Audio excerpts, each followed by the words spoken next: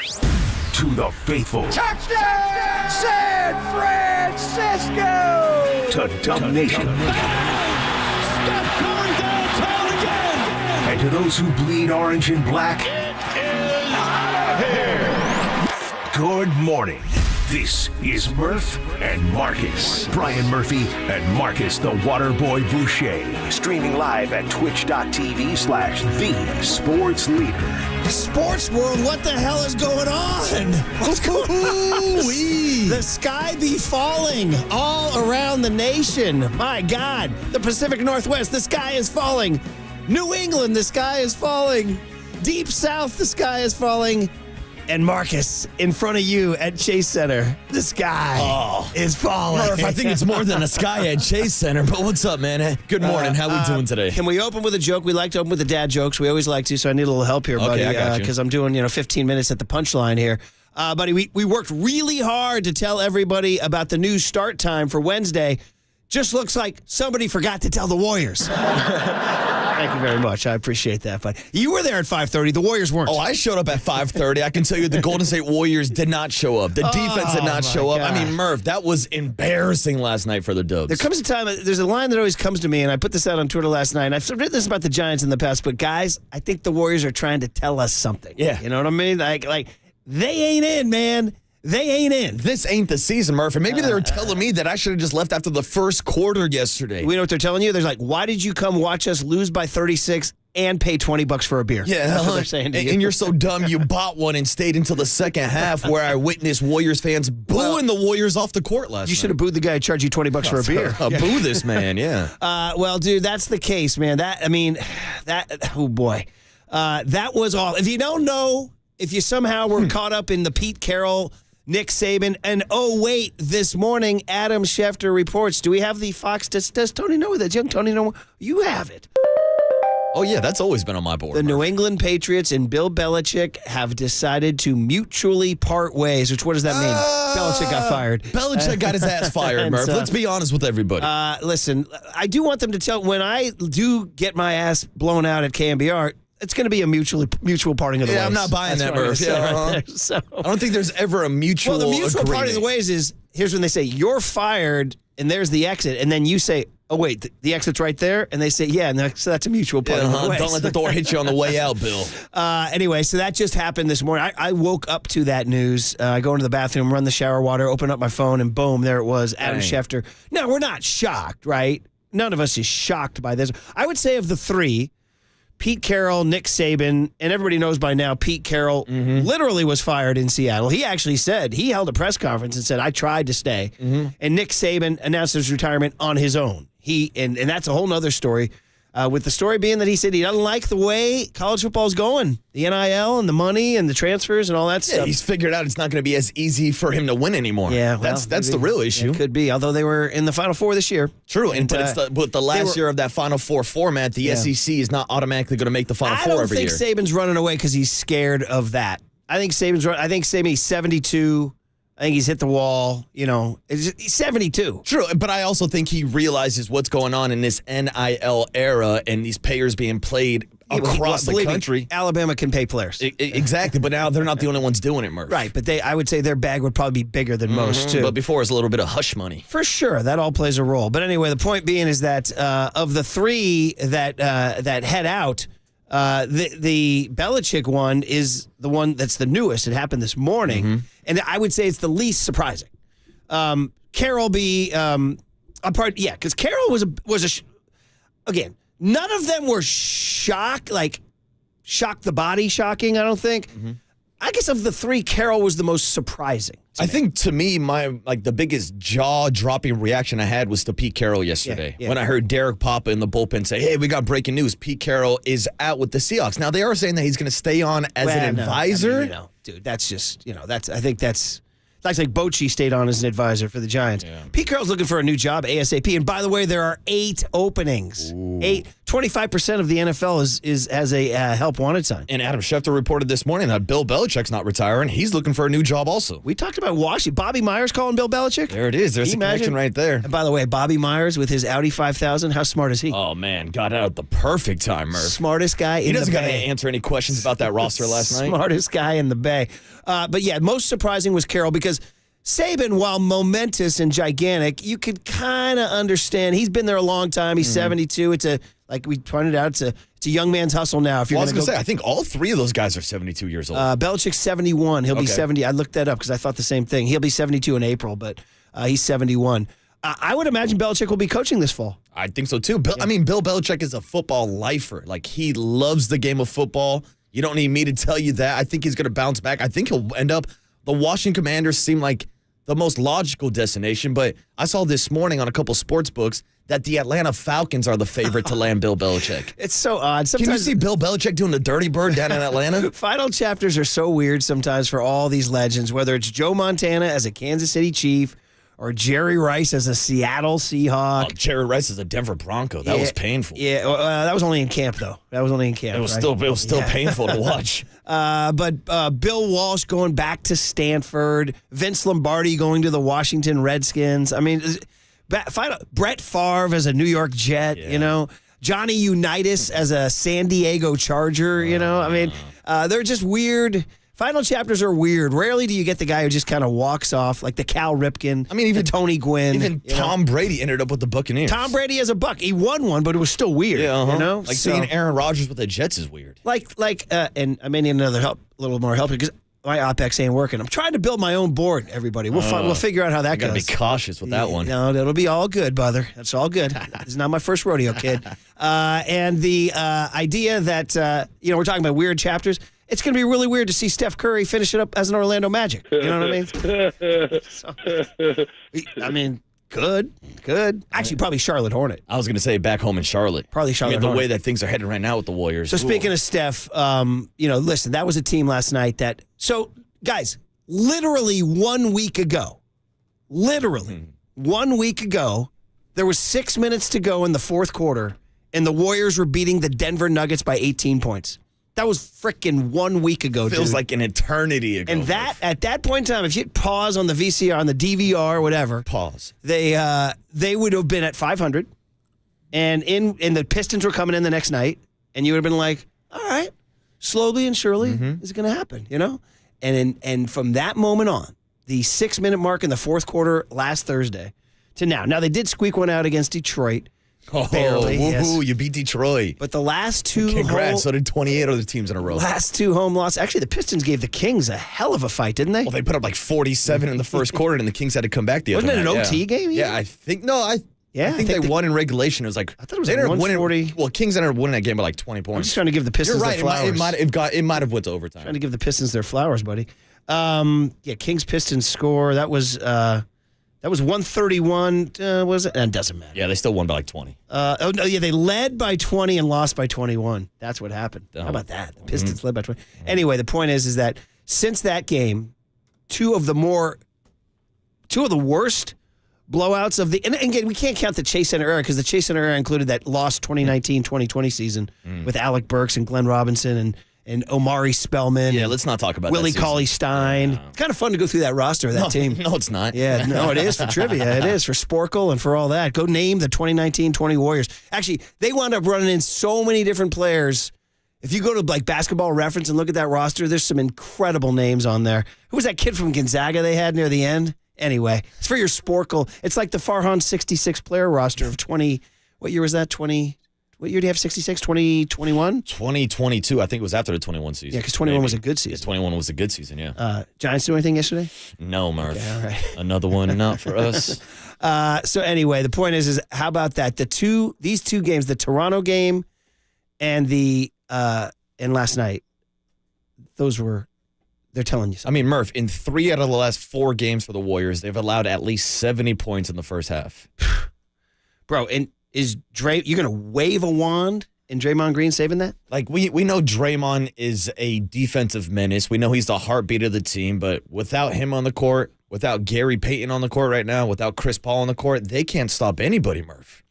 The question is, what do they got major issues on the table, and how to blow it up by February 8th. Does it mean how do you blow it up? How do you get rid of Andrew Wiggins? What do you do with Klay Thompson? What do you do with Chris Paul's expiring contract? You're going to have to throw in one of the young stars to get rid of Wiggins' contract. Mm-hmm. And whether that's Moses Moody, who I thought was the one highlight from the game last night, that wasn't until he left the game with an injury. But we're talking about Moses Moody, Jonathan Kuminga, who we had the reports from his camp last Friday that he was unhappy with Steve Kerr.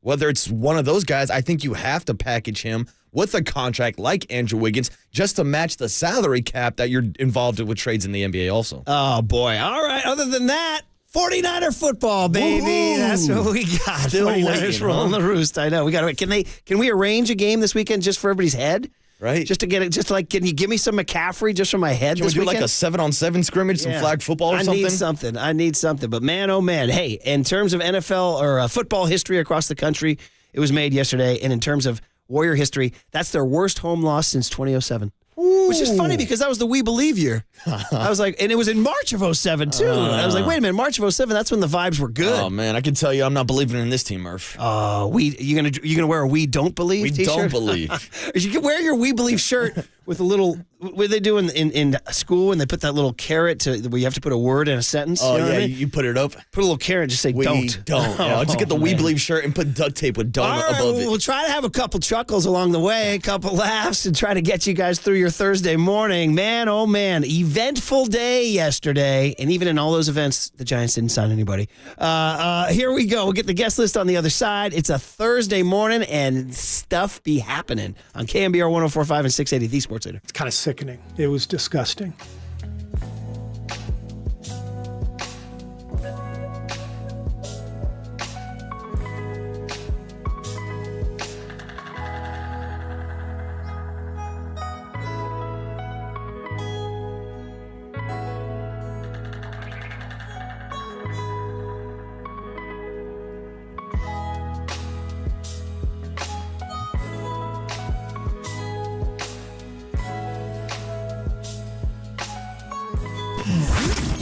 Here's what's trending now Trending now.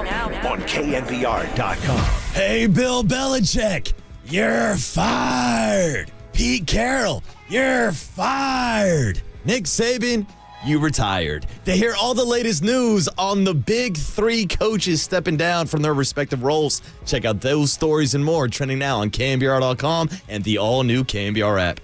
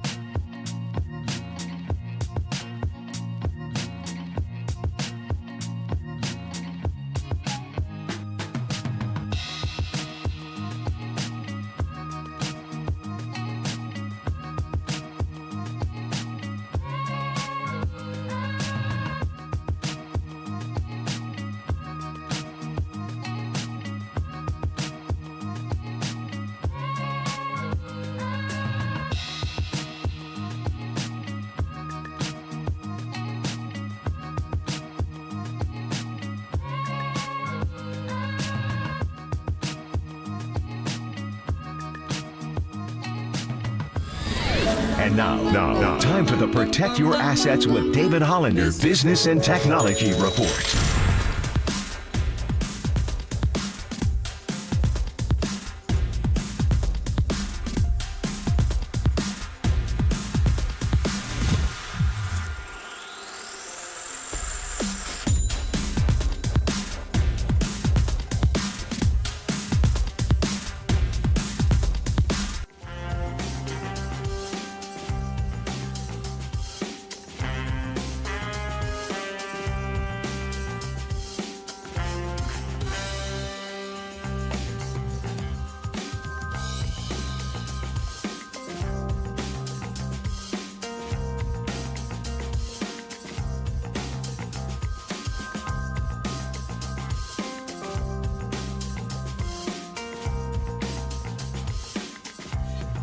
San Francisco. Shout out to you for supporting KNBR, San Francisco's sports leader. Giants gamers, Murph and Marcus keep your morning moving on the sports leader and streaming live on KNBR.com and the KNBR app. Daniels swings it. Murphy drives it back to Daniels. Dyson Daniels lines up the three. 8 for 15 from three-point range. And Golden State, this is now the 5th time this season they've given up 40 points. The Eagles will be fine, Doris. Don't worry. I'm not an Eagles fan. I might live in Philly now, but I did not grow up there. See, this is not a good sign. There's 5:40 remaining here in the second. We're already talking about another sport because this game is not competitive right now. The Pelicans just putting on a fantastic performance. Pelicans just relentless on the attack all night long. Williamson gets inside, lays it up and in. And this not only the largest lead of the game, but it ties the largest deficit of the season for the Warriors. And it's in the last 2 games they've trailed by 27. Hawkins knocks down the 3, and the lead is 30. The Pelicans win it wire to wire. And they're led by as many as 41, 7 consecutive road wins. Steph Curry and the Warriors now 2-6 in their last 8 games and finished this 7-game homestand at 2-5. Hey, ABC, you wanted Wednesday night basketball. You got Wednesday night basketball. You got Mike Breen, Doc Rivers, and Doris Burke talking Philadelphia Eagles. Breen sounded almost like apologetic and funereal at the end. It was the second quarter, Murph. They're talking football games during the second quarter. My God. Like I said, can we get the Niners just a pickup game this weekend? Give me some. I just need Brock Purdy in my life. Hell, at this point, I want Brock Purdy playing point guard for the Warriors. He'd look good in the Warrior uniform. The clean-cut Brock Purdy. Oh, yeah. Give me Nick Bosa down on the post. As opposed to the rookie who might be hitting the wall all of a sudden, Brandon Pajemski, who's having a tough time right now. That the rookie wall is playing out right in front of us. Nothing is possible right now, Murph. Oh, man. Whew, what is possible is blowing the damn thing up. Yeah. Wow, the Golden State Warriors. The ABC wanted Wednesday night basketball. Well, you got Wednesday night basketball. Careful what you ask for. My God, that was awful. Marcus Boucher, the water boy, the water bud, actually went out there. How would you describe the vibe, my friend? I took the trek down to Chase Center yesterday, and it was a little empty to start the game, which wasn't surprising since it was a 5:30 start. So people were kind of filling into the arena more towards the second quarter, and then they were leaving during the third quarter, Murph. Damn, man. It's like a Dodger game. Yeah, you want to talk about coming in and walking straight out? Like, I was sitting there thinking to myself, like, what am I still doing here at halftime? You know what? Just I would say free entertainment. Yeah. But for some people, it wasn't free. You had a press pass. Oh, that's the thing. I got a press pass. I felt bad for the people who were paying money to watch that product. And then you went and got more than one $20 beer. Murph, I needed more than one to deal with what I was watching last night. So I mean, guys, the question is, where do you go from here? That's the can question. you go? Yeah. And, well, you blow it up in some form. Mm-hmm. And here's what they had to say after the game. Steve Kerr, he's basically he kind of goes the trifecta. He says they've lost belief, spirit, and confidence. Oh. Is that good, Steve Kerr? Yeah, we deserved it for sure. Fell behind immediately, and I think we're just lacking confidence right now. You know, it's you just sort of you get to a stage sometimes where you just kind of lose your belief, and it happens. And that's what's happened right now with our team the last few days. I think we've just lost the spirit, the confidence that has to carry you, against talented teams night in and night out. Preach, Steve Kerr. Hey, so when you see people in the hallway, you're like, hey, how you doing? You just say, I'm good, man. And then you just keep walking. Now you see a Warrior in the hallway, you're like, how you doing? He goes, well, I mean, I've lost my spirit, my confidence, and my belief. How you doing? Yeah. You know what I mean? Besides that, life's pretty good, Murph. Like, what do they have if they don't have any of that? This is the Holy Trinity, my friend. Spirit, confidence, belief. They need Ted Lasso. They need something, man. They need defense, Murph. Well, yeah, I don't care about the confidence. Give me someone who can play defense. God, 141 from New. Here's some of the scores of this homestand. 141 New Orleans. It is the most points. 141 to the Pelicans. Most points the Pelicans have ever scored against the Warriors, if you're counting. I got Valanciunas literally just standing next to the rim, not even jumping and just dropping buckets in. There's a perverse part of me. There's 1.01% of the dark part of my soul that is happy. Not happy, but like, I told you so. Because I'm an old head, and I'm in the 3-point wave in basketball. While I understand it's here, and if it's too loud, you're too old, I always have still believed you got to have a big. And then people are like, you don't need a big. It's positionless basketball, man. I'm like, I kind of like a big. They're like, you're old, man. Well, guess what? How about a big? You know what I mean? How's Valanciunas looking last night? You can get away with the small ball lineup when you're out shooting everybody. Right now, the Warriors are not out shooting everybody. Like, Steph is still the greatest shooter of all time, but he's been struggling lately. 4-13 last night. And he's had the 2 0-for games from 3-point in the last month. So, yeah, listen, Barkley was wrong. The Warriors did have quality bigs in their run. I mean, Andrew Bogut was an outstanding big. And Kevon Looney's work in the NBA Finals against the Celtics was damn near worthy of a Congressional Medal of Honor. The guy was like a great American in that series. Remember the 22 boards and all that? I mean, he played out of his mind. That's not the Looney we're seeing right now. No, and like, when Looney's your big, again, nothing against Kevon Looney. We love what he's able to do on the glass, getting boards, but he's not the rim protector, and he's 6'10". He's the tallest guy on your team. So you draft James Wiseman. Yeah, he was supposed to be the solution. This is the catch. This is when you have the number 2 pick, and you draft the big, and he didn't work out. And now you have no rim protector. Dude, what teams are doing to the Warriors at the rim is almost obscene. That's why I keep thinking, like, it's kind of a joke. Did you know the Globetrotters are coming in this weekend? I mean, bro, it looks like the Washington Generals giving up those alley-oop dunks to the Trotters. Although, I said that earlier this week, and some texter wrote in, I forget what area code, I think 95, goes, no, Murph, bad comp. At least the Washington Generals look like they care. At least the Washington Generals kept it within 18, Murph. Kept it within 41 and that last night. Actually, frequently the Generals-Trotters games are close late. They are. There's some suspense in the fourth quarter. No one's getting up and leaving the third quarter of a Globetrotter game. Speaking of Karen, that Generals coach always gets a tee. That guy, he always comes out, he does the things with the refs, waving his arms around, bumping them and everything. There's some entertainment. He gets teed up. Yeah, so at least the Generals are going to roll into Chase Center with more spirit, confidence, and belief. You're going to get your money's worth, and I'm sure they're not charging $20 for a beer, Murph. Man. Do the Trotters lower prices on beers, too? That's the kind of thing the Trotters would do. I was going to say, there's no way in hell the Globetrotters are charging $20 for a beer. Because you know who's not lowering the prices is the other guy we got to talk about, the courtside owner last night. How's he feeling? This ain't how Joe Lacob rolls. This is not how Joe Lacob rolls. This is Joe Lacob. He buys the Warriors. He holds a press conference at Epic Steakhouse and says, we're going to win championships. And we're like, no, you're not, dude. You're crazy, dude. But we are. Or the banner is lonely. We're like, dude, what are you talking about? Dude, he's put up 4. What is Joe Lacob saying this morning? What is he doing this morning? How much is Dunleavy getting? Bob Myers said he got called by Lacob 10 times a day when they were winning. Yes.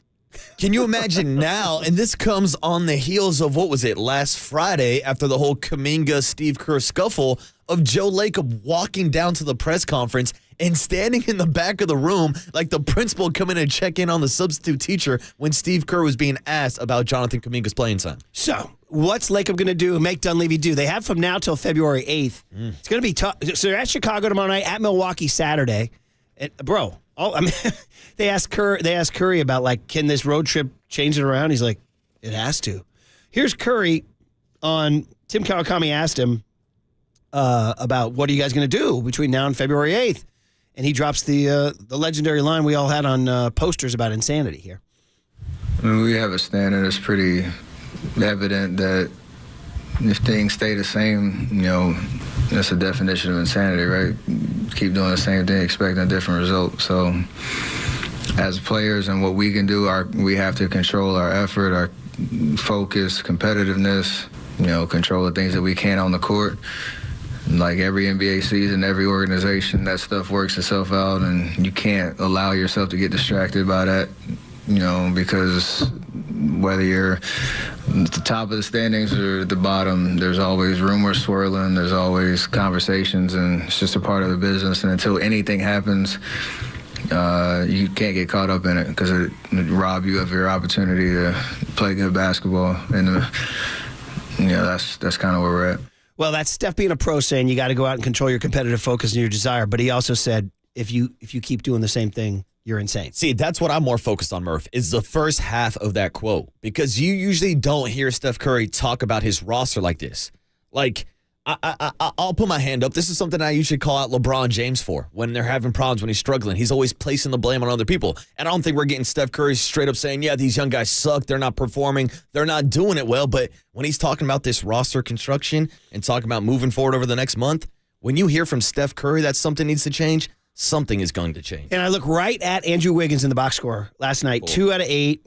A minus 29. Now, everybody was bad on the plus minus, but Wiggins was the second worst. Podziemski was minus 31, and Wiggins was minus 29. I know it's just one game, but the point of the matter is the guy's absolutely plummeted into the abyss. So how do you get rid of him? Because he has a 4-year, $100. You have to trade a young talent to get rid of him, and that's what you got to do. You got to package him. So that's one thing you do right away. Do you trade? You have to, and which is like. And Kawakami wrote a really good column this morning in The Athletic, and his point would be to those of you saying, no, you can't trade Podziemski, Trace Jackson-Davis, or Moody, or Kuminga.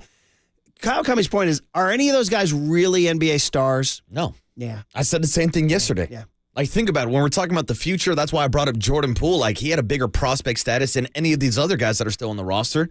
Like, I know people like traded him. I know the people like the athleticism of a Jonathan Kuminga, but he's not giving you 20 points a game. He's not going to be a star in this league. Right. So you have to be comfortable moving him. Mm-hmm. And that's what has to happen. They got to start. I can't believe it.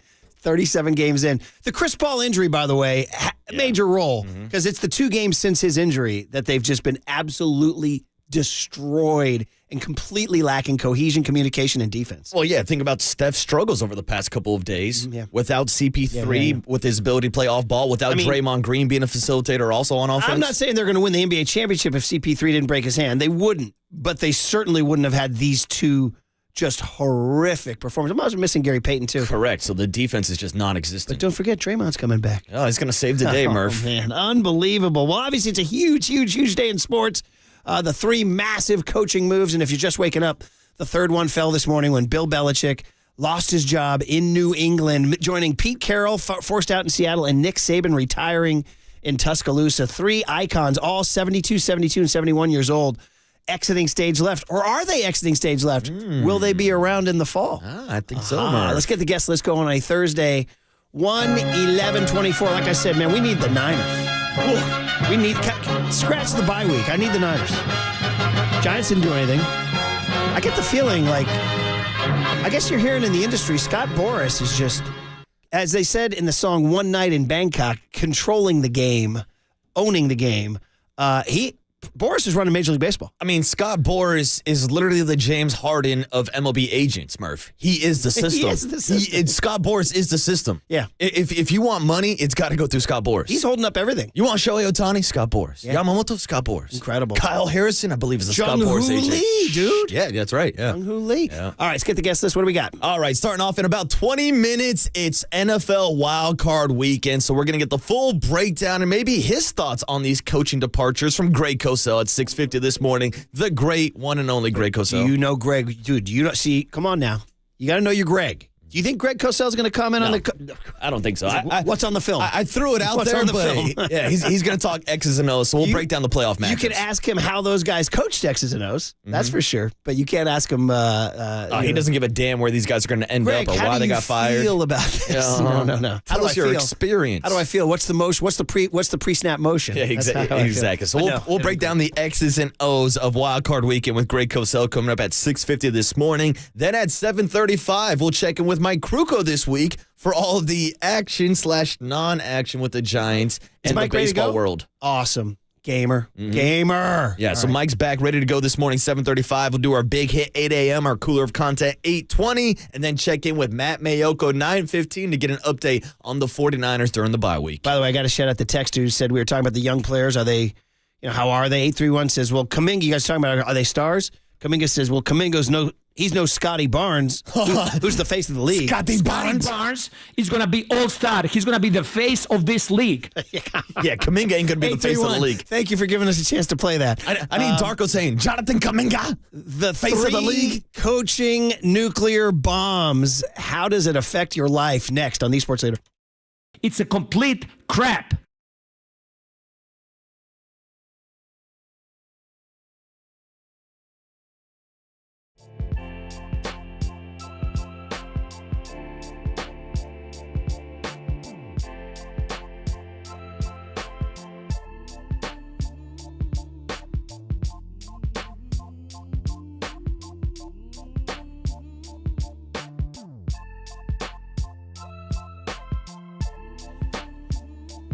Time to talk about Daisy Brand Dip, the breakout hit of January 2024.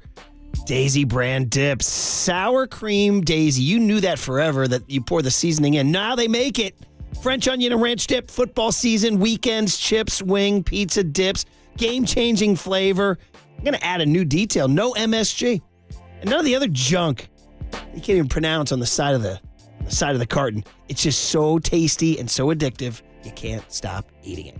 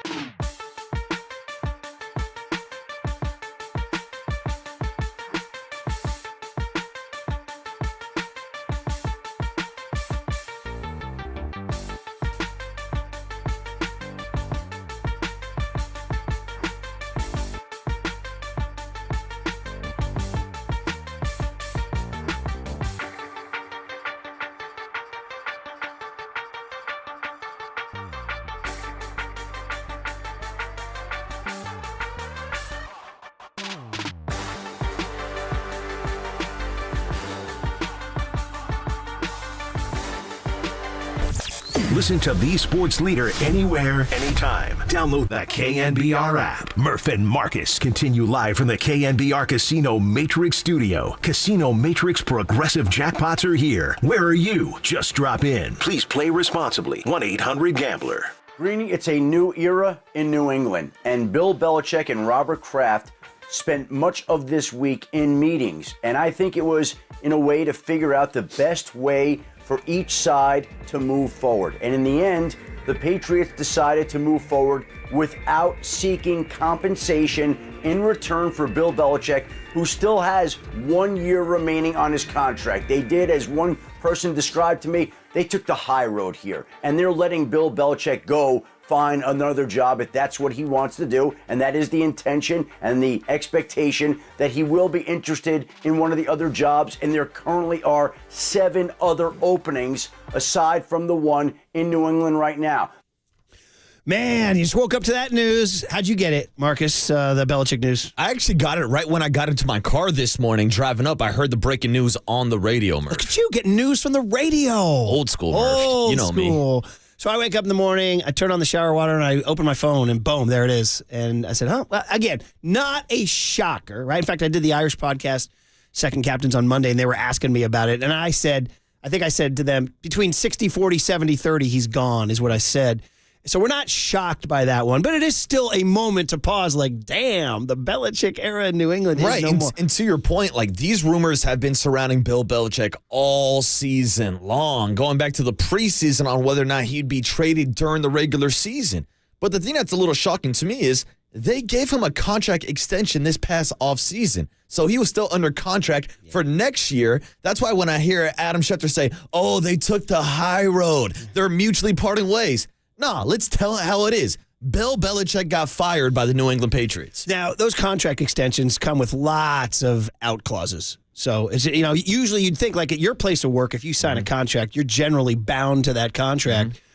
These guys sign them. They got this escape clause and that escape clause. And if we want to fire you, we'll pay you this and all that kind of stuff. Well, I'll tell you my reason why I think the Patriots want to escape from Bill Belichick is because they have the number 3 overall draft pick next year, and they don't want Bill Belichick selecting the future of the franchise. Well, look at it this way. I mean, this is kind of 808 KNBR, was it Brady all along? Like, obviously, Belichick is a good coach. And obviously, when he was with Bill Parcells in New York, painfully for us 49ers fans, it was an outstanding defense. And when he was in Cleveland, they had good defense, all that kind of stuff.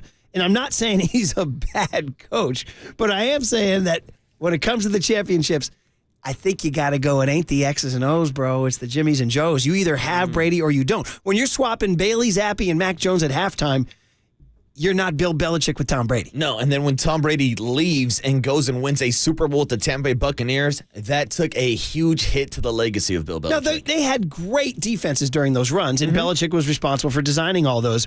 But those defenses don't mean jack unless Brady's under center. Correct. Right? So just to give you guys how it ended after Brady left. So here's Belichick's last. So 4-13 this year, 8-9 the prior year, and then 1 year he did go 10-7 and lost in the wild card to the Bills. So it went from 10 wins to 8 wins to 4 wins. So he only made the playoffs once without Tom Brady. Yeah, and went 0-1. Yeah, and so and then the 2020 year.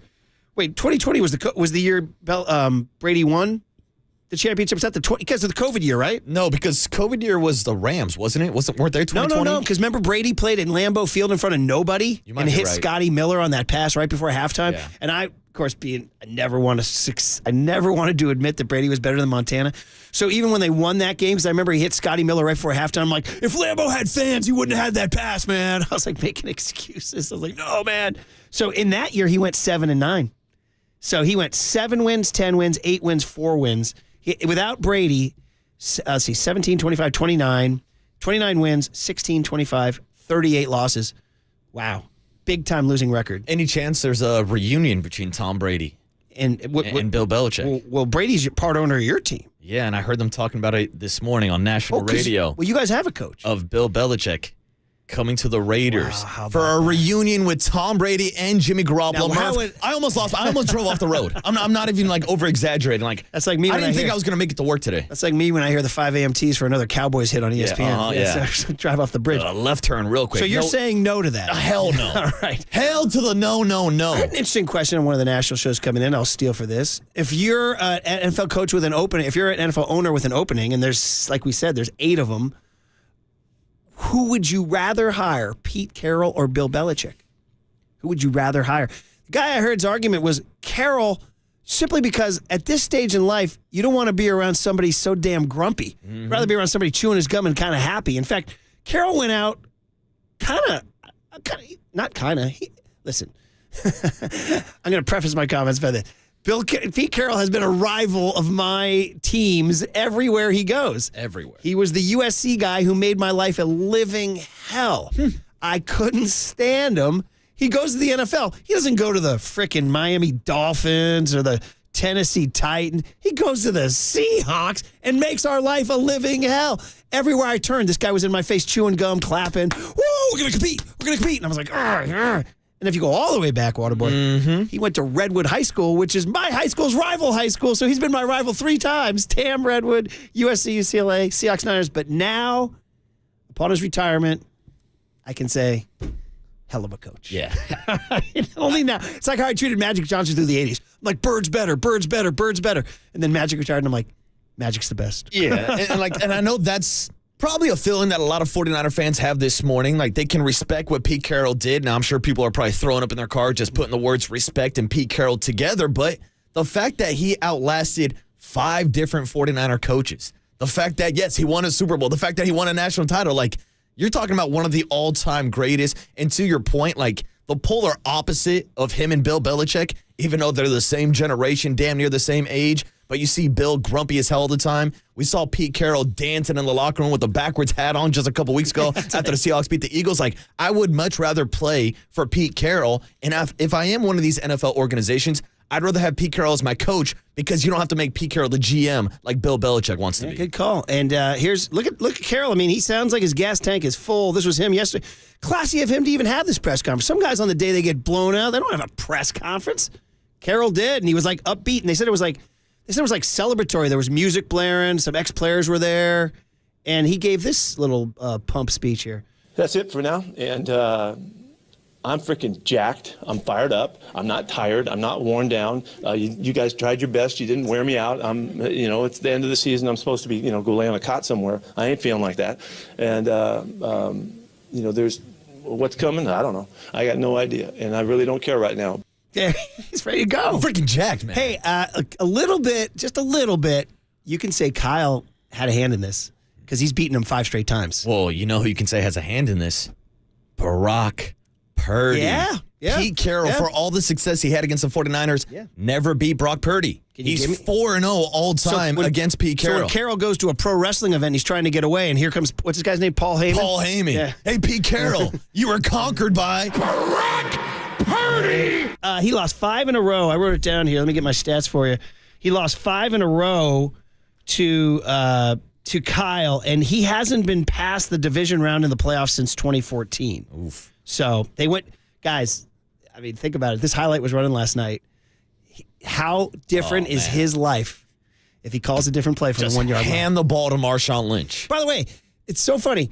Everybody assumes Marshawn would score. Yeah, he's Marshawn Lynch. He's not going to either A, fumble, or B, get stoned. No, but it's beast mode. He's getting into the So you're saying, like, in those sports bet arguments, like, if you could go back in time and redo one thing, you're saying it's a freaking lock. I'm 99% sure that Marshawn Lynch would have found his way into that end zone. What has to be the biggest, like, narrative-changing call because Brady gets one less, Belichick gets one less, and the rumors about the narrative that they wanted Russell Wilson to be the hero over Marshawn Lynch, and then seeing how the Russell Wilson-Pete Carroll relationship ended with Russell Wilson obviously in Denver now, man. That call. It's funny, they showed it. It was really cool to revisit it because the reaction in time, like they cut to Richard Sherman's face. He looks like he ate like the worst lemon he's ever eaten in his life. Like his face is making a look. And then they cut to Pete, and Pete's just got his hands on his knees, and he's just looking down. And I'm thinking, that's the moment. Like, what's he thinking right there?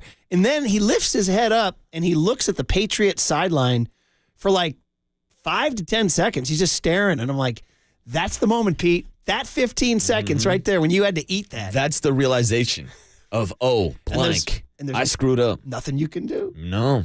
I mean, he rolled the bones. Malcolm Butler made a hell of a play, by the way. Yeah, he did. Made a hell of a play. The fact that Brady's got another ring and Belichick's got another ring would change everything. Because, I mean, who knows how it's the old sliding doors argument, how history changes. So, anyway. If Pete Carroll gets that ball to Marshawn Lynch, Joe Montana's still the greatest of all time, Murph. How about that? There it is. You want to tie it all together? Oh, man. I knew you liked that one. Hey, guys, I do like that. So the guy who wrote the very good story about the Warriors and what they're doing, like, the blow-up moves that they can make. Tim Kawakami of The Athletic joins Papa and Lund today at 10:50. All right, Greg Cosell, our all-time favorite.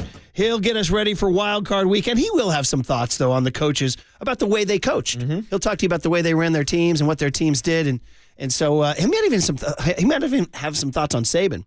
So there was an interesting tweet. Somebody said, Marty Smith of ESPN said, Saban... One of the reasons is Saban got tired. He didn't want to face a world where he had to recruit his own players at the end of every season because of the transfer portal. Yep. Transfer portal now, the season ends, everybody's like, I'm a free agent. And now you got to bring everybody in. And you're like, yeah, dude, stay. Please stay. I mean, Murph, I think I'm correct on this, but I think the Alabama center who had a terrible game against Michigan, immediately, like one day after the game, has already transferred somebody else. He might have even transferred in from somewhere. Who knows? I was going to say, I had a bad game. I'm just going to transfer somebody else now. Incredible, man. All right, guys, we're going to transfer over to Greg Cosell. Next on KNBR 104.5 and 680, the Sports Center. I'm freaking jacked.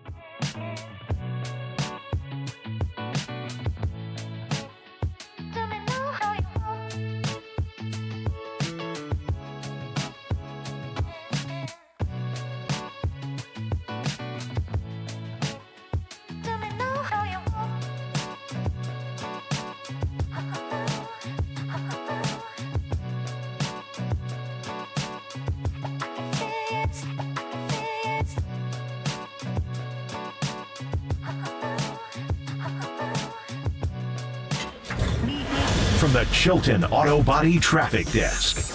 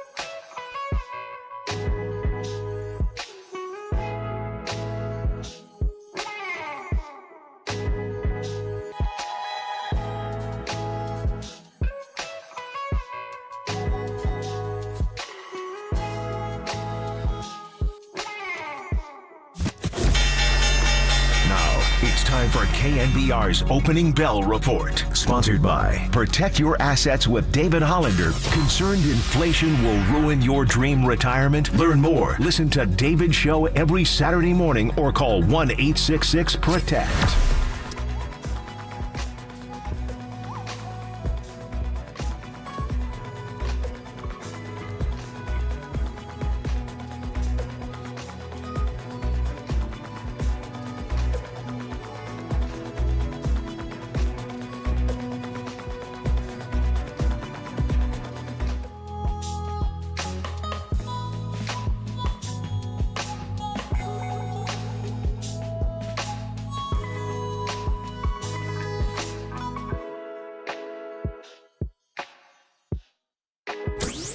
Faithful, time for Murph and Marcus to talk game tape with Greg Cosell of NFL Films and streaming live on KNBR.com and the KNBR app.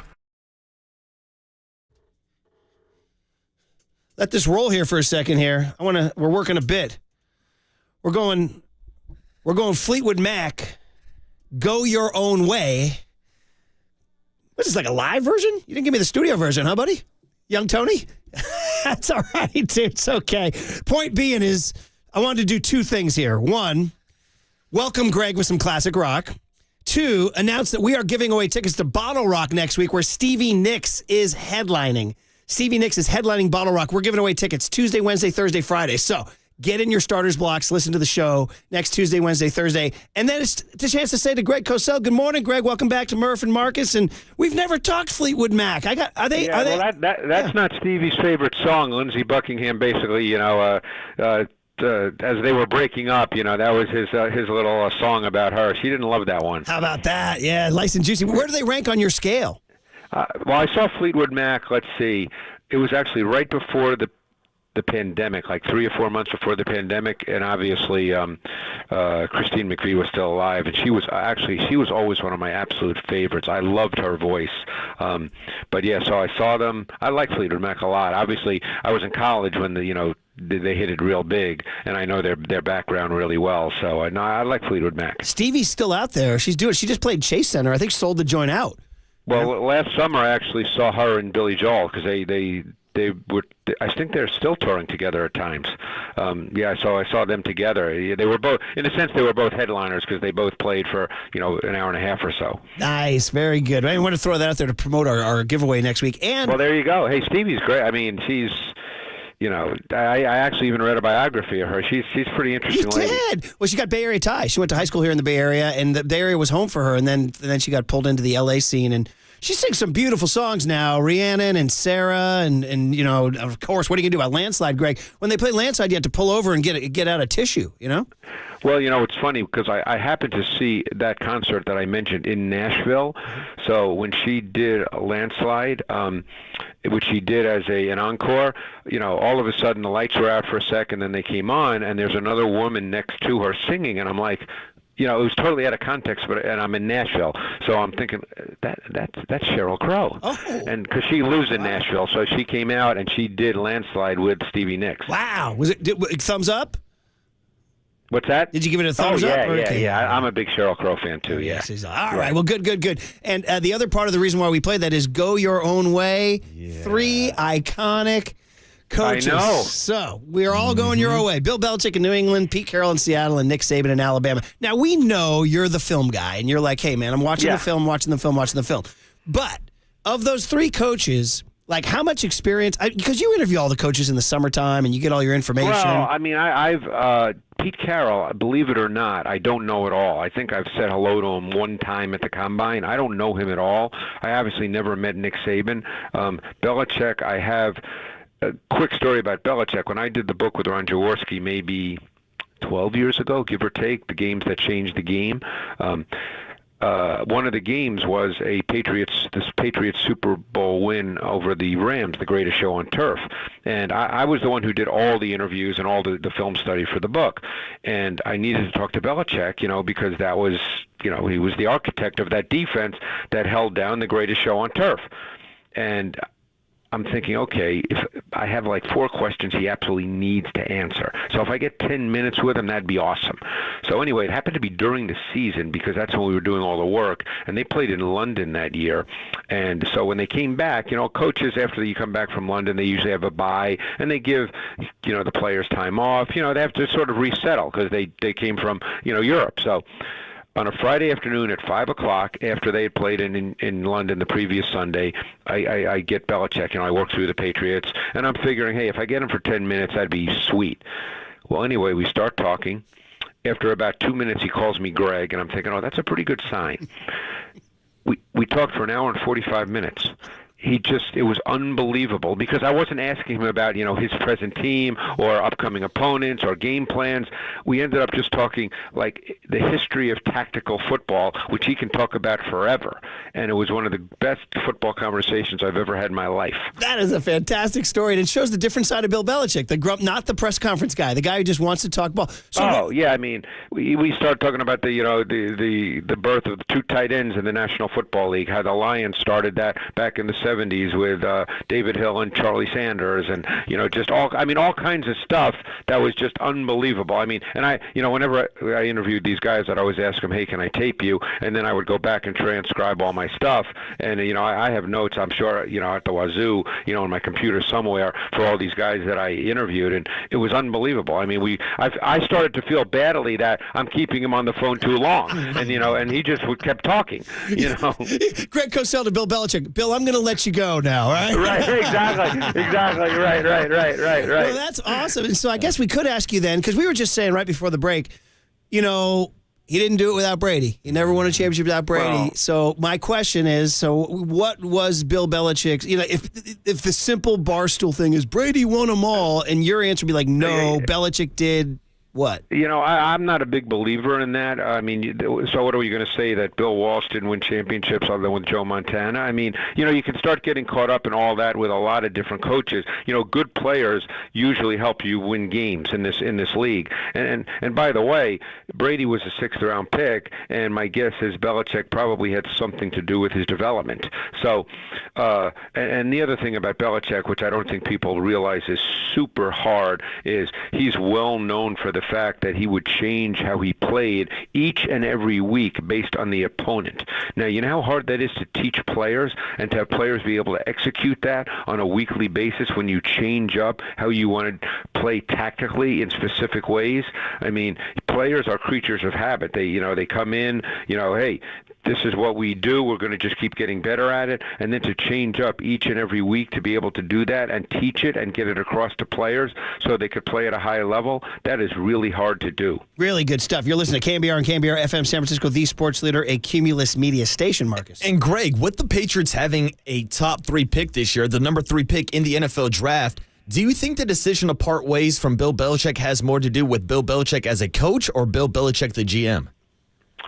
That's a great question. I mean, obviously it's easy to say that he was not great at picking players, and maybe that's true. I mean, coaches often think in terms of players and how they fit into my scheme, how I can use them and deploy them.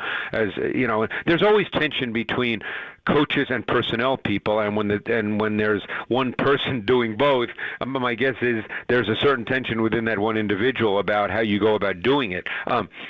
So I don't know the answer to that.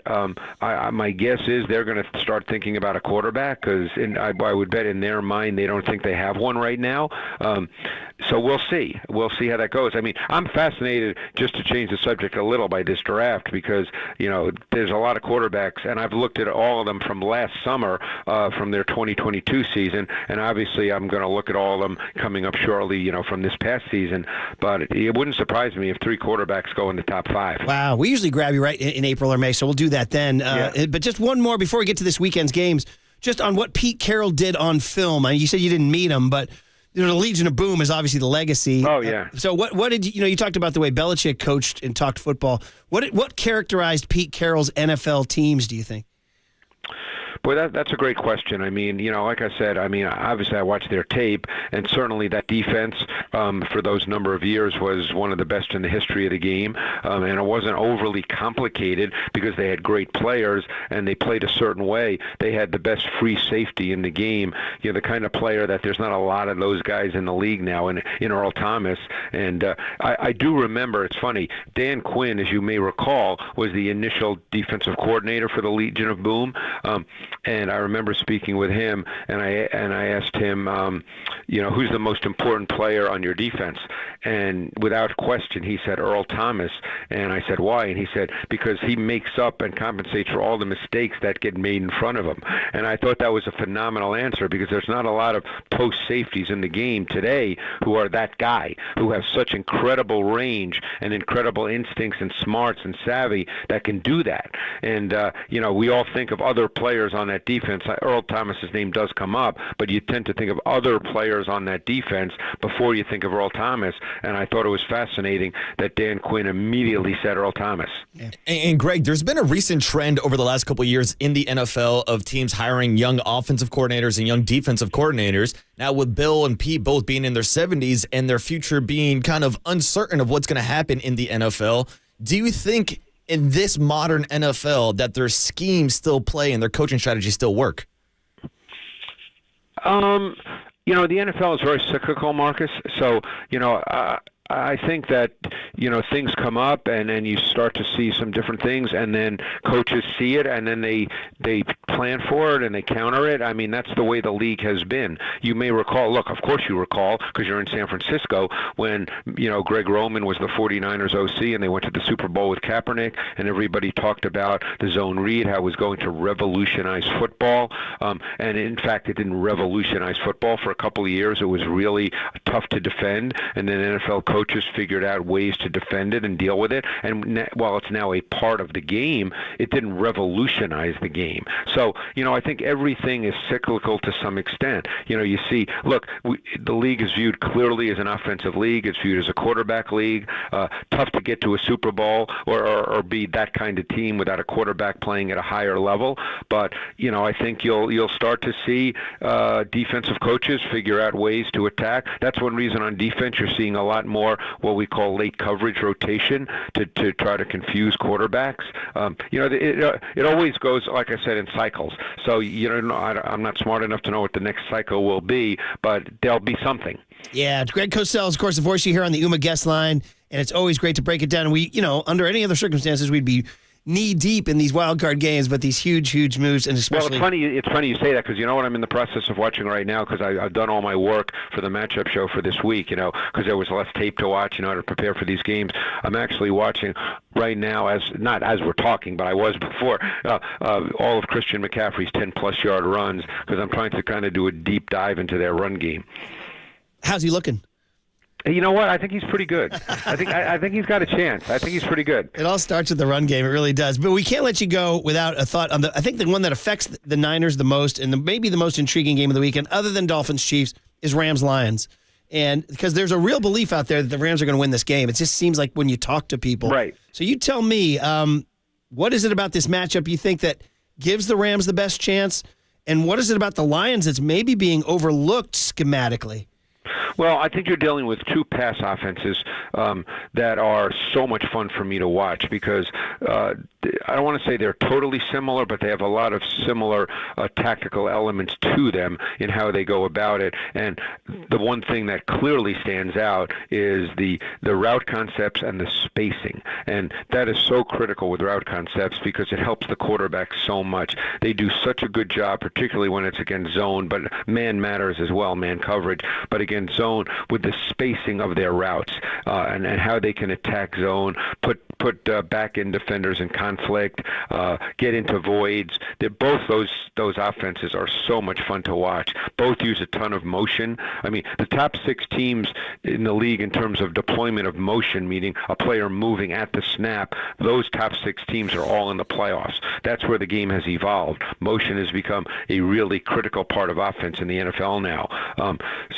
And I I think that you have to look at what Raheem Morris has done on the defensive side of the ball, because I mean, I think if you said to any fan who knows the league well and said that, hey, if your corners were Akilla Witherspoon and Kendrick for much of the year, and now Kobe Bryant is playing opposite Witherspoon, who was with the Niners, as you know, for a while, and said those are going to be your corners for the large majority of the year, people would say, well, you can't win like that. And you know what? They've won like that. Yeah, and Greg, of course, another game that we're paying attention to here in the Bay Area is the Monday night game between the Eagles and the Buccaneers. Yep. And I know we touched on the Eagles a little bit last week, but I'm still intrigued by this matchup, specifically in the trenches, the Eagles' offensive line, and whether or not they'll be able to run the ball against that Tampa Bay Buccaneers front defense. Yeah, the Bucs have a really good run defense. I think it's top 5 in the league. They're very difficult to run against. The Eagles' offense has really struggled of late. They struggled in particular, Marcus, against pressure. And one thing about Todd Bowles, who's the head coach of the Bucs, is he is a pressure coach, and he's going to bring a high percentage of pressure against the Eagles. They've not handled it well from a protection standpoint. Quite frankly, Jalen Hurts has not handled it well from a recognition standpoint. So they have really struggled against pressure, and they're going to see a lot of it from Todd Bowles. Yeah, and does that, I mean, other than that, I mean, the Eagles just go in the wrong direction, Greg. Other things that are failing them. I mean, is it the secondary, the linebacker play, the D-line? What has collapsed?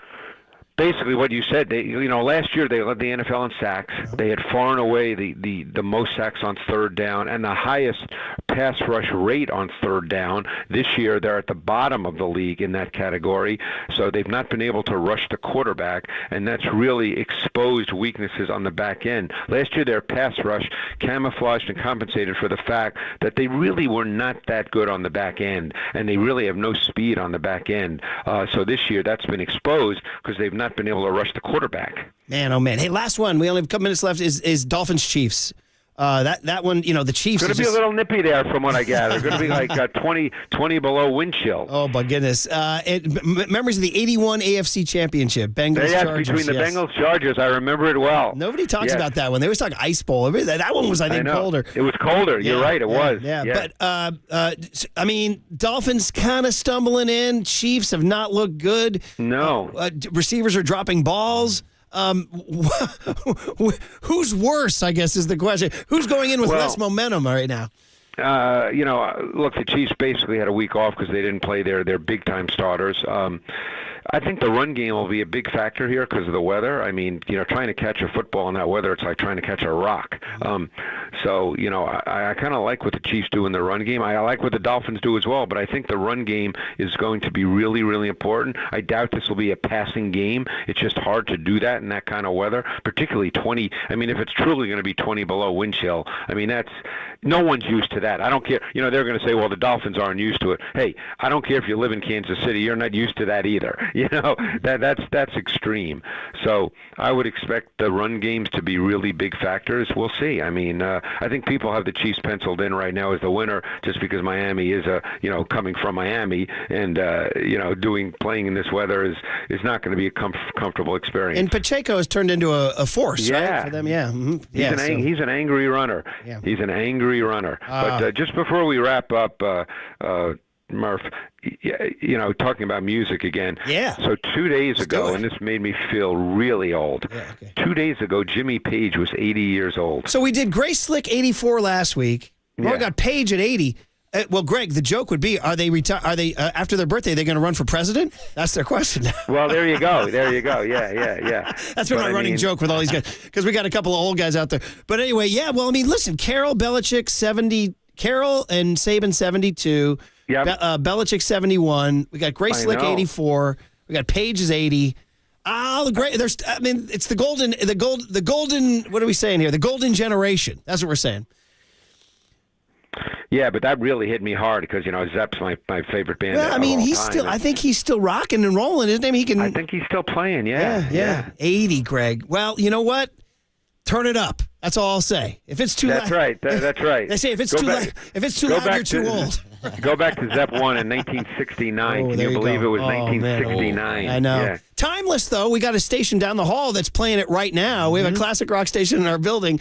You can go turn it up and hear it right now. So. Oh, that's beautiful. Yeah. Awesome. So, all right, Greg, always fun. And I know it was a little weird with all the coaching departures. I know. I think there's, are there 8 vacancies now? I think there's 8. Yeah. So we'll have to see. Maybe next week we'll be a little more focused on the 49ers opponent, perhaps. Oh, we will for sure. Yeah. All right. We will for sure. Have a great weekend. Turn up Zeppelin and Fleetwood Mac, all right? Yeah, thanks, Greg. All right, guys. Thanks so much. Appreciate it. The great Greg Cosell. Okay, so that was really fun, but it got away from the disaster at Chase Center last night. And we're talking disaster with a capital D.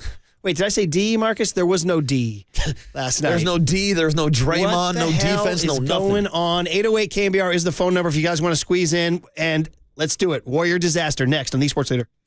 Santa Rosa. Shout out to you for supporting KNBR, Santa Rosa's sports leader.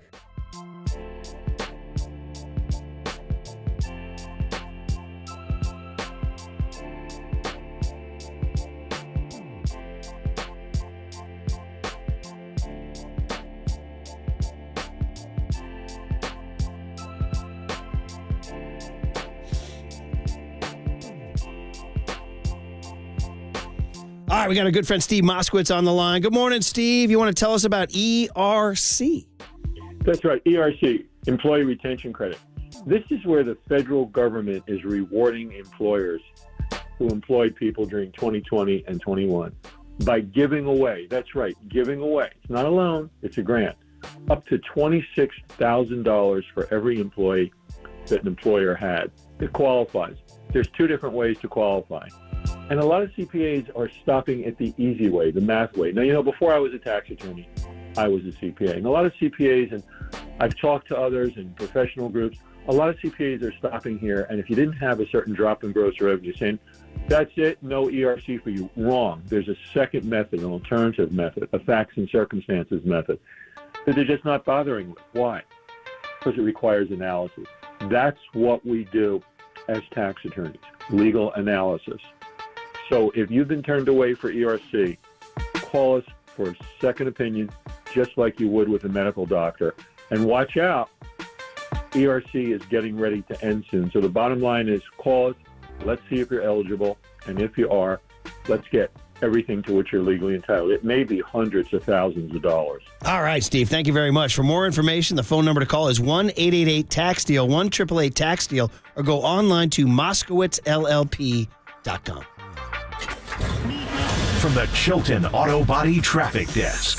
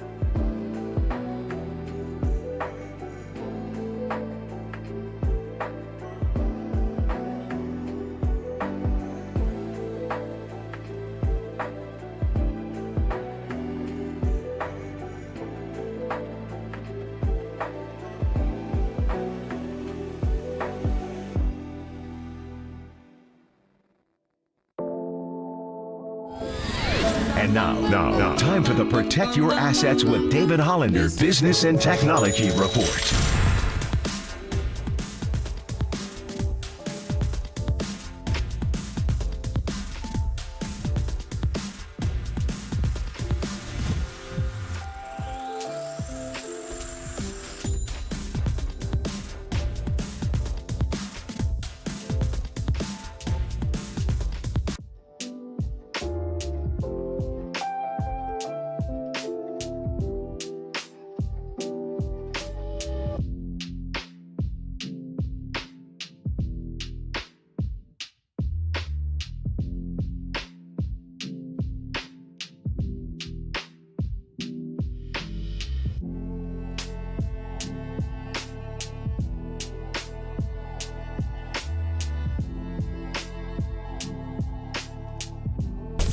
Listen to the sports leader anywhere, anytime. Download the KNBR app. Murph and Marcus continue live from the KNBR Casino Matrix Studio. Casino Matrix Progressive Jackpots are here. Where are you? Just drop in. Please play responsibly. 1-800-GAMBLER. Pelicans just relentless on the attack all night long. Williamson gets inside, lays it up and in.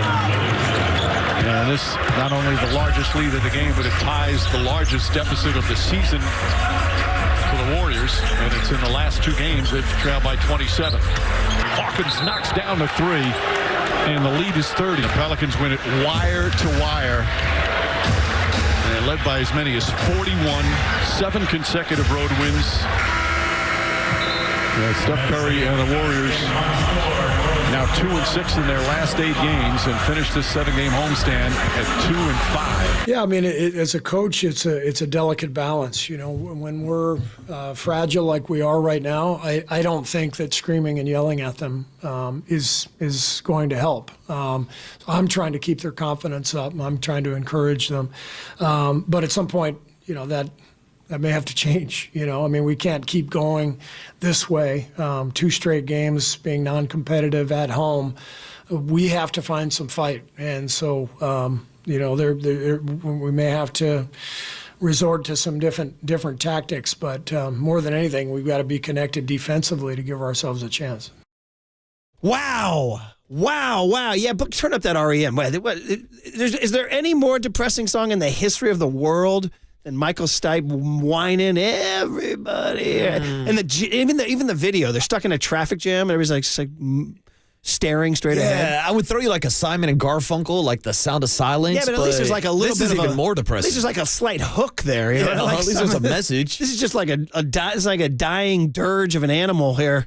Yeah, but thank you, young Tony, for bringing us down. Or was it the Warriors who brought everybody down? Wow. Oh, pull it down, Murph. Pull it down. Grrr. Pull it down. What is Joe Lacob thinking right now? Do you know what he's paying for that? Oh, yeah, Murph. He's paying $400 million in the neighborhood. That's a lot of cash. He's going well over the luxury tax for that kind of dreck and crap out there. Actually, I think Raptors coach Darko Rajakovic commented on the Warriors' performance last night. Yeah, didn't he, Antone? I think he did. Yeah, he did. I'm giving him time, buying him time. I do this to my producers, throw them these hot potatoes. You used to have to deal with that, Marcus. Oh, yeah, dude. Murph will throw you hot potatoes left and right. That's why you got to have the drops ready to go. It's a complete crap. Thank you, buddy. Now, was that Darko postgame after the Lakers or after Sunday after the Raptors beat down the Warriors? I know, right? Okay. The Warriors, complete crap. So where do we start?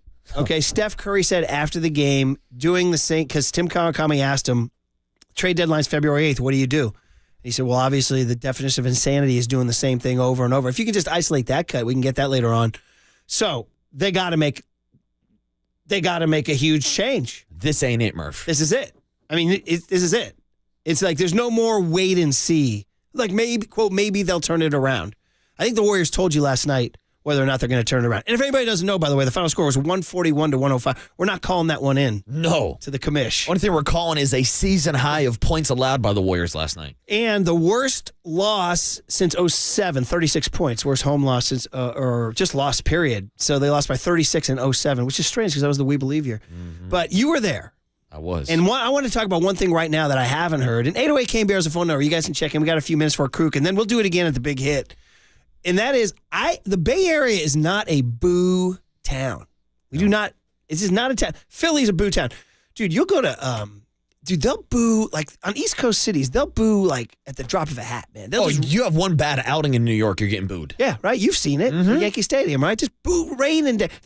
Weren't they booing Aaron Judge? That was a storyline of whether or not he'd go back to the Yankees because they might have hurt his feelings by booing him. No, that's East Coast. That's the media out there. That's the fan base out there. There's the Philly fanatics. I mean, we heard the broadcast team last night talking about Philadelphia football. Yes, there were some boos, but nothing on the level of Philadelphia fans when they boo their own. Right, but the point is that the Bay Area does not boo. See, that's the thing. And last night, they were booing them. And more importantly than the Bay Area not booing, you don't see Steph Curry, Klay Thompson, and Steve Kerr getting booed. Right. Guys who have brought 4 championships to the city. I see a question. Are they boo-proof? Like, they've won 4. See, now, I will say, because I was in the midst of the booing yesterday, I did not boo them, Murph. Because I can appreciate what they've given to this organization, what they've given to this franchise. Now, I know that's not what fans want to hear right now. And trust me, there was people behind me last night saying, blow it all up. This is the end of the dynasty. It's the end of the era. But again, it goes back to what we were saying a couple weeks ago with kind of the spoiled younger generation of Warriors fans who expect championships each and every year instead of just enjoying what Klay and Steph are doing on a nightly basis. But right now, it's hard to enjoy, Murph. This is the what have you done for me lately crowd. Yeah. And this is like Bill Belichick, who just got blown out in New England today. If you're just waking up this morning, Bill Belichick's out in New England. And people would say, whoa, out in New England, 6 Super Bowls. They're like, yeah, 4-13 this year, right? And that's something that we were literally talking about last week when we were talking about the Warriors blowing 18-point leads and whether or not Steve Kerr deserved criticism. And I said, look, Bill Belichick won all those Super Bowls out in New England. That doesn't excuse him from criticism at this point of his career. And we can recognize the same thing. Steph, Klay, Draymond, Steve Kerr, they have done a lot for this franchise. But it doesn't excuse them for their poor play right now and some of the decisions that they're making. 707 says Montana 80s Niners got booed when they had a bad half. I don't remember that. Maybe. But in general, it's not a Bay Area tradition. And to do this to these guys is kind of shocking. Yeah. They were asked about it last night. Which one do you have first, Klay or Curry here? So Curry, I was watching this live on ABC. Shout out to Larry Beal getting it done last night postgame. What's up, Larry? And they were carrying it live, and somebody asked Steph about the boos. Dude, he paused for 5 seconds. You could see he was like, "What do I say? What do I say?" I don't know if he wanted to snap. I don't know if he wanted to go off. I didn't know if he wanted to say anything because you get in it with the fans, it's a losing proposition. You can't get into it with the fans. He ultimately was Steph Curry and, of course, took the high road, but here was his answer. This is the second straight game that you guys were booed here. How does that make you feel when you hear that? I don't even know what to say about it because I don't want to be prisoners of the moment and understand, we're obviously struggling. There's nothing to really cheer about, so the opposite of cheering is booing. Might as well. I don't take it any certain type of way. Honestly, I'm booing myself, booing our team in my head because of the way we're playing. So, it is what it is. Fans are going to react the way that they want. It's our job to, give them something to cheer about. Man, so he went high road. I'd boo myself too. You could go. So one of the greatest rants in sports history was Cubs manager Lee Elia, who went off on the Wrigley Field fans and famously called them jobless. They're unemployed bums and classless, and it's one of the greatest rants of all time. Of course, it was not the right strategic move because now everybody's going to bury you. Klay Thompson, though, was a little. Klay Thompson wasn't as verbose. He went in a different direction. Here it is. Klay, you guys have been booed each of the last 2 home games. Obviously, you're not used to that. How do you handle that? Are you supposed to lose sleep over it? Klay's a little more prickly than Steph. He's having a different season. That is, but it's something that we talked about. I like the pure honesty of Klay Thompson. Now, Steph, obviously, you could tell by us counting out the 3 seconds before. It was about 5 or 6 seconds, wasn't it? We were going like that was almost a backcourt violation right there, Murph. That's right. Steph was a lot more calculated. Klay gave you his honest reaction. Well, guys, so Mike Dunleavy Jr., by the way, and Bob Myers, shout him out. Guys, first of all, he's collecting a check from the Washington Commanders now. He's tanned, rested, and ready. But, guys, this is Draymond Green returning ain't saving this. Draymond Green returning ain't saving this. Chris Paul's absence is gigantic, and the Warriors are just not having it. Andrew starts with Andrew Wiggins, and it goes from there. So these are the options now. So you're going to have to you got to get rid of Wiggins, right? Yes. You got to get rid of Wiggins. How though? He's got 3 years, $84 million left. Yeah, we don't want that. So a team has to take that. Mm-hmm. So what do you have to? You have to trade him a young talent. Correct. Kuminga, Moses Moody, who got? Does he got some value? He strained his calf last night, by the way. Yeah, when he was one of the few highlights of the game, he was actually getting some playing time. Yeah, they cut it to 12. Yeah, and that's the thing. Like Steve Kerr is out here watching Moody hit threes left and right, and then he takes Moody out of the game to put Wiggins back in the game, and next thing you know, they're down 41, Murph. That was always my famous when back in from 94 to 2013, with the exception of 1 year. It was Bob Fitzgerald. This was the experience of being a Warrior fan from 94 to 2013. And the Warriors have cut it to 11. Timeout, Timberwolves. Yeah, That was the Bob Fitzgerald call for 20 years. Absolutely right, yeah. That was last night because they cut it to 12 at one point. You could, even though it was Mike Breen on the call, you could hear, and the Warriors have cut it to 12. Timeout, Pelicans. Next thing you know, it's back to 25. Yeah, then he fooled us all, and it's a 40-point lead for the Pelicans. So, and Kawhi makes this argument today. I'm going to buy it. You can't view these young players as untouchable. They have to be touchable. They have to be. If you're going to, so here's the premise going forward. I know we got to get out. We'll do Kruko, and then we'll get back to this in the big hit. But the premise going forward is Curry is the only guy. You keep Curry, and how do you rebuild around Curry for next year? How can you do that? Is it Pascal Siakam at the trade deadline, knowing that he could walk at the end of the year? Is it Pascal Siakam and hoping he stays? Yeah, and that might be one of the only moves that you can take, talking about what teams would actually be interested in Andrew Wiggins. Of course, with his Canadian heritage, the ties are there. They just brought in R.J. Barrett for the Knicks, so maybe that's a route that the Warriors can go down, Murph. How do you get a center between now and then? We talked about this last hour, for all it's positionless basketball, man. No, it's not. You need a big. Yeah. Did you see Valanciunas last night? Yeah, dude. Did you see him just rolling to the rim with impunity? Dude? I saw him literally standing underneath the hoop and dropping the ball into the bucket without jumping. Telling you, man. There's zero rim protection. What was going on at the rim was obscene. It really was. I saw it's looking Globetrotters, Washington Generals. Oh, by the way, the Trotters are coming in, and somebody texted in and said, "You're wrong, Murph. The Generals look like they care." I was going to say, the Generals will cover the spread, Murph. Warriors didn't do that last night. All right, listen, we'll get back to this in the big hit. It's Mike Kruko time, and we always love our talks with Kruk about life and baseball and the world, and then, of course, back to the Warriors, and then, of course, to these coaches. Incredible. If you're just waking up, Bill Belichick out in New England, joining Nick Saban and Pete Carroll, the three icons, all 71 or 72 years old. The 72 Club, Murph. Yeah, right. Exactly. If only Belichick was 72, we could switch the numbers you were saying to the 27 Club. 27 Club. Which is it's a tragic club. Yeah, if you want to put it on the tinfoil hats, Murph. Jimi Hendrix, Jimi Morrison. Amy Whitehouse. Look it up, the 27 Club, Tony. It's kind of freaky, actually. Yeah. But anyway, now we got the 72 Club. Let's do this. Mike Kruko next on KNBR 104.5 and 680, the Sports Leader. Bob Myers.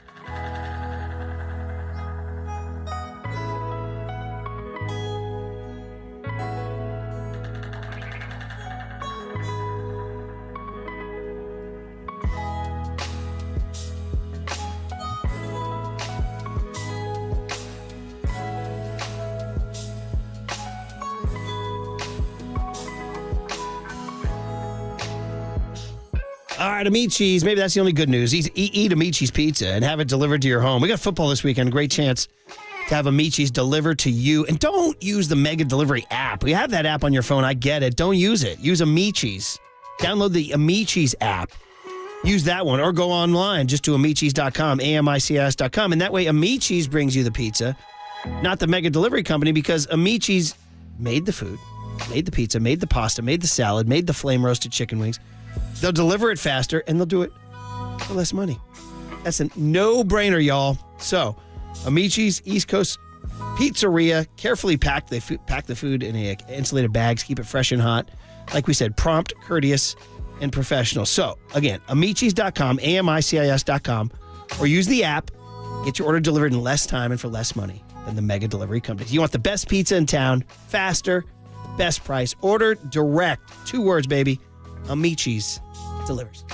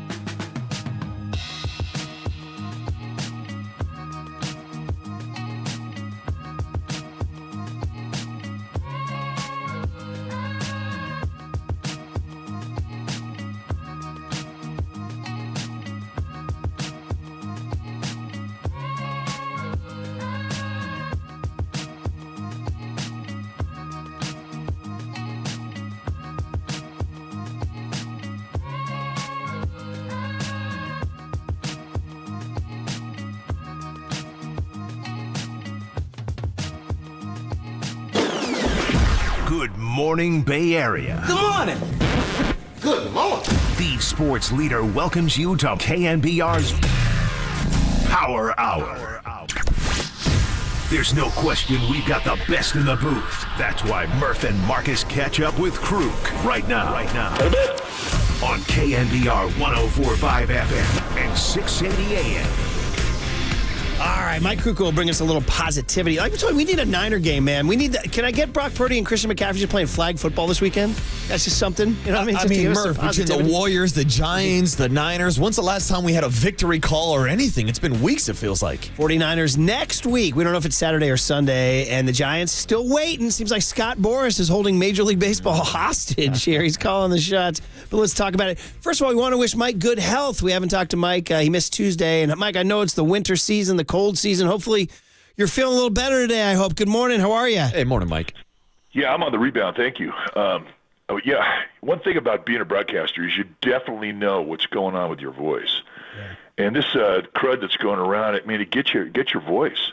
Yeah. So I was like, I was squeaking there for a while, and certainly could have done a show on Tuesday. So, I don't know how long it's going to last now.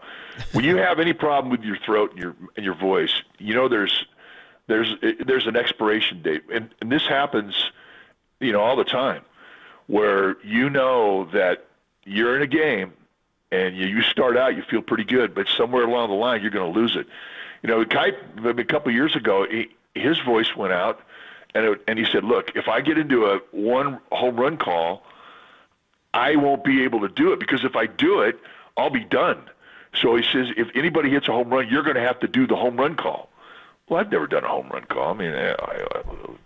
Anyway, it happened, and I had to come up with a home run call on the spot and whatnot. But it's just an example of how fragile your voice really is.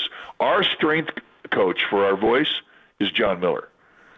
He makes it a study. So he has all the panaceas, all the ways to get through a game and how to preserve your voice and what to eat, what not to eat prior to a game, or just in life in general to try and protect your voice. I never knew any of this stuff. I just kind of, thought, hey. But, through John Miller's eyes, I've learned a lot about the voice. So anyway, I think I'm good for the show today. All right, I love it. You sound good, by the way, and way to go, way to gut it out. And by the way, that home run call you had was legendary. That's when you combined all the calls, right?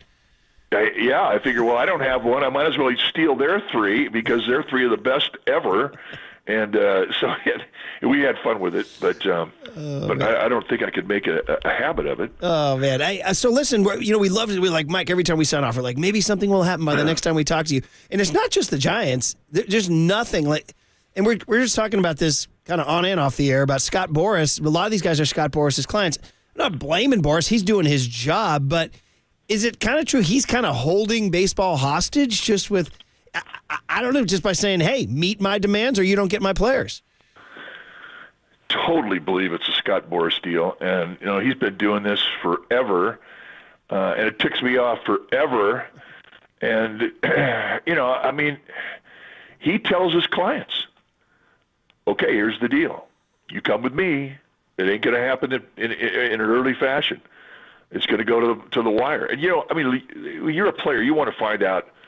You want to find out quickly. It's very, very hard for especially the premier guys right now who are sitting on their thumbs. They want to find out where they're going to go. They want to start logistically getting ready for their new season. And yet it all happens at the end. And it really dumps a whole load of responsibility on your wife. Because what's going to happen, let's take Bellinger, for example. Say it goes down till, it literally could happen 2 or 3 days before spring training. Well, when it goes down, he's going to have to go and get the physical and all this stuff, blah, blah, blah, blah. Well, his wife, or I assume he's married, she's going to have to take care of all the logistics. It's a pain in the butt. And then it's just, it's crazy. Now, I know it inconveniences the player, and the fans don't necessarily care about that, but it's just an example of a lot of ego behind an agent that takes advantage of it, and it's his annual deal. And he just sort of lets us know who's in control here. And I do believe there's a big part of this whole strategy that has everything to do with his ego. Let's follow up on that real quick, Marcus, on that. But if you're a player, though, are you happy with that because you're going to get the most money? Of course. That's why you go to him. I mean, who else can put up, contracts that he's put together like he can? I mean, nobody. I mean, he's the guy. But he's also been dictating a lot of policy. He's put pressure on the rules in baseball. He's put pressure on the commissioner of baseball. This guy has got as much power as anybody in the game. Yeah, and Mike, obviously we haven't talked to you since last Thursday, so we haven't got your reaction yet to the Giants trading for Robbie Ray. What was your breakdown of that trade? Well, I mean, I hated to see Mitch Haniger go because I was a big fan of his and a Cal Poly guy and a Bay Area guy. And it just never happened in San Francisco for him. And it was a very, very tough year. I think there's more to him than what we saw, but unfortunately, it's gone. In regards to DeSclafani, I like the guy. I thought, when he's healthy, I mean, he combined. He was a corner pitcher with power stuff, and I thought that was intriguing. So, a new start for him. But it is intriguing to see a guy like Robbie Ray, who I've always thought that, Robbie Ray is one of those rare birds that could pitch with one pitch. I mean, he can tell you what's coming. It's still hard to hit. But there is risk involved. I mean, he's coming off of Tommy John. We don't know when he's going to come back. We hope it's, right around June 1st. It could be July 1st or even later. But if they get him back to what he was, then you've got a great deal. And, I don't know what type of healer is. I don't even know if this is his first one. But I just do know that he's quality. You can match him up against any ace and give your team a chance to win. He's a guy that has performed in the postseason. So I think that there's a lot there to be had and a lot there to be very patient with. Because, again, like I say, if you get him back, that's like getting a midseason trade with a Cy Young Award winner. And if he's throwing like he can, lights out. Well, that's it. I forgot. Thanks, Marcus, for pointing that out. That it had been since then. We hadn't talked to you since that trade. It was so long ago. It seems like with all the news in the football world, it's been kind of blowing us away. So I guess my question to follow up on that is that Farhan made that trade. It's one of the more significant trades Farhan's made. Obviously, Chris Bryant is the biggest one, probably 2021. But is that the kind of thing you think the Giants need to do more of? Is that like the way? Because we're talking about this free agency thing where you're just trying to, you beg and you beg and you beg, and then a guy signs somewhere else. Is that what Farhan needs to do to build the future? Well, I mean, he's been doing it. He did it with Haniger. He did it with Conforto. I mean, he's got a track record doing it, bringing in somebody that is recovering. I can't think of his name. Who was the right-hander we just picked up last year from Atlanta? I mean, he did it with him. He was coming off of Tommy John, and he turned out to be great. Luke Jackson? Luke Jackson. Yeah, those are free. Those are all free agents. I meant trades. Do you think do you need to get more creative on the trade market? Well, I mean, if you're going to pay a guy to sit on the bench, there's risk because coming off of a Tommy John, I mean, you really don't know how he's going to respond to it. But in regards to a trade, I think it works when you have somebody who has much reputation as Robbie Ray. Plus, I mean, you have to have, if you're going to assume that salary, you're going to have to dump some salary. So the trade from that perspective kind of makes sense. And Mike, with both Robbie Ray and Alex Cobb expected to start the season on the IL, are there any concerns about the depth in the starting rotation as the roster currently stands? Well, I think you have enough arms to cover it. I know everybody's pretty much fed up with all the openers and having the 4-inning starts, but we might have to live with that for a while. I do think you're going to see some progression in a lot of the Giants' young arms. I do think that there's a realistic expectation that these guys could do more, and I think that if you're ever going to get hit with injury or with guys who can replace guys who are missing, it's early in the year. Coming out of spring training, you always have too much pitching, always. So if that's the time where you are exposed to injury, well then that's okay. But I'm not afraid of what they have to take up the slack and pitch to try and hold the line until these guys get back. I really am not.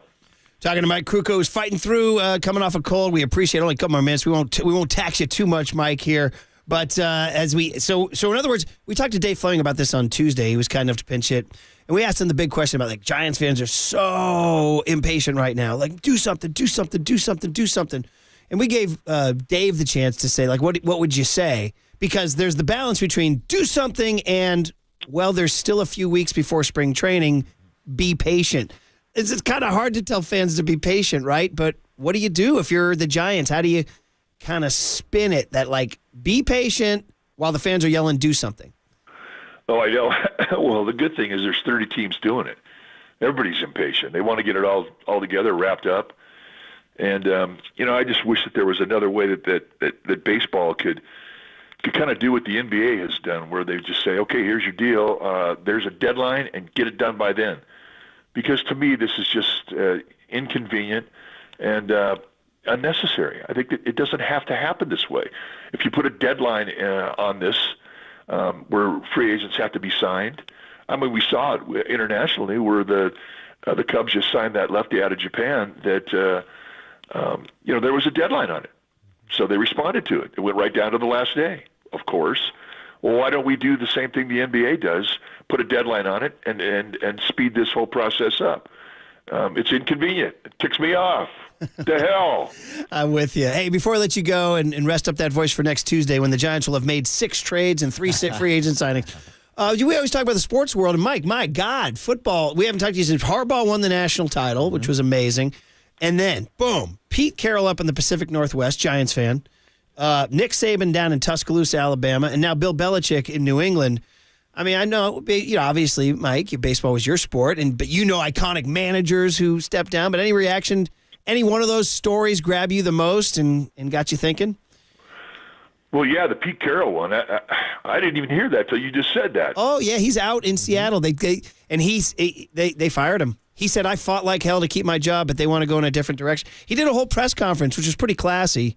And a lot of his players are sending tributes on Twitter, which is interesting. They're like, he took care of me. He was a good, but they missed the playoffs now 2 of the last 3 years, Mike. Wow, it's unbelievable. That one, I was caught off balance by the Saban one because, he's on top of the world. He just basically makes a phone call and he cherry picks whatever top prospects in the country he wants with the reputation of his program. A lot of his work is a lot easier than other schools for sure. But I guess, there's a time where you just get fed up and, he's obviously taken care of financially, I would assume. But yet it does surprise me. Belichick, I'm not surprised. It just kind of got stale there. And I don't know if he's even going to come back. I assume he is. It sounds to me like if Carroll fought hard for his job, he's going to want to go some other place. I think there's people lining up to try and have either him or Belichick come into their program and make it better. So, but it is a surprise, but it is a reminder.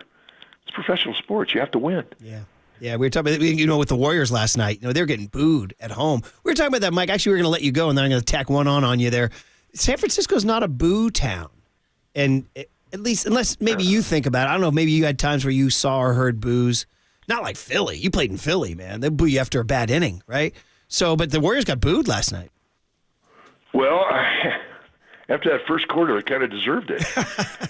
It was bad. But boos are not bad. They're a reminder that, you need to work harder. You need to get better. Nobody wants to hear them. My very first start as a Giant, it was unbelievable. I didn't get out of the second inning, and there was a packed house on opening day in 1983. And it was a boo in 51,000-part harmony. It was beautiful. And but it was an incredible motivation. To me, it was like, I am better than this. I can turn this around. And it becomes a personal resolve where you want to turn those boos into cheers. But, the thing about me is it kind of would turn the boos into crews, which I didn't know at the end whether they were booing me or crewing me. If it was crewing me, it was good. If they were booing me, it wasn't good. Oh, man. All right. Well, listen, fun stuff and interesting. You can go dive into your Pete Carroll story now. He's a Willie Mays guy, Pete Carroll. He was a big Willie Mays guy. Yeah, it was funny. There was a guy that I went to school at Cal Poly with. His name was Carl Smith, Tater Smith, and he was a football guy, quarterback. But he had a really great career as a big league coach, and he was with Pete Carroll's staff for a long, long time. Well, he was with the staff in 2012 when the Giants were playing the World Series against the Tigers. So the thing about Carl Smith, he would show up wherever I was. When I was in the minor league baseball and AA ball at Texas, we go and play Lafayette. Well, he was a football coach at Lafayette. He shows up at a game. He showed up every year. He was like, the magic man. Well, we're there in like the third inning. And it just so happened that the Seahawks were playing the Lions, and Carroll is a big, baseball guy, like you say. Well, so is Carl Smith. Well, about the fourth inning, here comes Carl Smith walking in our booth, and Vogelsong's on the hill, right? Well, Giants at the time had a lead, and as soon as Carl Smith comes in, hey, it's great to see you, Tater, blah, blah, blah, old college buddy.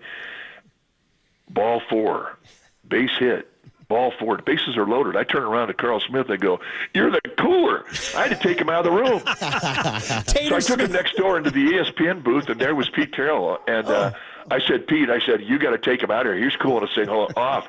We were doing good till he showed up, and Pete Carroll laughed, and he almost had a snot bubble the size of a golf ball. No, Pete's energy, man, and he lives and he's a Giants fan, and yeah, you got to get Tater Smith out. If Vogie's off, you got to get Tater Smith out. That's well, as soon as he got out of the room, Bogey got out of it. Giants tried to win the game. That was actually one of the underrated starts in the entire run was Vogie Game 3 in Detroit. Go check that out. All right, guys. Or was it Game 4? Pardon me. I forget. Either way. Anyway, Mike, great job fighting through the throat. We appreciate you. Go give Patriot a snack, and have a great weekend. We'll talk Tuesday. Atta-babe. There it is. Hey, NorCal Honda is our sponsor there for Kruk. Of course, Honda is value. Get a great deal now at your NorCal Honda dealers. And as we stay a little bit on the Warriors getting booed, Sam Amick joins Papa and Lund today at 11:30. Hey, we got the big hit coming up on the Warriors, but just to react to the coaches' situation. How about Mike Krukow giving his live reaction to the Pete Carroll news? Yeah, he didn't know. Yeah. We hadn't even talked about the fact that Carroll. So most people know, but some don't. Pete's our own. He grew up in Marin County in Greenbrae, California. He went to Redwood High School, which is, of course, my rival high school that produced some big names, including Robin Williams. You think you're so smart, Mork. I remember the Boston story there. Robin Williams, rest in peace. Pete Carroll, and do you have the dip? Did we find the dippity-doo sound? I have it in my system. I don't know if Tony has access to it, though. Greasy Gavin Newsom, Redwood High. Dippity-doo. Yeah, and if you're going to go Mount Redwood more, I guess for the fourth one, you got to throw in Gabriel Carteris, who was the probably the least famous of 90210. But again, you're not a 90210 guy. See, that went right over my head. What about young Tony? You a 90210 guy? Beverly Hills 90210? You down with it? Now, remember, the remake or the original? The remake. He's a remake guy. Not Priestley Perry. I would have thought I was reaching your guys' generation. He's talking like 90210 on like CW or California something. Kyle, 90210, Perry, Priestley. You're not going to get Kyle in on that. Wow. Okay. But I can tell you what the guys are in on, Murph. Dippity-doo, Gavin, we love you. That's it. That was on KNBR. That was on our show about, 12 years ago. He was the mayor of San Francisco. Dippity-doo, Daisy Dip. I love you. I have all the deets on him because he and I are the exact same year, class of 85. He was at Redwood, I was at TAM. We played baseball and basketball against each other for years, even back to the Babe Ruth All-Stars. And I was Southern Marin, he was Central Marin.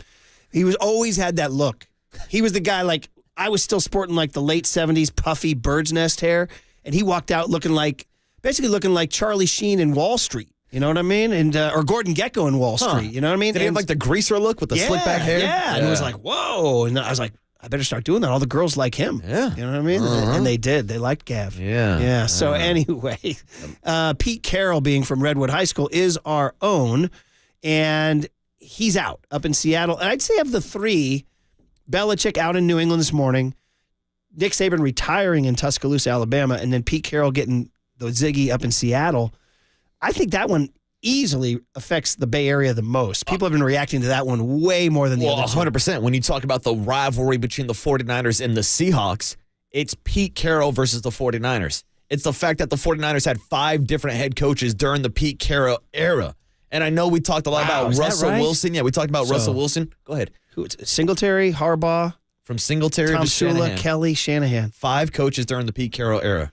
So this is almost like, I'm not going to say the complete ending, but it's an end of a chapter of the 49er and Seahawk rivalry, in my opinion. Well, it is for sure. And you threw this out there, too. He goes, do you want to get it going? 808 KNBR, Jim Harbaugh to the Seahawks. How about that? We're talking about all these head coach opportunities. Could you imagine Jim Harbaugh returning to the NFL to get vengeance against the 49ers and Jed York? Seahawks have young talent. A lot of it. Yeah, they just don't have a QB. No, but what's their draft status? Do we know? I got it for you right here, Murph. The Seattle Seahawks. And if John Snyder's saying that dude can pick. They have the 16th pick. Yeah. They can trade up.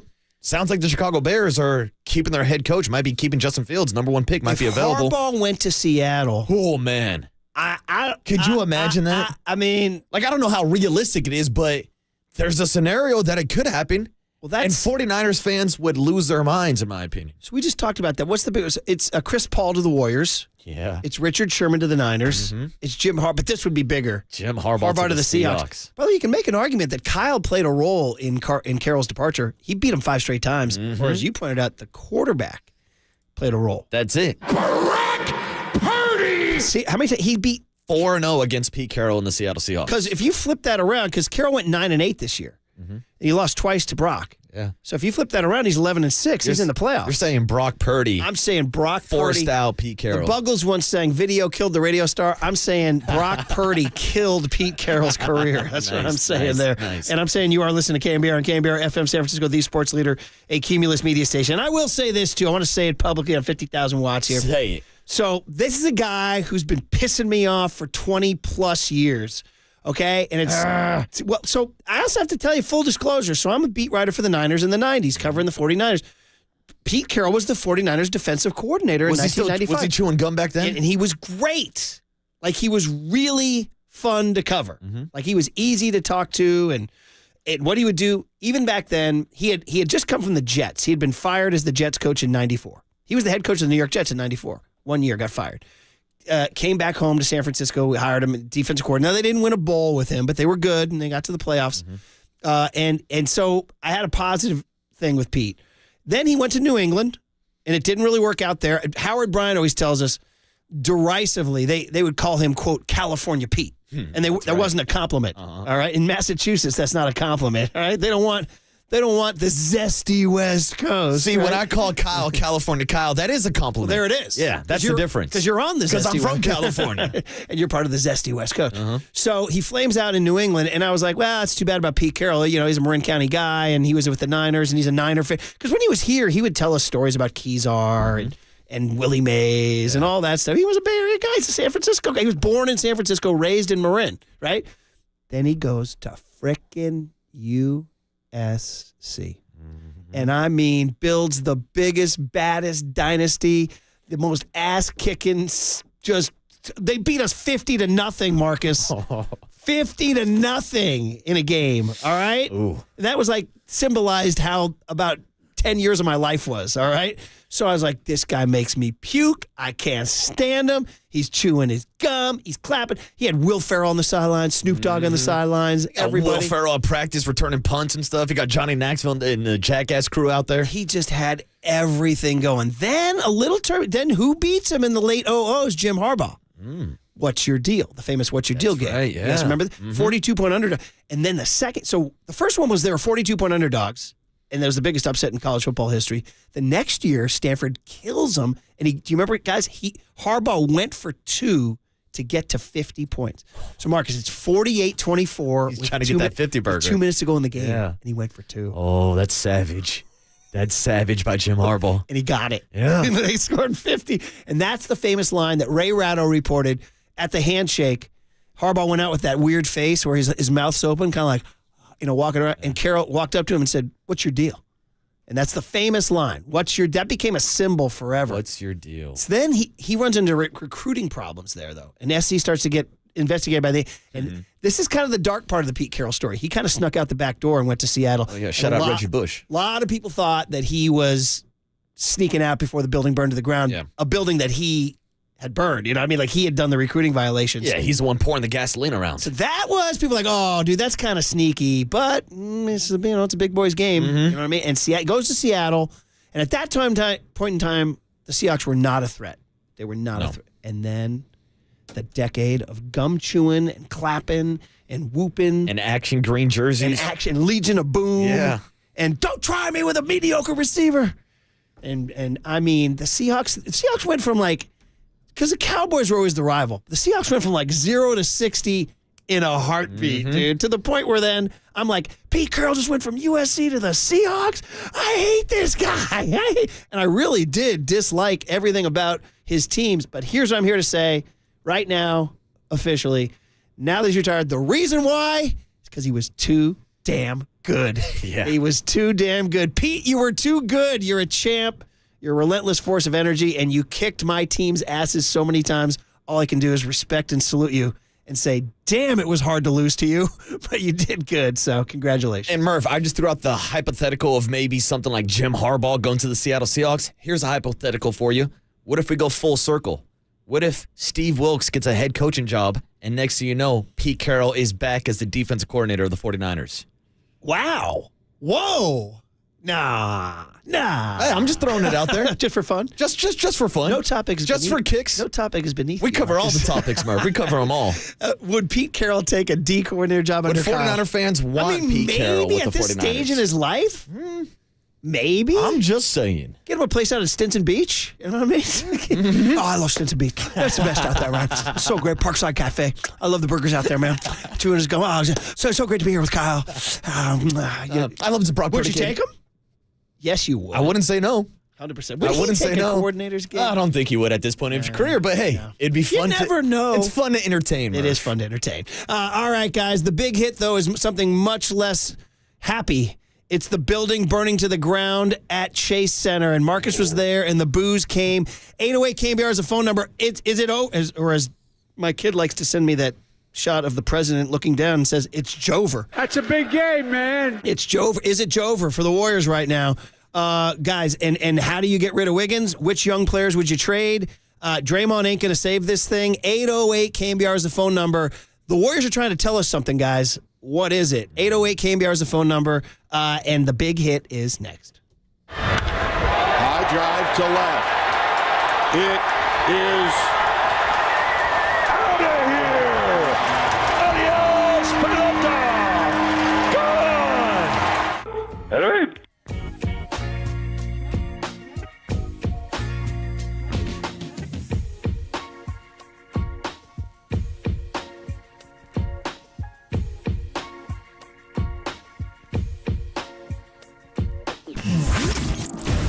What's trending now? Trending now. On KNBR.com. The Warriors lost to the New Orleans Pelicans last night, 141 to 105, which means the 36-point loss was the biggest loss in the Steve Kerr Warrior era. So to read more about the Dubs ending their homestand with a 2-5 record, check out that story and more trending now on KNBR.com and the all-new KNBR app. Hold it now. This is the big hit. Sponsored by Benjamin Moore Paints. Experience the Benjamin Moore retail difference at their independently owned authorized retailers today or at benjaminmoore.com. On KNBR 104.5 FM and 680 AM, the sports leader. The Eagles will be fine, Doris. Don't worry. I'm going to stop there. I'm not an Eagles fan. I might live in Philly now, but I did not grow up there. See, this is not a good sign. There's 5:40 remaining here in the second. We're already talking about another sport because this game is not competitive right now. Kicks it out. Dan is wide open three-pointer. That's no good. That was nearly tipped in, and the second one is when Valanciunas. Pelicans just relentless on the attack all night long. Williamson gets inside, lays it up and in. And this not only the largest lead of the game, but it ties the largest deficit of the season for the Warriors. New Orleans is going to just dribble this out. And the Pelicans win it wire to wire. And led by as many as 41. Clay, you guys have been booed each of the last 2 home games. Obviously, you're not used to that. How do you handle that? Are you supposed to lose sleep over it? Oh, man, it's getting a little testy. It's getting a little testy. Marcus Boucher had the wherewithal to go to Chase Center last night. Yeah, I lost some sleep by going to that game last night, Marcus. Marcus, can I start 8 o'clock, do the dad joke I did at 6? You know, Raymond Ritter did a great job of making sure everybody knew that the tip was at 5:30 last night. It's just that somebody forgot to tell the Warriors. Thank you very much. I'll be here all night. Right? I was there at 5:30, Murph. I don't know where everybody else was. Wow. From the first quarter on, that was a team telling you something. They're not in. They're not pulling on the same rope. After allowing 46 points in the first quarter, yeah. And first of all, I mean, credit to Toronto. They did rain home an inordinate amount of three-pointers in the first quarter, but then they started going to the rim and the Warriors were turning the ball over. And, dude, they looked... I mean, discombobulated only begins to describe it. Now, this is on the heels of the Toronto game, which was the same thing. It almost looked disinterested, Murph. So this is bad. 808 KNBR is the phone number. This is obviously low. This is one of the lowest points of the Kerr era. Because you can't talk about the 2019 season when Steph broke his hand and Clay was out. Yeah, They just we can't. don't really count that. That doesn't count. I would say since this dynasty started, this is right now, January 11, 2024, I would consider this, unless somebody can point out a lower one to me. I mean, you can say losing Game 7 of the 2016 NBA Finals, but you're in Game 7 of the 2016 NBA Finals. This is dark, depressing, and low right now, buddy. 808 KNBR is the phone number. So what do you start doing? I'm throwing it all on the table now. So you got to blow this thing up in some form. I'm not, Marcus Thompson said it to us, Marcus, 2 weeks ago when he said, I've seen enough. Yeah. And there are others who have been saying that. And if you were saying, no, they can still turn it around, then maybe you were whistling in the dark. And I know the sentiment of a lot of die-hard Warriors fans is they wanted this nucleus of guys to stick around. They want Draymond and Clay and Steph to retire as members of the Golden State Warriors. And the same goes for Steve Kerr. But coming off the heels of all the sports news that we just got yesterday, with Nick Saban, with Pete Carroll, with Bill Belichick being fired by the New England Patriots, anything can happen in the sports world, and anything can change on the snap of a finger, Murph. I mean, it starts with the obvious, the one that's just stinking up the most is Andrew Wiggins. Yeah. And how are you going to get rid of him? 3 years, $84 million. Kawakami wrote a great column today saying you're going to have to package a young star for somebody to take that contract. Nobody's going to take that contract just on its own. And also, can we talk about the irony of having to package Andrew Wiggins with a youngster who it seems like it would most likely be Jonathan Kuminga, when Steve Kerr's out here talking about how Kuminga and Wiggins can't play together and they're going to ship them off together in a trade package? Maybe it would be Moody. Yeah. Maybe it would be. They're not using Moody anyways. What are you going to do with Klay Thompson? I mean, what are we going to do with Pop? I mean, Pop can't stay here. We used to have that on the board. You guys still have that? Rodney Dangerfield's bit about, you're getting old when the parents talk about you in front of you. What are we going to do with Pop? Yeah, do we have that? Who's got that in the That system? might be in the Z drive. Okay. We'll have Tony look that one up. I mean, that's where we're at right now. We're at Rodney Dangerfield. He talked about, you're getting old when your kids talk about you in front of you. He goes, you're sitting there and the kids say, what are we going to do with Pop? I mean, Pop can't stay here. Yeah. Somebody put Pop in the garage. We got company coming. It's really funny. But that's where the Warriors are right now. What are we going to do with Pop? Yeah, and I hate that we're even asking those questions because, again, this is coming off the heels of Klay Thompson hitting 300 three-pointers for the first time in his NBA career. It's coming off the heels of Draymond Green being runner-up for Defensive Player of the Year. So these guys still have skill. They still have talent. But when they're in their 30s, Murph, as a man that's on the back end of his 30s, I know how quickly things can change with your body. Front end of your 30s, I know, that was a riff that you told me on my 30th birthday. You're like, welcome to the back end of your 30s, water boy. I did not say that. Yeah, you did. I did not. Guys, a center. What are you going to do about a big? I mean, they've tried to do this without a rim protector. It ain't working. No. In fact, it's a complete failure. Yeah, I mean, they tried to put Trace Jackson Davis into the starting lineup a few times and give you a little bit more rim protection, but he's still 6'10". Yeah, if he plays in a game where Steph hits 6 threes and the Warriors win, you're like, yeah, TJD. But, dude, if Steph's not hitting 6 threes or 7 threes or 8 threes in a game and you got no rim protection, you're toast. No. You're toast. Uh-huh. All right. Well, listen, we called for calls. 808 KNBR is the phone number. You guys are lining up. We'll start with somebody who was boots on the ground out there, like JD. Trevor in Morgan Hill was at the game last night. Trevor, you're now on KNBR. Good morning. Good morning. How you guys doing? What's up, Trevor? Good. I took my boys last night to a Warrior game. I haven't been there in probably 10 years. And a couple of things that rubbed me a little wrong is my nephew plays college basketball, and I watched him play against Podziemski last year at Santa Clara. And I was excited to see him, and we sit down, and Podziemski, he's taking shots from the Pelicans bench, just sitting on a chair, just shooting shots, trying to make it. Then he goes over and he's taking full court shots, and he took probably 20, 25. He finally made one, but then he goes and he just didn't play well, And in fact, we were down, I think 41, and we finally had enough and we left. And I saw on the score, that he finally did score, but just kind of rubbed me the wrong way that, here's a rookie, and if you're Curry, you can pull that off, right? But we just thought it was a little tacky that he's trying to do trick shots before the game. I got you, Trevor. Trevor, it's like a bad look, right? It's where the kids say now, bad looks is what they say. Dude, yeah, I hear you. And what you just said, Trevor, in that sentence, you go, I think we were down 41. I mean, dude. Yeah. Down 41. You want to talk about a bad look. That's a real tough look. And to give you his line last night, 1 out of 6 from the field, 2 points. He was a minus 31 plus minus. Now, this is a kid who's been playing well, but Trevor, to your point, last night was not a good night. Thanks for the call. Appreciate it. And Kerr addressed it. Mm-hmm. We have Kerr on Podziemski that maybe there's that rookie wall here. Well, it could be a little bit of the rookie wall. This is the time where you've played a lot of games and the calendar turns and you still have 50 games left, whatever it is. He may be a little tired, but last couple of games he hasn't knocked down a shot, which sometimes when the shot goes, it looks worse than it is. But I do think his defense hasn't been as good these last couple games.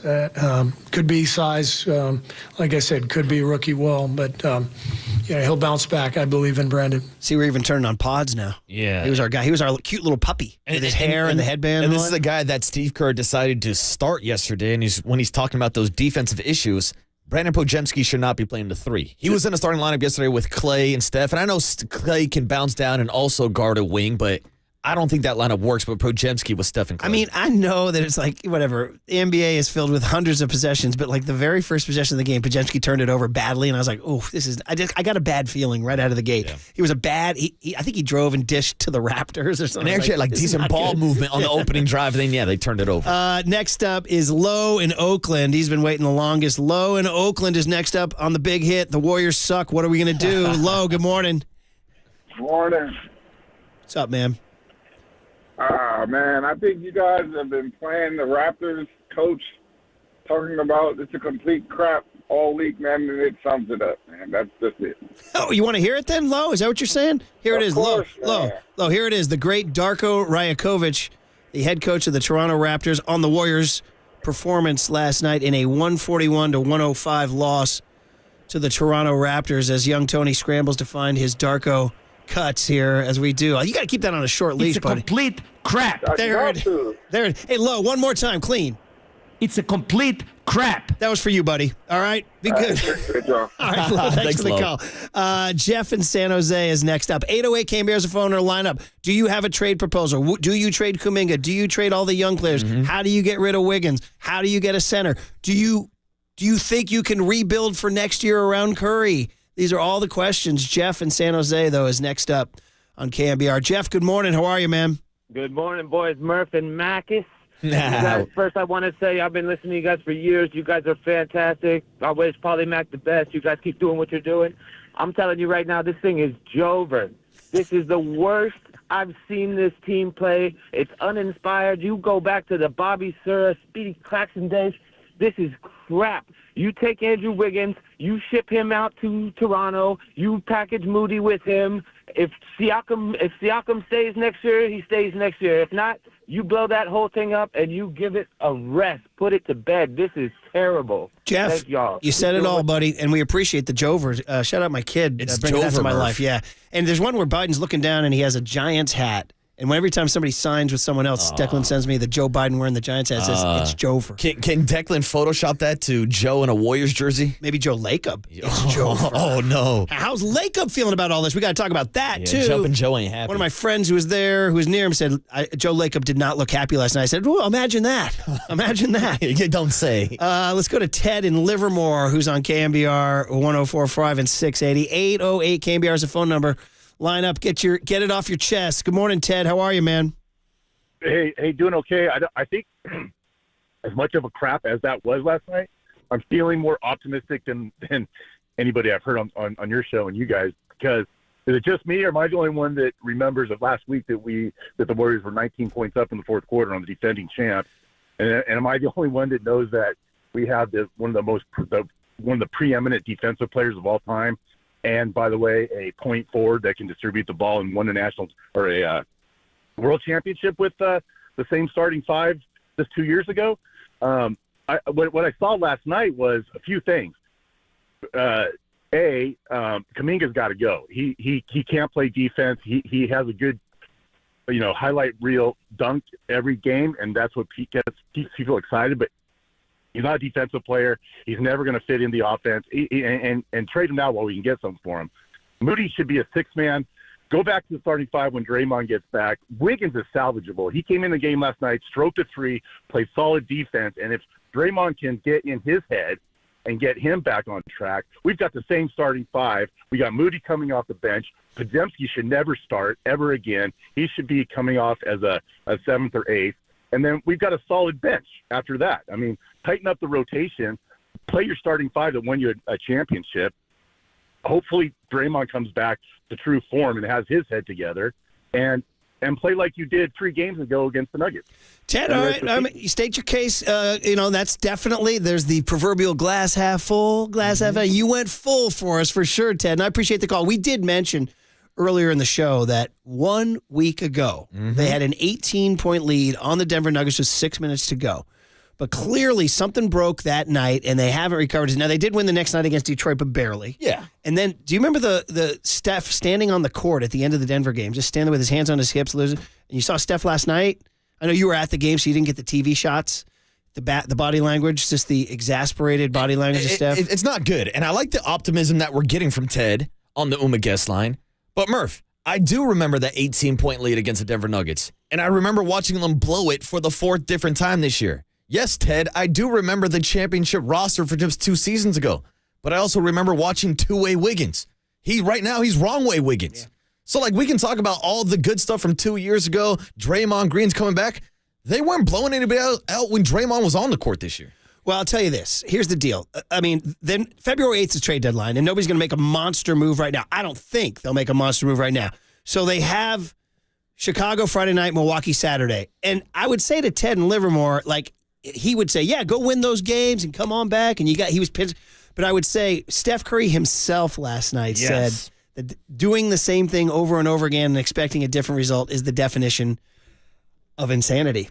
So if you're just kind of thinking they can go beat the Bulls Friday night and Milwaukee Saturday night, you might be insane. Yeah, you might. Now, how much of this is Steve Kerr has mixed and matched the rotation so much that nobody has found a rhythm? A little too much. To be fair to the Warriors, while we're killing them here, the Chris Paul injury was not part of the plan. Dunleavy traded for Chris Paul knowing that he had to stay healthy. He didn't. He broke his hand. And by the way, these last 2 games, which are just absolute abject disasters, are the games without Chris Paul, who's that steadying influence. Correct. But the frustrating part is even with the Chris Paul injury, okay, that opens the door for someone like Moses Moody to get more playing time. And yesterday, he came out of the gates as the best player on the court. He had 4 different three-pointers, but then you have Steve Kerr taking him out of the game when it was an 11, 12, 13-point game, one of the closest leads or deficits of the game, and then he brings back Andrew Wiggins to put him back on the court. Oh, man. So this falls on Steve Kerr, too. It does everything. David and Tracy, one of our loyal listeners. David, good morning. How are you, man? Good morning, fellas. How you guys doing this morning? We're waiting for the Niners is how we're doing. It's all Jover. What's up, David? Brother, hey, what's up, Marcus? And you're right, Marcus. I was listening to that show when it was your birthday, and the only reason why I remember Murph teasing and saying that you're on the back end of your 30s is because I had just turned 30, so I equally felt that. That's it. David's got receipts, Murph. David's got receipts. I guess I'm busted. All right, so there you go. All right, busted. So real quick, I honestly don't see a resolve through this whole thing, man. I don't know if it's just going to turn into us having to find a trade partner for maybe Curry down the road. Maybe we see a little Peyton Manning situation where we have to watch our beloved get traded away in order for us to preserve any type of future in this organization. Because right now, guys, I don't see a future in this organization without Steph Curry. And I don't see a turnaround to help Steph get that last championship in the time it takes to break down this roster, build it back up.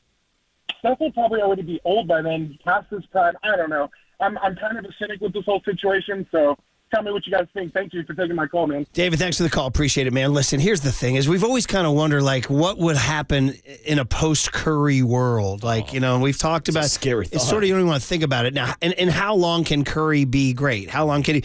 If indeed they blew it up and tried to build a champion for next year, whether it's Pascal Siakam or something else, is that possible? Does Curry still have enough? I think the answer is yes on Curry. I will say, obviously he hasn't shot well the last couple games. Some people say his shooting. In fact, I should probably look at his season stats. Is his shooting down this year overall? Well, I can tell, especially during this recent stretch, without Draymond, without Chris Paul, without having really a second facilitator on the court, it's been a struggle for Steph Curry to get open with this off-ball motion because he can't play off-ball if you don't have another point guard. Yeah, unbelievable. Or a point forward or anybody who the can other aspect of this that we talked about away from the roster is the booing. And how the fans are. I mean, dude, this is the Warriors. This is Chase. This is the team. This is the 4 championship team. This is the team. Remember the word that Steve Kerr used all the time? Joy. He was always like, joy. We want to play with joy. Wasn't a whole lot of joy last night, and now you got fans booing. Now, booing is a philosophy. You know, Mike Krukow came on and said, listen, sometimes it's motivation and you need it. My dad, for whatever reason, told me, my dad raised me, don't be a booer. He didn't like that. I don't know. It's just, that generation, they were gentlemen. You know what I mean? They went to Broadway musicals, and they weren't, I should probably. Yeah, I was gonna say, wasn't that the generation that would like throw like tomatoes at people if they put on a bad play? Like, what are you talking about? They didn't boo back in the day. Well, they were throwing tomatoes. Not the gentleman generation. Not your pops, but yeah, exactly. But so San Francisco's not a boo town. Philadelphia is a boo town. They boo hard. Like they boo hard. New York, you know the Yankees. Oh, New York will boo the hell out of you. They booed Aaron Judge. They boo everybody, Murph. But I imagine Joe Lacob's sitting there, and he's like, I'm paying $400 million for this. I built this temple, this $1 billion temple. And you guys are booing my frickin' team. I mean, you were there. How was the vibe? I was there, Murph, and I told you. The early 5:30 start was weird. People kind of piling into the arena late in the second quarter and then leaving early in the third quarter. Like, it was the quickest, turnaround I've seen of fans entering and leaving a game, and I kind of felt the same way. Hell, I felt like leaving after the first quarter. I couldn't imagine what some of those fans were imagining when they walked in to find their seat, and they look up at the scoreboard and see that the Pelicans had 46 points scored already. And that's why I heard kind of the smattering from fans saying, this is it, blow it up. Something's got to change. But we've been talking about this same topic each and every day, going back to the Draymond Green suspension. All right, going to go just to clean up the Golden State Lumber and Building Materials text line. 503 says, betting on Chris Paul to stay healthy was about as solid as betting the under on Brebbia openers this year at 40. Okay, that's pretty good. Good riff. 669 says, do you think Kerr even cares about coaching this team anymore? He knows how bad Kuminga is, but keeps putting him in. Championship Kerr wouldn't be making the decisions he's making now. I heard Tolbert say yesterday he thinks Kerr still wants to do this. I mean, I jock-blogged about this. He has no contract past this year. I was wondering, did he just saddle up for this year to make one more run, see how it goes, and then exit stage left like Nick Saban? No, Tolbert thinks he still wants to do this. He still wants to do this. Kawakami wrote that too. He said he thinks Kerr wants to be here for a long time. 310 says, do I dare bring up the T word? Should the Warriors tank? Oh, my God. Yeah, but it's going to be better than the last time they had a top 3 pick, Murph. We talked about this earlier. Went down to James Wiseman pick winds up being devastating. 916. The lack of rim protection. Here's a hater. 916 says, I have to say, Warriors Cry is the next best segment you guys do next to Giants Cry. Hold that, haters. Can't wait for that next summer. All right. 650 says, hopefully here's a guy who's using the Warriors to take a shot at Farhan.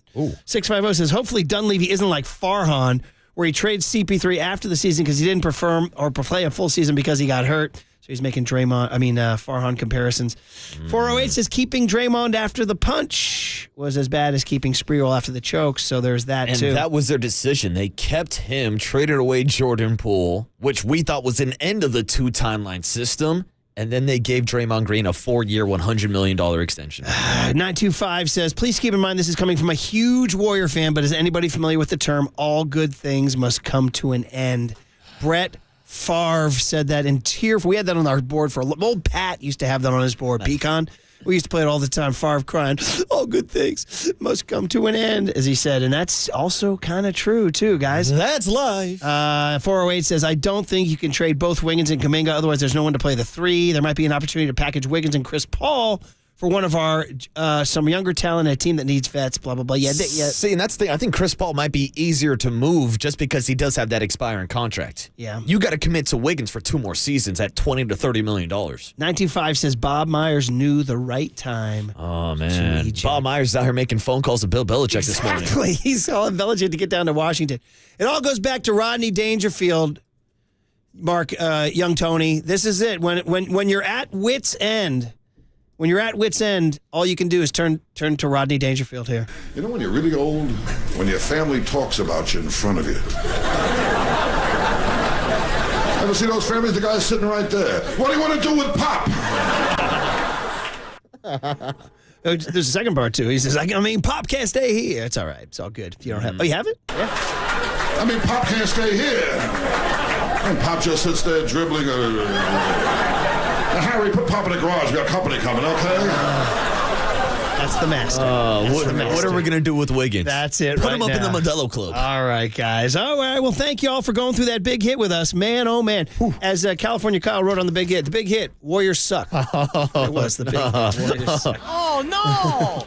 We suck again. All right, so here's the deal, guys. The cooler of content will make you laugh and think and cry. So we're going to get out of the negativity and into the emotions, the emo cooler of positive, content. Bro. Next on KNBR 104.5 and 680, the Sports Leader. But at some point, all good things come to an end.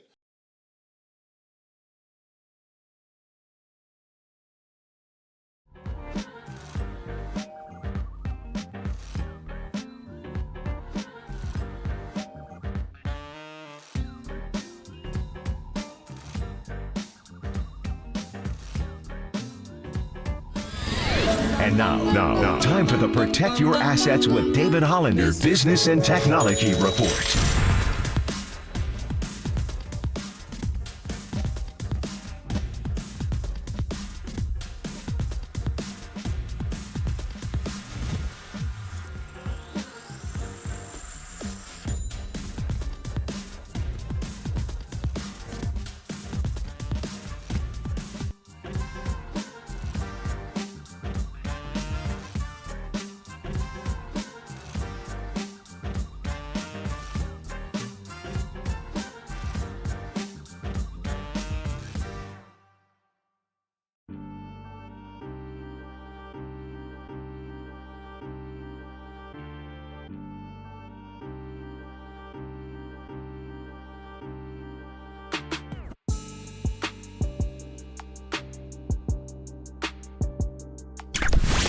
All right, everyone, chill. This is the cooler. You're not sending me to the cooler of content.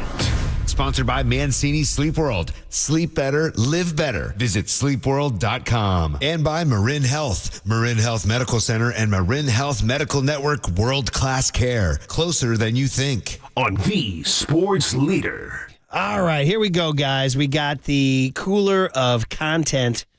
And man, oh man, a lot going on. We got some 49ers stuff in here. And we got some, we stayed away from the Aaron Rodgers, Pat McAfee, just because it's so what are you going to do? What are you going to do? Who wants to be in the middle of that? I don't. But neither do I. When Charles Barkley gives us content, that's funnier. Charles Barkley's hopping into the conversation. So we'll do it. So it looked like he was on one of those national morning shows, CBS This Morning or CBS Good Morning. It was like Nate Burleson, I think, right? Yeah. Mm-hmm. Yeah, that's right, yeah. So, what happened was, if you guys don't know, Aaron Rodgers went on Pat McAfee, which I guess his contract has come to an end now. He's no longer going to be on for the rest of the season. I was going to say, with everything going on with him and Kimmel, does ESPN pick that back up? Good question. But right now his contract's over. He's not going to be on anymore. And McAfee yesterday expressed a relief that was the case. But Barkley went on, and so Aaron Rodgers said the Jeffrey Epstein plane logs are going to be released, and Jimmy Kimmel is nervous about it. It's just like, ooh, now you're getting a little up and in. Yeah. A little chin music, right? A little chin music. So Barkley was on CBS This Morning and actually brought that up to him. He's crossed it a few times, but I think he's a good dude. He's a very good player. And the NBA is better with Draymond in it. Yep. Some people say that Aaron Rodgers crossed the line with Jimmy Kimmel. 100%. If Jimmy Kimmel had said that about you, if Aaron Rodgers had said that about you, implied that you had been on the Epstein list, how would you handle that? I'd have punched him in the face. What do you mean, punch him in the face? You know what the hell punch him in the face means? I think that when you're in the limelight, people get to say things about you that goes with the territory. But that when you start comparing people, saying you're hanging out with pedophiles and people having sex with underage girls, dangerous allegation. That's dangerous. But Jimmy has responded. I like how Jimmy. I love how Jimmy responded. But listen, I don't know Aaron Rodgers. He's always been cordial. I've said hello to him a couple times. But like I say, you can make fun of celebrities. That goes with our territory. Yes. But that's slander. Yeah. When you say people he hangs out with pedophiles and people having sex with underage girls, I would just again. But you mean metaphorically? You would punch him in the face? No, I meant rhetorically, whatever the hell. See, she got me using a big word. Nate, I don't even know what those words mean. Rhetorical, metaphorically. You don't mean you would? No, I don't even know what they mean. Rhetorical, metaphorically. I don't even know what those words mean. Hell yeah, I'll punch him in the face. There it is. How do you metaphorically punch somebody in the face? By the way, I don't know. So didn't he threaten to punch Draymond Green in the face too? I think they threatened to fight each other multiple times. I mean, Shaq and Chuck do it every night on the set. So Barkley used to fight, didn't he? He used to get in some fights. Mm-hmm. Yeah. He threw the guy through a playcast window one time, didn't he? Yeah, I think you're right. Yeah. So, by the way, how about that transition? Did Draymond Green step over the line? Oh, by the way, did Aaron Rodgers step over the line with the Epstein list? What a connection she just made. A little nutty out there. Okay, so one of the big stories next up is Nick Saban retiring, and we can talk about that. If it was the only story, it would be a lot bigger, but it came with Pete Carroll and Bill Belichick and the Warriors burning the thing to the ground. So this is pretty funny. This is a video from one of his players, not a star player, like a backup wide receiver named Rob Ezel, and he does a wicked Nick Saban impression in 2010 in the locker room. He's got the players busting up, and they show it to Saban, so you hear him in the middle of it. But this is I got to give it up to this kid. He's standing in the middle of the locker room in his practice jersey. They were just finished a practice, and he's wolfing, and they're howling. Here it is. We got a lot of guys here. You come to practice, and you don't make weight. And you tell me you don't eat anything. Well, I know the air ain't got calories, guys. Let me tell you this. It's about being a champion. I've seen bits and pieces of it. He doesn't like to do it in front of me too much. Today's practice was awful. And I'm going to tell you this. The day I can't get you guys to do it right, I'm going to go to the lake, sit on the ducks, and watch the ducks to you. A great laugh from the Alabama players. Good delivery, yeah. The day I can't do that, I'm going to go to the lake and watch the ducks blank in the water. Is that what he said? Like that. Give me that last line again. The day... watching the ducks do what, Tony? This is what he's going to do now. This is what he's going to do, Nick Saban here. The last few seconds of that cut. Alabama backup wide receiver in 2010 here. The day I can't get you guys to do it right, I'm going to go to the lake, sit on the ducks, and watch the ducks to you. The laugh from the crowd. No, that's a great reaction. I also love that we had Nick Saban. Keep that laugh track Nick around. Saban in the middle of that talking about how he doesn't like to do the impersonation in front of him. That's pretty That's what they always say. Impressions are the greatest form of flattery, right? Oh, there you go. Yeah. I love that. That's really good. Track. This was on, so I don't know. Do you guys have I don't have Ring Central. I guess I got to get it.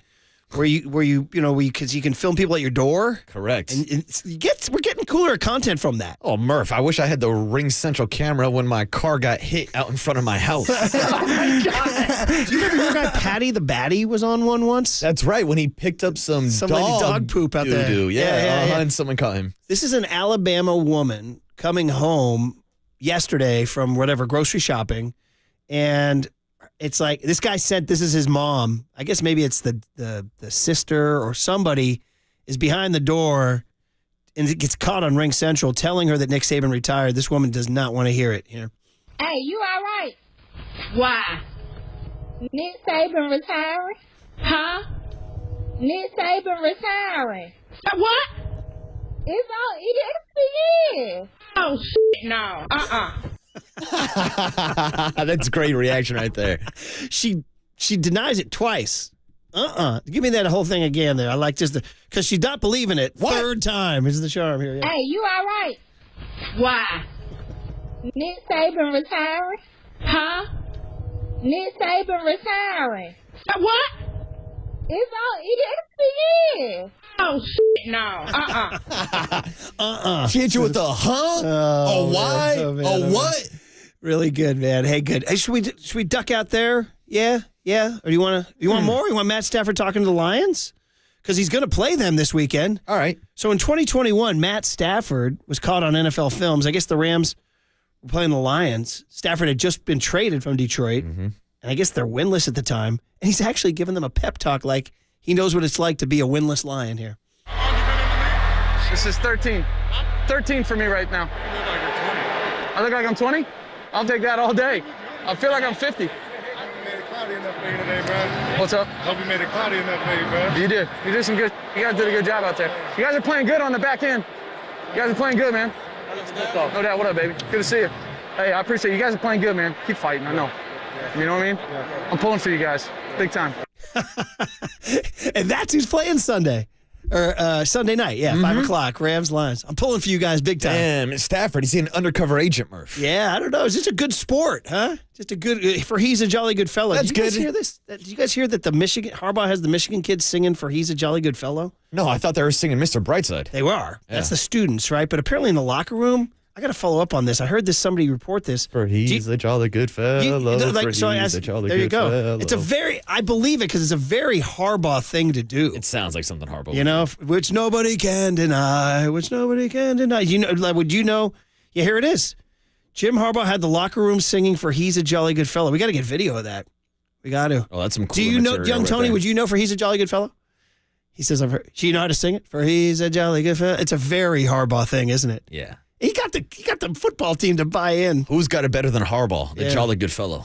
It is kind of hicky. I mean, it's kind of hooky when you get to the part which nobody can deny. Which I could see people jumping up and down doing that whole bit. All right, guys. It's a good drinking song. Yeah, right? Kind of locking arms. Yeah, For he's a jolly good fellow. I bet you could make it fun in the locker room. Oh, if you're in a pub, yeah. But it's hilarious because it's like an 1800s, like from an old English ship or something. You know? Again, sounds perfect for Jim Harbaugh. Exactly, yeah. I'm going to teach you guys a song. Yeah. For he's a jolly good fellow. So, Clay, you guys, should we end it on a negative note here? Clay on the booing. We're having so much fun, Murph. Clay got booed last night. He doesn't care. Here. Booed each of the last 2 home games. Obviously, you're not used to that. How do you handle that? You're supposed to lose sleep over it. Awkward. Damn. Speaking of awkward, do we do a little bit of this Stephen A. and Jason Whitlock thing? Oh, if you're going to open the door, we got to kick it down. Well, so everybody knows Stephen A. We put him on the cooler all the time. Mm-hmm. Jason Whitlock is not as well known. He was so I go all the way back to when he was a columnist at the Kansas City Star. Wow. And he was a good writer. A lot of people are like, oh, Jason Whitlock, he writes good columns. And then everybody, the internet comes and people started exploring their career opportunities and people want to go break out, do their own thing. He started exploring on the internet too, Murph. Hence the search engine algorithm, right? Yeah, shout out his beef with Katie Nolan the other day. So then by the way, she was on Celebrity. I told you guys we watched Celebrity Jeopardy. She won too, by the way. So Jason Whitlock has been kind of trying to do his own thing. He's now without Kick, I believe. I mean, he's been with everybody from ESPN he has, to and he Fox has Sports. become rather controversial. He's a bit of a troll, in my Troll opinion. would be the word. If you say A, he's going to say B. Correct. If you say B, he's going to say A. He's playing the hot take game. Playing the hot take game. And apparently he's made some enemies along the way. And apparently one of them is Stephen A. Smith. And apparently Stephen A. wrote a memoir, which I didn't know. The memoir. Where's your Stephen A. memoir, Smith. Waterboy, man? That Where's your doesn't memoir, exist. young Tony? I don't know what the hell would be in it. So he wrote a memoir, and I guess Jason Whitlock started calling out what he thought were inaccuracies in Stephen A.'s life story. Something about his I'm a little unclear. Something about his college basketball career. Okay. Like called BS on Stephen A.'s stats or something. Damn, he's putting Stephen A. Smith on the spot, Which is kind of crazy because Stephen A.'s reaction is bonkers. He goes nuclear on his own podcast. And Stephen A. Smith was teasing it all day, like, today's the day. I'm finally going after him. Dude, 2024 is a nuts. It's January 11th. We've had Aaron Rodgers and Jimmy Kimmel. Yes. Cat Williams and every king of comedy. Versus everybody. And now this is 11 days in. Yeah, 2024 is bonkers because listen to Stephen A. Murph, real quick, what you're trying to say is, I was trying to find it for you. You're saying that in 2024, we had some talking motherfuckers in St. Louis. Exactly. And here he was, Stephen A. I don't know of another human being worse than Jason Whitlock. He is a piece of shit. He's the dude that's going to have a funeral and ain't going to be no pallbearers. Might be 2 people to show up. He's that dude. He is the absolute worst. He's a sorry, fat piece of shit. Okay, that, by the way, that's personal. That was only about 20 seconds. Guys, this thing goes on for like 20 minutes. Oh, man. And it goes on and on and on. Stephen A. apologizes to his pastor. He apologizes to his sister. He apologizes to all his friends. They said, they told me not to do this. I said, I got to do what I got to do. I mean, the drama of Stephen A., we could there's a lot of sound bites in there we could use. Oh. Like, I'm only going to say this once. And then he says it like 10 times.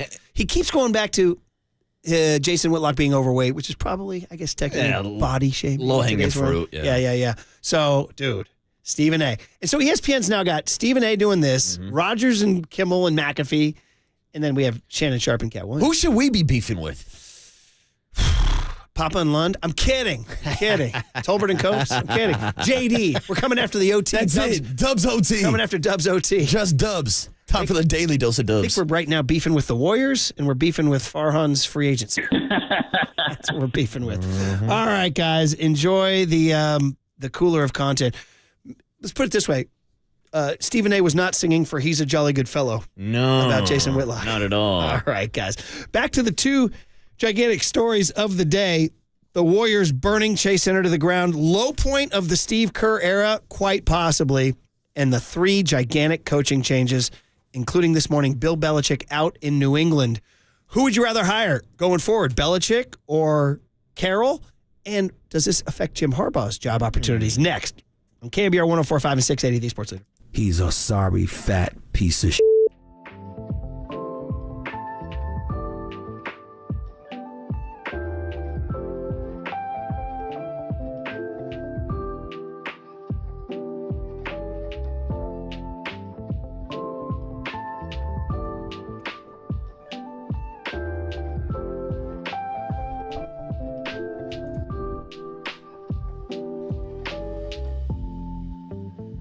All right, what's up, everybody? Happy Thursday morning. It's Marcus, the Waterboy Boucher, here to talk to you about Prize Picks, because Prize Picks is the most fun I've had, winning up to 25 times my money this football season. And now I can play during basketball season too. I can even pick combo projections across both sports. Just select 2 or more players, pick more or less on their projection, place your entry. You can turn $10 into $250 with just a few taps. Easy gameplay, quick withdrawals, and an enormous selection of players and stat options are what makes Prize Picks the #1 daily fantasy sports app. And Prize Picks is the only daily fantasy platform with an injury insurance policy, keeping you in the game even if one of your players goes down. Join the Prize Pick community of more than 7 million football fans who have already signed up. Right now, Prize Picks will match your first deposit of up to $100. Just visit prizepicks.com/leader and use the code word LEADER. That's code LEADER at prizepicks.com/leader for a first deposit match of up to $100. Prize Picks, daily fantasy sports made easy.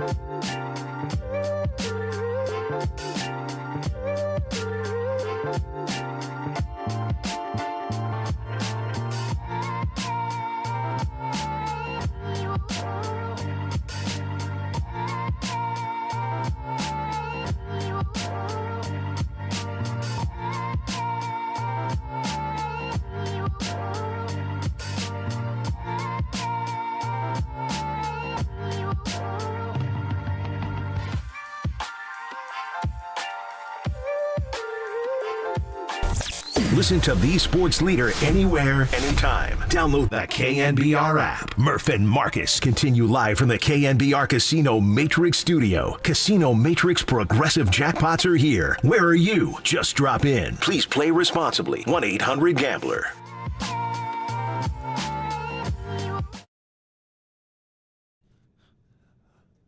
I don't know. Young Tony, dude, you give me Elton John and Kiki D for what particular reason? Okay. So you ride with this jam, huh? Okay. Wow. I'm rather surprised. Wow, I didn't know he was so heartbroken about the Patriots firing Bill Belichick. Rather surprised by this, buddy. They sang it at, I believe they sang it at Live Aid in 1985, if you want to go there. We can go there if you want. Anyway, Tony's saying it's for the Warriors. They went breaking his heart. I would say it was less of a heartbreak than the Warriors was a violent anger resulting in booze and disgust and nausea and swear words. That's what I would say. It wasn't even a heartbreak. It felt like I got stood up at the game last night. Like, I put on my best outfit. I walked down the Chase Center. I showed up at 5:30 for the early start, but the Warriors never showed up. I got stood up, Murph. The Warriors never arrived yesterday. Okay, I want to hit that in the next segment. We did tease the coaching thing, and of the three, Bill Belichick got the ziggy this morning in New England, which isn't a huge surprise. I'd say of the three, Pete Carroll in Seattle, Nick Saban in Alabama, and Bill Belichick in New England. It's easy to say Belichick was the least surprising of the three. Because there was a lot of smoke surrounding Bill Belichick going back to before the season started, when there was rumors about maybe him being traded in season to the Washington Commanders. So it seems like the Patriots are at the end of their wits with Bill Belichick. And it's something that I asked Greg Cosell earlier this morning. Was this more of a decision to part ways with Bill Belichick, the coach, or Bill Belichick, the GM? Because the Patriots have the number 3 overall pick. And in my estimation, I don't think they want Bill Belichick picking the franchise quarterback or the future of the franchise for the Patriots. Yeah, but as somebody texts in, 303 texts in on the Golden State Lumber and Building Materials text line, said Belichick probably has a dozen offers before lunch. You know, I mean, and Adam Schefter reported this morning that he's going to have interest from the 7 or 8 available teams already. So, but I would say of the 3, Belichick's the least surprising. Saban, I'm a college football guy, so Saban isn't a huge shock to me. He's 72. You know, they lost a little bit to Georgia in the last couple of years. He's seeing the writing on the wall. He's not as dominant as he once was. I'm with you. I kind of saw this coming with Nick Saban, especially when we talk about the end of the current college football format where we all knew the SEC title winner was going to make the Final Four every year in the college football playoffs. Then you add in the transfer portal. Then you add in the NIL deals. And Nick Saban, he's got to get out before, I don't want to say his legacy is going to be ruined, but there's not going to be an era of domination, I think, like we saw with Nick Saban in college football at Alabama. I don't think we see that again in the NIL era. He's such a process guy and he has a way of doing business. Like, he's going to bring you in, he's going to kick your ass, he's going to scream at you and yell at you, he's going to build you up, he's going to make you a better young man, but he needs you for 4 years to be in the program. And he's now in a world where guys are leaving after 1 year every single year. He can't do it Saban's way. He's kind of lost. He's like a drift right now. This isn't his world. He's now in a world where his center has a terrible snap on the final play of the game against Michigan, and then he's transferring the next day, going to a new school. So I don't anticipate him coaching again. No. I would imagine he could have maybe ESPN Game Day and be great. And be great. But the other one is Pete Carroll. And that's one I just wanted to hit on briefly because that's the one that's affected 49ers fans the most. And I'm here to say, as a guy who's been my bitter rival forever from USC to Seattle, that guy drove me bananas with his relentless enthusiasm and gum chewing and beating my teams over and over and over and over again. And I got to say, winning the last 5 against them, it's been very fun, very satisfying, very sweet. The Brock Purdy chapter of the Pete Carroll rivalry is a lot different than the early stages of that rivalry. I do want to offer a public salute to Pete Carroll for an incredible career. He's one of only 3 coaches to win a Super Bowl and a national championship. Jimmy Johnson and Barry Switzer being the other. And you're talking about a guy that showed up to Seattle and had 11 winning seasons in 14 years. And the Seahawks, I mean, Holmgren had him going in the mid-00s, but they were not in a good spot when he took him over. I will say this, Tony, just in terms of Carroll being somewhere, do you have the cut on him? I'm freaking jacked. And like, he got emotional about his wife and all that stuff. He held a press conference, which was great. So those guys don't do that. They just get blown out and they leave. He held a very Pete Carroll press conference. And tell me, is he going to be coaching in the fall? Here's what he says. That's it for now. And I'm freaking jacked. I'm fired up. I'm not tired. I'm not worn down. You guys tried your best. You didn't wear me out. It's the end of the season. I'm supposed to be, go lay on a cot somewhere. I ain't feeling like that. And, there's what's coming. I don't know. I got no idea. And I really don't care right now. Okay. So he says he's freaking jacked. Jacked out of his mind. Listen, age has been redefined everywhere. We just talked to Greg Cosell about Jimmy Page turning 80, Glacier Sick turning 84. And as we know, hey, can I get a big game, man? We got people in the White House. We've never seen these ages before. That's a big game, man. We've never seen these ages before. We got Tom Brady quarterback until 45. So age is a new. You look at LeBron at 39 in the NBA. So Pete Carroll at 72, you're like 72, but you're like, yeah, I'm freaking jacked. That might be the cut to keep, too. I'm freaking jacked. Shout out to when Pete Carroll took his shirt off when he first met DK Metcalf after drafting him. That was a cool moment, too. I'm freaking jacked. So, can you see any of these? Atlanta, Tennessee, LA Chargers, any of these. You could probably get 3 to 4 really good years from Pete Carroll? See, I didn't even think about that. What about Pete Carroll return to SoCal? LA Chargers have a wide open vacancy. And how does this affect Harbaugh? And are Carroll and Harbaugh, you threw this out there, Harbaugh to Seattle? Yeah, dude. Now that that's open? I'm dropping bombs out here. Yeah. Harbaugh to Seattle. I go back to the Jim Zorn days. Dave Craig. The Kingdom, what a place. Yeah. He likes to wax romantic about everywhere he goes. Yeah, but of course, their ties, their history going back to Stanford versus USC. Like, could you imagine the angles of that happening? Now, I don't know how realistic that would be with Jim Harbaugh going to the Seattle Seahawks, but it's one of the 7 or 8 job openings now available in the NFL. Harbaugh to the Chargers. He hires Pete Carroll as his D coordinator. See, that's what I was saying. Steve Wilkes gets hired as a head coach, and Kyle Shanahan hires Pete Carroll as his defensive coordinator. Oh! If you really want to stir the drink up. Let's do it. All right, guys. Back to the Warriors. 808 KNBR is the phone number. 415-808-5627 is the Golden State Lumber and Building Materials text line. It is Jover. It is so bad down there right now. The only question I have for you is, how do you blow this up? How do you blow this up? Because I ain't seeing them going on any kind of run that gets them a top 6 seed at any point from this point on. I think, guys, last night the Warriors were trying to tell you something. So how do we answer it? Next on KNBR 104.5 and 680, the Sports Leader.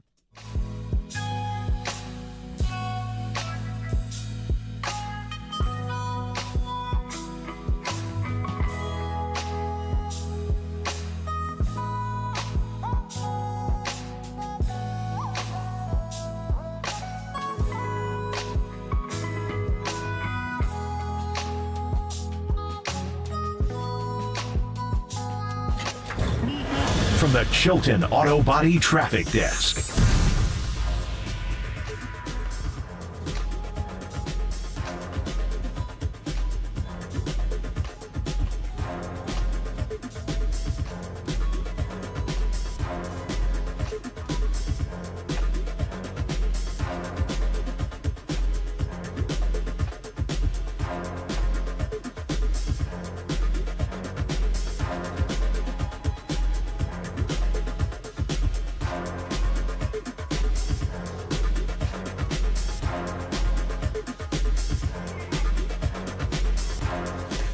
Right now, Warriors fans, you need to take your mind off something. Let's go out to River Islands. Relax. River Islands in Lathrop to get your mind off the Warriors and get your year off in a great style. We're talking about a master plan community being built on a grand scale, 5,000 acres, homes, schools, amazing recreational amenities like Islanders Field. Let's play ball, baby. Let's play ball at Islanders Field. We call it a lifestyle community because there's so many things to do and see. Bike along the San Joaquin River. How about getting a home with a waterfront dock? You a boater, young Tony. Let's do this. Walk across the street to a park. 3 families. It's all about families. 3 charter schools are open right now. And we're opening River Islands High School next year. Rock and Roll High School out at River Islands, man. Let's do it. Amazing assortment of new home neighborhoods under construction. Priced from the low 600,000s to over $1 million. So what you want to do is you want to go to the Welcome Center. And the models are open daily. And you can start online. RiverIslands.com. That's easy. RiverIslands.com. Isn't it time for you to discover the islands?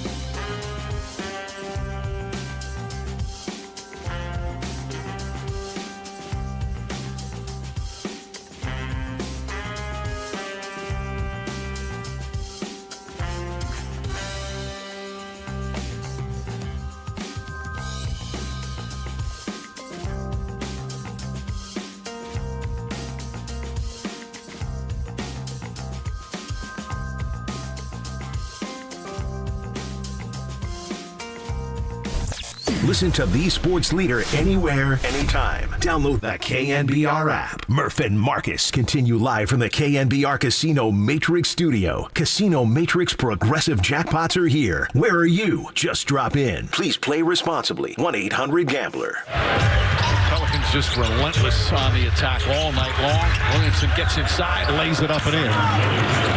And this, not only the largest lead of the game, but it ties the largest deficit of the season for the Warriors, and it's in the last two games. They've trailed by 27. Nance with the block. Here comes Zion Williamson.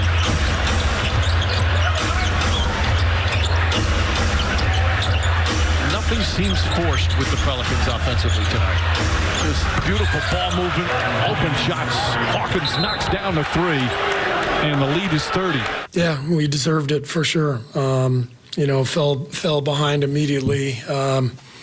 And I think we're just lacking confidence right now. You just sort of you get to a stage sometimes where you just kind of lose your belief, and it happens. And that's what's happened right now with our team the last few days. I think we've just lost the spirit, the confidence that has to carry you, against talented teams night in and night out.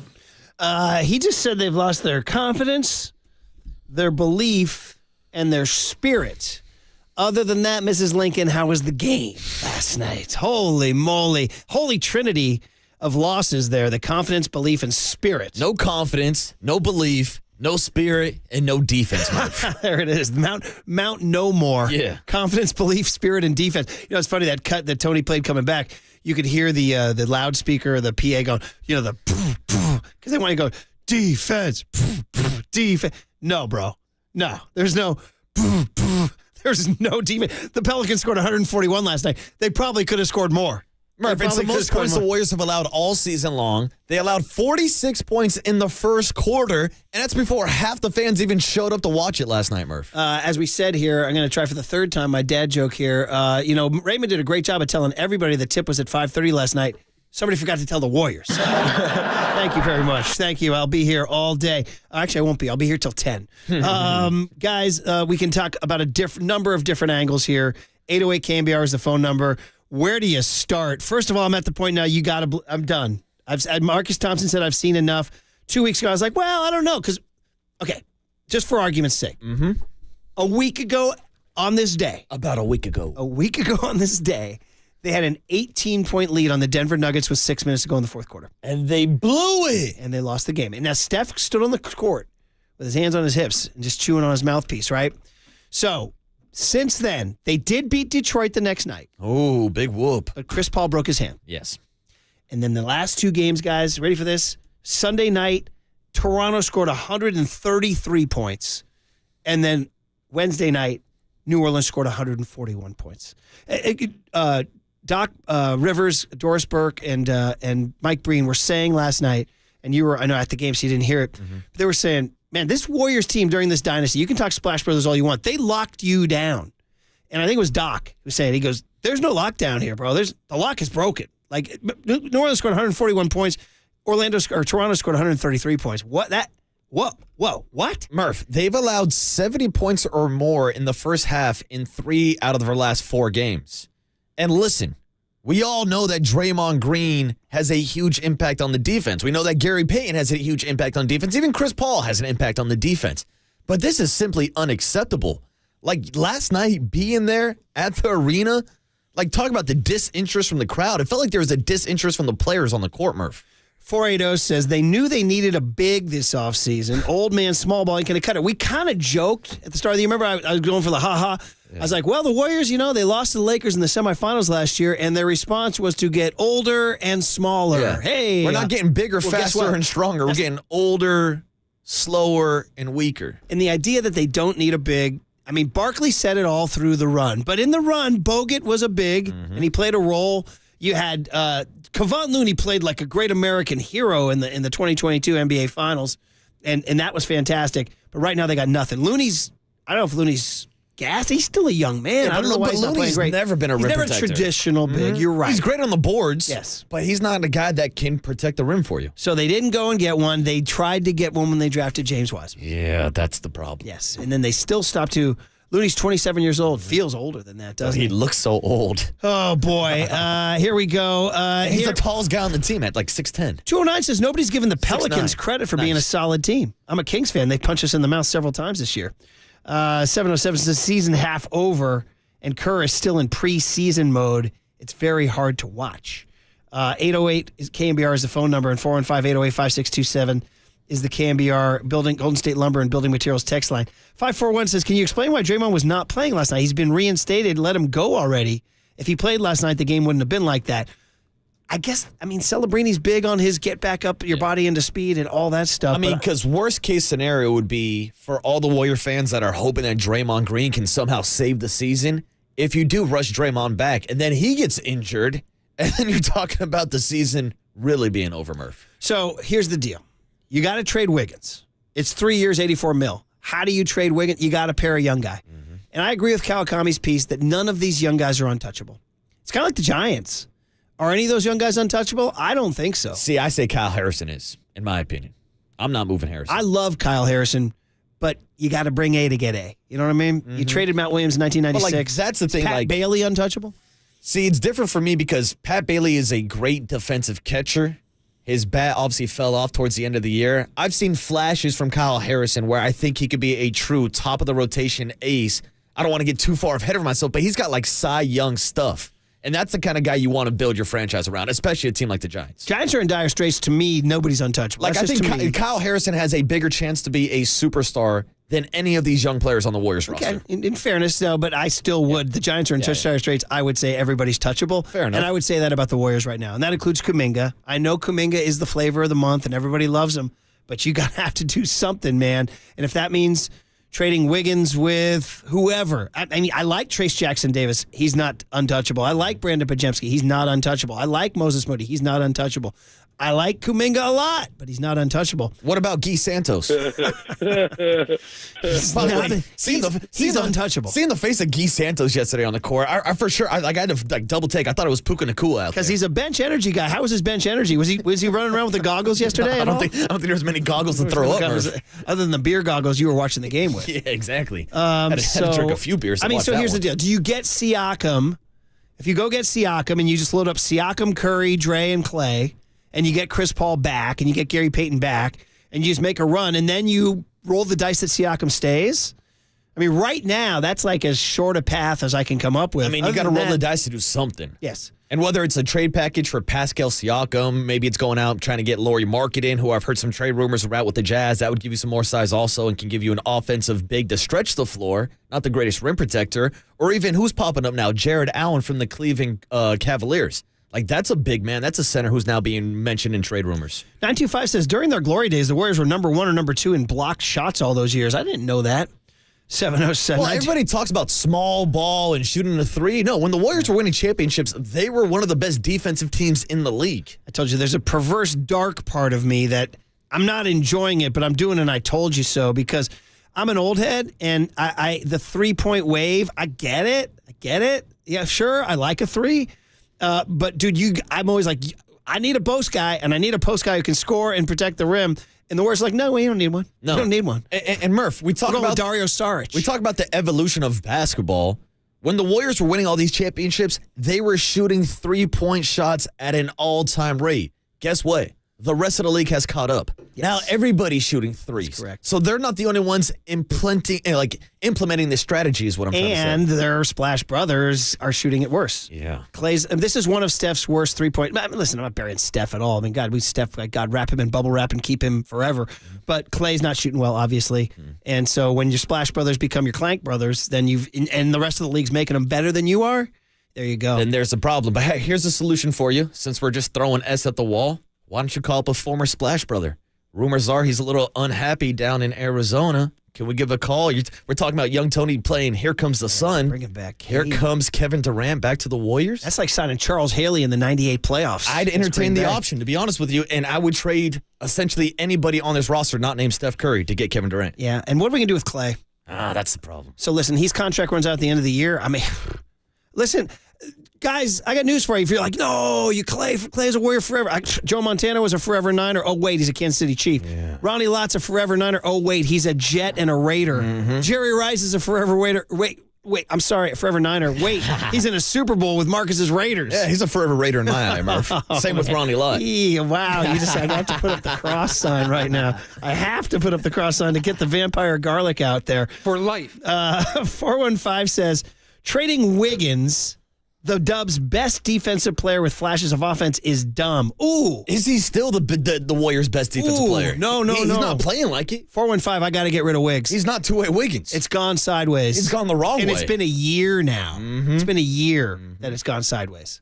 All right? It ain't working out with Wiggs. Yeah, no, you got to make that. I mean, this is the weird guy that everybody talked about when he was in Minnesota and like, what's up with this guy? Oh, that's a crazy thing because the Warriors were able to tap into that potential where he started to finally play like his draft status built him up to be when he was being called Air Jordan, the Maple Jordan back in the day when he was the number 1 overall pick. Everybody was calling this guy a bust. Then he gets to the point where he's almost the NBA Finals MVP over Steph Curry. Yeah. But the last year and a half, 2 years. Something happened last year. We still don't know. Correct. And I get it. They're respecting his privacy. Yeah, the 50 games off, personal issues. Yeah, but it's clearly affected him. So whatever it is, it's been bad.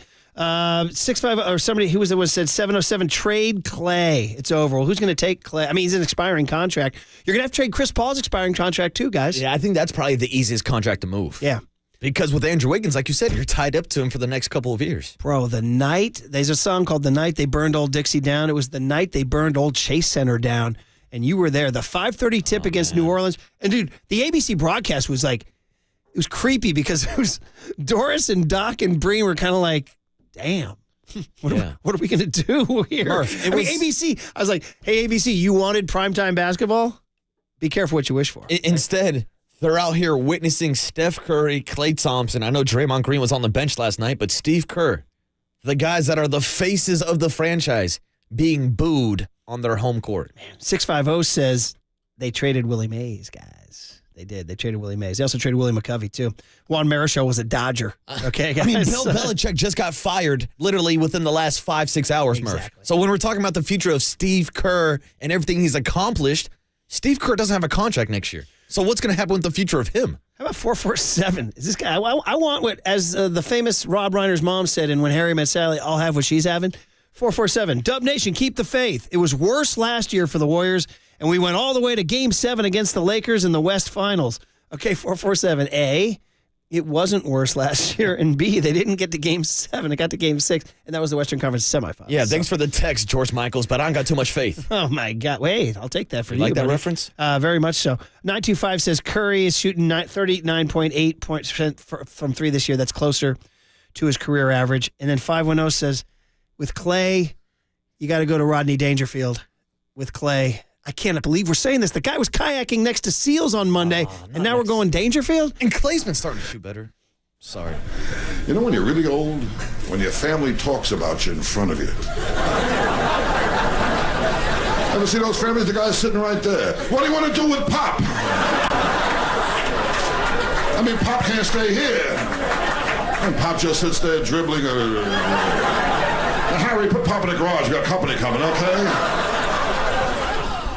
There he is, the great Rodney. That's where we're at with That's Clay. tough. What are we going to do with Clay? What are you going to do with Wiggins? Hey, Warriors at the Bulls tomorrow night, baby. Is Draymond back? And Steph Curry told you guys the definition of insanity is doing the same thing over and over again and expecting over and over and over again. And Murph, I want to wrap it up with a text from the 623 on the Golden State Lumber Building Material text line. Does this mean it's going to be Joey and Wiggins by the Bay? Oh, there we go. There we go. Memories, baby. Hey, let's do this. Matt Mayoko, to completely change your mindset. Maddie. We talked about this earlier in the show. We need the Warriors. We need the Niners. I need a flag football game. I need Purdy and McCaffrey on a park in Sunnyvale near your house. I'll take like a skills challenge or something. What's the best open stretch of grass down there in the Santa Clara region? We have games every weekend down at De Anza Park, which is right around the corner from my house. Is there a place we can go after for a burger and a beer?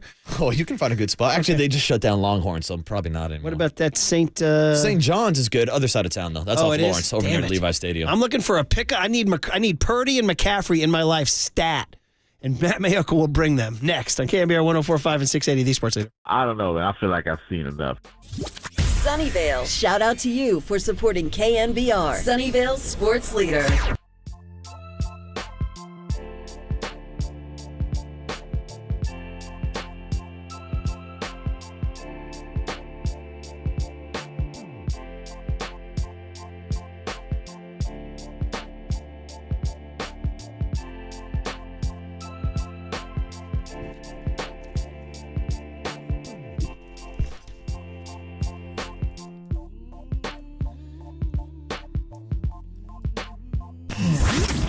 Here's what's trending now. Trending now. On KNBR.com. Hey, Bill Belichick, you're fired. Hey, Pete Carroll, you're fired. And meanwhile, Nick Saban decided to retire. So to get the full breakdown of the 3 head coaching moves yesterday, check out that story and more trending now on KNBR.com and the all-new KNBR app.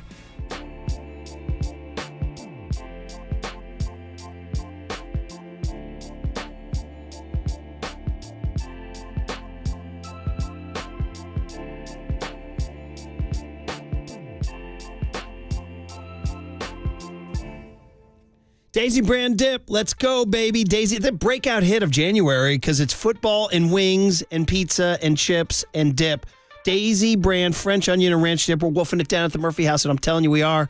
We're woofing that stuff down. Oh, here it is. Yes.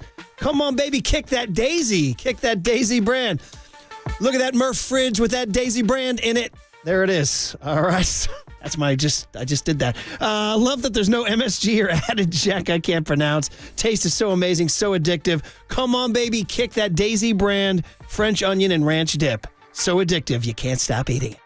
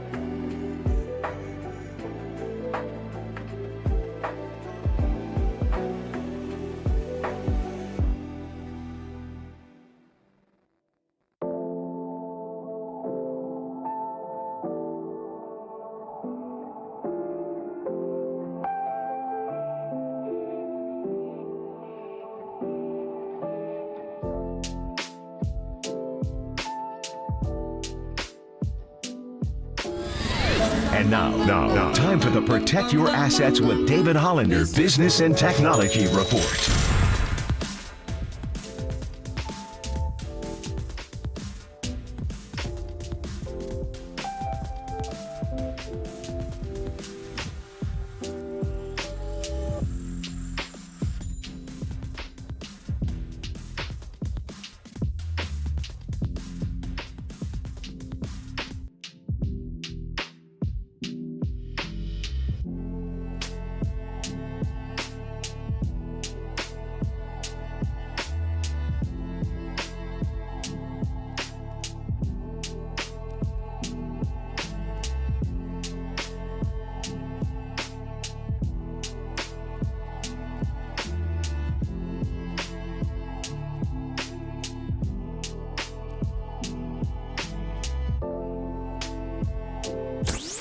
Faithful, Murph and Marcus keep rolling with NBC Sports Bay Area 49ers insider Matt Mayoko. Sponsored by Golden State. Since 1954, when you succeed, they succeed. Visit them today at goldenstatelumber.com. And by Amici's East Coast Pizzeria. When you want the best pizza in town, Amici's delivers. It's Murph, Marcus, and Mayoko on KNBR. Streaming live at twitch.tv/thesportsleader. We earn this time to sit and rest a little bit and try to get ourselves in the best position for next week, but resting doesn't always help you. I mean, you got to be ready, and the way you get ready is you don't just sit around and wait for the moment. You got to work for that moment. So there's a very fine line in all that. We're trying to balance it out as a team from my standpoint, just guys who can get healthy, trying to help them do that. I think we started that last week. Guys who can just get better, get smarter in certain areas. Like if we can find any of those spots, that's what we're trying to really focus on. And everybody just as an individual has got to make sure they kind of sharpen their sword and get it to the best spot for really almost 2 weeks from now. And all right, Kyle Shanahan, let's dive in with Matt Mayoko in just a sec. But first, quick digression. Young Tony goes, Mary goes, this is a God's plan by Drake. And I said, yeah, I was well aware. And I said to him, I've once heard of Drizzy, and it really made Marcus laugh. I almost fell out of my chair. I don't know. It's something about Murph dropping a Drizzy on me got me laughing. All right. Well, listen, we're going from the dire destruction and burning to the ground Golden State Warriors to the champagne and caviar San Francisco 49ers, man. Sitting pretty, resting up. Didn't Debo say he's going to watch on a 90-inch TV with wings and dip? I think he said that Maybe to Kay with Adams. some Daisy Dip, Murph. Yeah, there you go. I think he told Kay Adams he's going to watch the game this weekend with wings and 90-inch TV. That's first world problems. Matt Mayoko is here to talk about them with NBC Sports Bay Area. Matty, good morning. How are you, man?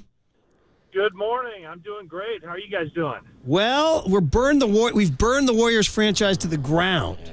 Other than that, it's a regular Thursday. Yeah, well, that sounds good. And Bob Myers is trying to woo the next coach of the Washington Commanders. How about that? We were saying Bob Myers is so smart that he's gone from the burning down Warriors to he's the one. Bill Belichick is now taking his call. Yeah.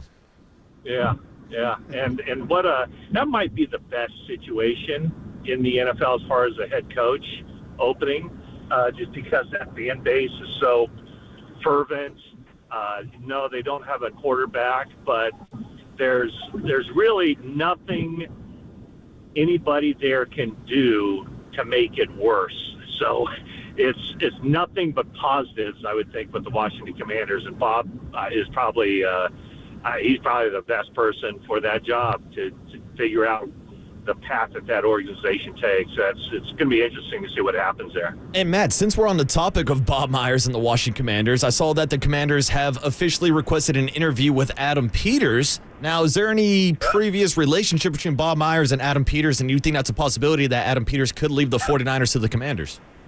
I do think that's a possibility because Bob Myers has spent a lot of time around the 49ers. I know he and John Lynch have grown pretty tight.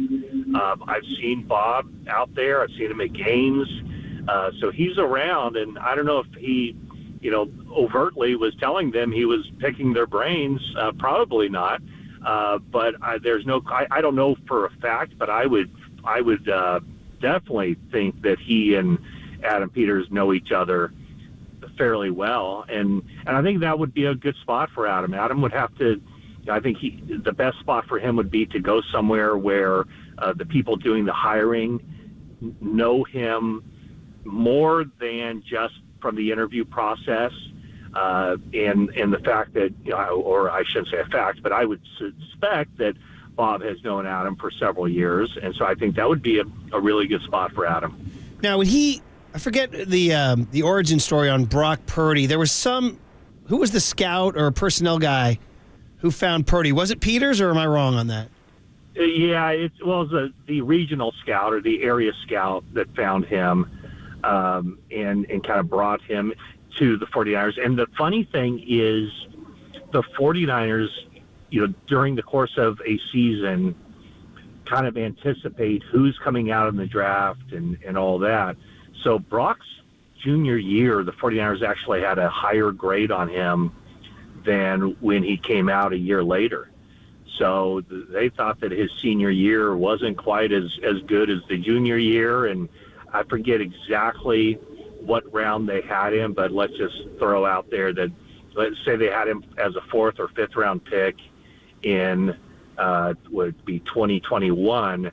They had, in which they would not have taken him in 2021 because they had already taken Trey Lance, number 3 overall. But the next year, their grade dropped on him, and they ended up getting him with the final pick. Man, oh man. Anyway, the point is Adam Peters. I just see Josina Anderson just reported on ESPN that the meeting with the Commanders and Adam Peters was long into the night. So, get ready. I think that works out. That bodes well, I think, for Adam. He's been up for jobs before, and I think it's primarily been with people who are, just kind of new to the dance as far as getting to know him. And he's one of those guys that, I don't know that necessarily his best foot goes forward if you're just meeting him for a couple hours. I think you really have to dive in deep with him. And so, at some point he'll be a general manager. And Washington seems to be as good a fit as I've seen of the teams that have shown interest in him over the years. Matt Mayoko is the voice you hear on the UMA guest line, NBC Sports Bay Area. 49ers bye week and all sorts of movement yesterday. It's probably the most significant day in coaching transition history with Nick Saban, Pete Carroll, and Bill Belichick this morning, who just spoke, I guess. They just had a press conference. Didn't take any questions, by the way.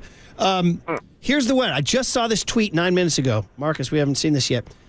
Richard Sherman tweeted, Pete to the Chargers is the match that needs to happen. Pete would change the culture and put more people in seats than ever before. Richard Sherman has just thrown that out there. Pete Carroll said, I'm freaking jacked. I'm not tired. I'm ready to go. We know the SoCal roots. Yeah. Maddie, what is that? Just for your NFL spidey sense there.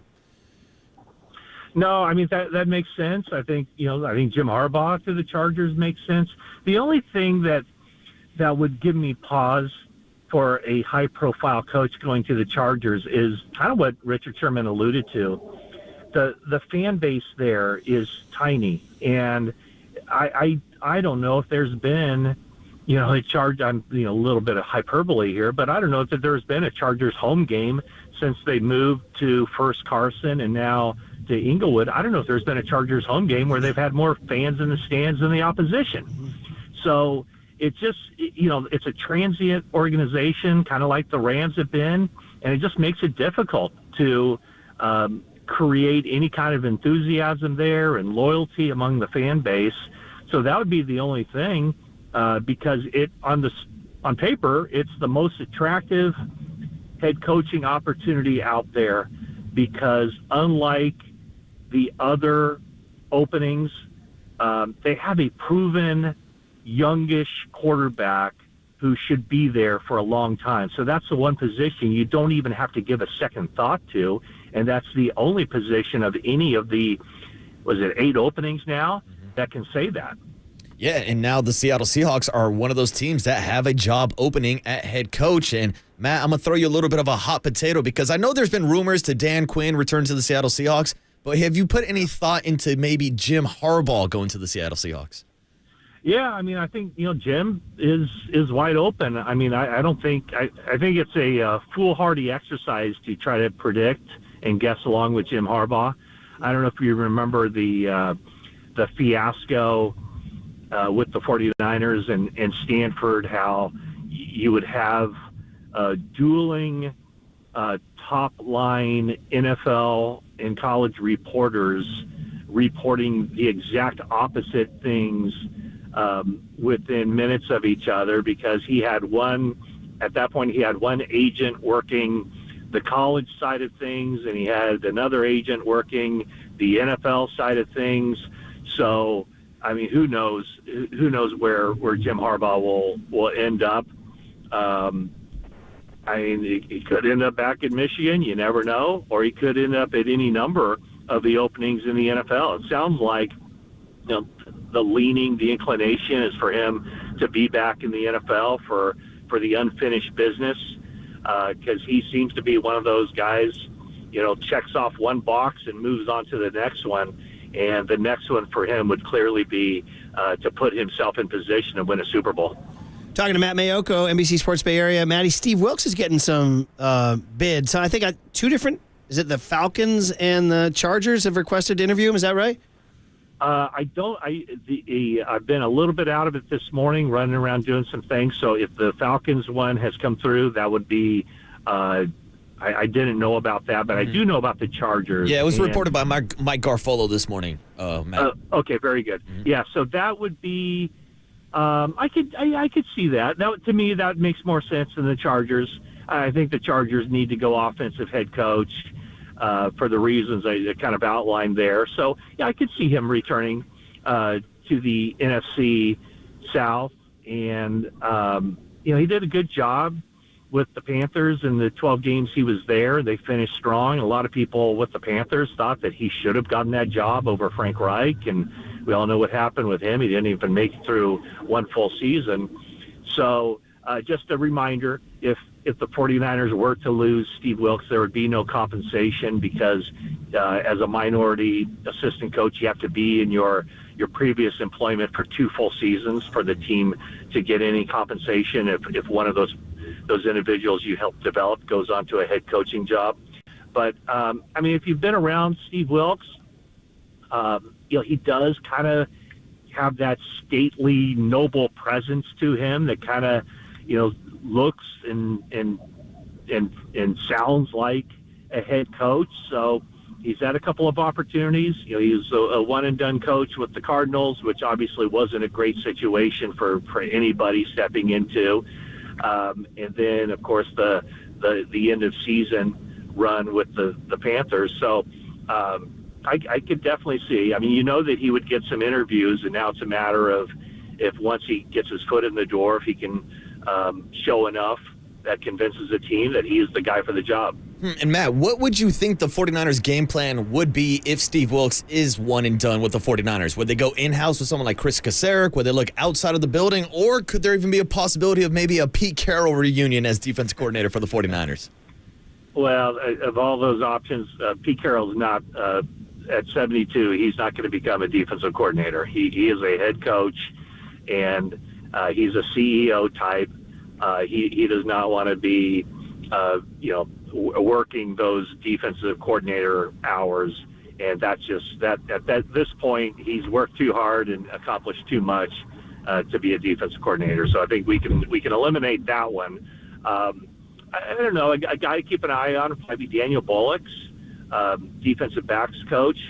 I think when you're looking at and they would definitely look outside as well to kind of find someone from that Seattle tree of defensive coordinators. But hiring or elevating a defensive line coach to coordinator is a tough ask, because so much of being a defensive coordinator is knowing how and when to mix and match coverages.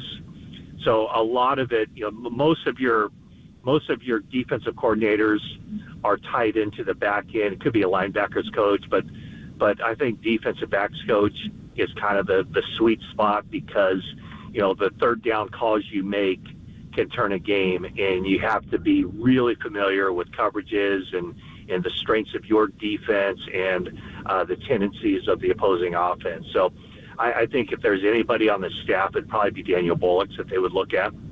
All right, Matty. So Debo says it's a 90-incher wings and dip. So the Niners draw up the best possible scenario for this weekend, and that includes Monday. Is it that the Tampa Bay Bucks, or is it that the all the higher seeds win and Tampa Bay comes here, or is there something else out there that's better? Yeah, I mean, the best case scenario for the 49ers would be that on Sunday at 4:30, they know that the Packers are coming to town. Okay. That is the absolute best scenario because it gives them the early heads up on who they'd be playing. They'd be playing the lowest, or I always get confused. Low seed. I know, right? To this day, I'm not sure. Let's just say that they'd be facing the worst remaining seed. There you go. So that's the number one thing, and then it becomes if the Cowboys hold serve like everybody would expect them to, then it narrows down to the next game, the Rams. If the Rams beat the Lions, then the Rams are definitely coming to Levi Stadium.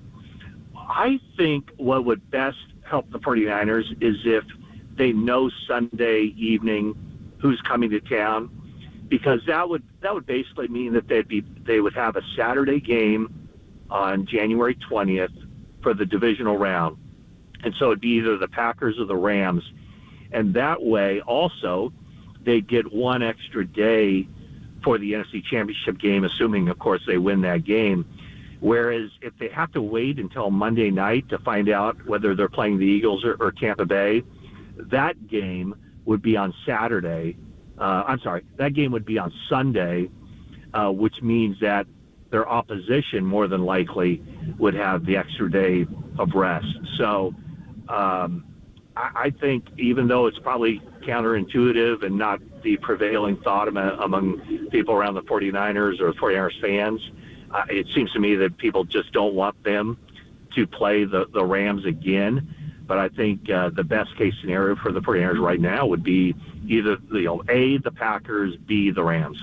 All right, Matty, and the big Eric Armstead's back, huh? Yeah, he had a workout on Tuesday, looked good. They were going to play him Week 18 if they needed that victory, but by clinching the week before, they didn't need it, so it gives him a couple extra weeks of rest, and he should be ready to go for the first round of the playoffs, or at least for the first round of the 49ers playoff season. Yeah, and it sounds like the 49ers are going to be relatively healthy. Now, Matt, there was one injury that I wanted to ask you about, and that's Dre Greenlaw, because when you see the words Achilles tendonitis, you start thinking bad things. So what's the latest on Dre Greenlaw, and should there be more concern about this injury? I don't think so. I mean, it's going to be something that they'll manage, but he had not appeared on the injury report or anything leading up to that game last Sunday against the Rams, and it was one of those precautionary things. He and George Kittle, late scratches from the game. They weren't on the inactive list, but they decided, let's not even suit up the required or the maximum number of players. So, they had that luxury of not pushing it with Kittle or Greenlaw, but I don't get the sense that, there's anything that should impact them or will impact them next week. It was just kind of let's manage it, make sure these guys are ready to hit the starting line of the postseason and be ready to go. Matty, you're the best. What a day in football, but the Niners are just resting, doing their thing. Practice 24 hours of craziness, hasn't it been? Oh my God, It's been wild. It'll never a thing like that. And in the middle of it all is the Warriors. You know who the happiest guy in town is Farhan, because nobody's talking about the Giants. He's like, go look at that burning building over there. Go be mad at somebody else. Exactly. So, all right, Matty. And, Thursday, Friday practice, then they're off this weekend, right? Correct. Yeah. Okay. Will you have your 90-inch screen out there with the wings? I'm gonna go. I think it's 60 or 50. I think it's 60, or is it 54? Ooh. I didn't even measure my screen. There's a Tommy Lee joke in there somewhere. But anyway, Ayo. But I will be having the Daisy brand dip if you listen to KNBR. Come on, baby, kick that Daisy.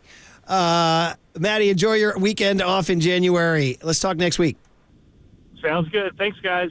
The great Matt Mayoko. The one and only Matt Mayoko. Yeah, it is. So your dream of Pete Carroll as Kyle Shanahan's D coordinator, he shot that thing down like a clay pigeon. Yeah, like I said, we're just kind of throwing stuff around. I think it would be hilarious, but I agree with Matt. I don't think Pete Carroll at 72 years old is going to be a defense coordinator for anybody. I'm here to I'm working with Trey Greenlaw. I want to work with Ambry Thomas. This guy Nick Bosa, man, he's an absolute freak. Chewing that gum. Yeah, it's kind of a bummer. It's kind of a bummer that he wasn't chewing gum in his farewell press conference. That would have been solid. It would have been poetic justice. Guys, I'm freaking jacked. I'm jacked and I got gum. All right. Well, we got fresh stuff. Bill Belichick spoke. Bill Belichick spoke. Next on the Sports Leader.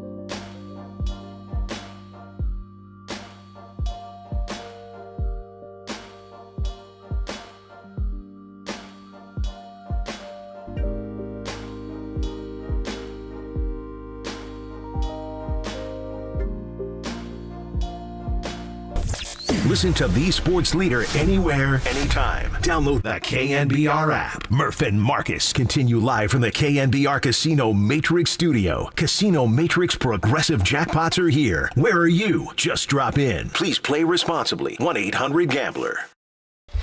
All right, morning. Seen this many cameras since we signed Tebow. For me, this is a day of, gratitude and celebration. Start with Robert and his family. It's great. So much thanks for the opportunity to be head coach here for 24 years. It's an amazing opportunity. Received tremendous support. We had a vision of building a winner, building a championship football team here, and that's exceeded my wildest dreams and expectations. The amount of success that we were able to achieve together, through a lot of hard work and contributions of so many people. So I'm very proud of that, and I always have those great memories. I'll carry those with me the rest of my life. Thank you all for coming here today and being part of this celebration. Thank you. Thanks, Robert. He's got a cold, so I'm not going to kiss him. Thank you. That's it. They didn't take any questions. They just spoke, and that's very weird. By the way, what is this emo ballad? Yeah, what is this sappy-ass music? No, I know it is. It's within the last couple of years. James Arthur, Say You Won't Let Go. No, Tony, I need a Cool in the Gang celebration. Like, what are we mourning Bill Belichick and the end of the Patriot way? No, this is a celebration. See you later. Hit the road, Jack. Don't come back. Get the hell out of here. This mutually agreed to part ways. We're taking the higher road. No, the Patriots fired Bill Belichick. Let the people know. As the great Kalina Azubuike said when Klay Thompson went off on, who was that player they signed that would... Wow. Remember that? Yeah. That's me. That's me right now to you on Belichick. Wow. I don't want to hear this sappy music and, we had such a great time together. No. Bill Belichick got fired. The Patriots don't want him as the head coach. They definitely don't want him as the GM. They don't want him drafting the future of the franchise at number 3 overall, and that's why Bill Belichick this morning is jobless. I would say 2 things to you. One, as mad as you get, it ain't going to change 6 Super Bowls for Tom Brady and the Patriots. Yeah. And 2, as mad as you get, they still haven't reversed the tuck rule. Yeah, I was going to say, actually ban the damn rule. There's some rage coming out of there. Yeah. Even so, it's funny because you and I both have beef with the famous NFL coaches that are retiring. Correct. Now, I'm going high. I'm going Steph Curry high road on the booze. I'm saying, Pete, I hated you. I mean, I'm saying that in a sports sense. I hate your stinking guts. Hate's a strong emotion. What strong is word? Pete, I strongly disliked you in the sports sense as a USC Trojan and a Seattle Seahawk. Drove me bananas with your gum and your enthusiasm and your winning and beating my teams all those years. And now, only now, I give him the competitor salute and say, you were damn good. You're not doing that to Belichick. No, I'm not, because there's plenty of other people who are going to give him his flowers. But, Murph, let me ask you, be honest with me. Are you happy that Pete Carroll will no longer be coaching the Seahawks? Well, to be honest, guys, I mean, Kyle and Brock changed it all. Beat him senseless. 5 in a row, including a playoff win. Brock Purdy ran Pete Carroll out of town. I mean, I was having weird emotions. Like, he kind of did run him out of town. No joke. 4-0, never lost. I mean, honest to goodness, if they're beating the Niners, because they went 9-8. If they win those Niner games, they go 11-6, and the Niners go 10-7, and Seattle wins the West. And Pete Carroll's playing this weekend. Those games, the Niners. I mean, you could make an argument that Kyle killed off Seattle. Kyle and Brock killed off Seattle. I mean, obviously, other things go into it, and they had a couple stinkers down the stretch. But they used to rule the West, and now the Niners rule the West. Not no more. So in terms of Belichick, it is interesting that he didn't, without Brady, he didn't win one or didn't even come close, really. I mean, I'm not. Now, listen, I don't. See, like that, like Murph. Talking him. No, the guy won 6 Super Bowls. But to your argument, look what Pete Carroll did without Russell Wilson. And obviously, he didn't go and win another Super Bowl or anything like that. But he got back to the playoffs with Geno Smith. I know Belichick made it 1 year without Brady, but his legacy took a much bigger hit once his franchise quarterback left. It's sort of analogous, though, because Seattle hasn't been past the division round since 2014, since Russ kind of lost his fastball. True, but the Seahawks have been more competitive since Russ left. True, but not versus the Patriots without Brady. Championship level competitive. So what does that tell you guys? As we say, It ain't the X's and O's, it's the Jimmies and Joes, kid. Damn, Jimmy. I mean, Bill Walsh went 2-14 one year, okay, without Joe Montana, and George Seifert won 2 Super Bowls with the Niners. Then he went to Carolina and went 1-15, I think, or was it? I think it was 1-15, something like that. Carolina days. Ooh. So, guys, I mean, they say the ultimate coaches. Bear, they used to say this. I forget which old Southern coach said this. They said the best coach. I think it was a Bum Phillips or Bear Bryant. He could take his'n and beat your'n, or you could take, and then he could take your'n and beat his'n. That's how they said it, like whatever, some weird Southern thing. Basically, they said he could take your team, and he could take his team, beat your team. Okay. Then he could take your team and beat his team. That's a true sign of a coach, I guess, right? That's the ultimate. Now, what coach can do that? Who has gone multiple places? And Jim Harbaugh. I was going to say John Gruden going from the Raiders to the Buccaneers. Literally beat him in the Super Bowl, yeah. Yeah, Harbaugh's a good example. Harbaugh has gone everywhere he's gone. He has conquered the beast he needs to conquer. He wins everywhere. I mean, you could say he didn't win a Super Bowl with the Niners. True, but you got there. He did. And Stanford, what he did, I mean, I've said this all week. It still remains the greatest coaching job. You can say the same thing. He didn't win a national title with Stanford. He beat USC, though. Yeah. Multiple times, including putting up 50 on Pete Carroll. Going for 2 to put up 50, okay? Going for 2 late, which led to Pete saying, what's your deal? Yeah. The legendary line. That became shirts and memes and all that. So anyway, that was Bill Belichick. And how, you got to take a question. Belichick and Kraft, they owe that to the fans. I mean, see, that's the thing that gets me sometimes. Is like, you guys are like, people say, the media is such a pain in the ass or blah, blah, blah. No, man. Without, you got nothing without fans, man. You got nothing without the media. And I'd say Patriot fans deserve answers from Kraft and Belichick. Sure. And they didn't take any questions, which is kind of, I think that's lame. I got to give Pete Carroll all the credit in the world. He stood up there yesterday after he got the ziggy. He could have just said, hey, man, I'll talk to you guys down the road. I just got fired. Instead, he stood up there and he admitted nobody knew if he had gotten fired or not. He admitted. Or if he was going to be an advisor. But I'm saying, reporting, people didn't know if he had retired. Yeah. And he got up there and said, I competed hard to keep this job. I tried like heck.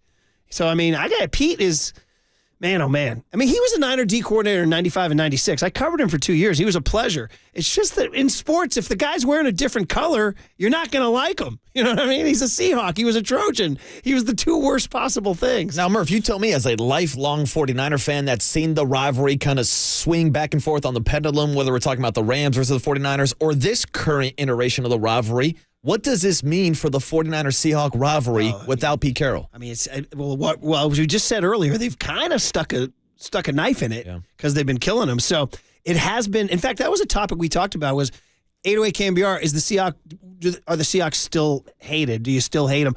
And we had people texting in and stuff. I remember saying, "Guys, my Seahawk rage is gone." They're like, "I don't get nearly as stressed anymore."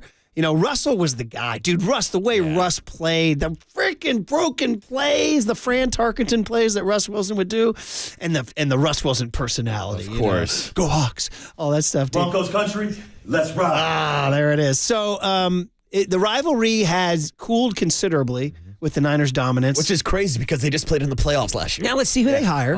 Let's see who they hire. I mean, Dan Quinn's the obvious guy. It seems like that's the direction they're heading. And they don't have a QB. I mean, unless you think Geno's going to... No. Geno ain't going to beat the Niners, right? Geno ain't the future. Right, so... But also, Seahawks are drafting 16th overall. Yeah, right? So that puts them in a weird predicament. By the way, one other coaching news came out since we're doing this is like a newsy segment here. We just played you the Belichick stuff.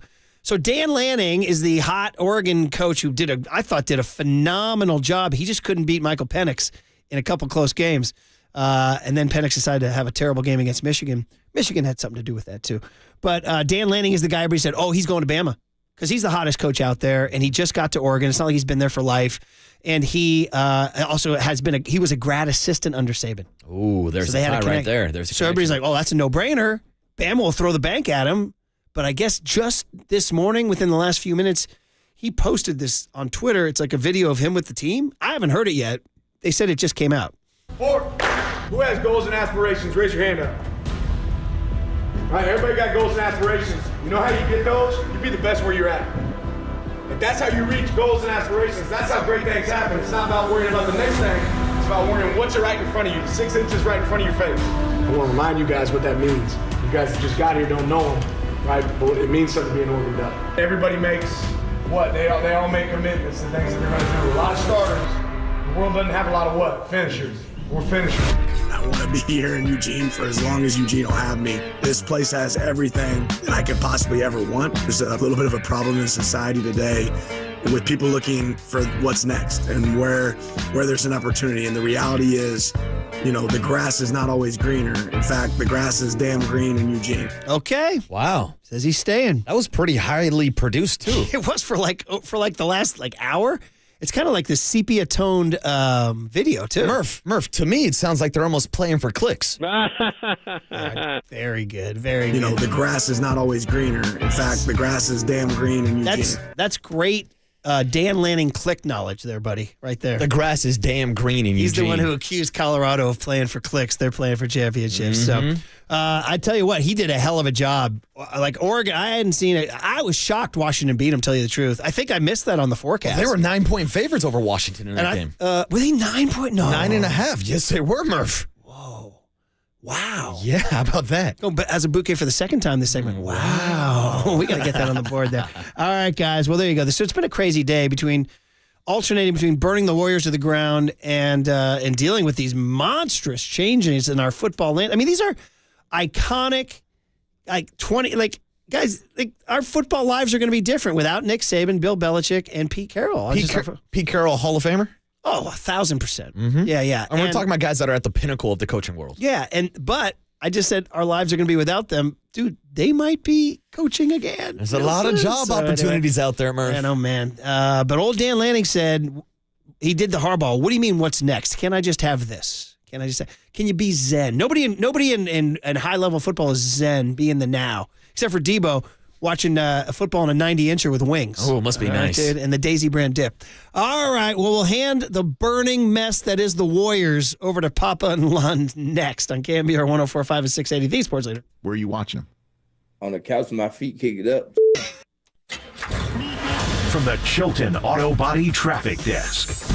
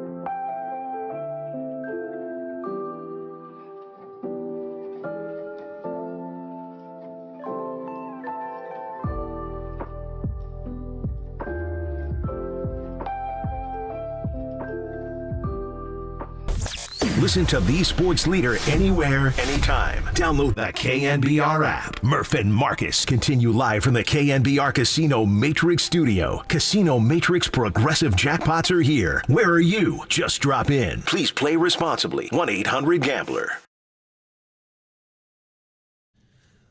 You hear that? That's young Tony going with the studio version. So we had Greg Cosell today at 6:50. We always go classic rock with him. And in an effort to promote our Bottle Rock next week giveaway where Stevie Nicks is performing. This is Lindsey Buckingham, of course, singing. But Go Your Own Way was the song for Jim Harbaugh, Nick Saban, Pete Carroll, and Bill Belichick. Maybe Jim Harbaugh. Maybe Jim Harbaugh. He might go his own way to the NFL, Murph. Thank you, Tony, for this. And that's, you can explore Fleetwood Mac on your way home, buddy, because I know you've been exploring war on drugs. All right. Hey, today it's John and John. Look at JD coming out of the pen. This guy, like, just hours ago was torching the Warriors, and now he's here to do it 10-2. JD, you still have enough bullets in your gun to take down the Warriors for another 4 hours, JD? Buddy? What's going on? I'm ready to roll, fellas. My God. I'm ready to roll. There's plenty still to talk about because everybody apparently is on the table to be traded except for Stephen Curry. The news just keeps on coming with these guys. How was last night in terms of, and everybody should know, John Dickinson does Dubs OT as soon as a Warrior game ends. Mm-hmm. And also shout out Just Dubs on Saturdays. Right. But as soon as the Warrior game ends, we go live on YouTube, Twitch, and the radio, the old school radio. Was it a different attitude last night from the viewers and callers? It wasn't really different from Sunday night, to be perfectly honest. I think people were pretty frustrated Sunday and pretty frustrated after the blown lead against the Nuggets going back to last week. But no, people were fired up. I mean, full lines basically within the first 5 minutes of hitting the air. And we were running through the calls, and people are upset with Steve Kerr. People are upset with the veteran players for not bringing the younger players along. People are upset with the younger players that some believe just aren't that good. Why is everybody so focused on the younger players? They're not, over time proving to be able to be carriers. So a lot to get into here over the course of the next 4 hours. And again, already the news cycle just keeps churning with the Warriors. Already a Shams report that everybody's on the table from this morning with the deadline still 4 weeks away. So a lot to get into. Well, this is what Sports Talk Radio exists for, right? Interesting time for the Dubs. All right, John Dickinson in for Papa.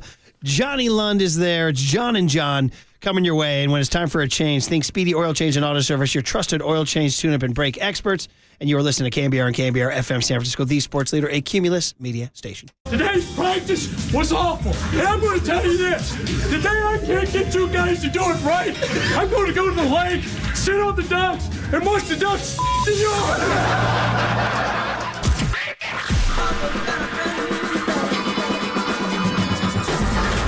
Ladies and gentlemen, Prepare yourself. prepare yourselves I love it when you call me Big Pop. for Greg Papa Sleeping Boy is Superman. San Francisco. and John Lund. It's 10 o'clock. Let's hit it. This is Papa and Lund That's right. We're getting it going. on KNBR 104.5 and 680. The sports leader. Bad pass stolen by Nance. That's 6 turnovers already for Golden State. Good look for Hawkins. Hawkins connects on a 3. That's their 7th three-pointer already. Daniels swings it. Murphy drives it back to Daniels. Dyson Daniels lines up the 3. 8 for 15 from three-point range. And Golden State, this is now the 5th time this season they've given up 40 points. The Eagles will be fine, Doris. Don't worry. I'm not an Eagles fan. I might live to Philly now, but I did not grow up there. See, this is not a good sign. There's 5:40 remaining here in the second. We're already talking about another sport. Because this game is not competitive right now. The Pelicans just putting on a fantastic performance. C.J. McCollum, nice hesitation move, kicks it out. Daniels wide open three-pointer. That's no good. That was nearly tipped in, and the second one is from Valanciunas. First with the right hand, then with the left. He's got 11 points in the third. Yeah, we deserved it for sure. Fell behind immediately, and I think we're just lacking confidence right now. You just sort of you get to a stage sometimes where you just kind of lose your belief. So this Warriors team, they're teetering right now. As we're just under a month until the trade deadline, I think they will be active. Everyone but Steph Curry has to be in play. Yes, thanks for joining us. It is a Thursday edition of the show. Pop is out for today. John Dickinson is in. Thank you so much for joining us. We appreciate it. A ton to get to today. We'll open up the phone lines. Text line will be wide open. YouTube and Twitch, you can jump on there and see the show and start the conversation about the Warriors. Another disappointing effort, 141-105. We'll get into that. Historic as far as the coaches that will not be coaching. We'll get into a little bit of coaching talk today, but as you heard there at the end, that is the big story and what we will kick off with today. Shams Charania saying that everybody is available outside of number 30 for the Warriors, and our good friend John Dickinson is here. JD, it's always great to talk to you, and of course, as the guys were just saying, as Murph and Marcus were just saying, you already fielded a lot of these calls. You already felt the venom from the fans. You go to every single game. You're there, and you're after all games in Dubs OT, so you talk to the people when the stove is the hottest. So let's get into that conversation right out of the gate, but first and foremost, good morning. How are you? Yeah, good morning, John. Good to be with you, my man. As always, looking forward to the next 4 hours, and yeah, a lot to get into, and the people are fired up and I think fed up at this point to have the type of performance that the Warriors had where they basically looked like they had given up on top of basically playing the same game on Sunday against the Raptors. I think the one thing you thought was that the Warriors were going to come out and show some fight last night after the Draymond press conference, after Steve Kerr steps to the podium again and basically says, hey, it's time to recalibrate and move forward, and Draymond's going to be back soon. And then they give up 46 points in the first quarter. They turned it over the first two possessions of the game, Kuminga and Curry. So it was a young player and a future Hall of Famer and a two-time MVP, both ends of the spectrum, not coming through for the Warriors. And that's just what it's been. They give up 9 threes in the quarter. And, I mean, they gave up the most points at home that they'd given up in a first quarter in 33 years. I mean, it was that bad last night. So people want change. I think at this point, how do the Warriors go about changing it in the short term or for the long term, though, becomes the question that needs to be dissected. Well, let's first of all start by being honest. This is the most, however we want to term it, JD, the most overpaid, the most underachieving, the worst bang for the buck professional sports team of all time. Between salaries and tax, what are the Warriors at? Over $400 million. And Joe Lacob and the whole front office thought if we, put this thing together and we keep Curry and we do all these kind of things, we're not on a 2 timeline thing anymore. We're straight up for Steph. So we're going to do this. So let's play Joe Lacob for a minute here and try to get into his head to what he's thinking, because here's a guy that is ultra competitive, that I'm sure is extremely embarrassed, that even though, rich people are rich and they he's probably got money to burn and all these kind of things, but they didn't get rich by being stupid with it. They didn't get rich by, going to a strip club and making it rain and throwing it all over the place. That's not Joe Lacob. So he's got to be looking at 12th place because the Utah Jazz have been red hot and they've overtaken the Warriors. So the only teams below the Warriors, Memphis just lost Ja Morant. Portland's never been in Wemby. I mean, the teams below the Warriors right now had no designs on becoming playoff teams. So at some point you're Joe Lacob and you're saying it's not a tweak. It's not Draymond coming back. It's not even, to me, and you tell me if you disagree here, obviously, it's not making a move for Siakam and saying Siakam and Draymond Green and all of a sudden we're going to vault into contention. This team is broken in a lot of different ways. I want to get into a conversation today, too, about if I'm Steve Kerr. I know that Eric Spoelstra just got a huge contract, but do I want to reside over the ashes that is this team, the Warriors? Phil Jackson never did, one of his coaching proteges. Now Greg Popovich has, so I don't know which way Kerr is going to go on this, but let's just stay on topic right now. JD, if you're Joe Lacob, and we heard what Shams Charania said, I mean, it's funny because that's what was in my notes today is, if I'm Joe Lacob, I'm not paying this tax bill. I'm moving guys. And I'm sorry, this is what it looks like at the end. And I love Klay Thompson and what he's done. But sports doesn't do thank you contracts anymore. They're going to pay you for what you do. And that's a hard decision on Klay, but it's probably got to be made either now or at the end of the season. Andrew Wiggins, I've given you enough time. We're at the midway point of the season. You've been asleep at the switch. I like Jonathan Kuminga a lot, but where this team obviously went wrong was they had 3 lottery picks And Wiseman was a bust. Kuminga looks like he could be something, but I don't know that he's a pillar of a foundation that you're going to build around. And then Moody is probably just a rotation player. So they had a chance to find their Kawhi Leonard, and they couldn't to extend this thing. And this is what is smoldering from the ashes. I don't think this is a rescue mission. I think that this is recovery of the body. I think that they need to make moves, and they need to go the other way, because 12th place midway through the season tells you this team stinks.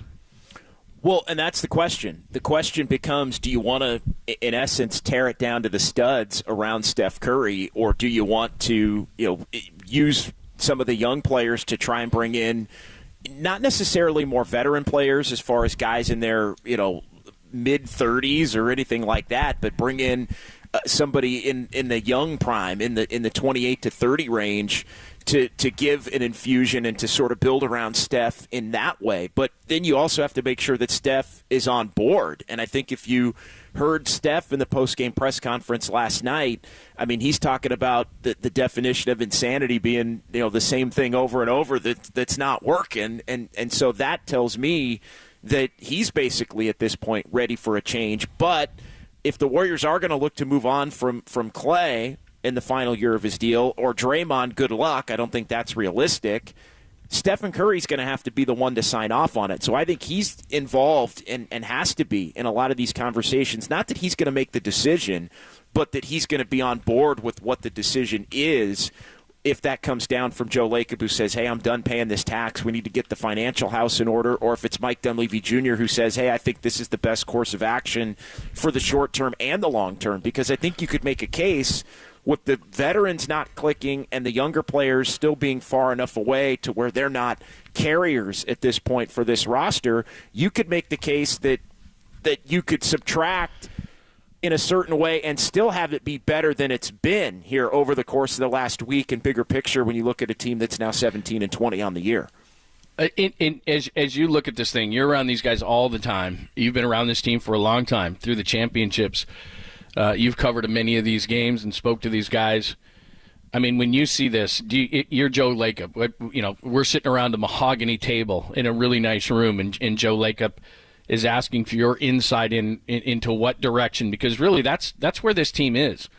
It's 4th and long, and you're either going to punt this thing or you're going to go for it, or whatever the case may be. But I see a 12th place team, and we're at the midway point of the season, and I would understand people would say, wait a minute, we haven't seen the team with Draymond Green. Draymond Green is not a team saver. Draymond Green is not Steph Curry. He's a great glue player, and I give him a ton of credit for what he's been in his career. But I don't even know if we're going to get the Draymond Green at age 33, the guy who's supposed to be mellow. I question whether he's going to be the Draymond Green of old, or old Draymond Green. I just don't know. It happens fast in sports. Klay Thompson, the consistency. What's the problem with the Warriors is they're too old and they're too young. So consistency, young players don't have consistency. Old players don't have consistency unless their name is Steph Curry.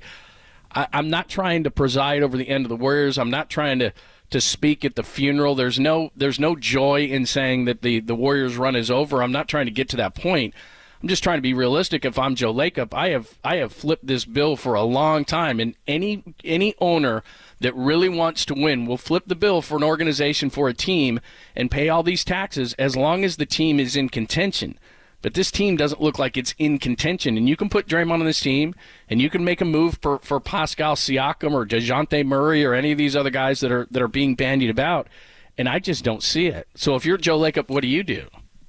Well, I think the goal has to be, if you still believe Steph Curry's going to be on your team, which they do, and playing at the level that he's played at really up until lately, I think he's gassed. I think the burden, as Steve Kerr said the other day, has been too much that the Warriors have put on him to have to carry this thing. I think at times he's done it, but at the longer you have to do it at his age, the less likely you are to be able to continue to do it and carry this team to wins over and over and over in an 82-game slog.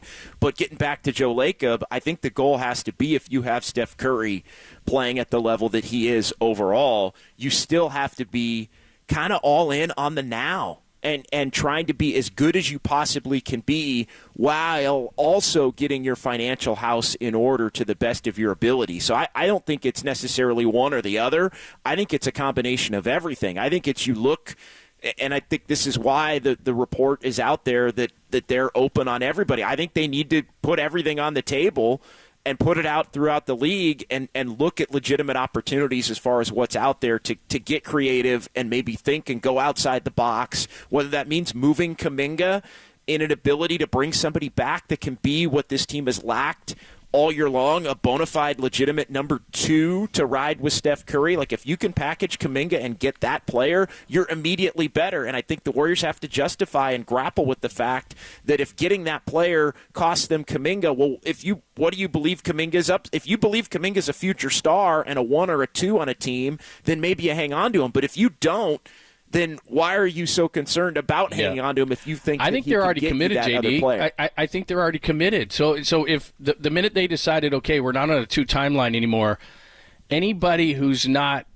at that level right now, not next year, not the year after, not the year after that. They already did it with Jordan Poole. They already did it with James Wiseman.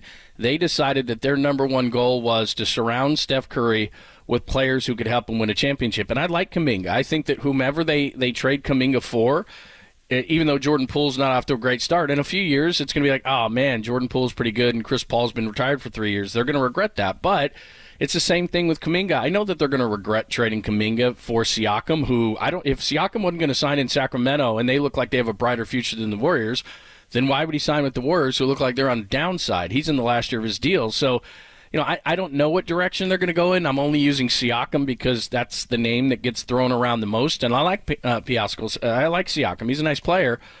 But let's just say for the sake of conversation that they go get Siakam and Draymond Green comes back. And there's no doubt that they're better. I just don't know if they're good enough in the Western Conference for Joe Lacob to then justify continuing to pay those kind of taxes. And then, oh, by the way, he leaves next year. And then you lost Jonathan Kuminga. But I don't know, to your point, I don't know that they have a choice because they've already decided. The minute that they just said, okay, we're going to get Chris Paul and we're going in this direction, then Jonathan Kuminga, no matter how good he got this year, unless he was the second coming of Kawhi Leonard who kept the Spurs thing going, then you already committed to trading him. In my mind, you've made your decision, have you not? No, I would agree with that, John. I think they doubled and tripled down on themselves, and this was really Steve and Steph and Clay and Draymond. I go back to May 12th in L.A. when they got knocked out, and everybody was wondering, hey, is this going to be the end right now? And there was the report that got dropped from The Athletic about 30 seconds after the final horn down in L.A., and then everybody came into the press conference and said the core 3 still has enough in the tank to continue to go get it. And so to me, in that moment, they determined what this season was going to be all about, and I think at this point they would be foolish to say they were going to reverse course on that and go in a completely different direction. All right, JD, John Dickinson is here. He knows the Warriors as well as anybody else. Jump on a phone line. You can get into it and ask John Dickinson, kind of like we're doing Dubs OT, but in the middle of the day, because after all Warriors games, you can hear JD talking Warriors. So let's get into that whole conversation. You're Joe Lacob. What do? You look at a 12th place team right now. Do you just continue to go for it because you have Steph Curry around you? Do you start breaking down pieces because you don't want to keep paying the luxury tax? This is the most expensive roster in the history of North American professional sports, and yet they're in 12th place as we get to the midway point or close to the midway point of the season. We'll continue that conversation as well. We'll let you hear some of the sound, some of the frustration from the Warriors players. Got a great guest list for you, which we will unveil coming up next. We'll do it all next on a Thursday. Pop and Lund with JD and only here on the Sports Leader.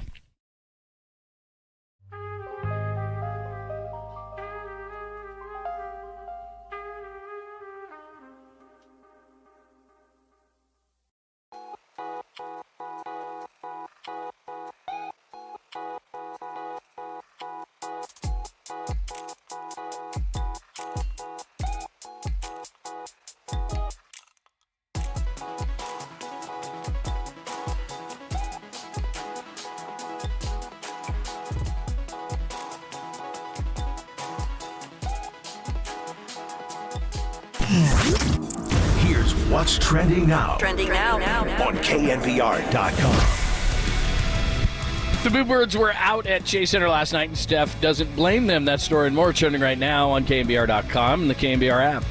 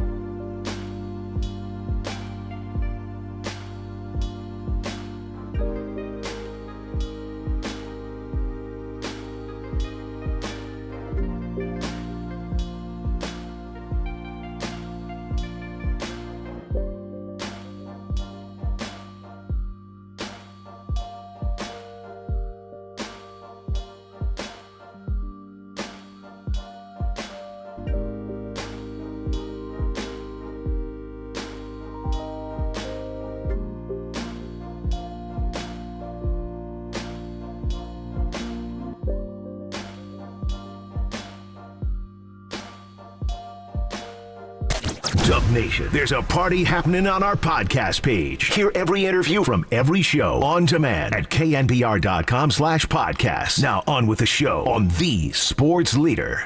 This is the second straight game that you guys were booed here. How does that make you feel when you hear that? I don't even know what to say about it because I don't want to be prisoners of the moment and understand, we're obviously struggling. There's nothing to really cheer about, so obviously the cheering is booing. Might as well. I don't take it any certain type of way. Honestly, I'm booing myself, booing our team in my head because of the way we're playing. So, it is what it is. Fans are going to react the way that they want. It's our job to, give them something to cheer about. Thanks for joining us, John and John, today. John Lund, JD, Pop is out today. Warriors lose 141-105, and I think what Steph is referencing is right out of the get-go, the Warriors try another starting lineup. It does not work, and they're down 46-27.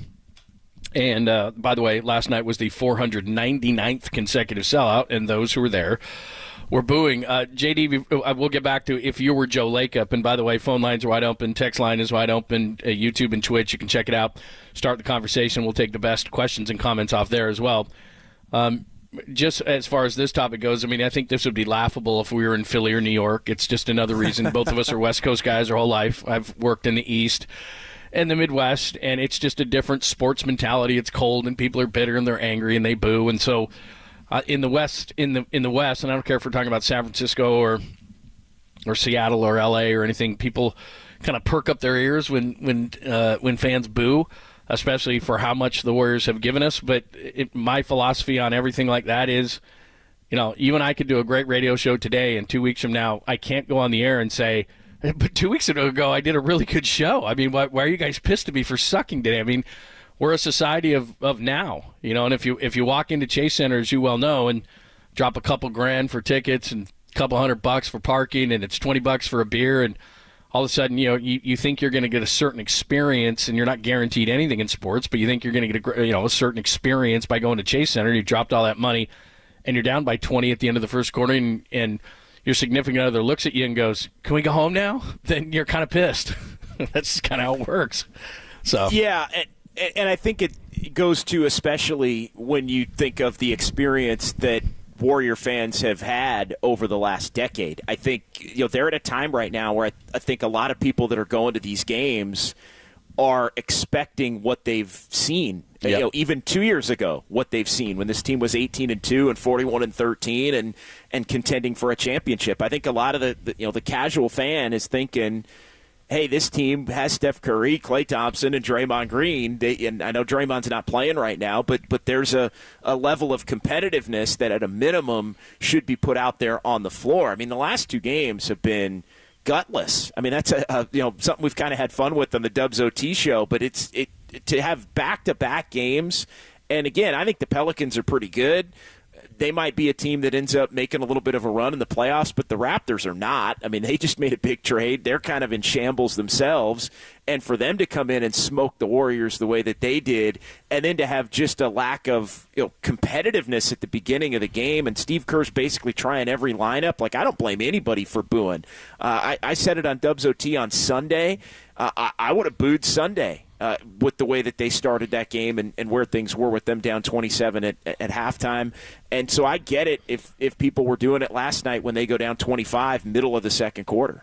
Yeah, I would agree. And look, I think it's kind of comical, this conversation, but again, it's the difference between the West Coast and the East Coast sports fan. If you're in Philly or New York or something, it's just the way you go. And it really doesn't have anything to do with the money, even though I brought up the money, because I think that's what most people can relate to, that I spent all this money and here's the product I get. There's no guarantee. It's like there are guarantees maybe that Taylor Swift is going to put on a pretty great show because you've seen it, and there's really, unless she's sick or lost her voice or something, you're going to pretty much get what you pay for. Sports is different. But as far as anybody criticizing, and that's why, by the way, another reason you love Steph Curry, in a question like that, how many guys have gone up team leader or not and basically ripped fans for booing him or something like that, or whatever the case may be, and he kind of sits back, and you've been in a million of these. he sits back and gives you a thoughtful answer on people basically booing him when Steph Curry could go, do you know what I've given to these fans? Do you know that they wouldn't be an arena without me? Do you realize that this organization was in shambles before me? Like, a lot of guys would have said something like that, and yet Steph Curry sits back, waits for a second because he goes, I don't know what to say, and then he gathers his thoughts and says, I'd boo me too. I was booing myself in my head. I mean, what a phenomenal – I mean, that made me nothing. But, I mean, for him to say essentially – yeah, I'd boo me too, when he could lash out and say, "This Chase Center's the building that Steph Curry built," even though Kevin Durant put the gold shovel in the ground. Like, there wouldn't be any of this without me, but he doesn't. He sides with the fan. He so much gets it and is such a great leader. When people are, I mean, I don't know that they're exclusively booing him, but he's the leader of this team, and here he is walking off the court getting booed, going, are you kidding me? I mean, he's probably thinking, are you kidding me? But he's not saying it. Well, he saved that for Klay Thompson. Who, by the way, has turned into this, like, bitter, like, he's like, what do I do? What do you say? I'm not going to lose sleep over it? Is that what Klay said? Yeah, what am I supposed to do, lose sleep over it? And he also dropped, if we play that clip, and I think it was Connor Letourneau, the Chronicle, that asked that question. Shayna Rubin asked the question to Steph. And as Connor's asking the question, you can hear him say under his breath, I don't care. And then he gives the actual answer he did. So, yeah, as much as Steph, who clearly was thrown by it and was trying to make sure he didn't say the wrong thing, which is why he stammered. In trouble, right? Which is why he stammered for about 15 seconds. He's like, "Oh my God, what? Yeah. How do I really want to answer this versus how am I actually going to answer this?" Like, you could hear Steph noodling it through, which is great. I mean, that's part of the class and you know, everything that Steph shows, the humility and all of the great things that make him so beloved here in the Bay Area. But yeah, he saved it for Klay. Klay was basically like, I don't give a rip. Like, they can do what they want. And you're right. I mean, that I think in part, that's why the fans are booing. It's because Draymond's not even here right now. I know he's on the bench or whatever, but he's not playing. He's a big part of the reason why they're in this position that they're in. You've got Klay, who's basically turned in, like you said, to this angry guy when he was the most affable, laid-back, chill dude in the league, and now he's pissed at every turn about everything.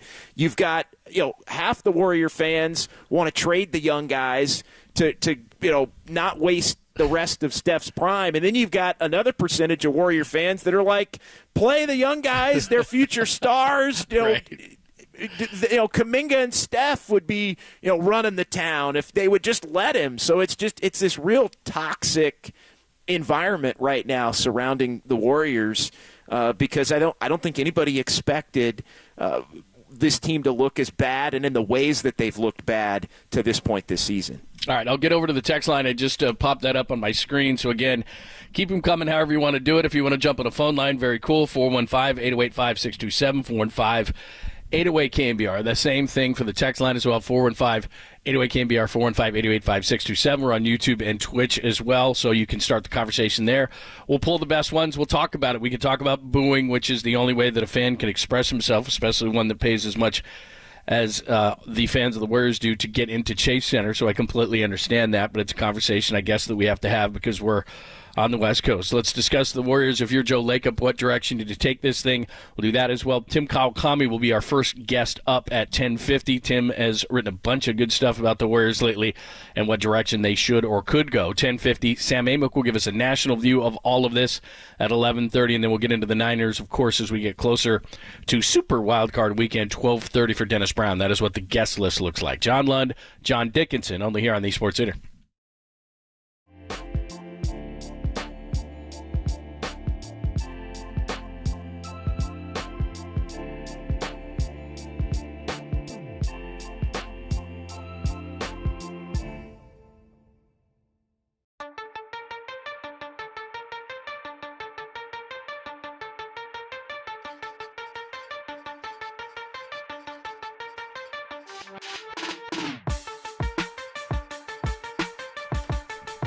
It's always great to talk to our good friend Steve Moskowitz from Moskowitz LLP. He's got the answers to all your tax issues in 2024. And Steve, today we're talking about ERC. Tell us about that. ERC, Employee Retention Credit.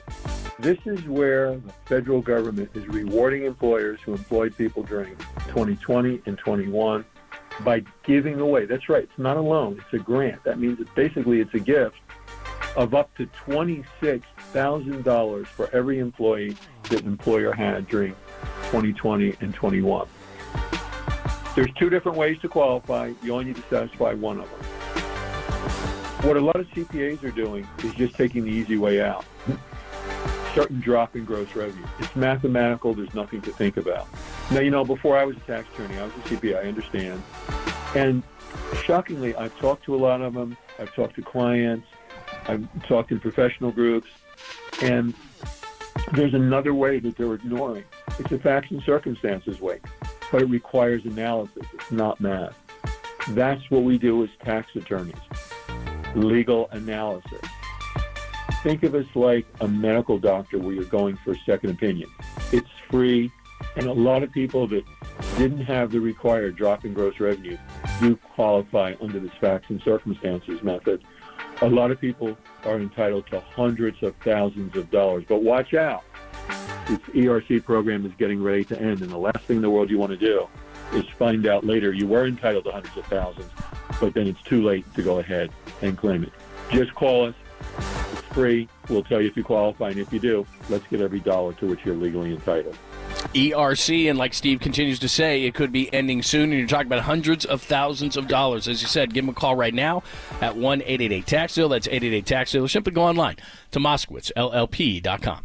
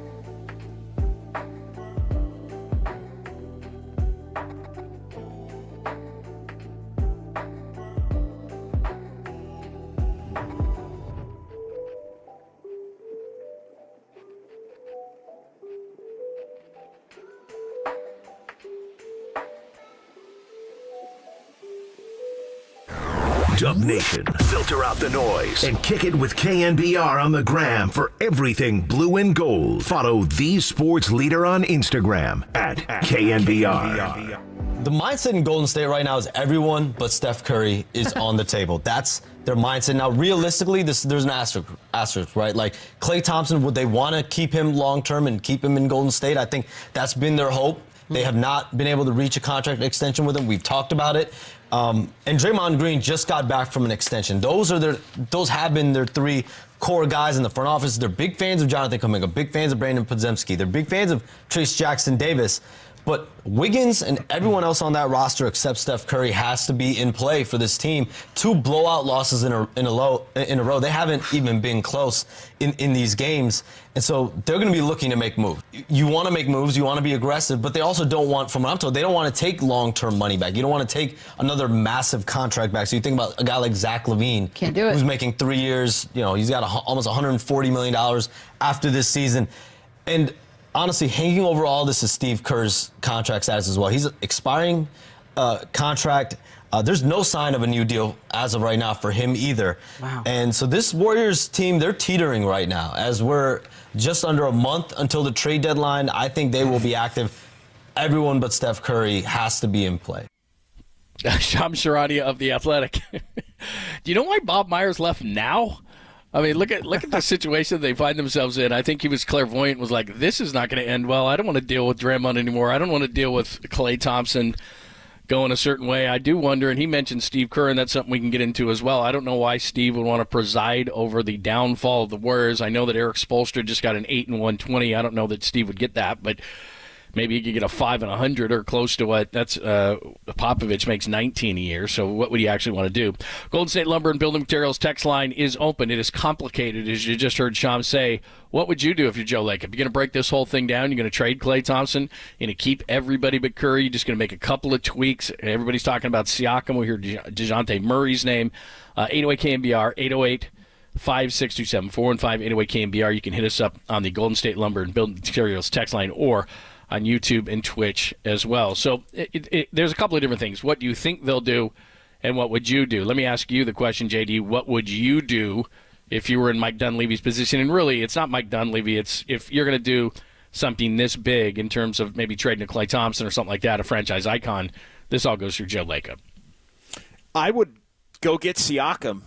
To be honest, I think his skill set fits perfectly, and I would include Kuminga in the deal to get Siakam. And again, if your evaluation of Kuminga is that you think he's a future star, then maybe you don't do that. But at this point, I think even if he is a future star, he's a future star 3 years down the line, and it's not going to align with Stephen Curry's timeline as far as his ability to be at the peak of his powers like he still is right now. So I think you go get Siakam. I would, like I said, I would look to see if they would do Kuminga and take Chris Paul back and then just ride it out with Andrew Wiggins and hope that you can get him going. But Siakam becomes the 2, which allows everybody else to go down in the pecking order. Draymond comes back. I think you can play Draymond at the 5 a lot. I think you play Siakam at the 4. You roll it out with Wiggins and Moody, basically at the 3, Klay Thompson. You try and keep Podziemski and those guys. So you still have somewhat of a balance of young and old, but I think Siakam would be a stabilizer. I know he's not a great three-point shooter, but he's an extremely skilled player. He's a good defender. I think you could run the 2-man game with Curry and Siakam, and I think that would help unlock a lot of what Curry, take some of the heat off of him, allow him to get back to being more consistently good or great. And then you figure it out in the offseason in terms of the money and whether or not you want to pay him. And if you do decide you want to pay him a max deal and he wants to play with Curry, then maybe there's some other moves you have to make at that point to get your financial house in order. But I think the short-term move would be to go get Siakam, and I do think that would give them, as long as they're healthy, an opportunity to make a run toward at least getting into the play-in and getting into the playoffs, and then you kind of go from there. Yeah, I agree, because here's the thing, is that let's say they tear this thing down right now, and Joe Lacob has had it, and he doesn't want to pay the $400 million. Again, this is the most expensive, most underachieving, at least from a financial standpoint, team in professional sports history. This $400 million payroll is the most. They're sitting in 12th place, only above Memphis, Portland, and San Antonio, who are clearly out of this thing. They've fallen behind Utah. I get it that Draymond Green is not back, but we're nearing the midway point of the season, and Steve Kerr said the other day in a press conference you were at to talk about Draymond Green's return that he has seen this team, and he has pushed a million buttons and tried to figure this whole thing out. The starting lineup, again, got beat, what was it, 46-27 in the first quarter last night. They just can't figure it out. And for those listening and think, well, just trade Andrew Wiggins, what does he get you? I mean, he's got $4 and $109 million left on the deal. He's not going to get you anything. So to your point, JD, you're going to have to include Jonathan Kuminga in a deal. And I don't want to include Jonathan Kuminga in a deal. And in a couple of years, when Siakam's gone, maybe even as early as next season, because he's got an expiring contract, they're going to probably regret that trade. But I think they're too far down the line. They kept Curry and they kept Klay and they kept Draymond. They gave Draymond a new contract.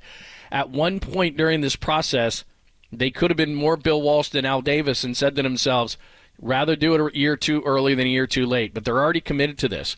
And so they could tear this whole thing down right now. What's it going to get them? It's going to get them in the lottery for the next 5 or 10 years. I mean, even look at Jordan's Bulls and the Celtics and all those great teams for years and years. San Antonio is going through it right now. At some point, the credit card bill becomes due, and you just go back into the muck that is the NBA, and you try to get out of it as fast as you possibly can. But there's not a team in history that hasn't gone down to it. I mean, if you go to the NFL, and we're going to get into the coaching carousel a little bit later in the show, Bill Belichick, the greatest coach of all time. All due respect to everybody who thinks it's Bill Walsh, completely understand, whatever, if you want to debate it. But one of the greatest coaches of all time, Bill Belichick, is out in New England because they're in the muck and they can't get out of it. So that's where the Warriors are ultimately going to be at some point. And so they've already gone down that chute. And to me, Kuminga is not Kawhi Leonard. Now, maybe he is. He's only, 21 years old? Maybe he turns into that. But to me, at this point, he's not the guy, and the timeline doesn't work out, that he's going to extend this thing right now. So I really don't think you have a choice, as much as that might disgruntle Warriors fans. They want to see the results of Jonathan Kuminga, and they wanted to see the results of James Wiseman, and maybe they think Moody's going to be something. But, JD, I don't think they have a choice but to go out and try to make this roster better right now. And Kuminga's the glaring one who can get you something. Because I get this all the time, and I'm sure you do too. The trade machine. Everybody can get to the NBA trade machine, right? And people are sending me stuff with Wiggins in it, or with Moody in it, and it's like, you're not getting, and the type of players, because the salaries match, that I'm getting back is like, you've got to think you're the other team. Do you want to keep your gig? Because like the Wiggins, Moody, Looney, thing, and then you get back some superstars, like the other GM is immediately fired. So when you do that and you send those to either me or JD or somebody else, think as the other GM. Would the other GM do that? Now, maybe if he was on crack and drinking a lot, maybe he would, and you catch him at the right time. But Isaiah Thomas isn't in the league anymore as a GM. I mean, you just can't do it. Kuminga's the only chance you have. Well, yeah, I mean, to me, and I've said this, it's to me, you have Kuminga because he has the most value at this point. You have Wiggins because of his placeholder salary, but people don't want to take back the long-term commitment to him when he's playing as badly as he is, so you almost have to factor him out. And then you have Chris Paul and his $30 million that basically a team can take on, and it goes away at the end of the year. So another team looking to unload can take on Chris Paul, and it's not, at a minimum, not going to cost him anything. Now, I think what teams would like to do, I'm talking about other teams as far as Chris Paul goes, I think another team would love to unload a $30 million player that's got multiple years on a deal, but if the Warriors don't want to do that and assume that coming back, then maybe that's not the direction they're going to go. But without a doubt, and I think it's interesting what's come out today, that everybody basically is on the table, and it wouldn't surprise me if the Warriors are, because, look, if they have to look at would somebody take Draymond, I think, at this point. They have to look at Clay expiring deal. I mean, and they have to have a conversation with Clay even, John, in the next couple of weeks, depending upon how this thing goes. They got to look at Clay and say, hey, do you want to be here? Or are you hell-bent on getting the max price, or do you want to be here? Because if you don't, we're going to trade you now, given the way this thing, ends up shaking out over the course of the next 4 weeks. But, yeah, I think it boils down to Kuminga and Wiggins and Chris Paul as the three most likely trade chips, again, based on the contract, the value of Kuminga and what you could take back, and Wiggins basically as a placeholder. But you'd probably have to take back bad money in addition to shipping Wiggins out and putting Kuminga in the deal to make that work. Right, exactly right. Because look, if you're now, Kuminga is an asset. Kuminga is something that another team would want. But and if a sweetener to Wiggins at this point at the same time. And I guess that's what I'm saying is that, again, and it's no offense to anybody on the text line. We really appreciate you interacting with the show. But 707 texts in and says, what do you guys think of getting Mikal Bridges for Wiggins? I mean, that's not happening. He's a net negative. Mikal Bridges is awesome. Mikal Bridges is an all-star. Right. Andrew Wiggins, we're not talking the two-way Wigs and the championship Wigs, and we're talking about the Wiggins that Minnesota couldn't wait to get rid of because on the court he's just kind of whatever. Honestly, right now he's worse than that, John. Right now he's worse than the guy that the Warriors acquired back in 2020. Yeah. But my point is he's a net negative. Chris Paul is a net negative. The only reason you would take Chris Paul is because he makes $31 million this year and his contract is expiring. And if you're a team that wants to get rid of a bad contract, it's if you don't want to include Kuminga in a deal, what it's going to be is flawed player for flawed player. So Chris Paul's 38. That's not really what they care about. If they're getting the $31 million, they want to get out from under a contract. Wiggins, if somebody's going to take now, well, we're almost halfway through the year, so 3.5 years of Wiggins.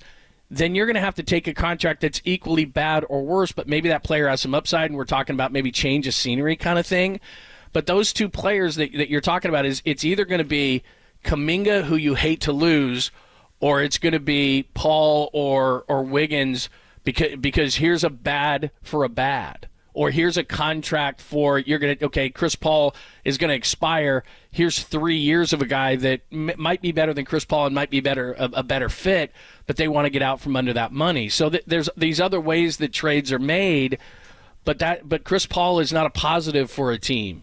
Wiggins is not a positive for a team. Kuminga really, depending on, Podziemski doesn't make any money. Moody's out of the rotation. Like when I get stuff, hey, what about Moody?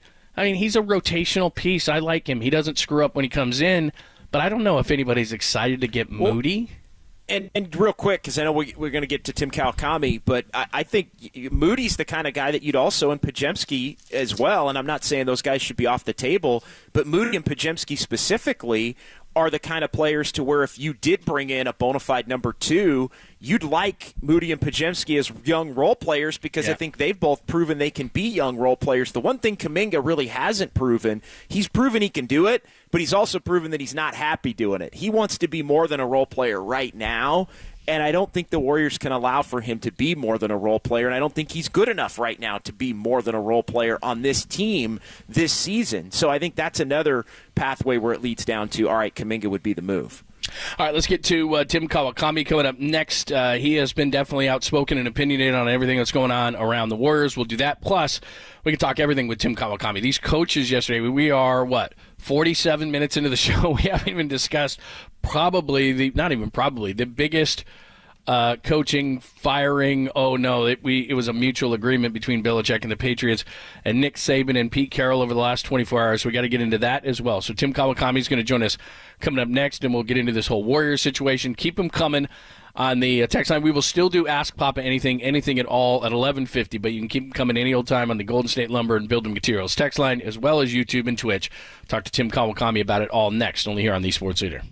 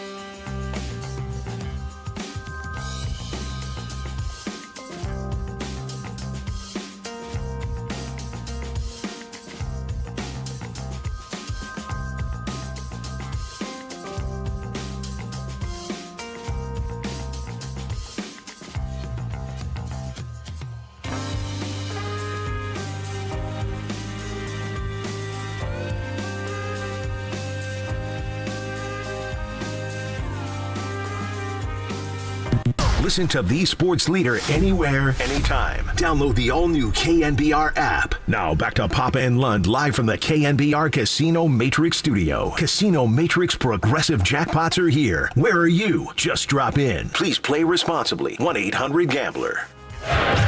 Pelicans just relentless on the attack all night long. Williamson gets inside, lays it up and in. And this not only the largest lead of the game, but it ties the largest deficit of the season for the Warriors. And it's in the last two games they've trailed by 27. Nance with the block. Here comes Zion Williamson.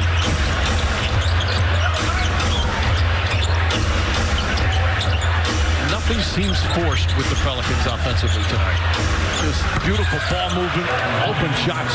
Hawkins knocks down the three, and the lead is 30. Mike Breen last night as the Warriors, you think they've hit rock bottom, and then there is another level, 46-27 as in the first quarter. Steve Kerr keeps trying these different lineups. Nothing is working, and Shams Charania is saying from The Athletic that all Warriors except Steph Curry are on the table, booing all these different conversations. Steve Kerr doesn't have a contract.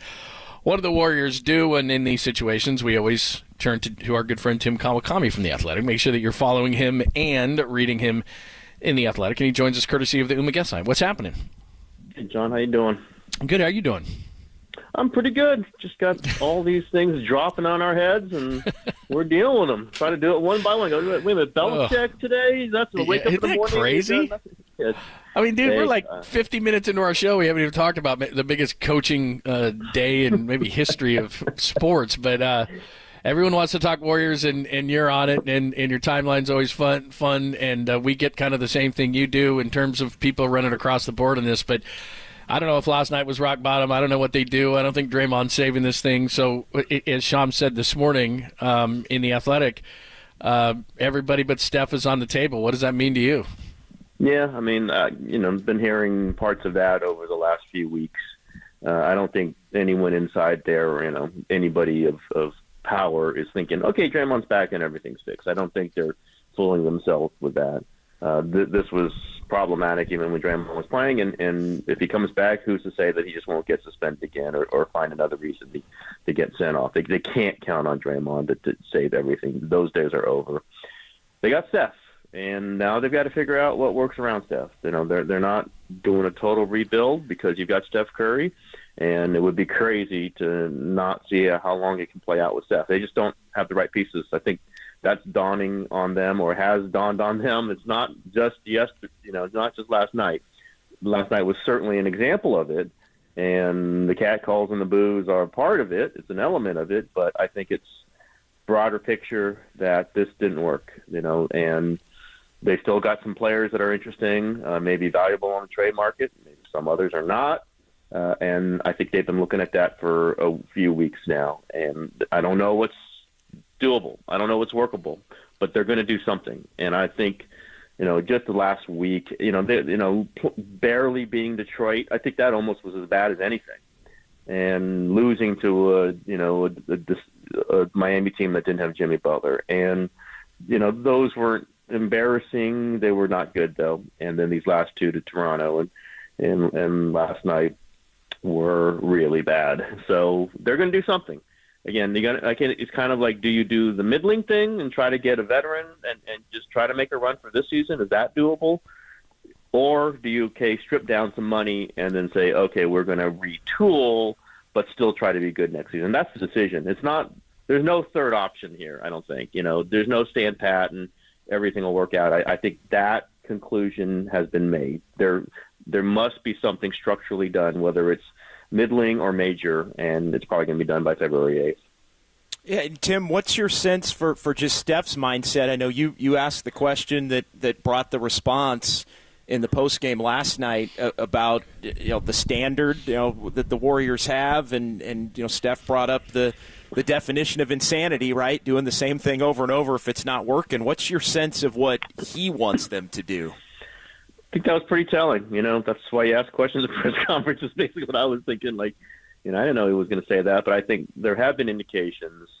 Some of the things he said about Kuminga, he should have played that fourth quarter when they lost, and he's interested in seeing some different things. and maybe some, majorly different things beyond just playing the young guys. I think he's saying we have to be practical. We can't just say this is great because it's not great. Every indication is this is not great. Not just the last 2 games. This is before that. And I think the way the Warriors work and think and do business is these signals, and that's not just haven't come from staff. It's come from other people, whether off the record or on the record, that there are understandings that this isn't working. And if it's not working, they can't just diddle around and pretend it's going to work at some point. But the Steph comment is as clear an indication that at the upper levels, and by that we mean Joe Lacob, Mike Dunleavy, and Steph Curry, and Steve Kerr would be the fourth, maybe 1 or 2 other people, but those are the primary ones, understand, and maybe have had our conversations about this already. And I would not put Draymond in that group of people deciding anything, and I think we all understand why. He's not, and Clay really isn't in that group anymore. It's tough decisions have to be made, tough judgments have to be made. You can honor the guys who've got them championships. You can appreciate the culture, but if it's not working, the way you do is you move on and you try to figure out something else. And they spent a long time hoping that Andrew Wiggins was going to make it back, that Kevon Looney could play better, that Klay Thompson would be the Klay Thompson of even 2022. That's not there anymore. That's gone. And those players might have value in other ways, but the ways they were counting on them, and which is basically the only way they were going to be a contender this season with this group, was if they were good, and those guys have not been good enough. And I think the Steph comment was just an indication of that, and it's pretty important, and it's significant to the mindset of a shifting franchise. And again, not blow it all up, but of total acknowledgement that something has to change, and it's probably not little things. I would agree. Tim Kawakami's joining us. The latest last night, the Warriors get blown out at home against the Pelicans. And really, if I'm Joe Lacob, and you've had him on the TK show, and you know him well, and you know how this organization thinks, I mean, these are Joe Lacob decisions. Klay Thompson and making these big moves, and even if they were to trade Kuminga, I mean, he didn't want to trade Wiseman necessarily, but these are big decisions that are going to go above Mike Dunleavy. But here's the thing. They are the most overpriced, underperforming team in history if you look at the finances. They're in 12th place, only ahead of San Antonio and, those teams at the bottom in Memphis. And, I mean, those are Portland. Those are bad teams. You're in 12th place, and we're almost to the midway point of the season. So Draymond or not, whatever the factors are, who's injured, who's not. I mean, if I'm Joe Lacob, is really Draymond and Siakam, is that going to save this team that's in 12th place? I just don't see it. So that's why I think they've got to overhaul this thing. A couple of small pieces aren't going to change this.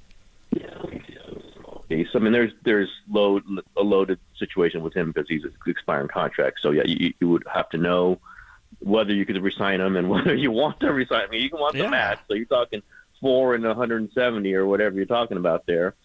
He might be worth that. I think that's the player that's on the board that might be worth that risk and that investment. What would it take to trade for him? I don't think they'd want to put Kuminga in that trade. I'm not saying Kuminga's untouchable. I don't think he is, but that's kind of the one young player I think they would be most, it'd be toughest for them to give up. Again, everybody's on the table now except for Curry. That's a decision they have to make. That is the toughest decision. Can they make a move for somebody like Siakam? And would that really make a difference? You could. That's one where you could try to make an argument that you give Steph one offensive outlet, somebody who can beat somebody to the rim. They don't really have that. Siakam could be that guy, athletic, long. Can you convince yourself you can get to the 6th seed and then maybe make a run? That's the one. The West is not great this season, right? It's not. They're better than most of them are better than the Warriors, but it's not. If Dallas is who you draw, would that be a terrible?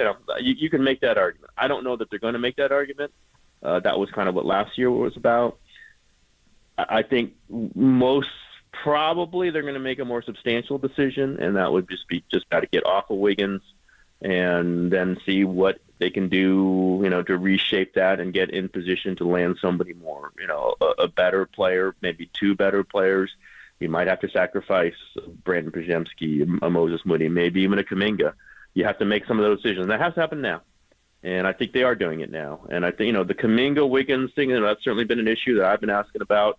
Can you play them together? I think they've shown they can't go together. They're not just redundant, they make each other worse. So then one of them's got to go, and that's likely to be Wiggins, and maybe both of them go.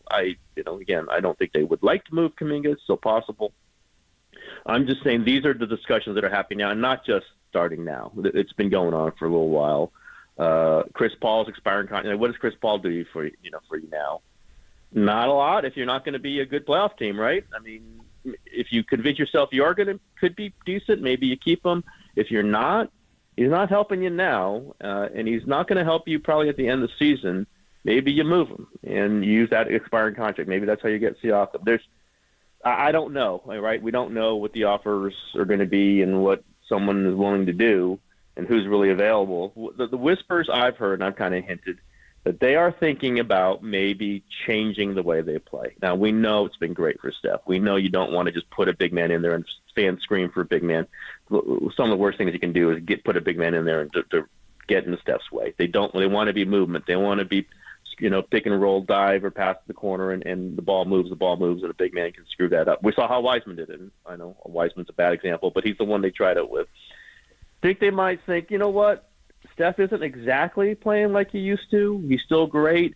Maybe if we get a 7-footer who can score on the post and defend the rim, I don't know who that for sure would be. I've heard whispers that could be something that's happening. Maybe you can't even do that in February 8th. Maybe you have to do that in the offseason. But that's the kind of thing I think they're looking at. How can they recalibrate who they are but maintain the value of Steph and continue this as the Curry era, but maybe adjusted in some substantial way. And again, no one's told me they're going to get a 7-footer. I can't tell you the name of who that person would be who would be worth it, because you just can't get any of them. Like JaVale McGee doesn't help him. He's not even playing in Sacramento right now. But somebody effective on the low post. When's the last time they've had a real low post big man who can score on the low post? I don't know. I can't even name that person. So that's a long time. So, and then listen, they've won without one. I'm not saying they have to. I'm saying that's the sort of thinking that's going on right now. And then what would they have to give up? Would they trade Draymond for that? Would somebody want Draymond for that? These are answers that I don't know, but I'm saying this stuff's been discussed and has to be discussed in Warriors headquarters right now. Well, let's go through maybe some of the younger players, because as you said, it all still kind of comes back to Steph Curry, right? And who fits with Steph Curry, whether that's players from the outside or players internally. And, I mean, let's just kind of run through, because I think on a night-in, night-out basis over the last month, you could say, hey, Kuminga has looked better around Steph. And Podziemski, Steve loves playing Podziemski with another point guard and with Steph. How does, Trace Jackson-Davis provides an element with Steph. Moses Moody, I feel like when he gets an opportunity, can almost play with anybody. What's your sense for the young players as they try to determine who they may have to give up to bring this other player in, and who still fits with Steph the best moving forward? Interestingly, I think Podziemski, it probably fits with Steph the best, but also it exposes them even more because he's small, and they're both small, and we've just seen them. When they get destroyed by big wings. Jaime Jaquez, R.J. Barrett, and it gets a switch, and then all of a sudden they got no chance, or the guys just shoot right over them. I think Podziemski might have the most value of some of the people. I mean, Kuminga probably the most, but if you're talking about sweetening a deal, and I know Dunleavy would not want to give him up. It's his first draft pick. He's been very good value at 17. I like him as a player, but that might be the one where I think he's shown the most, but maybe at the max value right now, just as a player in the league.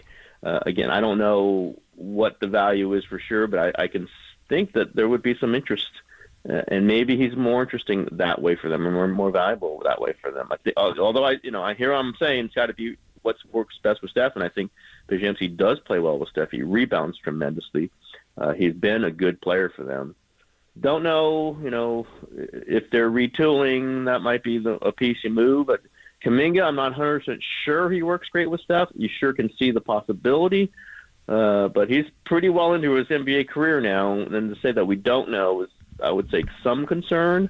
He's more valuable than Andrew Wiggins, right? I'd play him over, and they are playing him over Andrew Wiggins.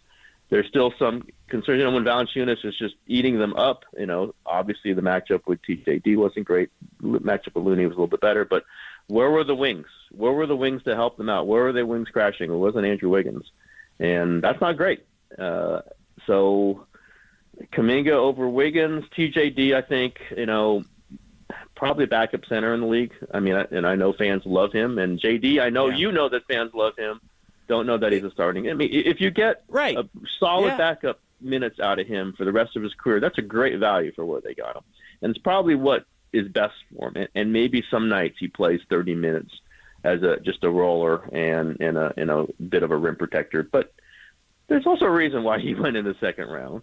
And maybe they keep him. I don't know what his trade value would be.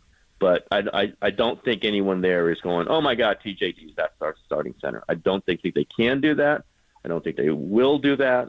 And then you're looking, okay, who's your starting center? I think their starting center for the rest of the season might be Draymond Green. That's kind of where I see him fitting. Now, how does he fit with Kuminga? You got to make all these other questions. But I think of the three young guys, I kind of wrote it, and maybe fans are – and Moody, kind of as a complimentary piece. But of those four guys, I don't think any of them are must-holds. I really don't. And I think the Warriors are kind of coming to that conclusion themselves.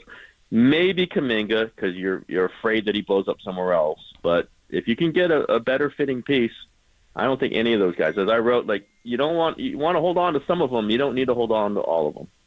Yeah, I just think, Tim, that they're committed to this timeline once they blew up, which never even happened, the two-timeline thing. That once you just said that we're going down this line, and look, I think Kuminga might at some point be a really, really good player in this league, but I don't think he's going to be Kawhi Leonard extending the window like he did for the Spurs. So, I mean, look, you're going to go down into the muck. The Bulls did, the Celtics did, the Spurs did. Hell, Belichick's gone with New England. I mean, at some point, the credit card bill becomes due and you go down into the muck. It just happens. So if you're committed and you're saying even today that we're going to move anybody not named Steph Curry, then you are still saying that you're trying to get the best possible players around Steph Curry. So I like Kuminga, but you're not getting anything for a combination of Wiggins and Chris. But you're going to get flawed players back for flawed players going out. I think Kuminga's the only net positive, but I just don't know how much he can get. You've waited so long to do this, and I understand why. That basically they're in an impossible spot. Yep, I agree. I mean, someone might love him. I mean, you never know, and maybe you get something pretty attractive for him. I get the reluctance on the Warriors just to give him away. It's a lot of investments that they've kind of moved on from, and we've understood every one of them. Wiseman, Poole, Patrick Baldwin, all down the road. But it's not like those guys are blowing up the league. Kuminga might be the one that you hesitate on. I can understand if it's been reported that Toronto would be interested in Kuminga in the Siakam deal, and the Warriors don't want to move him. I kind of get that; it's a rental, but I would not say any of those guys are. Oh my God, we can't do that. This is the guy we're building. I'll put it this way: in the the whole two-timeline thing, which again is not really in effect anymore, but need stars after Curry. Like this is going to carry us after Curry. I don't think you can say that about any of those guys. Like Kuminga's got a possibility, but man, Kuminga's playing 40 minutes, getting 20 shots a game. What's he going to do for you? It might look really bad. It might get really sloppy. It's interesting. I like the guy. I think I've been saying he should get more minutes. I think Moody's interesting. I just like the idea of a bigger wing. Since we've seen these teams come in and shoot right over Podziemski, Curry, Chris Paul when he was out there. Like, they're just too small for some of these big wings. But I don't know that Moody's for sure the answer either. It's this idealized version of Moses Moody that doesn't always show up. And they can't do idealization. They have to do what's real, what's practical. This team, the dynasty, was built obviously on Steph and Draymond, but also two-way wings, right? Two-way wings. When Clay could play defense, when Durant, with Iguodala, Sean Livingston, they do not have a two-way wing. They don't have a two-way player, JD. Like, do you think they have a single two-way player on this team? I don't know. Not right now. Yeah. I mean, Wiggins at times defends, but his offense is completely lost. Kuminga's defense, team defense is just horrendous. I mean, that's the stats bear that out. The stats bear that out. And it's even if you're being practical and you're saying we're just going to rebuild around Steph, and maybe it is fair to say, well, I mean, at best, if you do great, you're going to be a 6 seed, and what's that really worth? I think it's worth it because Steph Curry's worth it. I think it's this season was sort of that too. Let's just give a shot with Steph, like happened against the Kings, and with a better third quarter in Game 5 against the Lakers, maybe they win that series. Now, I don't think they would have beat them. Whatever. You can play it out whatever way you want to play it out. I think Steph Curry's still good enough, and he's just such a landmark figure that if he wants to just do a slight retool and he's playing this well, certainly hasn't been playing as great lately, but you can imagine burdens that he's carrying with his team, the emotional leader, all these things. He's due to play much better, and I think he will, like he was at the beginning of the season. I think it's you owe it to him, you owe it to themselves, and with that, as fans are really mad about the coach, Steph Curry wants Steve Kerr to coach him, and I think Steve Kerr is the best coach for Steph Curry. I don't think you want to throw that up into the wind and say, well, we think this other guy is good. Like, how's Adrian Griffin working with the Milwaukee Bucks right now? Not great. You just don't know. How's even Monty Williams working with the Detroit Pistons right now? Not great. You don't know. Nick Nurse really working out with Philadelphia, but I don't know if you want to throw that dice, especially with Steph Curry. And I think Steve Kerr can make adjustments. I think he's been reluctant to. He's been criticized for it. I think you're about to see some major adjustments going on. Yeah. And I think he's the guy I want to see do it, especially with Steph Curry next to him. TK, you're the best man. Lots going on. I know that we'll talk Niners soon, and we'll see you down there for all those games and coaches coming and going and all that kind of stuff. But thanks for your Warriors input. We always appreciate it. Yeah, guys. Take care. All right, that is Tim Kawakami of The Athletic. A lot to chew on there. We'll talk about some of the things Tim said there. If you are on the line, again, we'll do, even though Papa's not here, JD is in today. Ask Papa anything, ask the show anything. The text line is wide open. Get them going there. We're on YouTube and Twitch. Obviously, we can hit you up there as well, or you can just hit us up on the line. Both the text line and the phone line are the same, 808-KNBR, 415-808-5627, 808-KNBR, and we'll get the text going. Just do a hashtag ask, and so we can check them out as well. Walter will pull the best ones off, whether it be on YouTube, Twitch, text line, and we'll take the calls as well. Sam Amick at the bottom of the hour, get a national perspective on what's going on with the Warriors as well. Plus, we got to get to the coaches, some Niners, a ton to get to today. A busy Thursday. Pop and Lund with JD sitting in only here on the Sports Leader.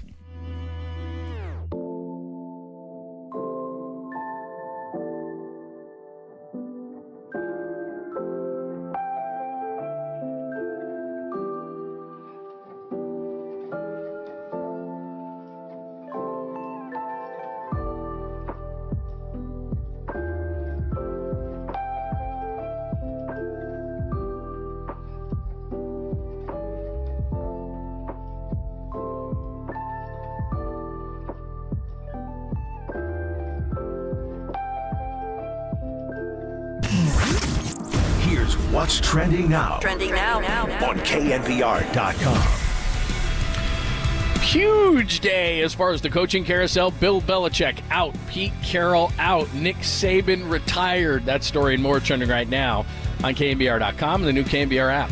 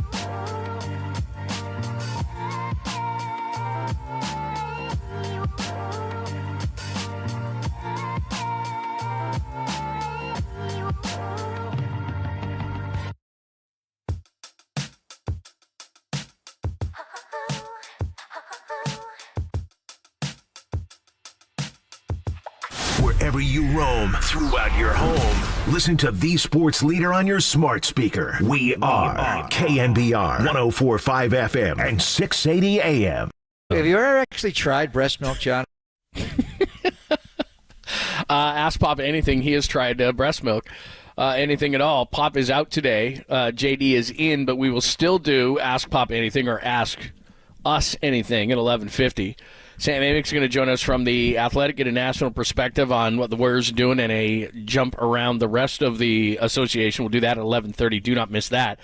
But again, you can hit us up on the text line, wide open, 415-808-5627. Just hashtag Ask 415-808-KNBR. Hit us up that way as well. YouTube and Twitch, we will check out the best ones there, or you can even jump on a phone line, 808-KNBR, 415-808-5627 at 11:50. We will open up the questions. What direction do you want the Warriors to go? Everybody is on the table. Does that mean, well, not Steph Curry, but everybody else? Would you move Kuminga? That seems to be the big name. Nobody wants to do that. And there are some, JD, who are actually being rational. I know that it's difficult to believe, but some are being rational, going, hey, man, it's got to end sometime. It ends for everybody. They gave us a great ride. I'm okay with it. So there you go. Even a rational person has checked in today. Yeah, I believe it. And I think, how can you not see the end at this point? It's just a matter of, I think, how do you want to try to phase it out, if anything? Yeah, this is hard. Right? Do you want to phase it out by still trying to get into the playoffs and maybe win a series or two? Or do you want to completely tear the thing down to the studs, which I don't think they'll do because they still have Stephen Curry playing at an extremely high level? I thought, and we just had Tim Kawakami on, I thought what he said about none of the young players, and it's why I wanted to get his take on it, none of the young players basically being must-keep type players. And I think that's a distinction that maybe hasn't been made enough, because I think in the success that the Warriors have had here before this homestand, the young players were a big part of it, right? Kuminga had come on, Trace Jackson-Davis made an impact, Podziemski was playing really well, and everybody was wondering where the hell Moses Moody was. But I think the question that you have to ask yourself if you're a Warriors fan right now is, do you think that those four, any of them or them collectively, any individually is going to be a bona fide star, number one? And then number two, collectively, do you think the four of them, let's say, are their own standalone core that's going to be even a playoff team in the coming years? And I think the answer to the last part is without question, no. And then when you start to look at, could Kuminga maybe be a star? Sure, maybe, but it's going to take him a couple of years. And, even if he is he going to be the kind of star that you can win with if he's your one or your two with regularity? So I think the answer to that question is probably lean no, although we probably don't know for sure. And if that's the answer, then you shouldn't be reluctant to try to include a couple of younger players, I'm not saying trade all of them, into a deal to where you could get somebody back that in the short term could help calibrate this thing better with Stephen Curry. My thought, there's two thoughts off of what you just said there. And again, Sam Amick at the bottom of the hour, then we'll do Ask the Show at 11:50. Number one, I think this is too big of an undertaking to do during the season. I think this is an off-season thing. They might be able to make one move or something like that, but I just think that this corpse is, it needs to be pronounced dead. I don't know that there's any bringing this team to life, but I don't know. Maybe Siakam and Draymond Green could do that. There's differing opinions. So I think it's very difficult to do. But the thing is, and a lot of people are hitting this up on the text line, they traded Wiseman. They traded Poole for Paul. I know there were other circumstances around that. They felt like they needed to do that from a team standpoint. They signed Draymond Green. They've already made this commitment to these old guys. To the older guys, and to seeing this thing out at the end. So I understand people's reluctance to not want to move Jonathan Kuminga because he could be a really good player. Just like with Jordan Poole, it was like, we're going to regret that move. And even though Poole's not playing very well in Washington, when Chris Paul's retired in a rocking chair and Jordan Poole is at least a productive player in the NBA, people are not going to like that deal. I get it. But they're already committed. So you can't be half in and half out. So, we've moved all these young guys because we want to see what we can get with Steph Curry, who's a franchise icon, but we won't part with Jonathan Kuminga. Does that make any sense? Because in life, what you do is you make a commitment to a certain way that you're going to go down a road, and then you don't deviate off of it. So doing all those moves, but then saying that it stops with Kuminga, well, that's contradictory, is it not? It is contradictory unless you believe that he can be a star that rides with Steph. And again, there's been mixed reports on that, right? The report from Toronto basically that the Warriors don't want to give him up, and Joe Lacob is dying for him to be a star and dying to get have one of these picks become some kind of a star. So, but they're going to suck with or without him, right? I mean, they're going to go into the muck of the Bulls and the Celtics and not in the Spurs and every other team that's come before them that have won all these titles and have sold their soul to the devil to try to keep it going, and at some point you do hit the wall, and Michael Jordan does retire, and so does Bird and Parrish and McHale, and everybody goes, and the fact that you might have one player remaining does not keep you out of the muck. I like Kuminga, and I would not want to move him, but they're up against the wall in that with Paul or Wiggins or any of these other players that they could possibly move. You're just rearranging chairs on the Titanic, are you not? I mean, I think you are. I would do it. And again, I would do it specifically for Siakam when we talk about moving Kuminga, because I think he's still young enough to where he comes in and you drop Siakam on this team and he's instantly the second best player on the team. I think it takes a little pressure off Clay immediately. I think it takes pressure off of Draymond. I think you play those two together. I think maybe it reinvigorates Wiggins. Maybe it doesn't. But then I think it also frees up an opportunity for Moses Moody to play some three. Wiggins will play some three, and you see if he can get it together. And if he can't, then you go to Moses Moody, basically. Because the one thing they don't do, and this is the other part of the equation as it relates to Kuminga specifically, they don't play Kuminga at the three.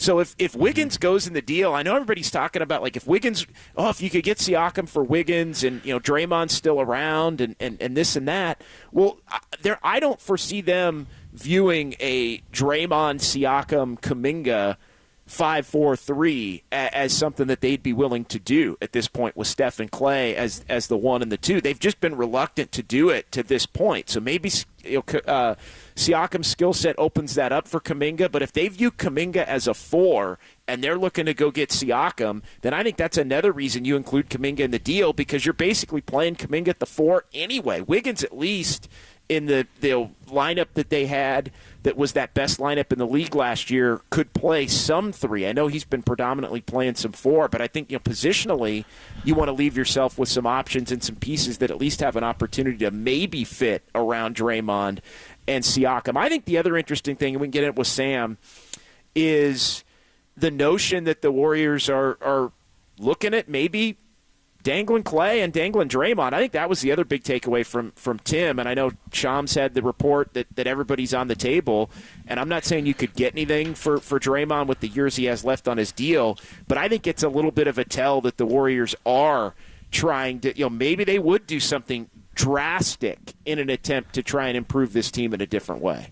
Sam Amick, as you said, senior NBA writer for The Athletic, he wrote about Siakam the other night, Pascal Siakam the other night when he was playing against the Lakers.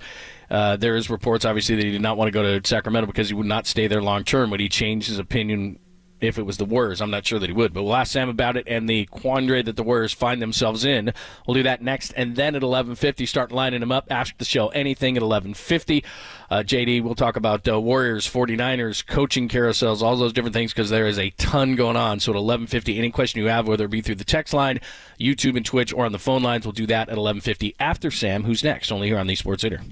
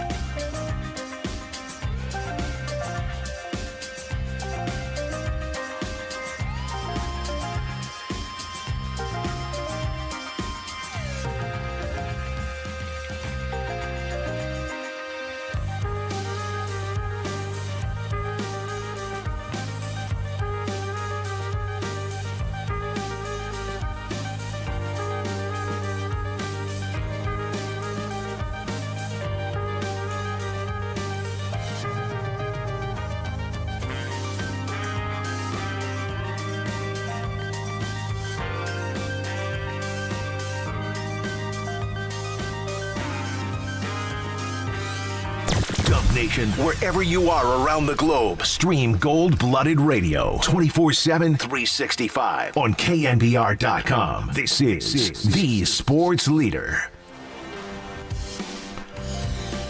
What's happening? Thanks for joining us. Been talking Warriors all morning. We'll get to the coaches. Ask the show anything at about 10:50, but let's get it, or excuse me, at 11:50. Let's get into the Warriors, the rest of the NBA. The great Sam Amick, of course, senior NBA writer for The Athletic. Make sure you're following him at Sam_Amick. John Dickinson in for Pop today, and Sam joins us courtesy of the Uma guest line. What's happening? How are you? Good, guys. Thanks for having me, hanging in. Just did a few days in L.A., and nice to be back home, but good to be with you.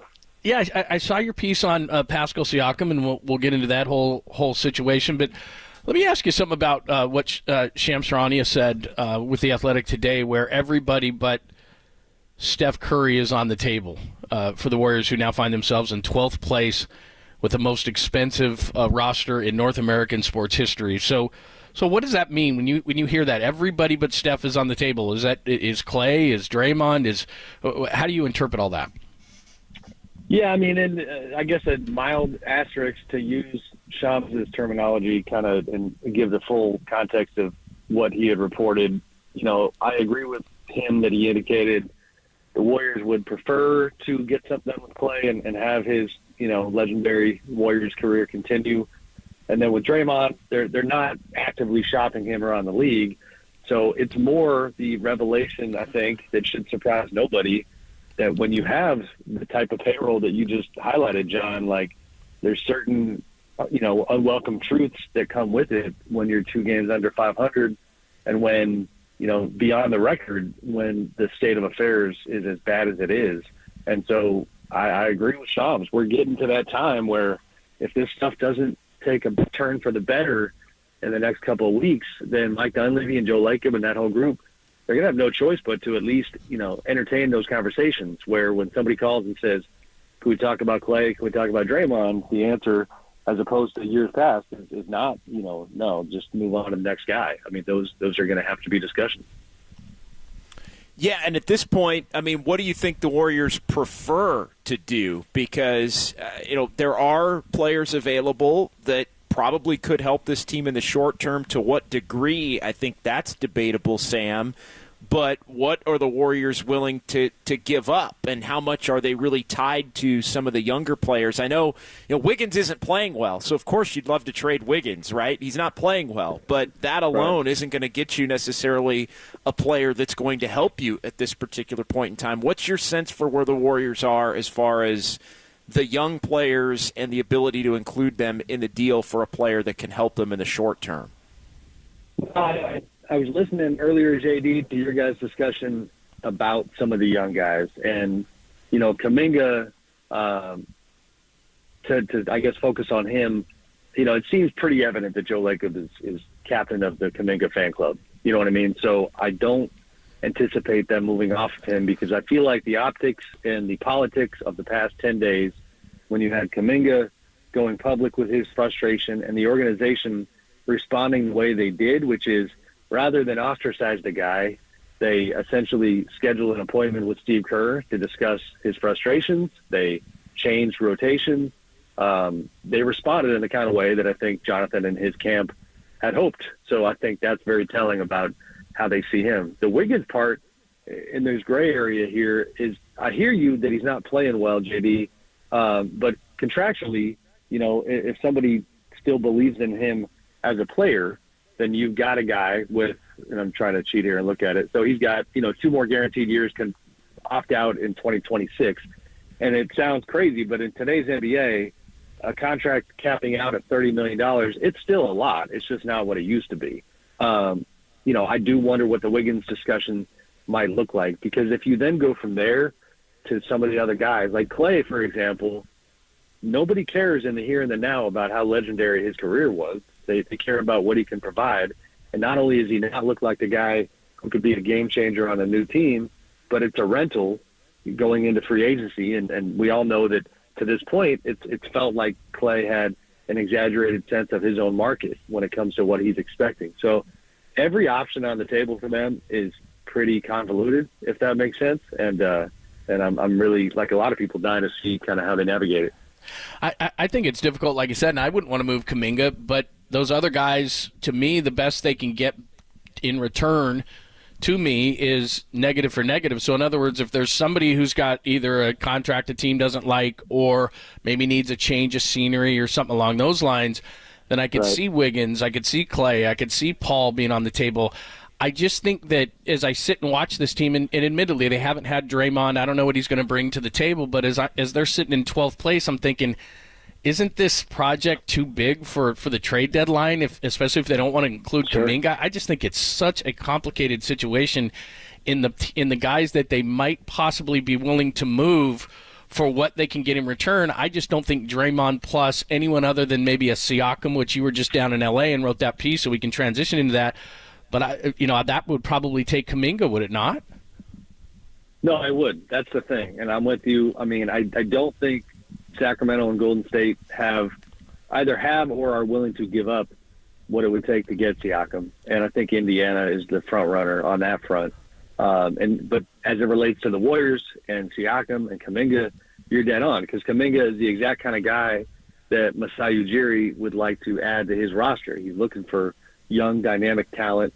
They like the way that Emmanuel Quickley and RJ Barrett have been fitting in after the OG Anunoby trade with the Knicks.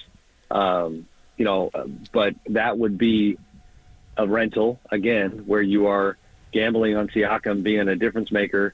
Until what end, right? Like, this is the Warriors. This is the dynasty Warriors. You're supposed to be title or bust for the remainder of Steph Curry's career. And if that is still the calculus, then with all due respect to Pascal Siakam, he is not making them a short-list title contender. I just don't think he is. So then you're going to look up and maybe Kuminga is elevating in the next couple of years. The Warriors fans would be lamenting that deal. So, you're right. He's the guy that does move the needle a bit around the league. So what else do you think the players that the Warriors would have interest in? We can throw Siakam aside. We can say, all right, they're reluctant to trade Kuminga, which I think is accurate at this point. But what else do they need at this point, and how could they possibly get it as the deadline now is, 4 weeks from today? I mean, this is not a sexy mentality, if you will, but I think first and foremost that the Wiggins chapter probably needs to come to an end. If you're going to bank on Kuminga, there is, and it's not a shot at Andrew at all, but I think there is, in terms of the space in the room, there's an addition by subtraction component. If you can get something for Andrew and then you can unlock Kuminga, that will check a box that has obviously been causing great consternation, in the past couple of weeks. And you then would actually dedicate yourself to a shift towards one of your younger guys. And, I heard you guys talking about Jordan Poole and the idea, because people forget it, that like Chris Paul is going to retire, Jordan Poole might find his way and be a halfway decent NBA player again. Kuminga is a guy that looks like he'll be on that track. So, the Wiggins component for me is the most likely. I've kind of, and this is not anything that I've heard, it's just I've joked with people that in my neck of the woods, maybe, the Kings should think about Wiggins being an upgrade for Harrison Barnes, since that's kind of what he's done before. But can you find somebody who has interest there? Because other than that, guys, I've looked around on the Draymond Green front. I have yet to find somebody who is quietly, in love with the idea of Draymond being their game changer. Full disclosure, like I checked into Philly, for example, because they need two-way guys who can be playmakers. That's what Draymond is. And it essentially was told that's not where they want to spend their money. So, the options, I think, are pretty limited. That's a great point. That's what I mean about the offseason. If Draymond Green can show that he can be a certain kind of player and actually put on the hardwood and his changes that he talked about during his press conference, then I think he may have a market. But as it sits right now, people are kind of in wait and see mode with him. And just to kind of transition to him for a minute, I hope it all works out. I have serious doubts because I think we've all dealt with some sort of mental issues, especially the way that our society is nowadays. And I just think it's going to be so difficult for him to come back onto the court with all the scrutiny of the other team and fans and all these different kind of things. And Steve Kerr was saying that, they want him to stay away from officials and do all these things. And, oh, by the way, all we need you to do is help save our season. I think it's going to be really difficult for Draymond Green. I do too. I will say that in the past, when faced with a chance to remind people why he's a pretty unique and special player, Draymond has, more often than not risen to the occasion. And I say that more specifically, considering the recent discourse among the fans and the media about, the kind of perceived Steph Curry leadership misgivings where he's not vocal enough. And now there's a void when it comes to communication. And now there's a void when it comes to intensity, and our guys disconnected, our guys checking out. Clay talking about how he doesn't care that the fans are booing. Guess who's the one guy in the room who always finds a way to scream and yell in the kind of way that wakes people up, and it's Draymond. So can he do that with the team where is, the leadership credibility that's still there, even in light of all of his mistakes? And then can he do it without getting sideways with the refs, getting sideways with opponents? I hope he does, to be honest. We don't root for teams in the media, but we root for people, and I want the best for that guy. And I hope that he doesn't, have a kind of stain on the back end of his Warriors career. But it is going to be hard because you saw in the last 6-8 weeks how on edge he appeared to be. We forget about Cleveland when he was going at Donovan Mitchell just strangely. You know what I mean? We forget about. Well, that's what started it. Yeah. But it was was the beginning of what? I mean, I know it's Draymond, but what is going on with him? And it just got worse from there. That was a strange deal. Sam, great insight as always, man. We appreciate it. Great stuff down in L.A., and we'll talk to you real soon. Thank you so much. Thanks, guys. Appreciate you. You got it. At Sam_Amick, again, senior NBA writer for The Athletic. We've gotten great stuff from Tim Kawakami and Sam Amick. If you miss anything, just go to KNBR.com. All right, Ask the Show Anything. JD is in for Pop today. Pop will be back tomorrow. So we do Ask Pop at 11:50. Ask anything. Ask the show anything at all. Warriors related. What direction do you want to see him going? If you're Joe Lacob, what do you do? Is the undertaking too much? Would you move Jonathan Kuminga? Those are all the Warriors questions. 49ers coming up this weekend. A lot of people want to know who you would or would not want to play. We can get into that whole conversation. Oh, yeah. 3 of the biggest names in coaching, both in the NFL and college, let go yesterday. So we can talk about those things, or I guess in Saban's case, he retired. We can get into those things as well. Anything, ask the show anything at all. Jump on the text line at 415-808-5627, 415-808-KNBR. Also on YouTube and Twitch as well, and you can call the show as well, 415-808-5627, 415-808-KNBR. We'll do it next, only here on the Sports Leader.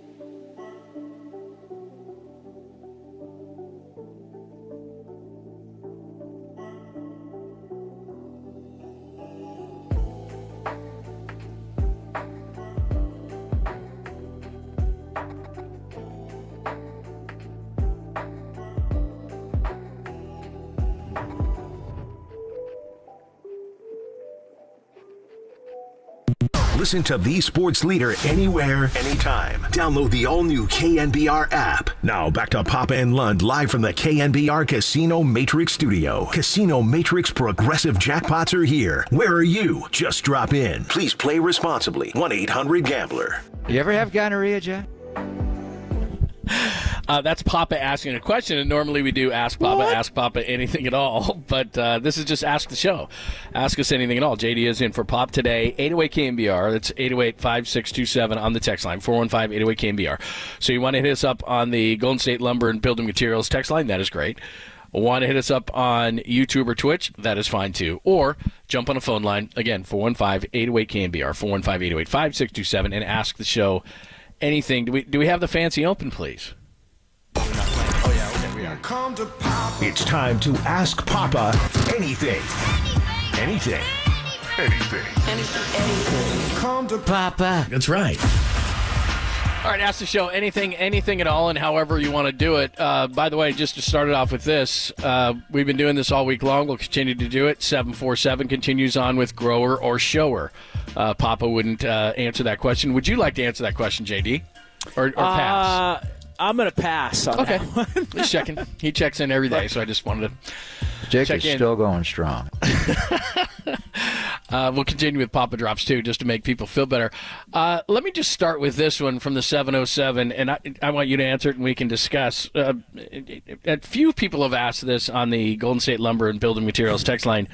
Why not just trade Steph, too? So I'll just, if they're going to trade everybody. So I'll let you handle that one. I'll chime in on this. But for those, and I'm not kidding you, this is multiple people asking this question on Ask the Show. Why not just trade Steph Curry, too, if you're going to break this thing up? JD, would you like the honors?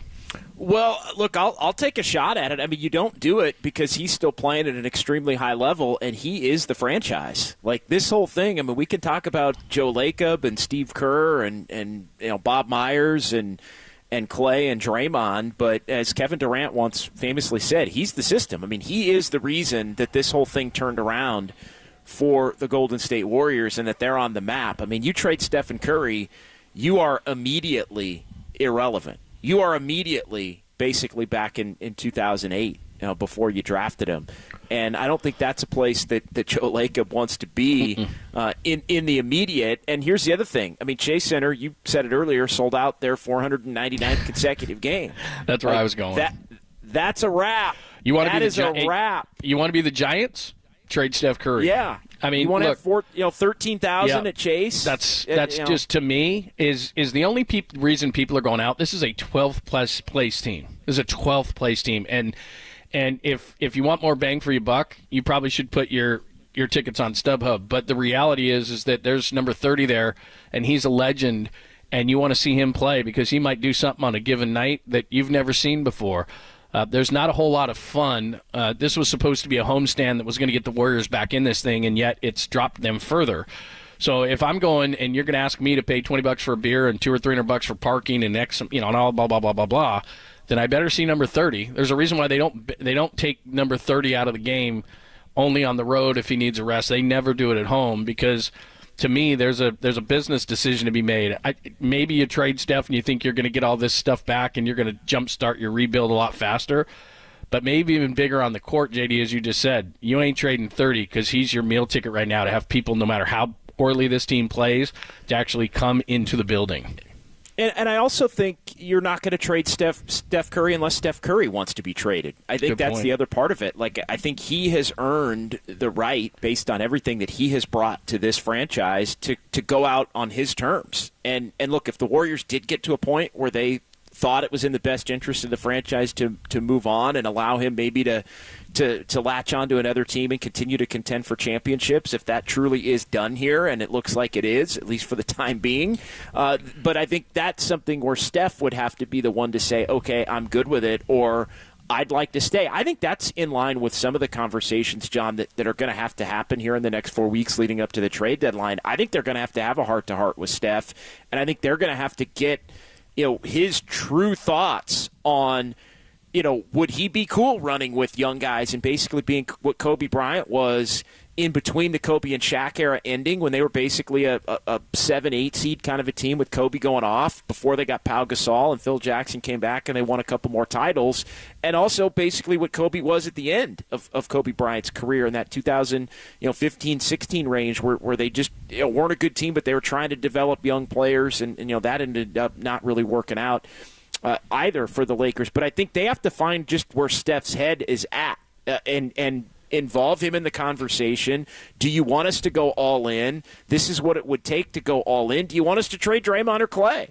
I think those are all things that Steph, Tim Kawakami said it. I've said it. We've all said it. This franchise it's Steph and Joe Lacob and Mike Dunleavy Jr. and even Steve Kerr to a certain extent, although Kerr's contract's going to be up, that are those that are in the room making these highest of the high-level decisions. Ask the show anything at all. Pops out JD is in today.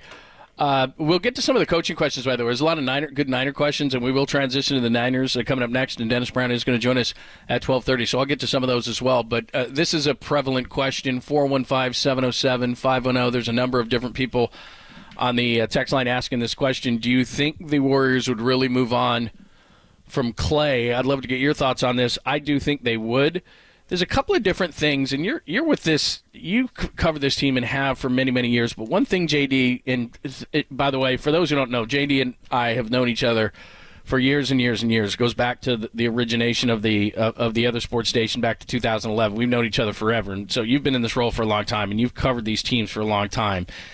And the one thing that I noticed in just a few games, and you helped out my son tremendously when he was back from college, and I really appreciate it, is that Clay is just different. It's Clay since the injury, but it's not only is he not as effective as a player, but I don't know if he's helping or hurting the culture of what the Warriors are. And I know that they want to keep him, but he's not Steph Curry.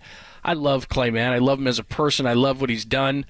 And I can't remember if it was Tim or Sam said it. You can't pay for what guys have done, though. And there's certain icons within a franchise, and it's, Draymond and Clay and Steph are all going to get statues, but Steph is just at a different level.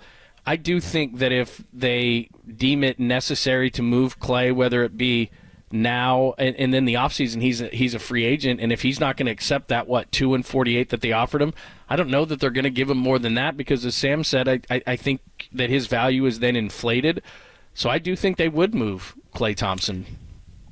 And I'll say it, I think Klay Thompson and Draymond Green both have hurt the Warriors culture. I mean, Klay Thompson has just been nothing but angry pretty much from the beginning of last year's struggles. He just has a different, he got off to the bad start last year, and, to the point where the team had to call a meeting in November after a game in Phoenix where he just, cast off, and he's getting thrown out of the game, and he's, that was the four-finger salute to Devin Booker, and so he just has been, such a huge chip on his shoulder to prove to everybody that he can still be the same player that he used to be. And I think now everybody's accepted, including maybe Klay, that he's not that. But Klay still struggles with that. I mean, he's turned into the angry dude. He's turned into the dude that every time he does have a big game, he almost wants to look around the room, I think, in the press conference, and he starts glaring at people like he wants to tell off anybody that said, hey, you're not quite the same player that you used to be. Like, it's just a bad energy. I mean, Klay used to be the most just cool, laid back, on the boat, love the team, love the fans, love life kind of dude, and he has not been able to accept the player that he's become, and I think it has hurt the culture. I think there's also been some resentment between Klay and younger players, and I think it was evident with Jordan Poole. I think there were times where Klay, he came back, he wasn't sacrificing anything to come off the bench or anything, even though Jordan Poole was playing great in the year that they won the championship, basically said, yeah, move over, son, and I think there was an element of, Jordan, basically like, hey, you're not on our level. You've won a title, but don't act like you're on our level. And I think part of that was true, but at the same time, I think it created what has been the biggest problem over the course of the last year and a half for the Warriors, which is there is a divide between the veterans and the younger players. And it's almost seemed as if there are two different teams, and the younger players have not been accepted by the veterans. They're resented in some ways by the veterans, and I think it has hurt the young players' ability to get on the floor at times. I think it's hurt their confidence at times, and I think it's something that Clay ultimately has to be accountable for. And if they look to move on from him, again, if he still thinks he's a $40 million player, then I think they have to at least explore that option. Ask the show anything at all. Great stuff on the Golden State Lumber and Building Materials text line, YouTube, and Twitch as well. Tune in there, and we'll get the best ones. And, of course, you can call the show, 808-KNBR, 415-808-5627. I mean, that's one of the things, and then I'll jump out and we'll hit some of the Niners questions that are out there. Dennis Brown's going to join us at the bottom of the hour. That's why Pop and I were having this conversation about Draymond Green and when he returns. Not only do I don't know if he can, but not only do I want Draymond Green to control himself around officials and berating officials and trying to control himself. A lot of it, to me, JD, even though it hasn't really manifested itself as much as what the Warriors and their fans would like in terms of wins, but I think one of the reasons why Trace Jackson Davis and Podziemski and Kuminga are thriving a little bit is because not only has Steve Kerr maybe said, okay, look, if you make a mistake, you're not going to automatically be pulled out of the game, so they're relaxing because of that, but also the way that Draymond Green treats these guys, as you said. And look, I understand he's a great leader. I'm not denying it. But sometimes when Draymond Green, who seems to me has only one speed, which is screaming at and berating guys, and it really, if you look at what coaches do nowadays, they don't do that. They don't show guys up. They might talk to them a certain way behind closed doors. But being berated by Draymond Green, especially publicly for a lot of these guys, it's demeaning and it hurts their confidence. And I understand there's people who want the coaches to yell and scream, and these guys got to be tougher mentally. It's tough with social media and the different things and all these different things being thrown at these players that, look, if a guy needs to be screamed at, that's a certain personality that the guy has, then fine, then use that. But you got to find a way to get through to everybody, and that's what coaches do. And I don't want Draymond Green to try to force his way back in as a leader on this team and start rocking the boat and start screaming at guys and yelling at guys and showing guys up. I want him to take that mentality that he talked about the other day with officials and all these kind of things, and also relay it and put it to use with teammates so that he's not berating guys and making guys lose their confidence, because I think it hurts some of these young guys. I know it hurt Wiseman. It hurt Wiseman. I think at times it has hurt even Kuminga. I think it, obviously the situation with Jordan Poole, we know what that was all about. But no, I know. I think a lot of the focus, and I understand why, was about the officiating as far as Draymond Green. But I'm with you. I think it's three different components. I think he has to lay off the officials and the antics. And, I know he didn't specifically address what antics were when he said he has to lay off the antics, but I think the one thing that Steve Kerr has said and the organization has said is that referees are mainly the number one thing. To me, it's officials, it's other players on other teams, and yes, he's going to battle other players on other teams. He's going to mix it up with them, but it can't get to the Gobert or Nurkic or even Sabonis levels going back to the playoff series where he stomped them and ended up getting suspended for that. And the third component, John, is teammates and interactions with teammates, and you're right, he gets so wound up that he doesn't have patience for certain types of mistakes and reacts a certain way with his temper. I mean, that's what it really comes down to. We all know guys, and look, I'll admit I am that guy. I'm the kind of guy that does have a temper, and so I could be cruising along, everything's fine, and something will go wrong and I'll just lose it. And people that have those tempers, when you have that kind of temper, you have to be cognizant of the moment that you let it out. And look, sometimes everybody slips up, but you have to think in the moment, hey, if I blow my stack, how's it going to look, or how is it going to impact the people around me? Because I think Draymond, and again, I know it, Draymond's the kind of guy that thinks I can lose my stuff and I'll get it back and I'm fine. But it's not about you. It's about how your outburst impacts everybody. And I think that's the part that gets lost on him, to where he doesn't forward think, if I lose my mind, how will it impact others? He only kind of views it as, how do I get myself back on track? And that's just not good enough. Gearzilla on the stream on YouTube says, are the Warriors' struggles more on the players, coaches, or both? I think I think coaches coach, players play, and Steve Kerr's a hell of a coach. This is a conversation for a whole nother segment, because we can't get it done in a segment in which we're talking about all these different things. I'm going to give you the short answer. I think it's players. And because, look, I know Steve can coach, My bigger thing on Steve, JD, is I don't know why he would want to preside to see the end of this. You know, he has two major coaching influences in his life: Phil Jackson, who never saw the downside of a team, and Greg Popovich, who for some reason has seen the downfall of the Spurs and thinks through maybe Wembayama can go back and see the rise of the Spurs. So I'm not sure which one Steve will do. I know that Spoelstra just got 8 and 120. I don't think Steve wants an 8-year contract. But you got a guy like Popovich making $19 a year. I mean, would Steve want 5 and 100? But, you know, that's a lot of money. I get it. But Steve Kerr ain't starving. I don't know that Steve Kerr is going to want to see the end of this. Just like I don't think one of the reasons why Bob left was I don't think Bob wanted to see the end of this and make a bunch of tough decisions. I don't think he wanted to be here for that. Well, I don't think right now today, and I think it can change, I don't think Steve Kerr's coming back. Right now today, given the way things are, I don't foresee it. And I think it actually probably goes both ways at this point, because I do think Joe Lacob hears the noise as far as, you know, some of the frustrations with the way that maybe the young players have been used or not used and scheme. Like, I think Joe Lacob at his core is a fan. I think Joe Lacob is an uber fan. So I think he kind of takes into account every take that we get, to be perfectly honest. And I think he's smart enough to filter through it and make the right decisions based on actual data and the people that he's trusted to be at the top of his organization.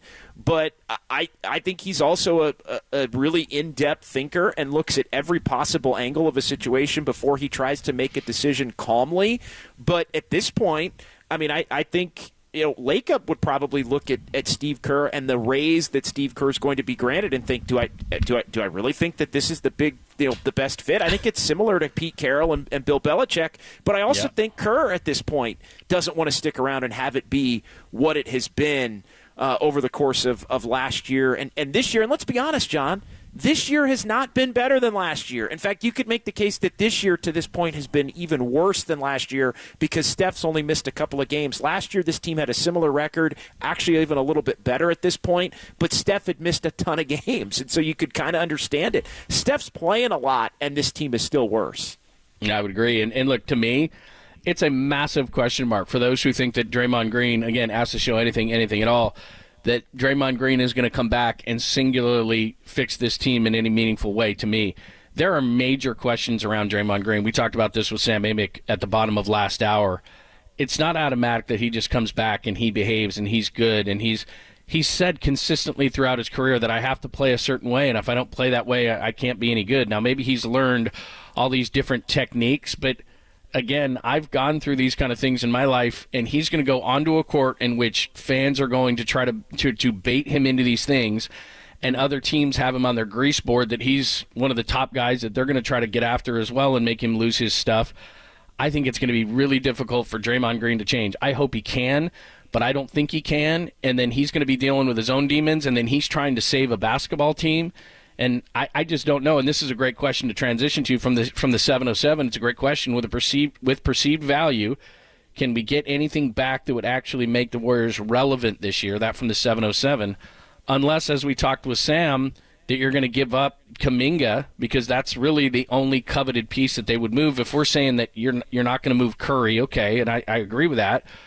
What are you getting for Clay? Draymond Green is untradeable. Andrew Wiggins is asleep at the switch. I mean, we could go on down the line. I like Podziemski as a piece, but he's not going to headline anything that's going to get you back a major piece. This is a team that is flawed. They have earned 12th place in the West. So if you're 12th place in the West and you say that your best player is off limits, and there's a lot of older guys, or in Draymond's case, broken guys, or in Wiggins' case, guys who are snoring through the season, what exactly can you get back for those pieces?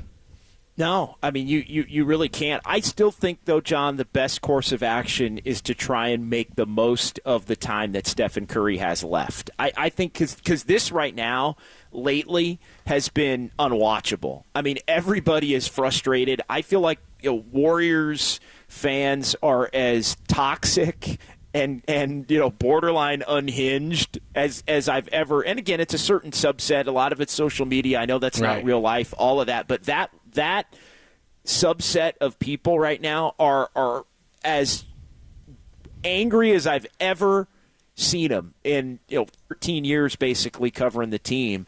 And so to me, it's because the night to night is just so frustrating to watch. I think everybody still loves Steph Curry. Everybody wants Steph Curry to have the best possible chance to win and contend that he can. I think, to me, you don't worry about the long term because the long term doesn't have enough young talent to where you feel like you've got this bona fide future core. To me, you go in on making, whether it's 2, 3, 4 years of Steph Curry left, to me, you want to make that as palatable and as enjoyable and as watchable as possible, which is why I'd be reluctant to make a move involving a young player. I would do the Kuminga for Siakam type deal. Yeah, I would, because you're already committed to that way. I mean, I think somebody said this a little bit earlier. We all sit here in the media, on the radio, on the stream, however you're listening or watching the show on YouTube, and we look at a team and we say, what's the answer, what's the answer, what's the answer, what's the answer? To be honest, unless they can do something in the offseason, there is not an answer. There's a natural evolution. And again, I take no joy in saying this because it's been so fun to watch the Warriors through the years.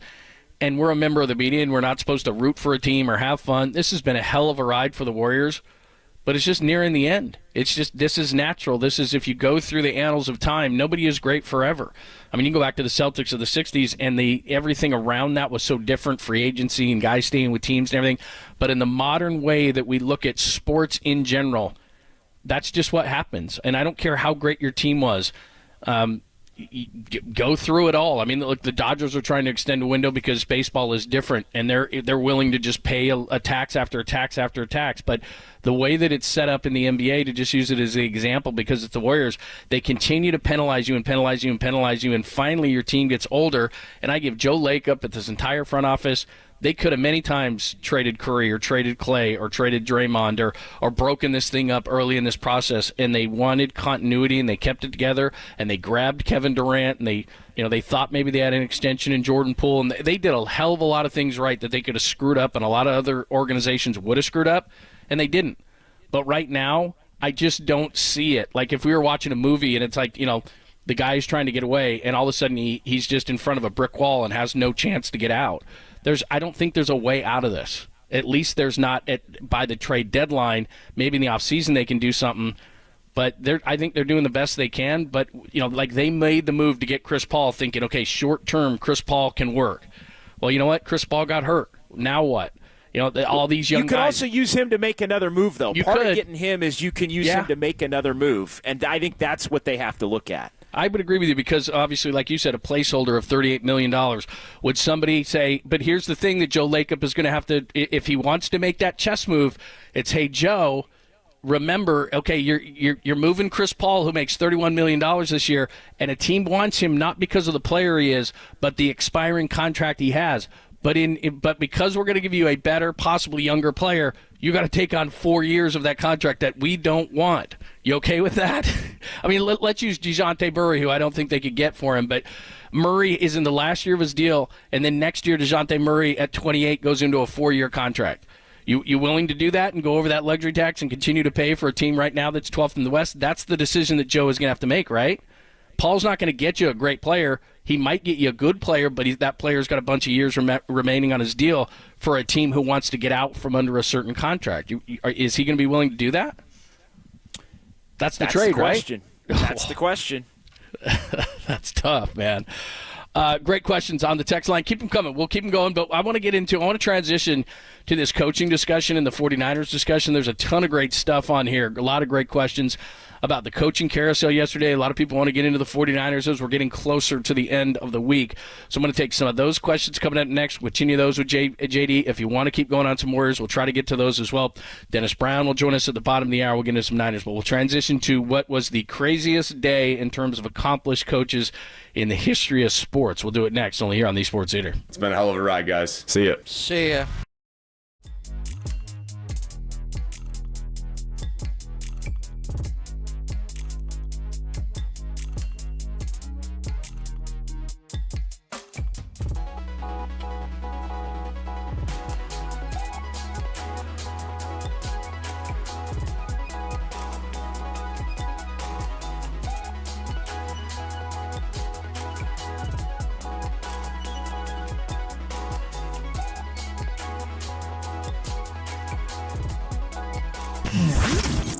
Here's what's trending now. Trending now. On KNBR.com.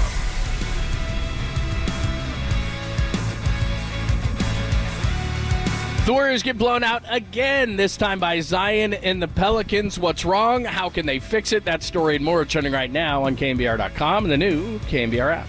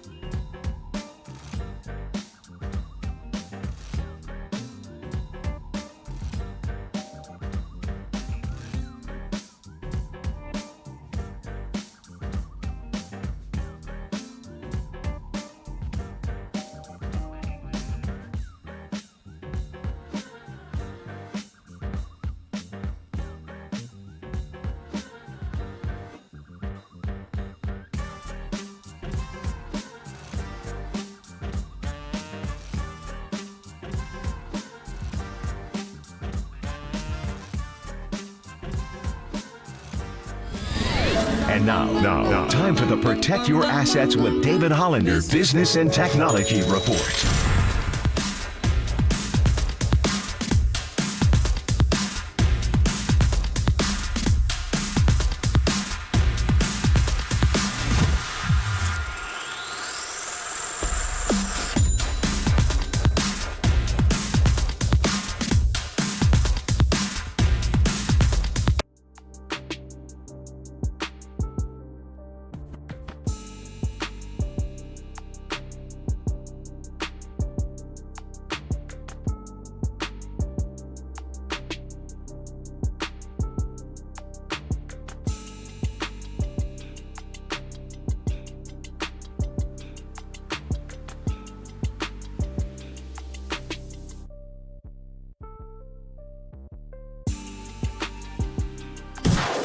Listen to the sports leader anywhere, anytime. Download the all-new KNBR app. We are your proud home of 49ers football. KNBR 104.5 FM and 680 AM. All right, good morning.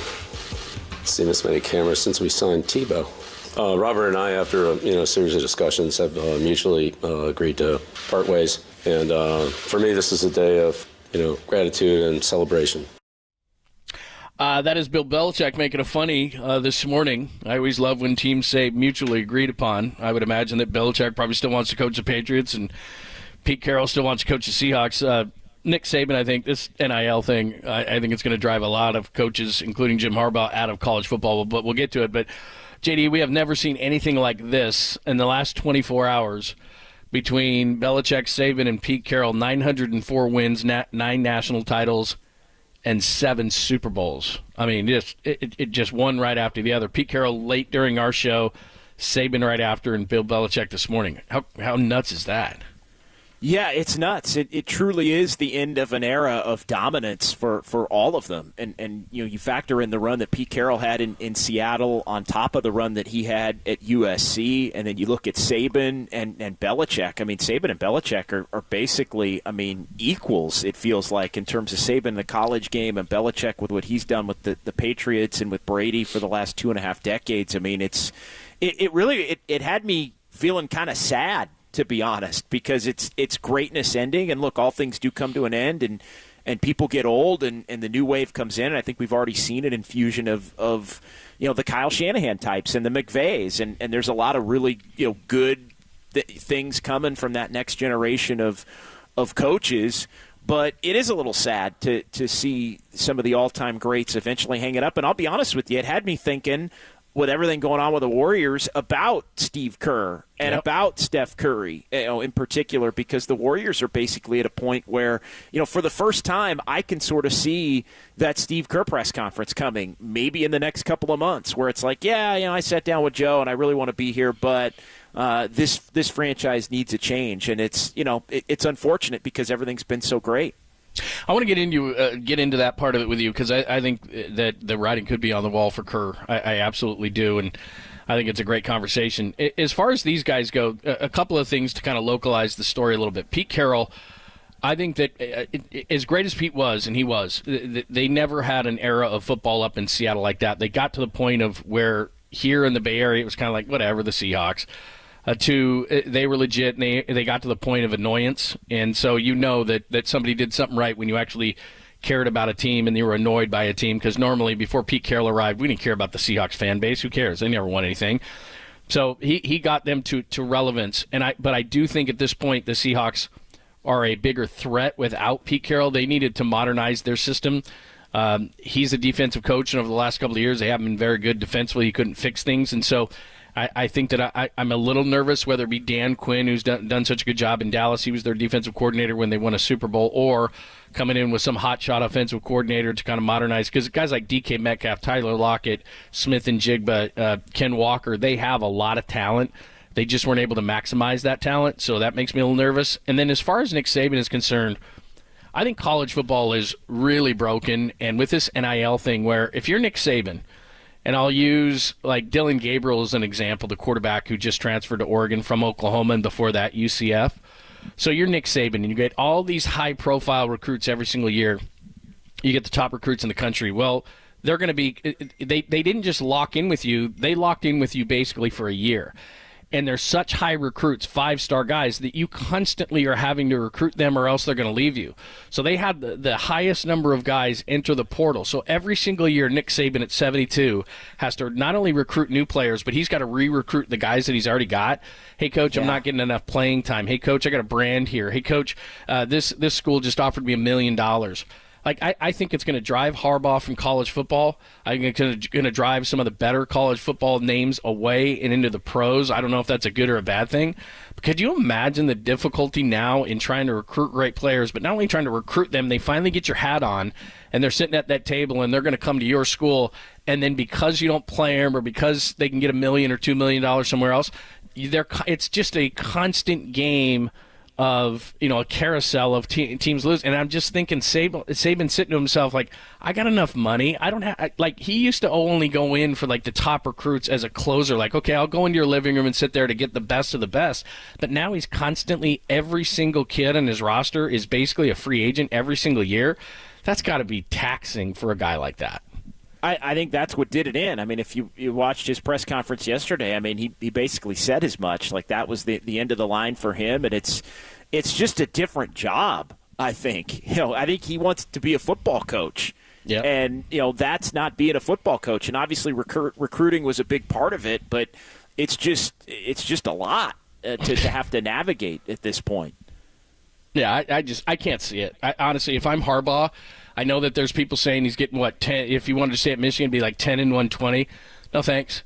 I can go deal with professional guys. Look, they got giant egos and they got their own things. And you can talk to my agent and they're pissed about this and pissed about that. I'm not saying it's easy to coach in the NFL because as great as Nick Saban is and was, he didn't succeed in the NFL, and a lot of guys don't. I think it's Pete Carroll, Jimmy Johnson, Barry Switzer won championships in both. I mean, it's just really difficult to do. So I'm not saying the NFL is easy, but in terms of Harbaugh, who already knows what the NFL game is about, so let's just say he's the Chargers head coach, which, by the way, would be sexier if he was the Seahawks head coach, and we can get into that. But he's got Justin Herbert. He lives in L.A., somebody else is going to deal with the personnel side of things. Like, look, we know this, and you were here too, just like I was. I mean, Harbaugh isn't the easiest guy to get along with, but if I'm Harbaugh, I'm done kissing some kid's butt that's a 3-star that says he's going to leave my program. Like, I'm not doing that. No, and I think, he's like, forget it. If I got to deal with the money and all of that other stuff, then I'm going to deal with the pros. Right. At this point, like, it's like I'll just go back and deal with it there and try to win a Super Bowl now that he's won a natty. All right, here's what we're going to do. JD is in for Pop today. We're going to talk to Dennis Brown coming up next, get fully blown into this weekend's games and who maybe the 49ers would least or most like to see, who would be rooting for this weekend. And also, he knows exactly what it's like. Take a couple of weeks off. How do you keep yourself sharp? We'll ask Super Bowl champion Dennis Brown about that. And then I want to go to the point that you just talked about, take this coaching conversation to the next level, which is Steve Kerr. Why would he want to hang around for this? We'll talk about that after we talk to Dennis. We'll do all that next, only here on the Sports Leader.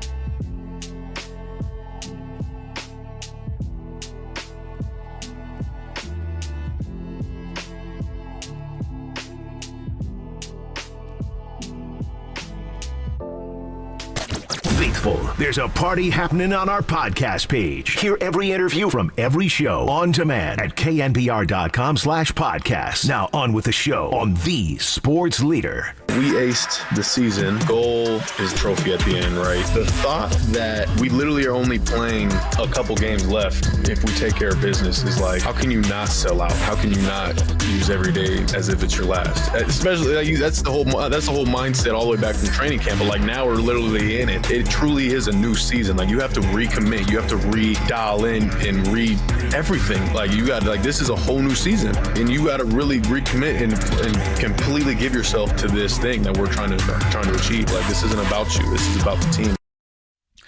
That is Fred Warner. 49ers, of course, off this weekend. 49ers and Ravens off. Only the 1 seeds are off, but you know that.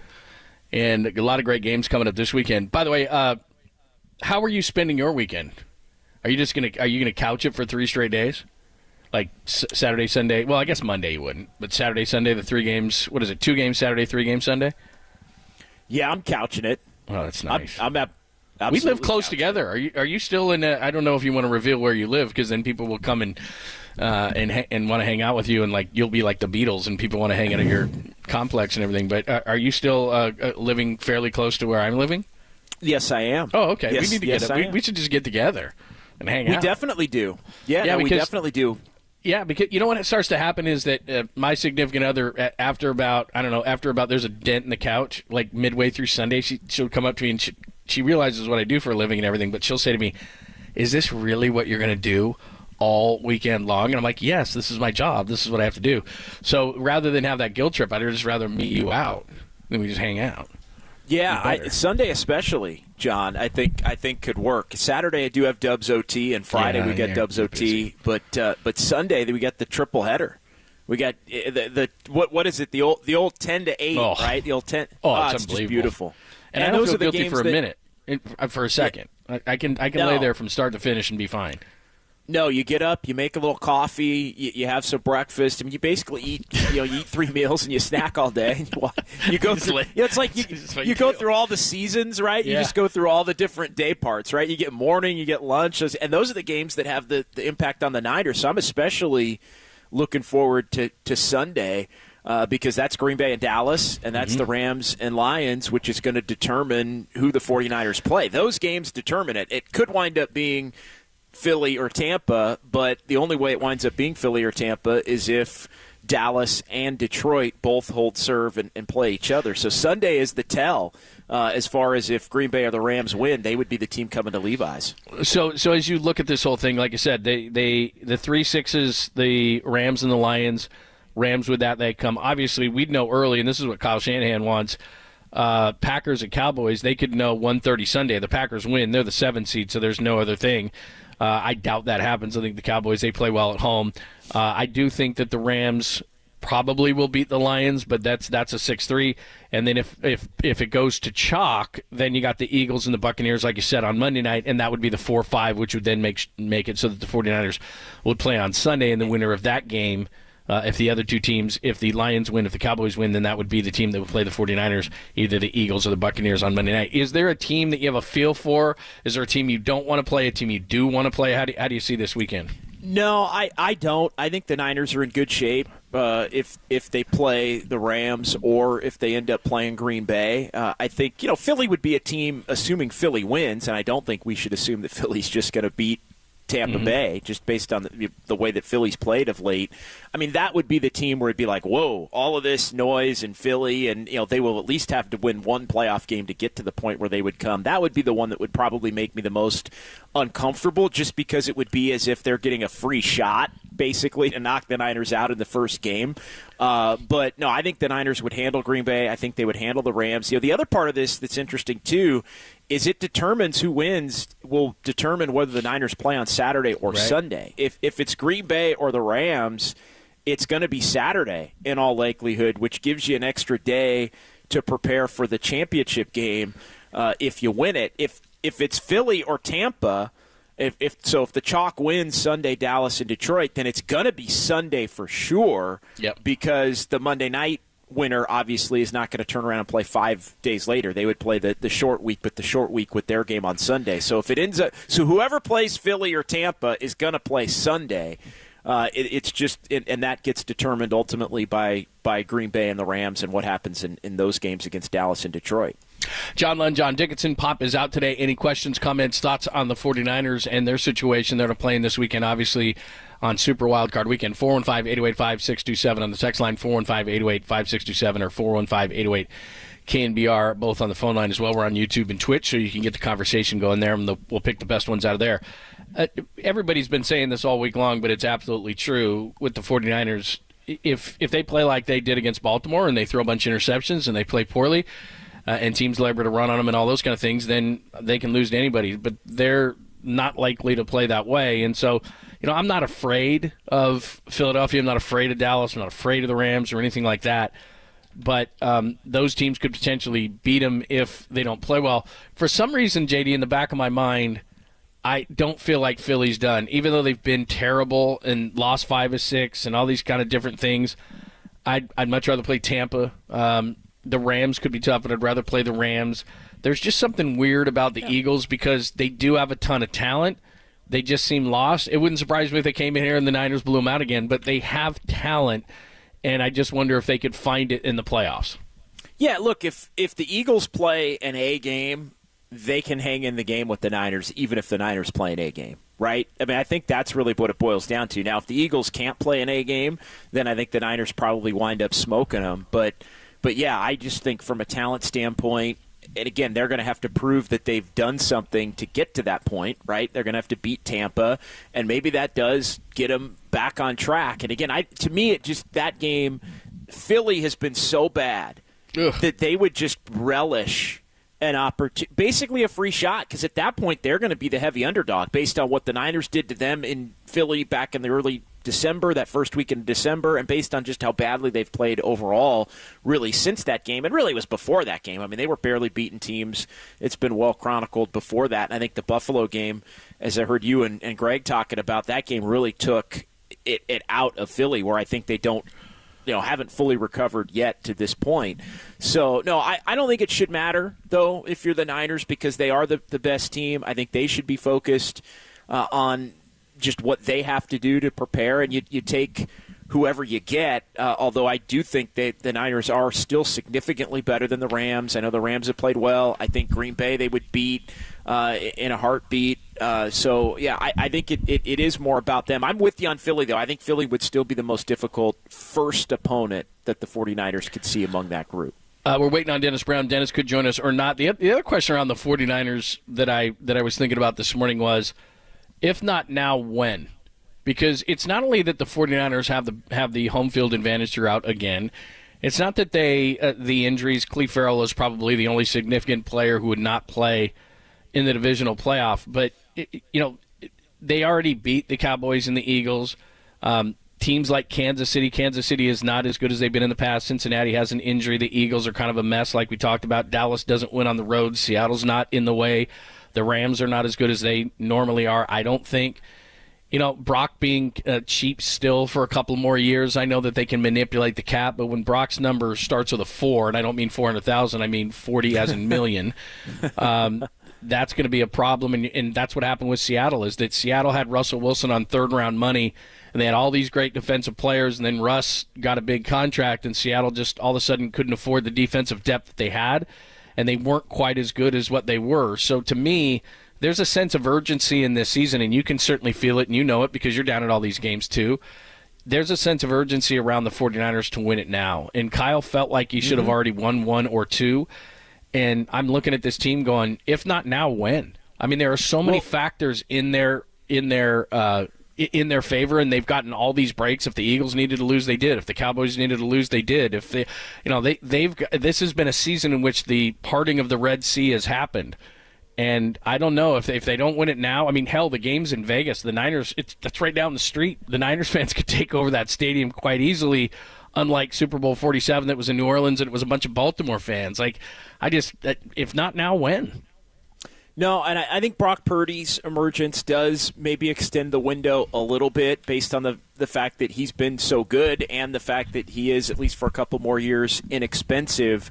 But I'm kind of with you. I do think the 49ers look at it, and you can always manipulate the cap, as you mentioned, but I think the Niners do look at it as, hey, they should have maybe already gotten one, or at least they could have already gotten one. We know the reasons why they didn't over the course of the last 2 years and 3 and 4, but I do get the belief that the Niners know, as far as the cap and all of their great players, that nothing lasts forever, and there is going to come a time, maybe even as soon as this coming spring, where they're going to have to move off of somebody that they don't really want to move off of. And I think that could start, down the path of, when you take away from your great core, it starts you down the path of, all right, maybe this is trouble.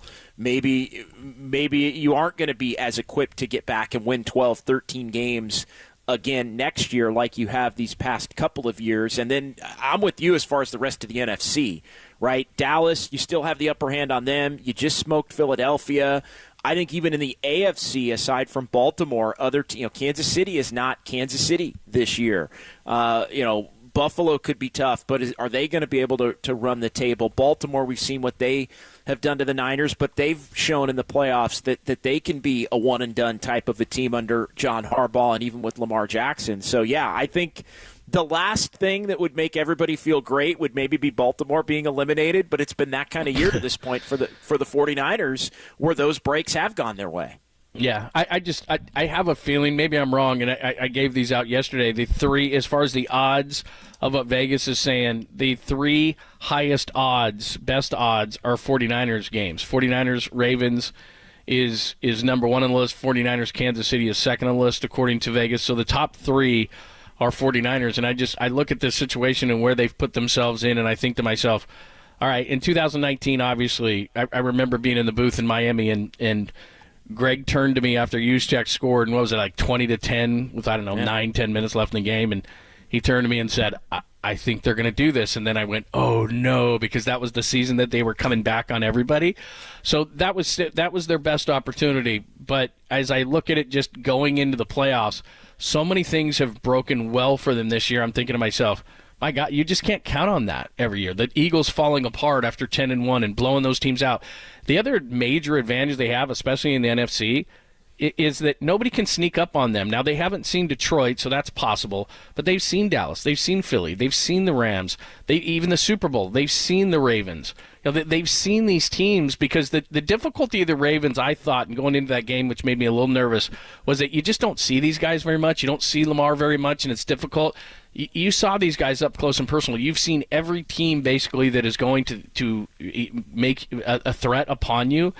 And nobody's going to be able to surprise the 49ers. They've seen these teams, and that's a major advantage.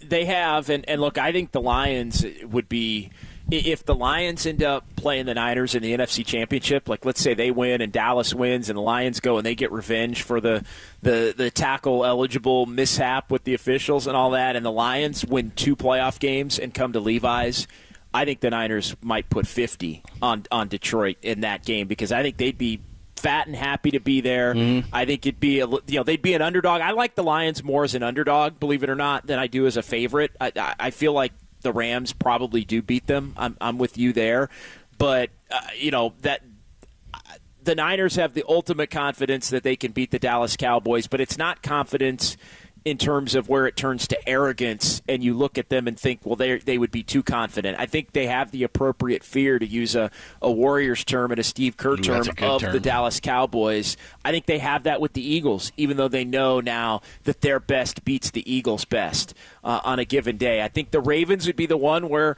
they probably look at that game as if that was a little bit of a fluke with all the turnovers and the way that it went down. Not that they got beat, but the fact that it turned into such a blowout in the third quarter and in the second half. So, yeah, I think it's all stacked up to where the 49ers – the Ravens deserve to be the number one favorite because they beat the 49ers at Levi's on Christmas night.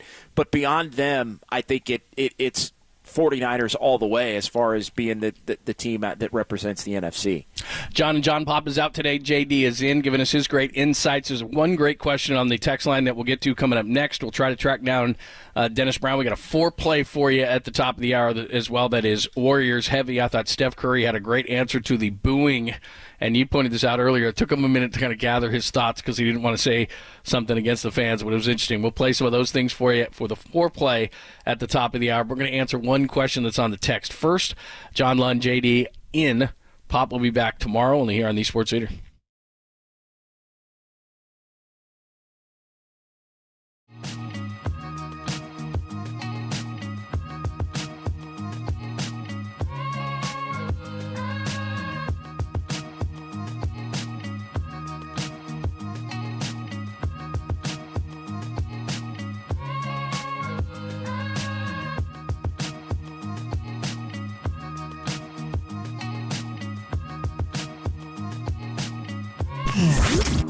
Here's what's trending now. Trending now. On KNBR.com. The Bluebirds were out at Chase Center last night, and Steph doesn't blame them. That story and more trending right now on KNBR.com and the KNBR app.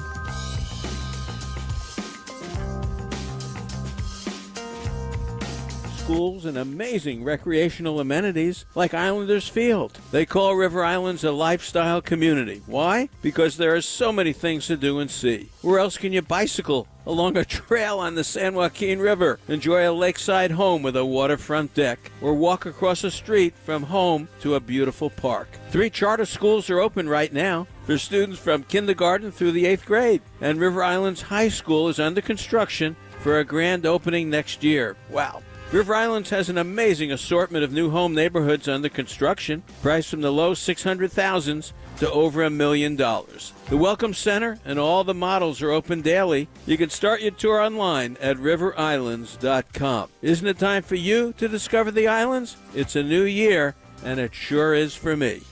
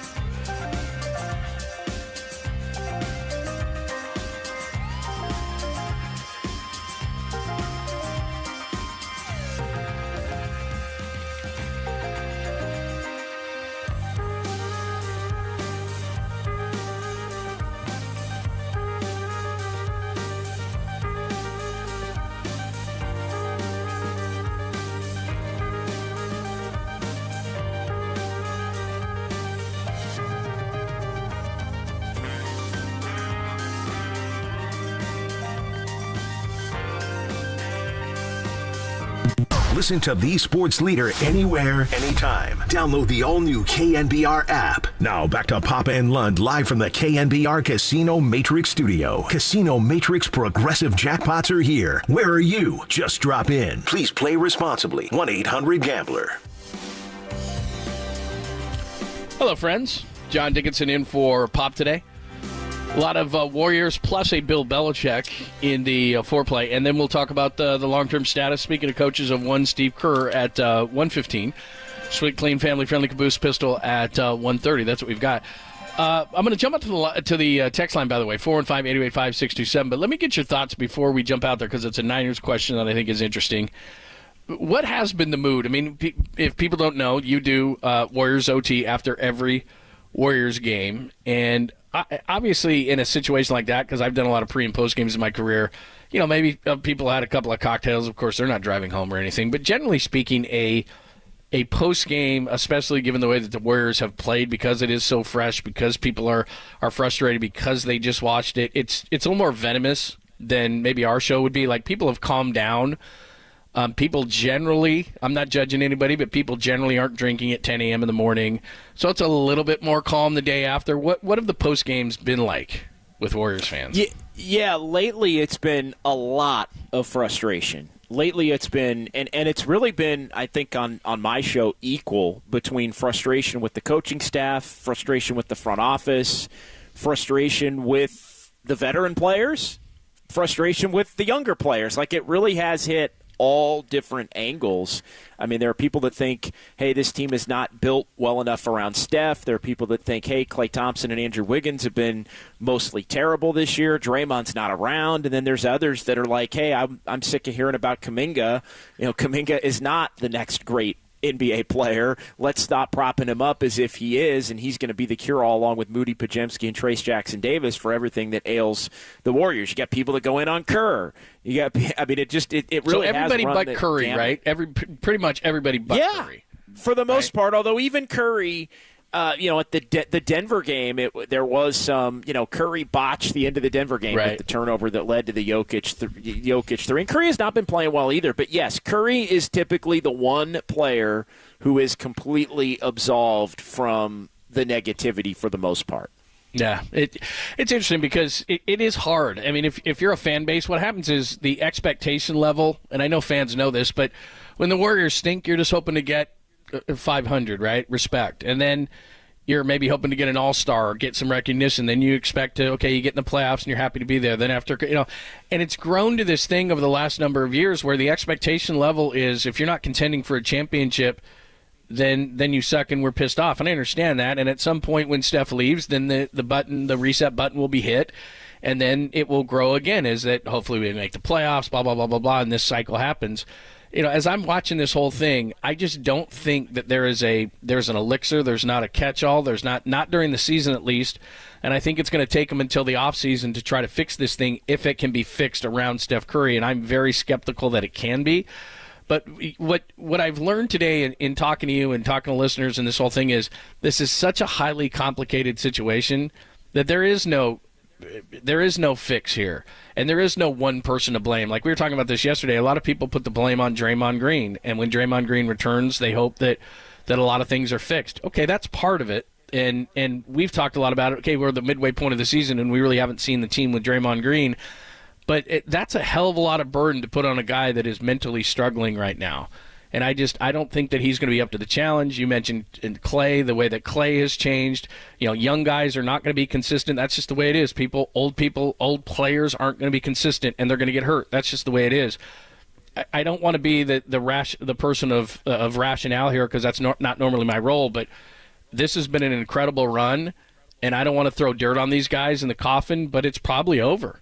And it's been amazing and it's been awesome, but there is really the explanation for this, JD, in my opinion, is they tried to push this thing as far as they could possibly push it, and we're just starting to see the end, and the end is inevitable for all of us. But in this case, for the Warriors. Yeah, I mean, I think they showed, at least they felt they showed, meaning Steph, Klay, Draymond, and even Steve Kerr, that they showed each other enough last season to where you could make the case all right, it was about the punch. All right, it was about Jordan Poole. All right, it was about maybe being a little too young in some areas and a little too old in others.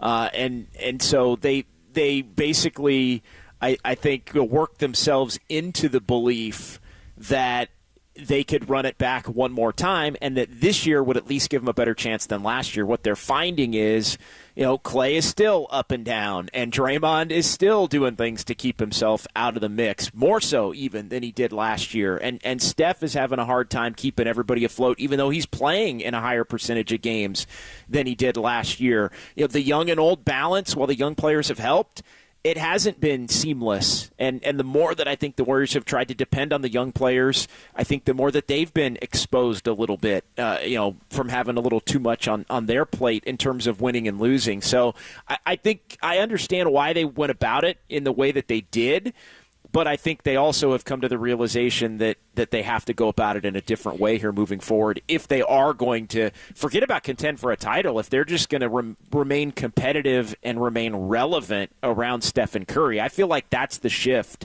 here over the course of the last basically month since Mike Dunleavy Jr. said, hey, I'm going to look at the 20 games that, up until the trade deadline before I have to look to make a move with Draymond Green going out. They're basically a 500 team over that span. They're an under 500 team overall. And now I think it becomes more and more about potentially having to do something more drastic. I wonder how many times a day Mike Dunleavy Jr. texts Bob Myers and says, you're an a-hole. Bob knew exactly when to jump off this ship.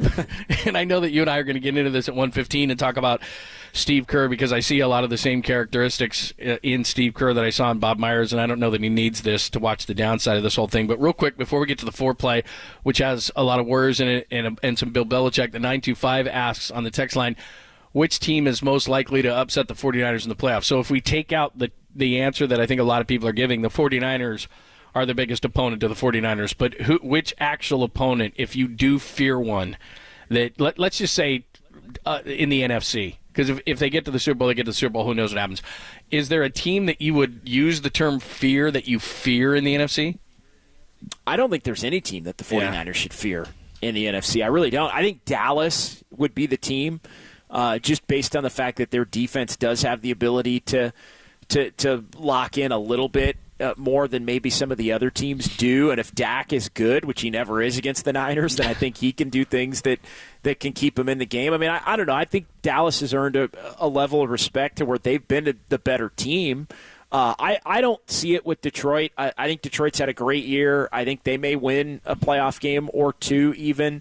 But I just think that their defense isn't good enough, and we've seen the Niners versus Jared Goff. And I think they'd come in and have a real good game plan with Ben Johnson, but I think the Niners would put a lot of points up against Detroit, and Detroit would turn it over a couple of times, and that thing would turn into a blowout. So I don't think it's them, even if they win a couple of games to get to that point. I think it still is probably Dallas, although Philly, man, that first game against Philly, playing that for all the talk about how it was going to be those two basically in the NFC Championship all year long, including right up until the Niners beat them and they had the losing streak, playing them the first game would be a little weird on that divisional weekend. Yeah, again, they've been terrible losing 5 or 6, but I just look at the roster.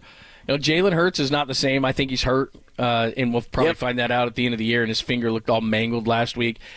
And their defense, clearly, what they did in losing their coordinators, Sean Desai, and then they tried to go to Matt Patricia defensively. Their defense is clearly not the same, and they lost a lot off that, including Javon Hargrave. I look at Philly, and I think, God, they could get it together, but then it's offensively, I think they might be able to because A.J. Brown is so good, and I don't know what's going on with Devontae Smith. Last time I saw him, he was on crutches, and I like Swift, and that offensive line's good. But I look at the defensive side of the ball for Philly, and I just go, their defense is terrible. Bradbury, that's the secondary. I think Kyle would be licking his chops looking at Philly's defense. They have talent, and they still have that bird on the side of their helmet. I'm thinking that's still Philly, but God, defensively they've been terrible.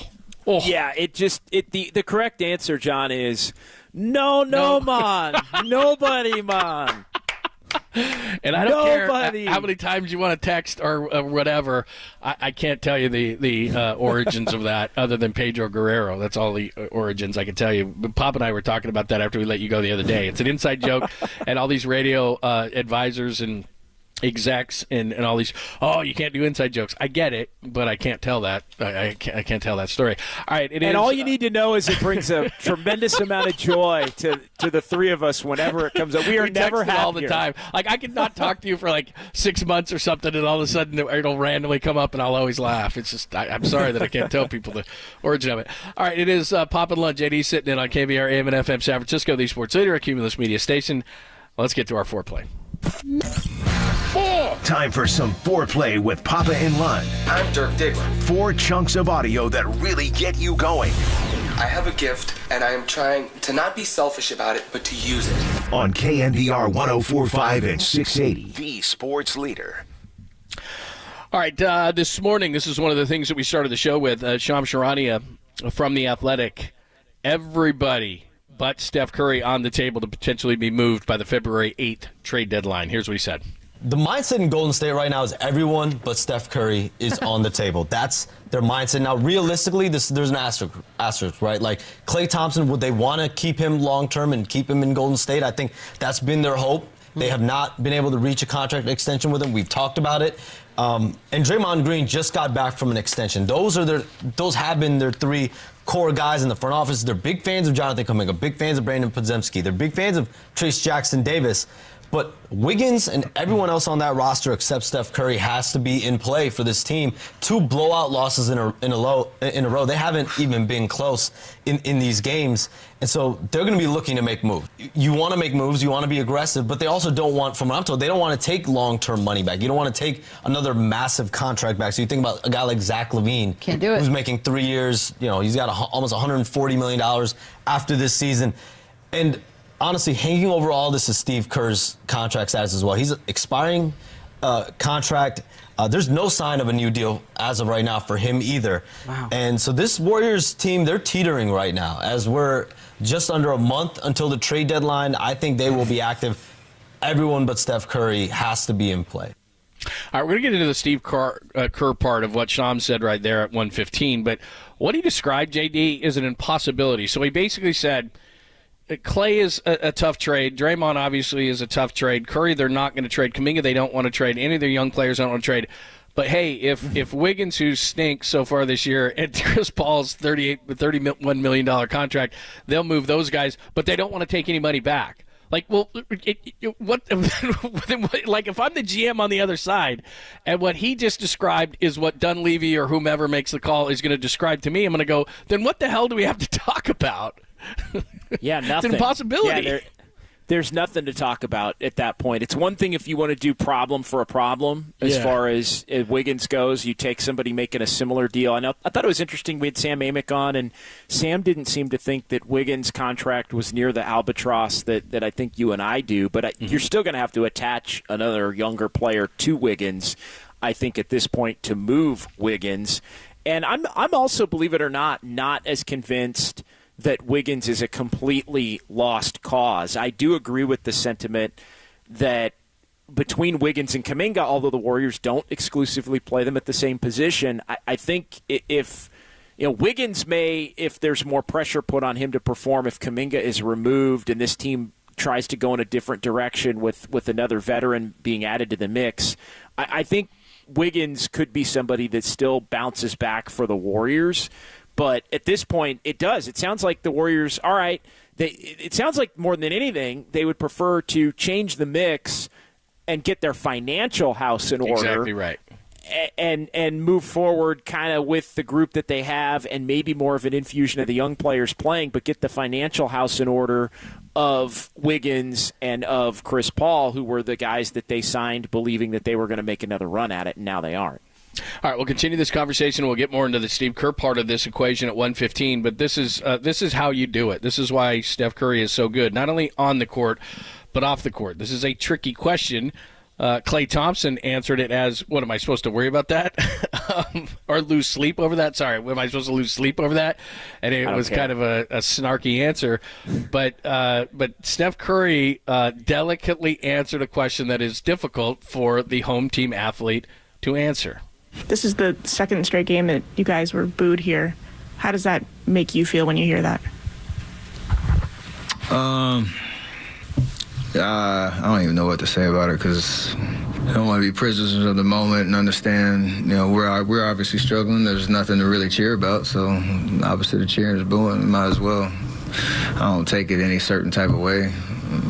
Honestly, I'm booing myself, booing our team in my head because of the way we're playing. So, it is what it is. Fans are going to react the way that they want.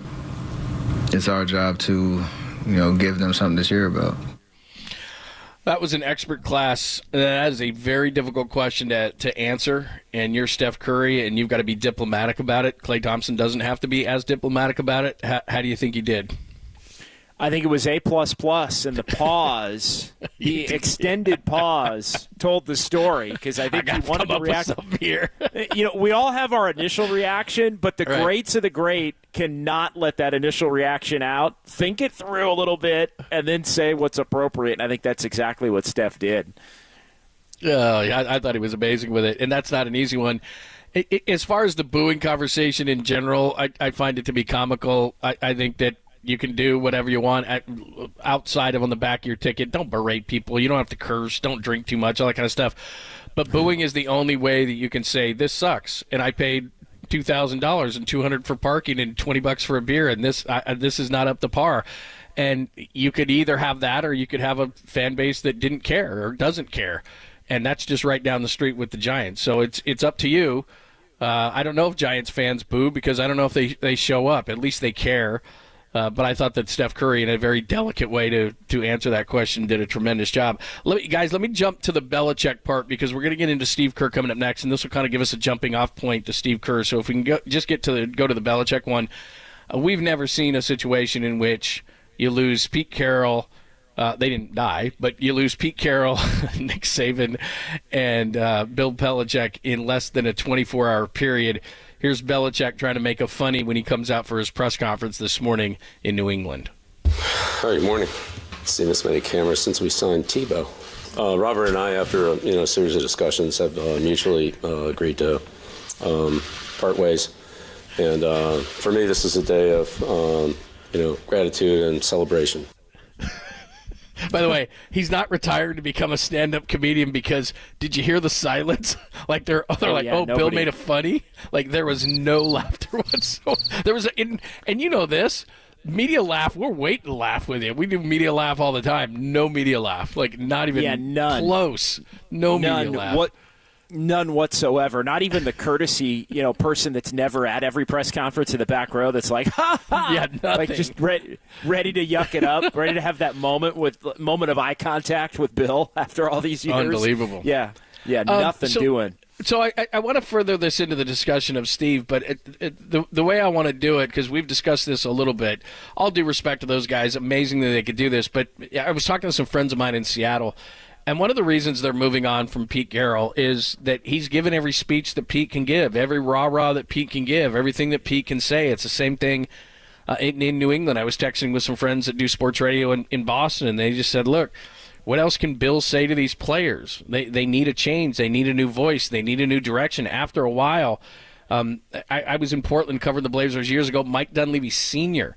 had actually been fired, and I was standing there, and that's exactly what he told me. He said, it's just time for me to move on, and that was with, like, the Rasheed, Damon Stoudemire. Like, they had been to the doorstep a few times and close against Shaq and Kobe and the Lakers, and he just said, it's time for a different voice. And I think maybe as we transition and get into a discussion about Steve Kerr next, maybe Steve's looking at this situation like Bob Myers did and is saying, do I want to reside over the end of this whole thing? I mean, they can pay me a bunch of money. We just saw what Spoelstra got. We know what Greg Popovich is making per year. That's a lot of money, but Steve's not going to starve. I just wonder if after 10 years it might be time for both Steve and the Warriors to take a hard look at his situation. Well, and also, I'll give you the short version now. It's a matter of, if you're Steve Kerr, what are the internal conversations like? Like how? Because I go back to almost Bob Myers, and when Bob, basically said at his press conference when he was leaving, Joe would text me all the time, and, Joe admitted it. Like, I'd text him all throughout the night and call him all throughout. Like, who knows what those conversations are like with Steve right now? And I think there could be a point where he views it now as, it's just not worth it. Like, the drain of it isn't worth the benefit of the victories, and the victories are fewer and farther between. All right, we'll continue the conversation about Steve Kerr coming up next. Give us your thoughts.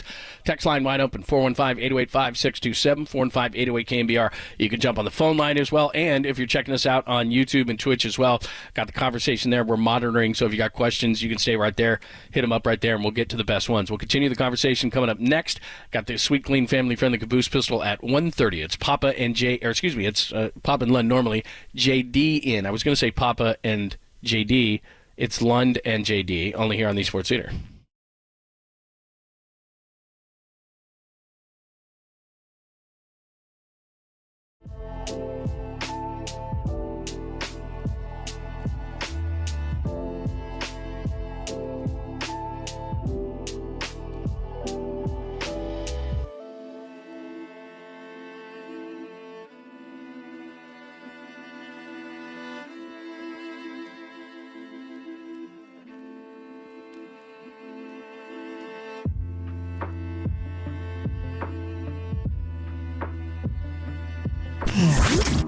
Here's what's trending now. Trending now.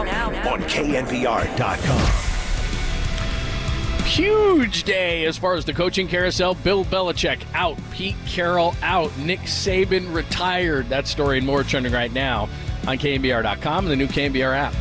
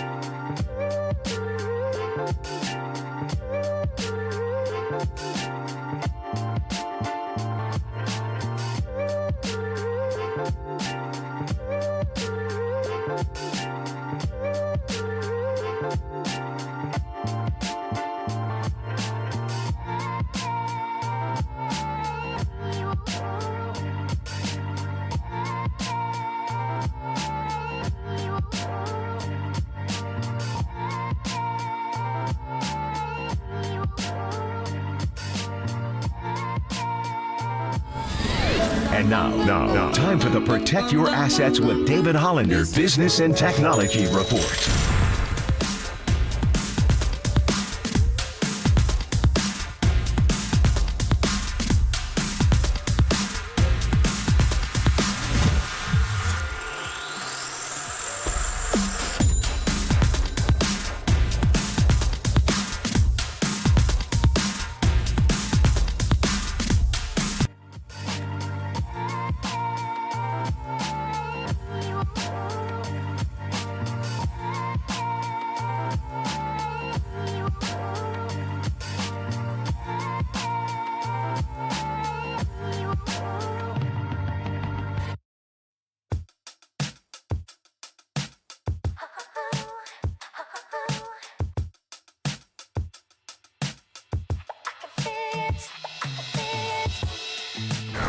Dub Nation, filter out the noise and kick it with KNBR on the gram for everything blue and gold. Follow the sports leader on Instagram at KNBR.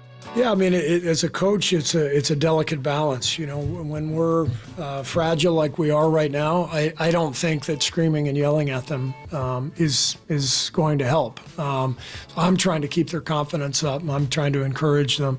But at some point, you know, that may have to change. You know, I mean, we can't keep going this way. 2 straight games being non-competitive at home. We have to find some fight. And so, you know, we may have to resort to some different tactics, but more than anything, we've got to be connected defensively to give ourselves a chance. Thanks for joining us, Pop and Lund, with JD sitting in for Pop today. Pop should be back tomorrow. That's Steve Kerr. I'm going to ask you a question before we get into the Steve Kerr discussion, which gets spurred on, and you were thinking the same thing I was thinking, because when we brought this up before, you know, Nick Saban, been around for a long time, Pete Carroll, 14 years with the Seahawks, obviously Bill Belichick forever with the Patriots, and I am of the opinion that after a while, especially on the professional level, college, you can stay around forever because you're cycling through kids, and so Harbaugh's who's got it better than us and all that kind of stuff that he does is, that's new to you. But I remember Patrick Willis and Joe Staley telling us on the record, actually, not just off the record, like that stuff got old. We're professionals, and wearing the gas station shirts and who's got it better than us and stuff, it just got old. And you've only got so many Newt Rockne speeches in your bag. So I want to get into Kerr in just a second. But you're around the Warriors a lot more than me. Kerr doesn't seem like a yeller, but he's got the raspy coach voice, just like Doc Rivers has the raspy coach voice. A lot. Like, is Kerr a yeller? I mean, he's raspy. He's losing his voice, man. Yeah, I you know, it's interesting. I think Kerr has got more of a temper than he gets credit for. And at times it comes out, I think, with the officiating. Obviously, what happened between him and Draymond going back to 2016. Oh, yeah. We've seen him break clipboards. Like, Kerr is not afraid. You know, the Michael Jordan story. Yeah. Obviously, going back to his playing days and Jordan punching him in the face, basically, because Steve didn't back down to MJ. So I think he's got it in him for sure. I think, you know, this team, when they were younger and on the come, I think it was a different tact that maybe needed they needed to have, and he needed to have with them. I think when they became the Kevin Durant with Steph and Clay and Draymond, and they were just basically going to beat everybody on a night-in, night-out basis. The only question was, are they going to lose in the playoffs? Or are they going to lose in the finals? I think the shift began really toward the end there, where a lot of the drama started to seep in, and I think he really started to take more of a, hey, this group's starting to get a little bit older. There's a lot of miles in the playoffs. They do most things great. I need to back my foot off the gas a little bit. And I think the shift started then. And, you know, really, now that we're to 2024, it's a matter of, hey, these guys have heard it all from me, meaning Steph and Clay and Draymond. They know what they have to do. They know what the expectation is. I'm going to let them kind of police themselves. So I don't think he necessarily gets on guys at the extent that he used to. Let's use that as the jumping off point, because, you know, there's certain coaches in every sport. Like Phil Jackson's a closer kind of a guy. I remember I was in Detroit, and Larry Brown was seen as a guy who would develop players but wouldn't win championships. But then when I was there, he did win a championship. So it's, there's certain guys. Belichick is not going to go to a losing team. If he's going to go to coach another team, I think it's going to be a team that is on the cusp, and he can kind of push them over the top. So Steve Kerr actually took this team from Mark Jackson that was kind of on the verge, and then he's been a guy who can win championships. He can maintain championships. He's been perfect. But I think the reason why Belichick is leaving is they have heard every speech. And Pete Carroll is leaving, and he's a rah-rah guy. And I talked to a lot of guys in Seattle yesterday, a few of my friends in Seattle. They have heard every speech. And, so at some point it has run its course. And I think Steve is great, and I think it is going to be Steve's decision. I don't think the Warriors are going to say, okay, Steve, see you later. I think it's going to be Steve's decision.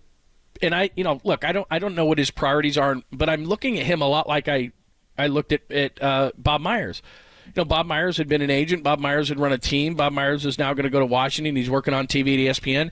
Certain people's personalities are this way. I think Bob likes new challenges and wants new challenges. Steve Kerr's been a coach. He's accomplished everything he can. He's been a broadcaster. He's been a GM. I don't know what Steve Kerr wants to do next in his life, but my point is, and he said this from the beginning, JD, you know this, he's not a lifer.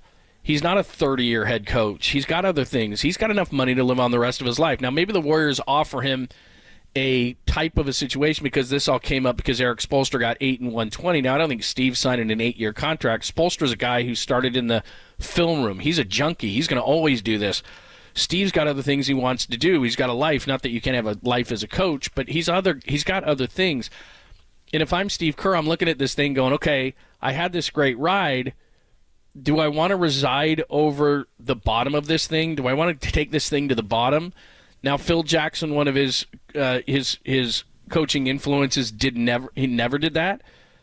Greg Popovich is doing that. So do you see this as, or how do you see Steve Kerr's future with the Warriors? Because I see it almost like Bob's. I don't want to see the end of this. I don't want to make these tough decisions with Clay. I don't want to coach a bunch of young guys and start over again.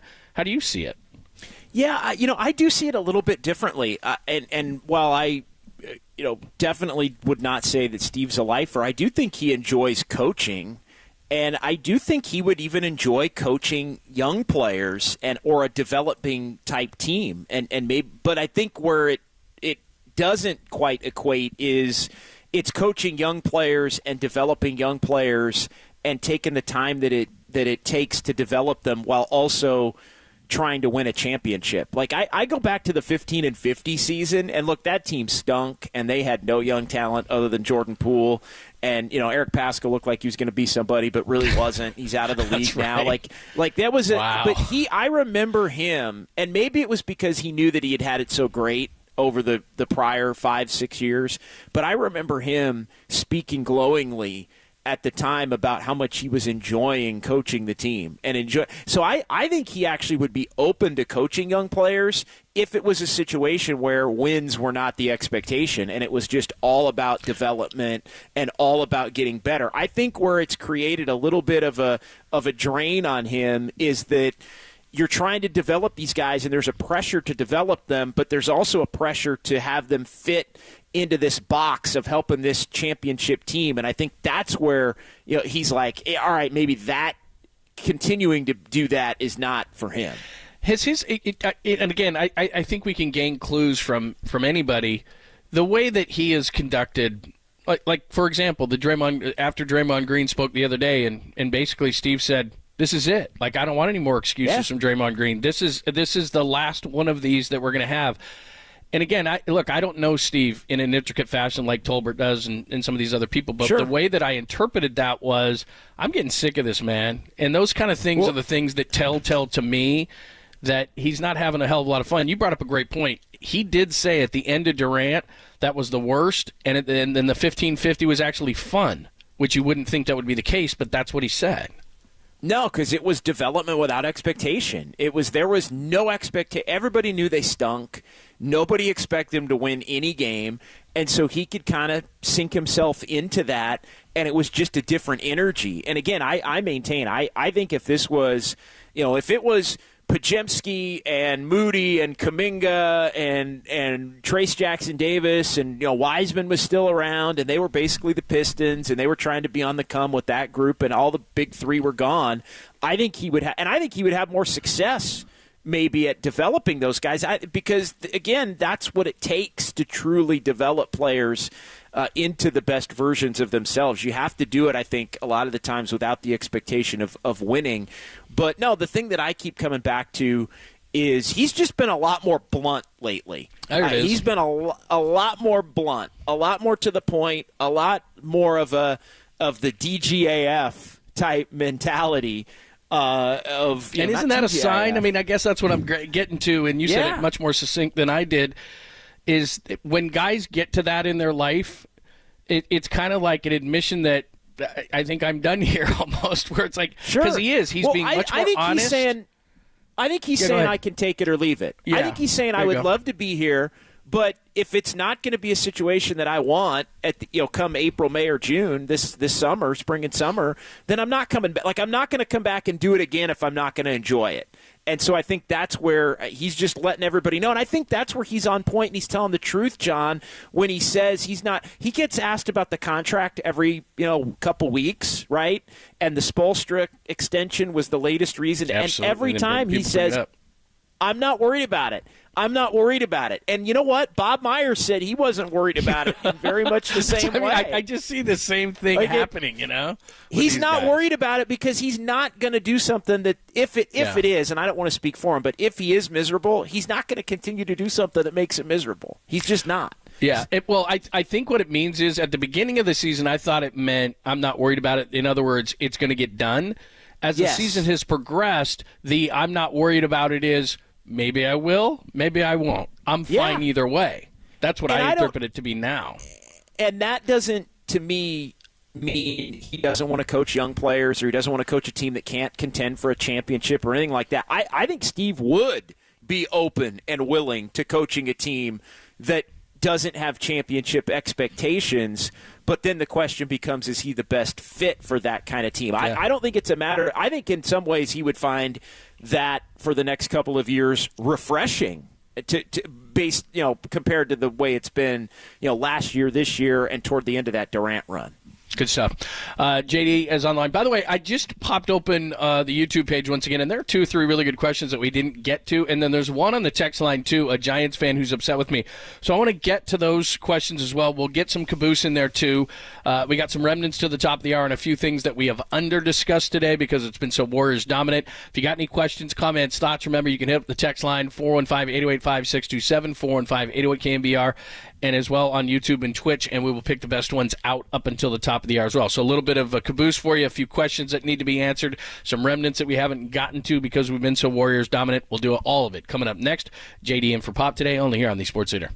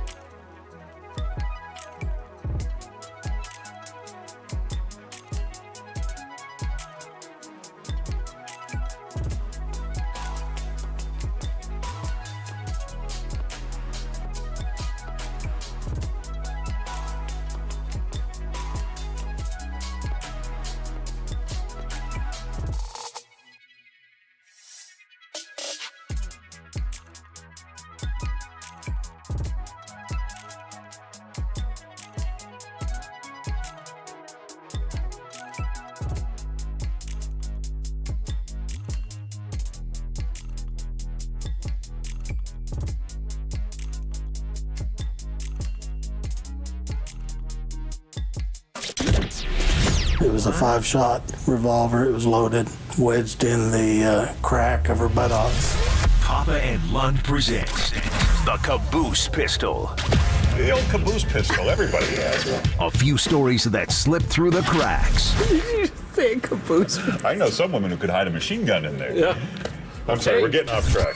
On KNBR 104.5 and 680, the sports leader. 16%. The mighty jungle, the lion sleeps tonight. Ooh. Sorry. He's not sorry. JD for Pop today. You're not much of a singer. If we play any kind of music, especially rap, like Pop will sing, he'll rap. It's unbelievable. I'll just wait. You know how it is. You've been around him a long time, a lot. You've been around on the road. He likes to sing, likes to dance. He does like to sing. There was one night in Oklahoma City, John. A lot of good stories start that way. This one night in Oklahoma City? There was this one night in Cleveland, John. A couple of things. We'll get to some Caboose stories. A couple of things. If you're watching on YouTube and Twitch, people want to know what's the deal with your background. It's like you're in a police station getting a mugshot. What's going on? Are you still developing the new the new space? Well, it's a work. It is a work in progress, and yeah, I mean, I've got, as you can see, I've got a blank slate. Basically, okay, a blank there's nothing canvas. wrong with that. It's a blank canvas, Lund. Because somebody had said this before, and I didn't have YouTube up for a minute, and I've been looking at the text line and all these different screens, and then I popped yours back on, and I was like, it looks like he's in a police station, like a mugshot. And then I was looking through some of the questions, and somebody said that exact thing. So I was just double checking that you were at home and everything was okay. Yeah, no, I'm at home and everything is okay. And All right. I've had to, and the guys in the studio know I've had to flip my. So I moved. So not only did I switch stations, but I actually moved like at the same time. Oh, okay, because so I used to know where you used to live. I knew you lived there for a long time. And it's actually the same. It's actually the same place, but it's just it's a different. Yeah, it's so I moved into a bigger spot, and so I had to kind of tinker with the whole setup. I had a setup that I used for a number of years over at the other place, and now I'm tinkering with the setup. Okay. So I am going wall background, but it took a while. I had been going virtual background, but there were some problems with the virtual background, and so I'm going wall background, but I haven't decorated the wall background No, yet. it's fine. So technically it's savvy, but I don't have like a KNBR sign in the back of me yet. I've got some shelving I'm putting in over here. We don't have anything we can give JD. I know there's a bunch of really cool, not advocating that you steal it, but there is a bunch of really cool like KNBR art on the walls in the like the studios and down in the halls. I mean, take some of that. Can't we just get JD some of that stuff? I mean, it actually is pretty cool. Wouldn't mind some of that stuff. So yeah, Pretty there's nice. going to be on the corner shelf here that I'm kind of pointing at. There's going to be some stuff that's going to go there. I know you've got some shelving behind you. Yeah, I got to still do a little bit more work. Yeah, I mean, it's not and bad. then to the right here, there's plenty of spot, for some kind of KNBR logo or some Giants, Warriors, Niners type logo. So it's a work in progress. Okay, folks. It's a work in it's progress. fine. It's fine. And the irony is, started talking about it, and I was like, oh, I'm not the only one. Not defensive, and you're not the only one, but it's fun. It's funny story, right? So I got the text at it was about 6:00 this morning. Like, hey, Pop's not feeling well. Yeah. And today was actually going to be the day where I was spending a good chunk of the day because I didn't have Niners today, didn't have Warriors today. I was like, you know what? Today's the day I'm actually going to go try to decorate the place. And of course it is. Now flip the switch, get the camera going. Let's do this. Here's I got a good one too, and we can just pull this all into the caboose. So this morning I got that same text. I got it from Greg at about 5:15 in the morning, and no problem. And so they're like, well, mind you, I woke up at 8. Well, I was going to say, but you're on late. Like, what time did you get off Dubs OT last night? Last night we went, it was an earlier start, so that actually that's helped. right. But yeah, we were still on till a little after 10 last night. Yeah, and you like to go out drinking and stuff. I know you. So, you probably hit it. And then, I mean, I didn't blame it at all. So then they text me, and they're going back and forth, and I said, whatever. I said, if JD's going to do it, then I'll stay home and do it for my studio. I said, if not, though, I'm going to go in and do a solo show, and I like to talk to the guys between breaks. And so it's like 8. First of all, there's 2 quick stories in this. It's, I don't know, for Californians, and I don't need to hear from the Midwest and the East and the people that are, when you live there, you have stuff in your car. So they plow the streets and everything. Everyone's prepared for it. You have a big jacket. I had a starter on my car back when I lived in that kind of weather. I'm from the West Coast. I'm soft, I'll admit it. So I come pulling out of my driveway, and I did the ice, and it was really cold this morning. And my neighbor didn't. And my neighbor is just in a huge hurry, comes barreling out of his house because, again, we're not used to ice on the windshields. He's trying to look out of a small hole in his windshield. He sideswipes a car on the corner that's parked there. He didn't see it.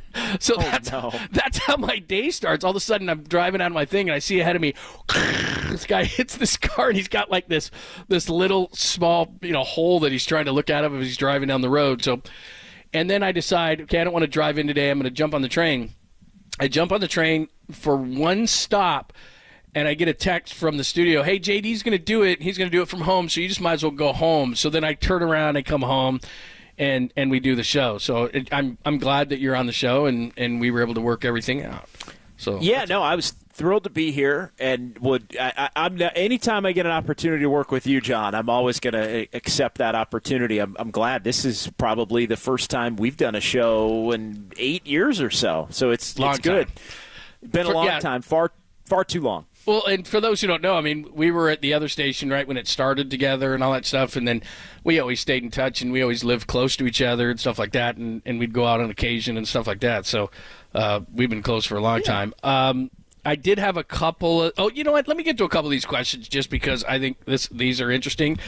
We haven't talked Giants in I don't know how long, and my philosophy on this stuff for Giants, I get that we're the Giants' flagship.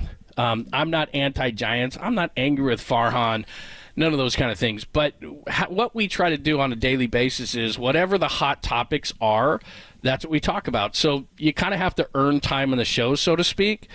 And somebody got angry on the text line. Let me find the exact he says, for the 4 and 5, I take offense to you calling out Giants fans for not caring because they aren't showing up to the games to boo like Warriors fans. Perhaps Giants fans aren't showing up because the product on the field's been so bad, et cetera, et cetera. Look, I understand that. I'm not – if I did sound like I was calling out Giants fans by saying that, what I was saying was they're not going to trade Steph Curry because not only is Steph Curry a great player still, Steph Curry is the drawing card for the Warriors. And if you take Steph Curry away, I don't know how you're going to put people in Chase Center.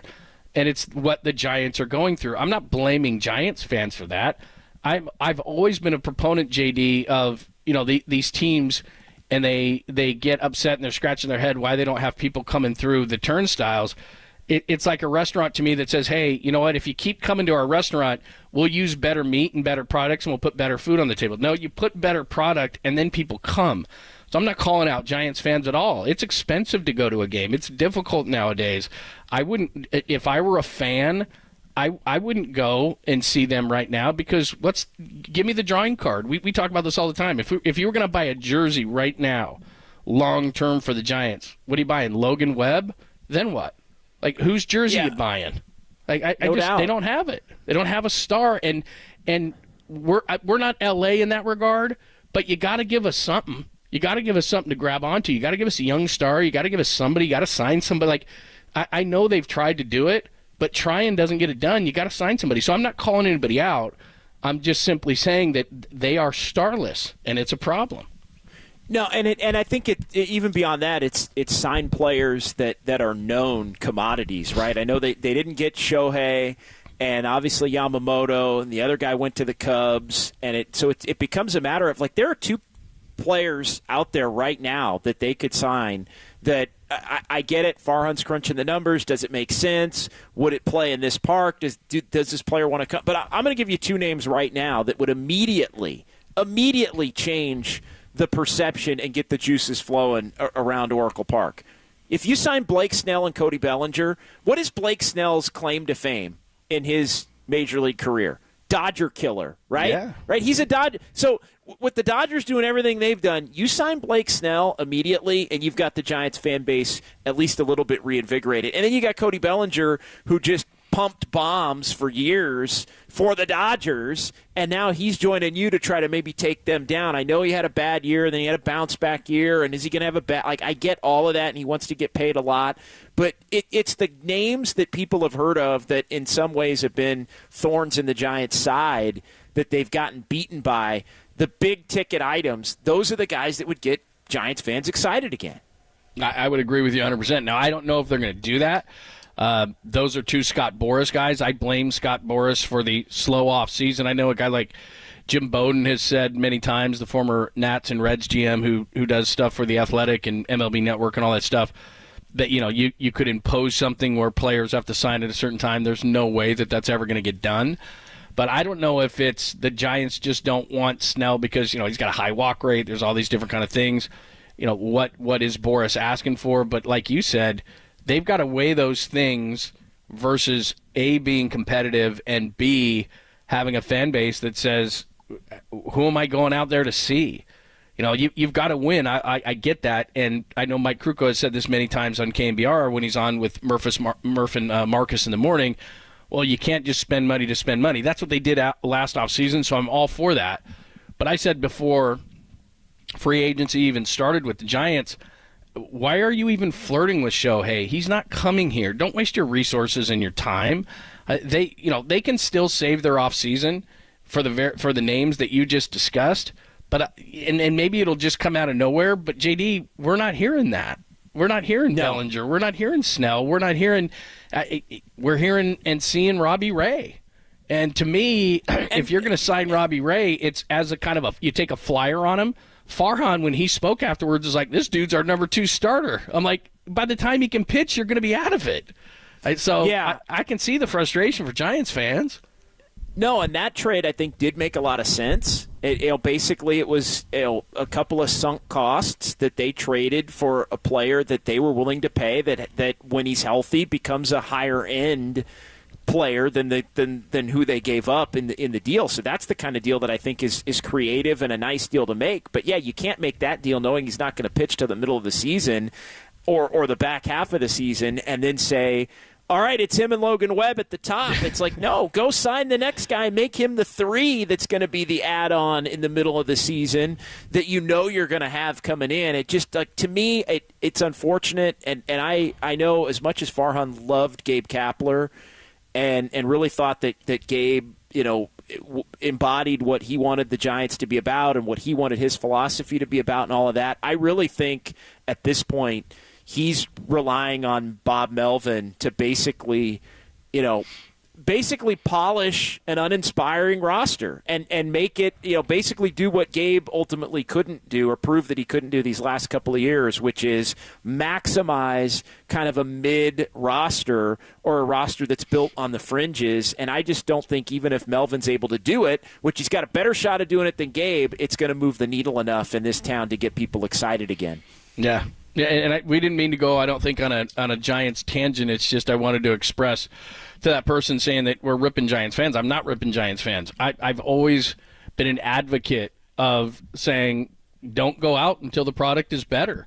I'll be honest with you. And look, some people just have this kind of disposable income. I wouldn't go out to a team that stunk. I mean, again, this is the thing in California where we're not beholden to these things because there's so many different things to do. Sports are like any other entertainment entity for many people here. You're competing with concerts and beaches and wine country and all these different things to do. I don't have to go see a sporting event. I can do a lot of different things, but in places I've lived before, like I'll give you Detroit. You either freeze your ass off and watch TV or go see a sporting event. There's not a lot in between. So they've kind of got you. But here, it's not like that. In the summertime, if the Giants aren't going to be entertaining and compelling, Do you know how many things there are to do here when it's pretty nice out? Yeah. A lot. No, that's exactly right. So that's what they're running up against, is that it's not just running up against other, like, we hear this all the time, JD, where it's like you're competing with the Warriors, or you're competing with the Giants, or competing with the Niners, or competing with other sports teams or leagues for the almighty disposable income. Not here. You're competing with everything, restaurants, just different things to do. And if the Giants aren't going to be compelling, and you're going to charge me $20 for a beer and whatever for parking and X for tickets, it's a beautiful ballpark. I think it's the best in all of baseball. There's not a bad seat in the house. But if you're not going to give me somebody where it's like they can either on a given night pitch like Tim Lincecum did, or hit a ball out of the ballpark like Buster Posey did, then I don't know how interested I am. That's a fact. It's tough. Preach. I mean, that's what it is. And again, they have to sign players that move the needle. I've been reluctant to say that for years, but it came to a head with the fallacy that was 2021, and then the last 2 years I think brought it even more to the forefront with the mediocrity and just the drab teams and personalities that this team had. They need to sign players that are known commodities throughout Major League Baseball, and they just haven't done it. And again, I'm not trying to bash Farhan here, but I don't know how that equates into his computer. You put in personality into the computer, and the Commodore 64 spits back, does not compute. Like, it doesn't. Yeah. It doesn't kick the numbers. But it is tough because it is tough because he probably looks at it and goes, "Well, Robbie Ray is going to be better than Blake Snell next year," right. and I know it, I know it, and that's right. And that's fine. Like, he's not wrong, but Robbie Ray in July isn't going to move the needle the way Blake Snell would in Game 2 of a 3-game series to begin the year after Logan Webb pitches the opener. Yeah, and again, let's bring it back to the conversation about Curry. The reason why Shams says everybody but Curry is untouchable is not only because Curry, the basketball player, is still playing at a really high level, but if you take him off this team, sorry, StubHub is going to explode with Warriors tickets. I mean, it's just like, what?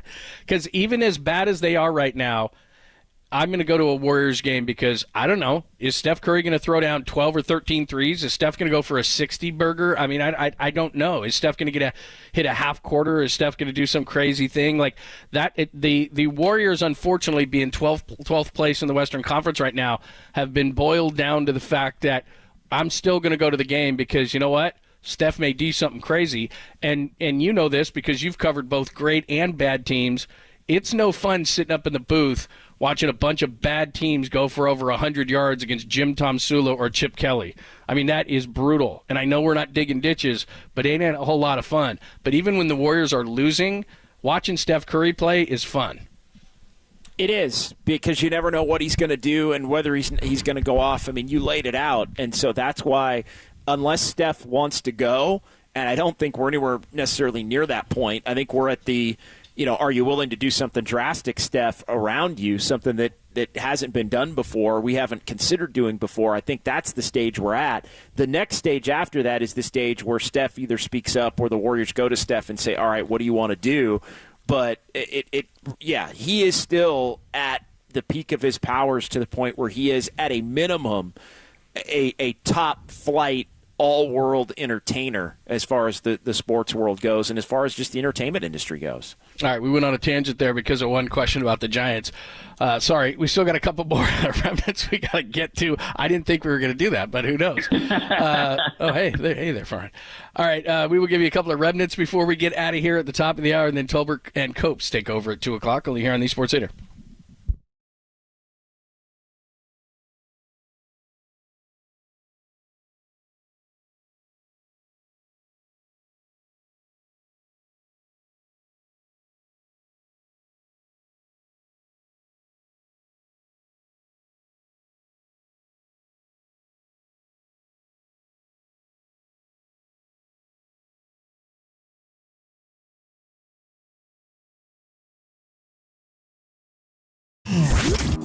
Here's what's trending now. On KNBR.com. The Warriors get blown out again, this time by Zion and the Pelicans. What's wrong? How can they fix it? That story and more are trending right now on KNBR.com and the new KNBR app.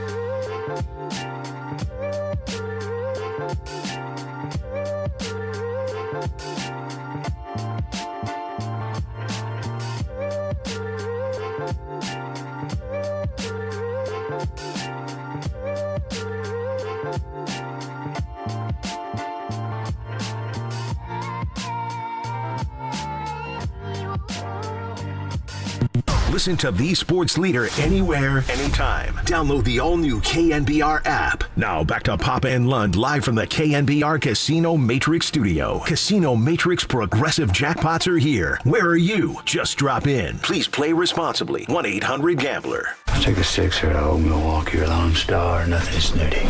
Why is this so important to you all of a sudden? Because it's Thursday and it's past noon. Thursday is one of my days off. On my off days, I start drinking at noon. You don't get to interrupt that. That's my favorite drop of the week. Danny's playing a little late, but it's okay. Better late than ever. So is that what you're going to do? Are you going to, since we grabbed you at the last moment to do the show, are you going to be productive and fix that background, or are you just going to go out drinking? I'm probably. Oh, I thought that was you. I'm gonna give you the Steph answer. I'm going to work on the background. Yeah, of course you are. Yeah, I know where you like to go. I'm going to show up there and just double check. Yeah, I may see there. Yeah, that's what it is. Hey, real quick, one remnant that we did not get to today that is causing a bunch of stir amongst football fans nationwide is Peacock and the Chiefs and the Dolphins being on Peacock exclusively, except for the Miami and Kansas City markets in which they get that game for free. Are you outraged once again that we all pulled the plug and felt great about things, and now we have to piecemeal buy all these services, and the NFL is forcing us to buy Peacock? Are you outraged? Are you upset? Are you fine with it? I hate it. I absolutely hate it. You do? No, I really do. Because I look, I'm somebody that back in the day, I actually still have DirecTV, and then had to go out and get, I got YouTube because I wanted to get the NFL package, even though Sundays we're at a lot of games, and I was basically at every Niner game this year except for 2. But I hate having to pay. Like, the whole thing is, to me, you pick one, and I think if you buy any package, if you spend $300-$400 on any package, you shouldn't have to buy. You're saying Sunday else. tickets. Sunday tickets, you give you everything. Yeah, and I get it. Like, to me, if you're going to spend, if you're, and I get that it's not the same and it's the playoffs and all that, but to me, it's like Peacock can get their money. Like, I'll even pay for it, but I want to be able to watch it on my service, if that makes sense. Like, in other words, $10. You gotta let me fly. So in other words, what you're saying is, if your service is good enough on its own, don't force me to buy it. Right? Exactly. Yeah. Like, your product should be good enough on its own. Exactly. I've gotten to the point where, let's see, I pulled the plug years ago, and I've been using YouTube TV for a long time. And then, of course, you're forced to buy Netflix. There's too much good stuff on Netflix not to have it. And we talk about this kind of stuff all the time. So you got to have Netflix. I'm trying to think what else you have to have. I mean, I have to have Peacock this weekend. I think that's about it. Is there anything else you just have to have besides Netflix and some sort of service that you use? And then Peacock because they're forcing you. But what am I missing? Oh, yeah, Prime. Well, I do have Prime. Yeah, Prime. They force you Prime, which I had an Amazon account, right. so I got Prime through the Amazon For Thursday account. Night, you got to have Prime. That's right. You got to have that. And then Netflix is one that I did already have, so that wasn't that big. But it's just, to me, it's more the toggling between different setups. But I think that's my own fault because I'm not somebody that cut the cord a long time ago. Well, and that's the whole thing is you felt like you were doing such a good thing by cutting the cord, and literally now I'd have to add it up. I don't want to because it's going to make me puke. But I was just so holding the flag for hey, YouTube is $75 a month. I used to have, Yeah. But you're still going to end up paying twice that or 3 times. Yeah, exactly. That's what I'm doing. I now, if I look at everything, because I just do this, and then here's the thing. It's almost like a gym membership. They want you to forget. It's like you have to buy Peacock this weekend. You're not going to remember you have Peacock. So all of a sudden it's going to be like sign up for that free trial, and then you get that $15 every couple That's weeks what it's gonna that comes out of it. No doubt. I think it's $11-$12 to get Peacock. So what's going to happen is they're going to get that. You're never going to watch it. They're going to laugh, and then one day you're going to go, "What's this $12?" And all of a sudden you're going to look back, and they're going to charge you for 2 years, $250 or something, and just so you can watch the Kansas City Miami game. And they did that times 40 million people or whatever. Exactly. That's a good amount of money. Anyway, JD, that was a hell of a lot of fun, man. I always love catching up with you. And I know we're going to do it again real soon. And, again, make sure you're tuning in, right? Dubs OT, Weekends we got you too. All that stuff, right? All the Warriors coverage. Yeah. Dubs OT, next one tomorrow after the game in Chicago, so right around 7:15, 7:30. And then just Dubs on Saturdays from 10 a.m. until noon. But we're on after every single Warriors game right at the Final Horn right here on KNBR. Make sure you do it because it's the best Warriors coverage. You do a great job with it. Love listening, love watching. Every once in a while I jump on with you, so it's great stuff. Thanks for coming in at the last minute, man. My pleasure. Always enjoy it. Appreciate it, man. You got it. That is the great John Dickinson. Make sure that you're following him. All his Warriors coverage. He does a tremendous job. He's been doing it for a long time, and it's great to have him on KNBR. The boys are coming up next. Thanks, as always, to Danny and Walter. Any and all guests you can check out at knbr.com.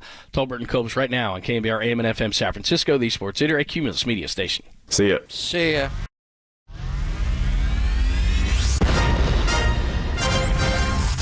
The NBA brought him to the Bay. While his co-host was born and raised here.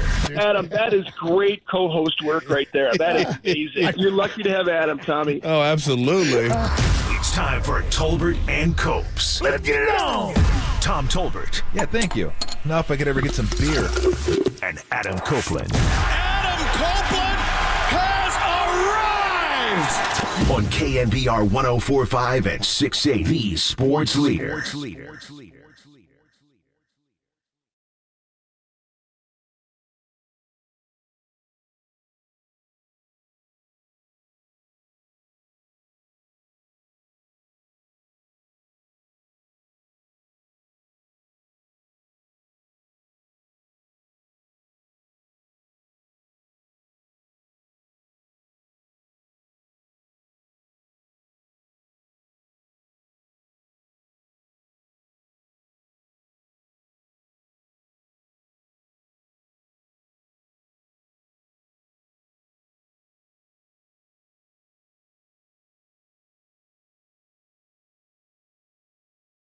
What is shaking? Adam Copeland, Tom Tolbert with you. Bobby Marks, Gary St. Jean, my former coach, Mark Spears, Ray Ratto, all join us. Talk a little Warriors, talk a little Niners, talk a little playoff football. Beauty last night. 808 KNBR. How does everybody want to blame the coach on this one? 808 KNBR. How you get? What do you got for me? Rotations bad last night? I mean, they were down 27 2 games ago. They were actually down 40 in the second half last night. So I can't wait to hear about the rotations and just everything, whatever it may be. Because it wasn't the players last night. The rotations would have definitely made a difference last night. I mean, just look, what you're seeing here is the natural evolution or life cycle of a dynasty. Yeah, man. It's just that's what it is. And it's still amazing to me that the Spurs were able to squeeze 20 years out of it. 20 years. I was taking a look at dynasties and just thinking, okay, who are the biggest dynasties in sports or in basketball? Celtics, for sure. And I think they won a championship after Russell left. I think like Havlicek and JoJo White and those teams, Cowens maybe won one against the Suns. But after the players left, I mean, it started going downhill a little bit. And then, they rebooted it with McHale, Parrish, and Bird. So you needed new players to reboot it. The Lakers really didn't start their dynasty until the 80s. And that was when Magic was young. And Kareem was older. And then they added Worthy. So you get you get Magic, and then you add another number one pick, and they're both young. So you're like good to go for a decade. Which is about what the Warriors are closing in on that decade mark. So what happened to the Lakers after that? They were brutal. They were brutal for a while until they drafted Kobe and got Shaq through free agency. So once Kobe left, then they were, again, kind of crap for a while. They got all the high picks, and it took them a while, and they weren't very good. They were super young. And then what happens? Well, LeBron comes, and they trade for AD, and they win a championship. And they're still not great. One bubble championship. But it's still not. You're not rolling. You wouldn't call that an extended version of a dynasty. The Spurs transitioned because they drafted really well, right? They drafted really well. They hit on Ginobili, hit on Parker, hit on Kawhi, and they actually traded Kawhi for George Hill. So they made a great trade and had two really good drafts in the later parts of the first round and the second round. Ginobili was a second rounder. So where are the Warriors at right now in their life cycle? They're at the end of it. They're at the end of it. And how they got into this was drafting well. They drafted Draymond. They drafted Steph. They drafted Clay. That was your core. You won the championship. I still think they could have won more without KD, but you add KD to it, and you add rocket fuel to it. Now it's just like you're one of the greatest teams of all time. So KD decides to leave. They bring in Poole. It was good for them, and he was a late-round draft pick. So they had their chance. Where they missed their chance to extend the dynasty was they missed on Wiseman, and they may or may not have missed on Kuminga. And Moody, I like Moody. But, Moody's a 14th pick. You can't expect, you may get that occasionally. Like Kawhi, I think, was 15. Yeah. So you may get it occasionally, but you don't expect that. But, 2, you're really hoping, that guy is going to be what James Worthy was to the Lakers, number 1 overall pick. Now, you could look at the draft and go, well, I don't know. Did you really want LaMelo Ball at that point? You had Steph at point guard. You had Clay at 2. I mean, what are you going to do with LaMelo Ball? It just wasn't a great fit. They needed to get bigger. I don't think anybody argued the pick. Didn't turn out. Just did not turn out. And Kuminga's been kind of, up, down. I don't know if he's going to be that guy. But, guys get older. They're just not as good. Even Steph's been showing signs in the last 2-3 weeks. Clay showed signs all year. Draymond was good when he played, but still not as good as Draymond used to be. I mean, this is what happens. This is what happens unless you hit on a few picks or maybe go out there. They made a great trade. The D'Angelo Russell trade got him Wiggins. That helped him win a championship. But then Wiggins is a no-show pretty much most nights relative to what they're paying him. Sure. So, and they tried to get Chris Paul and hopefully extend it, one more time and make one more run at it.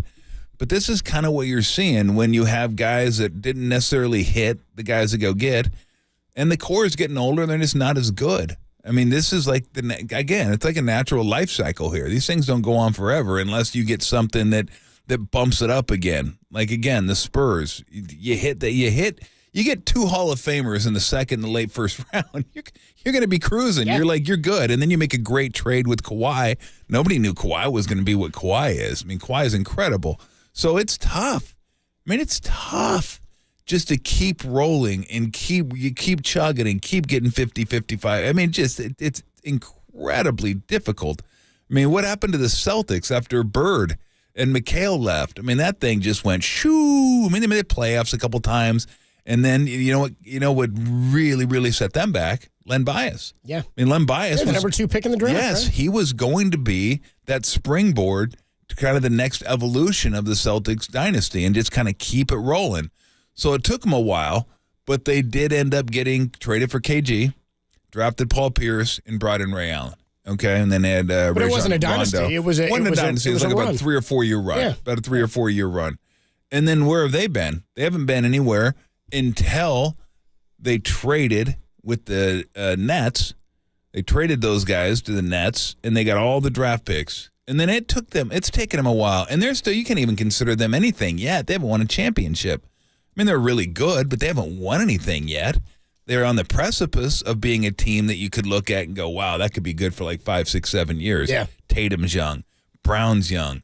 Porzingis is still fairly young. So Holiday is not old by any means. So, but they haven't done it. They're not doing it yet. They haven't done anything. You got it. Dynasties They've been to Eastern championships. Conference Finals. Right. That's not a dynasty. That's the Knicks in the 50s. Yeah, that's like a really good team. Exactly. It's like a really solid team. So what the Warriors did was incredible. Absolutely remarkable, the run that they were on. But you're just starting to see the aging process, and you're starting to see a team that didn't hit on a couple key picks. If Wiseman was what Wiseman everybody hoped he'd be, yes, this team would be right there. They'd be incredible. You'd have and everybody's like, oh, he gave up on him. Like, has anybody looked and see what he's doing for Detroit? Like virtually nothing. I haven't looked, no. Nothing. To be honest, no. And that's a terrible team. And if you can do nothing for a terrible team, It didn't start for that terrible team. I'm sorry. I mean, and it's not all his fault. I mean, he had no seasoning whatsoever. Then the injury, then COVID, and I mean, he was dealt a pretty bad hand. Yeah. But it is what it is. So the question is, where do they go? I mean, that's what you were asking. We've been asking it for a couple of weeks. Guns N' Roses. Where do they go now? Where do they go? That's kind of I is where we're at right now. By the way, you asked at the top. Where are you going to go? Yeah, you asked at the top of the show. 808 KNBR. How is this Steve Kerr's fault now? How is this the coach's fault? Yeah. 707. Our guy Gearzilla checks in on the Golden State Lumber Building Materials text line. Says it is Kerr's fault. He should have jumped in, and started knocking down some threes, dude. That's where we needed him. Sorry, this isn't 2K. 415-808-KNBR. 808-5627 is the number to call. Do they blow it up? Is it that time? I see LJ's waiting here on the phone lines. We will get to plenty of your calls today. 808-KNBR is the number to call. How quickly our minds have maybe changed after it being Steve Kerr's fault for some of us a few days ago. And now after last night, we're like, yeah, these are pretty bad. It's a tough-looking roster right now. With down 40. Down 40. I'm a man. 40. I'm 40. 40. I'm a man. Down 40. I mean, it's hard to get down 40 in an NBA game. Heavy Hoops Day today. Bobby Marks at 250. Gary St. Jean at 330. Mark Spears 350. And then our old pal Ray Ratto stopping by at 450. I'm sure he's got some positive things to say no doubt. about the Golden State Warriors. When we come on back, let's get into it. It got even worse last night for the Dubs. Steve Kerr talking about how they've lost spirit and confidence to compete with competitive teams. We'll tell you about it next. 808 KNBR is the number to call. What do they do now on the Sports Leader? It's a complete crap. Saratoga. Shout out to you for supporting KNBR, Saratoga's sports leader.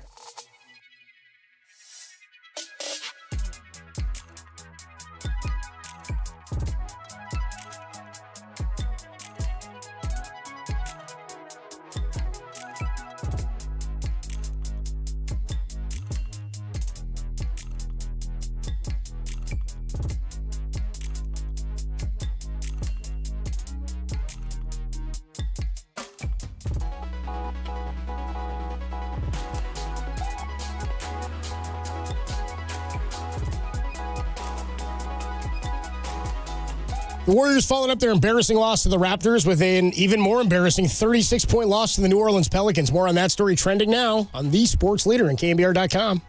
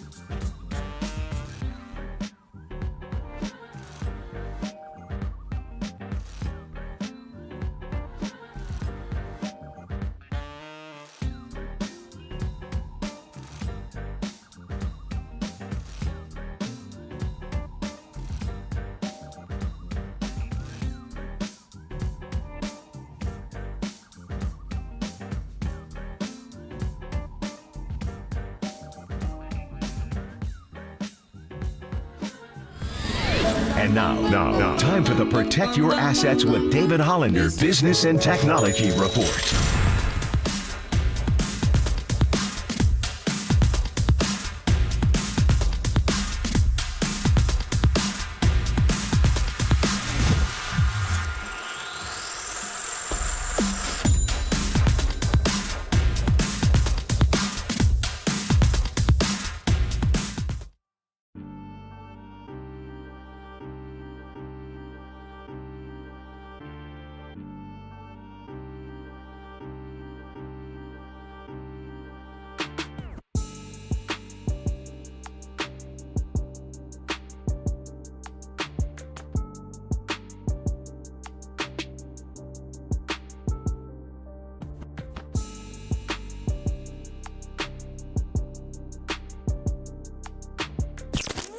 Now back to Tom Tolbert and Adam Copeland. Tolbert and Copes. Download the KNBR app and listen anywhere, anytime. We are KNBR 104.5 and 680, the sports leader. Yeah, we deserved it for sure. Fell behind immediately.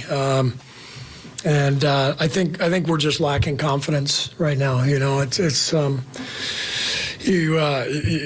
just sort of, you get to a stage sometimes where you just kind of lose your belief, and it happens. And that's what's happened right now with our team the last few days. I think we've just lost the spirit, the confidence that has to carry you, against talented teams night in and night out. As the voice of Warriors head coach Steve Kerr, 36-point loss. I mean, what can you say except what he said there? He said, we've lost the spirit and confidence to compete with competitive teams. 808 KNBR is the number to call. Also the number to text on the Golden State Lumber Building Materials text line, streaming on twitch.tv/esportsleader on YouTube. Get in on the conversation. Where do the Warriors go from here? Are you somebody who thinks that they should blow it up? They allowed 46 points in the first quarter. Tom, you think that's the most they've allowed all season in the first? Yes, I do. I'm going to go with yes. I'm going to go in years, probably. Dude, there were seasons where they weren't allowing 46 points and a half. You know what I mean? Like, their defense was tops in the league. They were just flustering teams. Now they're allowing 46 in the first quarter. I mean, we thought the other day, and I want to say, Steve, again, I don't want to quote him now because maybe I'm making this up in my head. I want to say after the Raptor game, he said, you won't see something like that again this year. Like, that's like kind of a low watermark until New Orleans was like, hold my beer, dude. Yeah, those two games were like rock, meet bottom. Yeah. Bottom, meet rock. How are you? Oh, man. Not as simple anymore. I don't think it ever was. Is Draymond coming back for defense? I don't think it's going to come to that. You want to know something else that'll make everybody happy is that when Draymond played, their defensive rating was actually worse than when he didn't play. Oh, good. So if that gives you hope, grab a beer and smoke it. Yeah, there you go. That's about what they did. That's what they tried to do. They tried to light the bottom of a can on fire. I mean, is it that simple? Not simple, but is it, in your opinion, and if he's saying it, I imagine it's true, that they've lost confidence. And again, maybe the fan base has too. 808 KNBR, if that's where you stand, because I look at the team and I don't look at games like I did 3 or 4. 4 years ago, we're talking 2020, but prior to the Raptors finals loss, this was a different organization in terms of you'd roll into a city or they'd roll in here and you knew you were going to blow them out by X number of points. We're talking double-digit spreads nightly, third-quarter blowouts where Steph was sitting the fourth and winning MVPs. Well, that was the Warriors. That was what Warrior basketball was. Were the Pelicans last night. That's exactly right. That's what they used to do to teams. And now I don't know that that element does not exist on this roster. That burst of we're going to go up by 20 in this 8-minute stretch here doesn't happen. And now the league itself has closed that gap. The league is a different style of basketball, but the Warriors had maintained their competitive fire and that sort of balance as recently as into late last year, right? And as recently as beating the Celtics in the finals 2 seasons ago. So when I look at this roster and I look at guys who have not been a part of that culture and don't necessarily know what that culture is, I have a hard time believing they can go forward with the group of guys that they have. Look, this is the problem defensively with this team, and it's been a problem all year long. Anybody can go back and watch the games. They have a real difficult time keeping the ball in front of them. They just do. And when the defense breaks down, that's when you get wide open threes. Like, look, I get it. I think Herb Jones and Valanciunas hit 5 threes combined in the first quarter. It's like, really? Jones and Valanciunas? And the Valanciunas ones were a little wild because those were both top of the key threes, and he nailed both of them. I think he's 2 for 3 in the quarter. But Jones, like, wide open. Those are like driving range threes. They're like wide open in the corner, and you can't give people wide open threes. Driving range threes, I like that. You can't give people wide open threes. All the time you want, right? Yeah, just got it. They get the feet set, whap, whap. And then when you start hitting them, the more likely you're going to keep hitting them because you're like, well, damn, we're rolling. Let's just keep it rolling. If I miss, we're still up 20. We're still good. It's free and easy, and it was. We looked this up last night. I had a statistician, Alan Brown, look it up for me. Against the Raptors, it was 14-4 at the 9:04 mark. Against the Pelicans, it was 15-4 at the 8:58 mark. Oh, like almost identical start, almost identical. Where you're just bam right off the and they turned it over just like they did against the Raptors. It was 3 straight times, as our texter here says. They opened the game, 3 straight turnovers there, 6-5-0. Yep. And then you play from behind. The entire game you play from behind. The Raptors, at least they closed it to 8 at the end of the first quarter and then just got obliterated in the second quarter by 19, going down by 27 at half. They were down, what was it? I think it was 19 last night at the end of 1. I think it was 46-27. It was just like, okay. Now, it's a long game, granted. It is a long game, and you can come back. I've seen many teams come back from a 20-point deficit. They used to be built quarter. to claw back from something like that. Problem is you can't have any slippage. Like, you start having some slippage, and like the third quarter is a perfect example. They actually cut it to like 11 in the third and had the ball. Couldn't get any closer, missed a couple shots, and then all of a sudden, the Pelicans went on a 9-0 run, which is, a nice run, but it's not devastating. But it is devastating when you're down 11 already because now you're down 20 again. And you look up and think, oh, man, we got to climb that hill again? Like, it's just tough to climb that hill. It's deflating. You have to keep it going and keep it going. And when you get into a lull, you got to make sure their runs maybe like 4-0 or 5-2, whatever it is. Like, it can't be one of those, like, bursts where you look up and you're down 20 again because it's too hard. And that's the hole they put themselves in 2 games in a row where they're just clawing and scratching to stay in the game, and it takes a lot of energy. And then you stay in for a little bit, and then whoosh, they go on another run. You look up, and all of a sudden, you're down 27. You're down 40. You're just getting your asses handed to you, and it's rough. And I said last night, and I said yesterday, that I thought that was an important game because that was a game to get them back within 1 game of 500. Yep. Now they're 3 games under 500. And if they go 1-3 on this road trip, which, I mean, you don't have to squint really hard to see a 1-3 road trip, then now you're 5 games under 500. And you're 5 games under 500 at the exact midway point. I think after this road trip, they'll have played 41 games. Then you start adding the numbers up and think, okay, what are they going to need? I always do this. What do they need to get to the 6th spot? What do they need to do to get to a play-in game? Like, you got to get over 500. So that's 5 games. That's a week right there at least of not losing just to be able to get to 500. And then you got to keep winning. So they have Chicago. That's not going to be easy, although I'm not sure who's healthy for Chicago. Milwaukee. On a back-to-back. That's going to be a tough one. What is it, Memphis, who's actually won a couple games without Ja. And then Utah, who's playing pretty good at home. They just obliterated Denver last night at home. Utah's playing some good ball at home, so that's not going to be easy. So, yeah, I would say 2-2 would be a success right now. Anything over that's like can drop the confetti. But if you happen to go 1-3, now, again, you're 5 games under 500. Right now, they're not percentage points behind Utah anymore. I think they're a game behind Utah. Like, they're dropping. They're not going the right direction. They're behind Utah. Okay? So I don't want to talk about the Lakers or Phoenix or Dallas or any of those other teams. Now they got to catch Utah before they start making a move. Yeah, so right. It ain't looking good right now. It's not trending in the right direction for sure. It's definitely not. 707 checks in on the Golden State Lumber and Building Materials text line. He says no one likes slippage. They certainly don't like shrinkage either. No. In the win total. 808 KNBR is the number to call. Let's go out to Daniel. Daniel is in Fairfield. Daniel, what's up with the Dubs? Where do they go from here? Hey, what's going on, man? Just wanted to say hi. And do we trust Joe Lacob with another lottery pick? I know he's missed out on quite a few. And by the way, one more thing. I got my friend here, Iron Tiger, Son of God. He's got a fight coming up with Salt Poppy on YouTube. It's all over. You guys like and subscribe. Much love, Daniel. All right. Like and subscribe. Fantastic. Appreciate the call, Daniel. Good question, though, about Joe Lacob. Well, Joe Lacob ain't making the pick. He's not making the pick. Okay, it's going to be Mike Dunleavy Jr. making the pick this time. And, I mean, look, it's not like they've had a history of blowing lottery picks. They haven't had a lot of lottery picks. Wiseman was a whiff. He was a whiff. I'd have to go back and look and see who was drafted 4 and 5. I don't know that there was anybody that was worthwhile. But you couldn't get Edwards. You could have got Ball. Ball didn't make any sense. They just I didn't make any sense to me at all with the roster that they had. So I have no problem with the pick.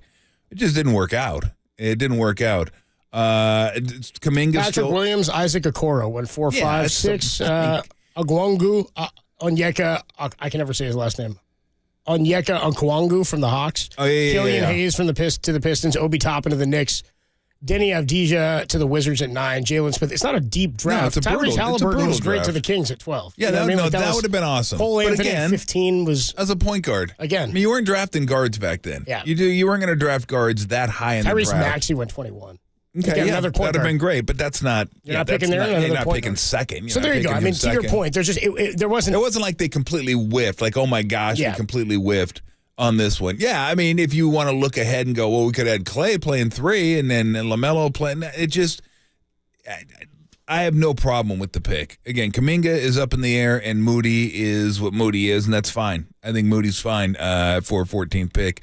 But they're going to be caught in that middle where they might not be bad enough where they're going to get a top 5 pick, and they could be in that 8 to 11 range where you're just kind of hoping at that point. You look at the numbers, like 6 through 11, 6 through 12. Yeah, you can get some really good players there, but it's still kind of a crapshoot at that point. Yeah. So I don't know where they go. I don't know where they go. I mean, really, their best bet is try to trade some assets and just stretch this out and try to stretch it out a little bit longer. But here's the thing. Let's say they do go 1 and 3 on this road trip, and they go 5 games under 500. How many assets do you want to give up for a team that you hope if you catch fire can maybe make the 6th spot? Like maybe. Maybe. Do I want to give that, or do I want to trade? Or do I want to trade and get assets? Let's get into that. Is it time to tear this thing down and build for next year, or is there anything you can do this year that's going to save the season? Because again, we've talked about this. If the high water mark or your ceiling is the 6th seed, is it worth it going in with this organization as it's built right now? 808 KNBR is the number to text and to call. So you guys hanging here on the phone lines. Is it time to tear it down for the Warriors? Shams Charania yesterday indicated that everybody could be on the table with the exception of Steph Curry. Do you agree? 808 KNBR, your call's next. A lot of these texts coming in we'll get to as well. Only here on the Sports Leader.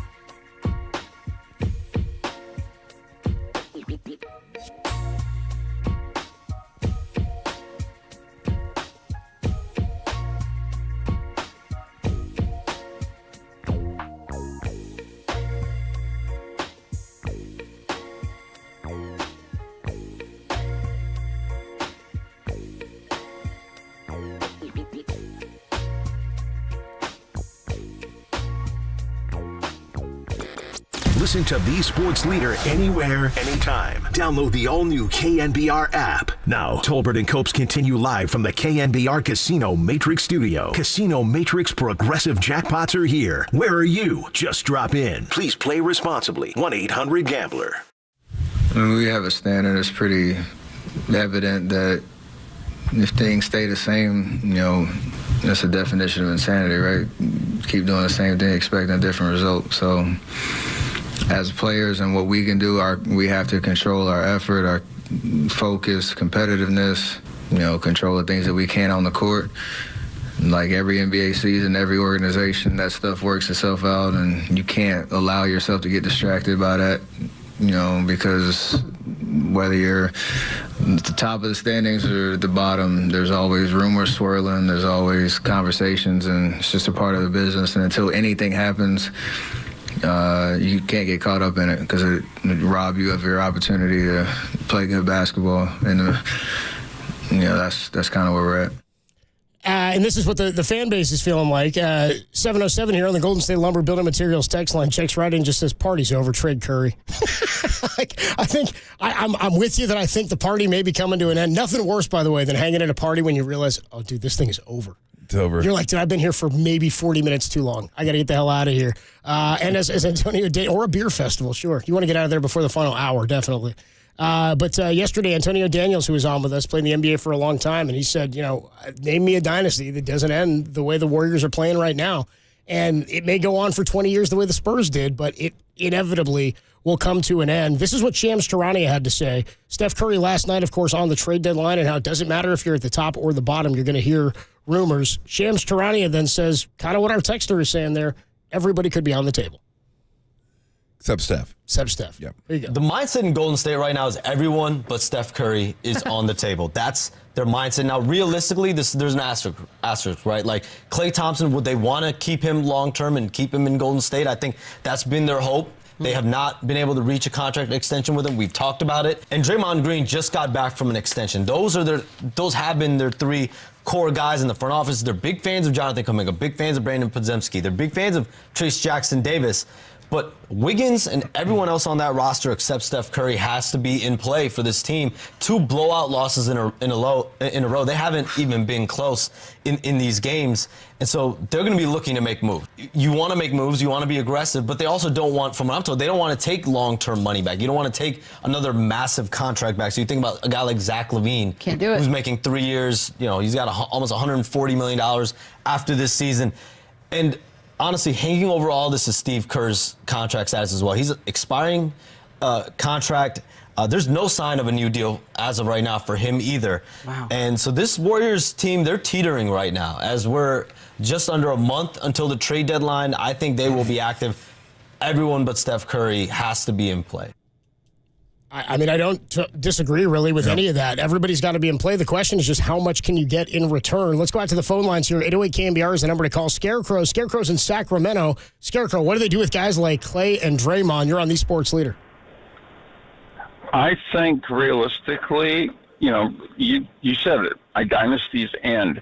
But I think they at least have to give the opportunity to retire as Warriors, and they may have a little bit of say as to what they're going to do and how they're going to do it. And I think Steph needs to be in this too. Are we going to blow it up? Then go ahead and do that. But make sure that you do right by the guys that got you those championships. Appreciate the call, Scarecrow. I hear what he said. I think what he's talking is like retire as a Warrior. You know what I mean? Like let him come back, and whether that means the one-day contract or whatever it is, I don't think there's any question with no matter what, however this thing goes down, whether or not they're traded or they leave or Klay is not re-signed at the end of the year. Again, we've talked about this at length for a number of years. After 3 championships, there will be statues if that's what they decide to do. Their numbers will hang in the rafters. These are the all-time great Warriors that have made this franchise a marquee franchise in the NBA. If it were not a marquee franchise, we wouldn't be having these discussions right now, right? We'd be talking about the NFL playoffs coming up. This is now a franchise that matters to this market. It used to play third fiddle. It used to be thought of as sort of a back-burning thing. Murph and Mac in the morning show used to do the top 6 sports stories every day. They would like leave the Warriors off, or they'd be like an afterthought when they weren't even on there. When I was like in high school, I'm like, they weren't anything until, sure, Barron put them on the map a little bit. A big upset does that, but then they became what a franchise needs to be for sustainability. It's time to figure out how you continue that into the next wave, and that's going to be Joe Lacob's biggest challenge. He showed up, threw money here, and helped make it happen, built himself a palace. How do you continue this thing so you're not just the Dallas Cowboys with Jerry World out there? I don't care what the rules are. That's the key. That is the key. And let's not forget, and this is not a small thing, this payroll is astronomical. He's setting records for payroll for a team that's 3 games under 500. Like, if you're 7 games over 500, you're like, okay, cool. I'll pay for it. Because that's the one thing I know about Joe. Joe will spend. Joe's going to spend if you have a chance to win, period. But he's not going to want to spend for a team that's 3 games under 500. That's not good. I can't imagine. You see him sitting courtside. He is furious watching this team play right now. There's no doubt about that. So, yeah, I think everything is on the table.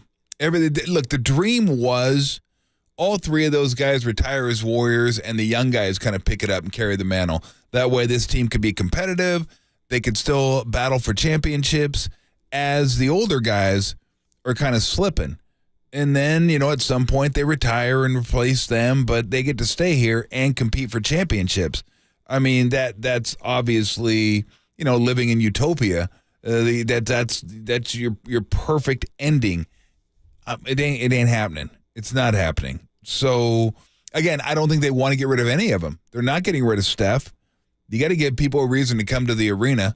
It's not cheap to go to the arena, and they want to give people a reason. Steph is a reason to go and watch a Warriors game. What they do with Clay during the offseason, it depends on how they value him and how he feels like he values himself and whether another team values him more than the Warriors do. Draymond's under contract for 3.5 more years. So he'll be here. He's going to be here unless they trade him. But you can't be stubborn here. You can't be, well, we're just going to ride this thing until we're grinding the brakes.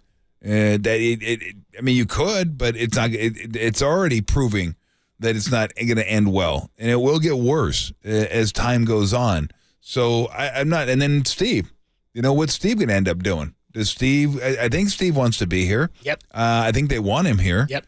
But if this thing finishes 10 games under 500 at the end of the year, now everything's on the table. Like, do they want him here? Does he even want to be here?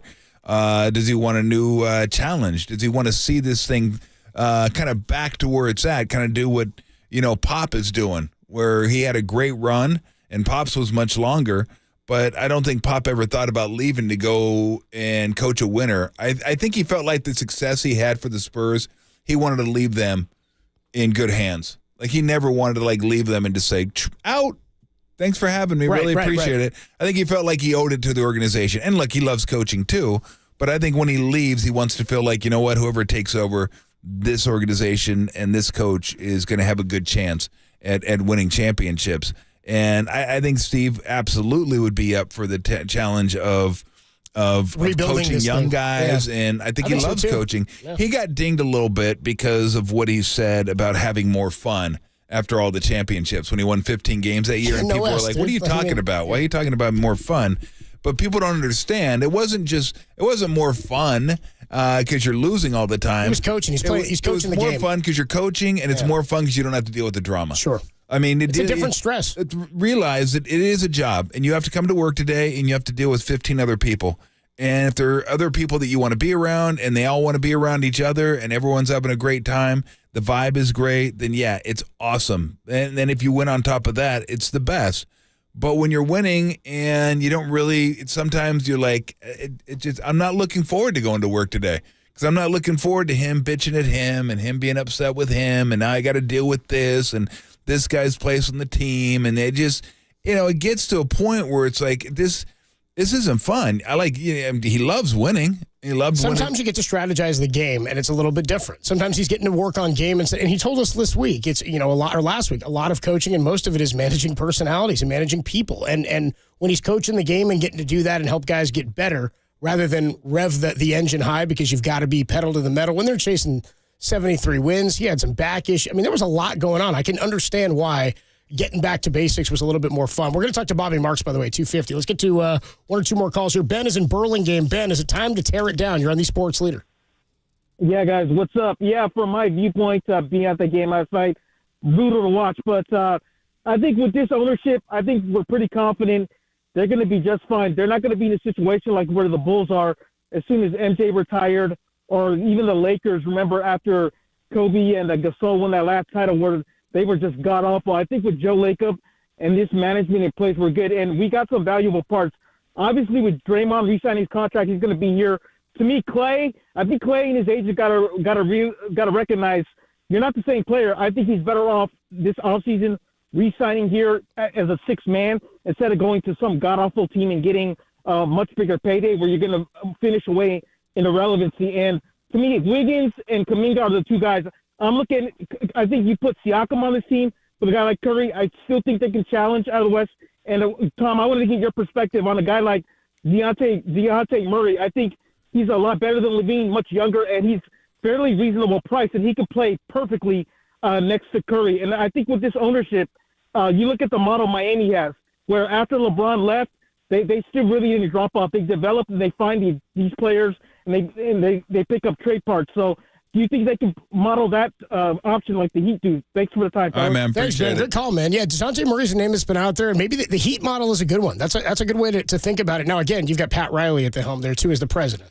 Look, the Heat model, you can't say we want to model after the Heat, because the Heat are totally separate from literally any other team. Very unique. In the NBA. From the players they pick to the work that they put in to the work they demand of all their players and all. It's like, I mean, it's been that way ever since Riley's been there. It's been that way ever since Riley has been there. It takes like a different type of person to play there and thrive there.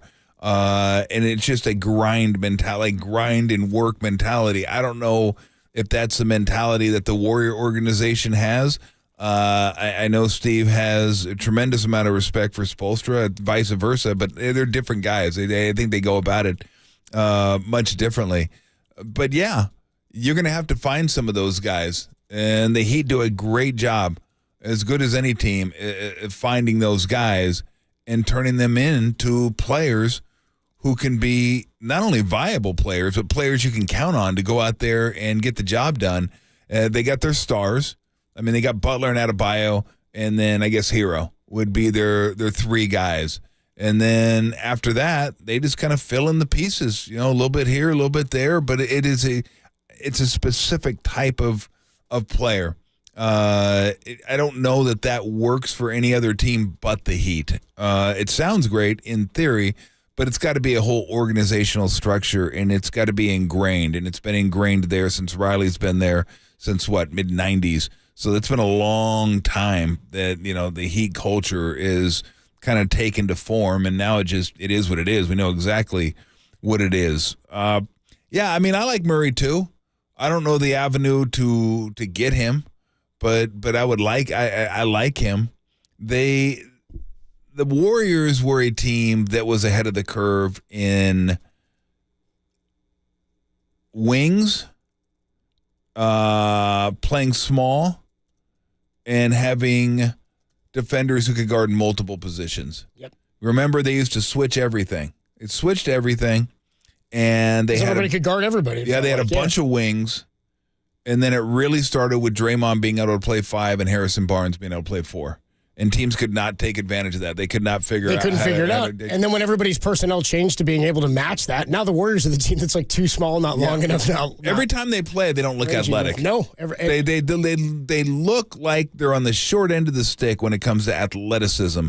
Just about every single. And the last 2 games, you look at what the Pelicans put out there, and you see these guys that are all over Steph.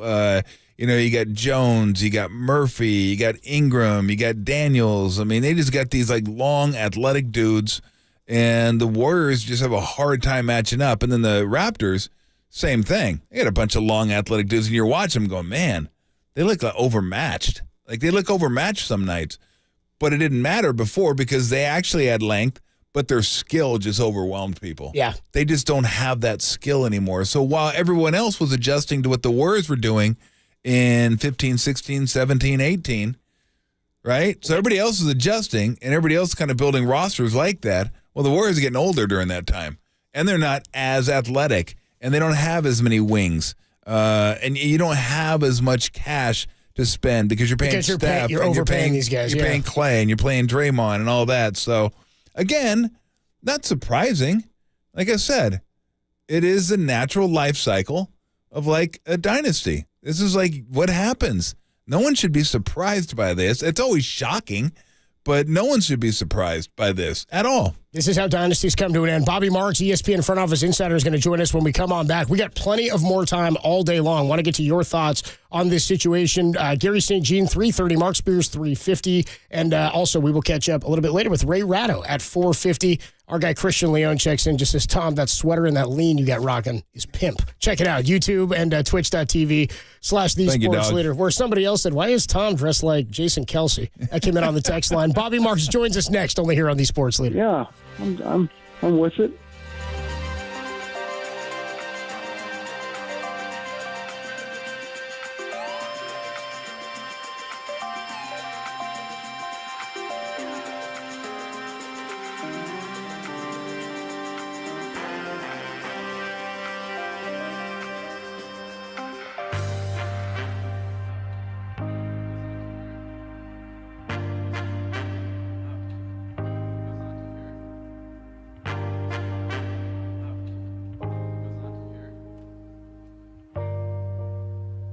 Shams Charania reports that every Warrior is on the table except for Steph Curry at the NBA trade deadline. That podcast and more is trending now on KNBR.com and the KNBR app.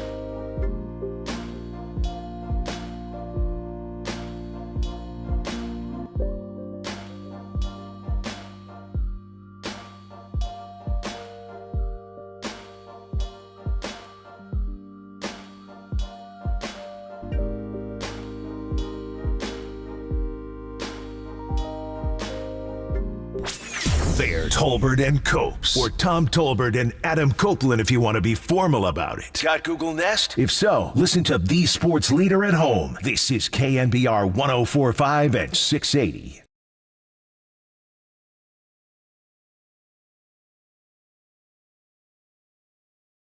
Tolbert and Copes with you on a Thursday afternoon. A lot of movement across the NFL as far as coaches go, but we will get into that momentarily. First, we got to continue what's going on with the Golden State Warriors and their fall from grace. Here to do so, ESPN front office insider, friend of the show, Bobby Marks, joins us courtesy of the UMA guest line. Bobby, it has been an uneventful year in Golden State. How are you, man? I'm good, guys. How are you?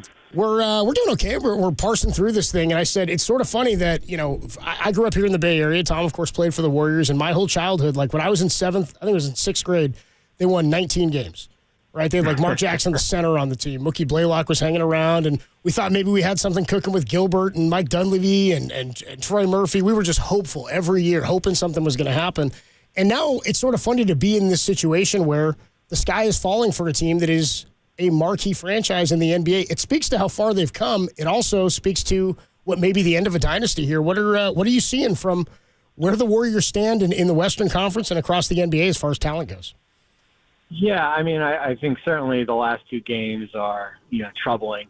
The Toronto and then certainly last night with New Orleans. And I had never seen a Warrior team in that Toronto game perform like that in that first half. Basically, like the Raptors, like sucked the competitive spirit out of that group.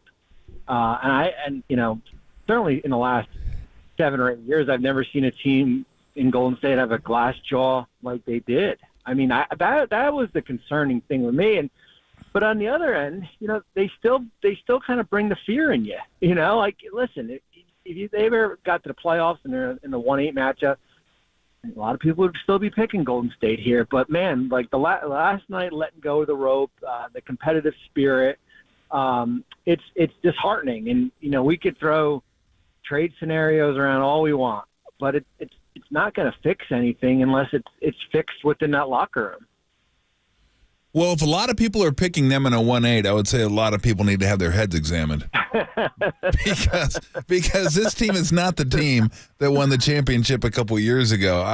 Every time I watch them, and I do all the home games, I watch all the games, but just about every game, Bobby, they are on the short end of the stick when it comes to athleticism. They just look like they're outmanned every single game, and they still have skill, and that used to get them by is skill, and then they had tons of wings, and they had some athleticism, but everyone's kind of caught up and passed them in athleticism, and this is what happens, I think, when the skill starts to erode a little bit. The margins for error become really, really razor thin, and I think we're seeing that, although that doesn't really speak to being down 27 and 40 in consecutive games. That was stunning, even though I look at them and think they're going to have a hard time. I thought 6th seed maybe. Now I'm just thinking if they get to the play-in game, they're going to be fortunate. Well, yeah, especially how the Western Conference is. It's, you've got now Utah all of a sudden playing pretty good basketball. Phoenix is, sputtering along. Lakers are kind of hanging in there. I think when you mentioned kind of foot speed, it was evident in that first half against Toronto. That's kind of where it was like, whoa, like it felt like things have aged mightily quickly there.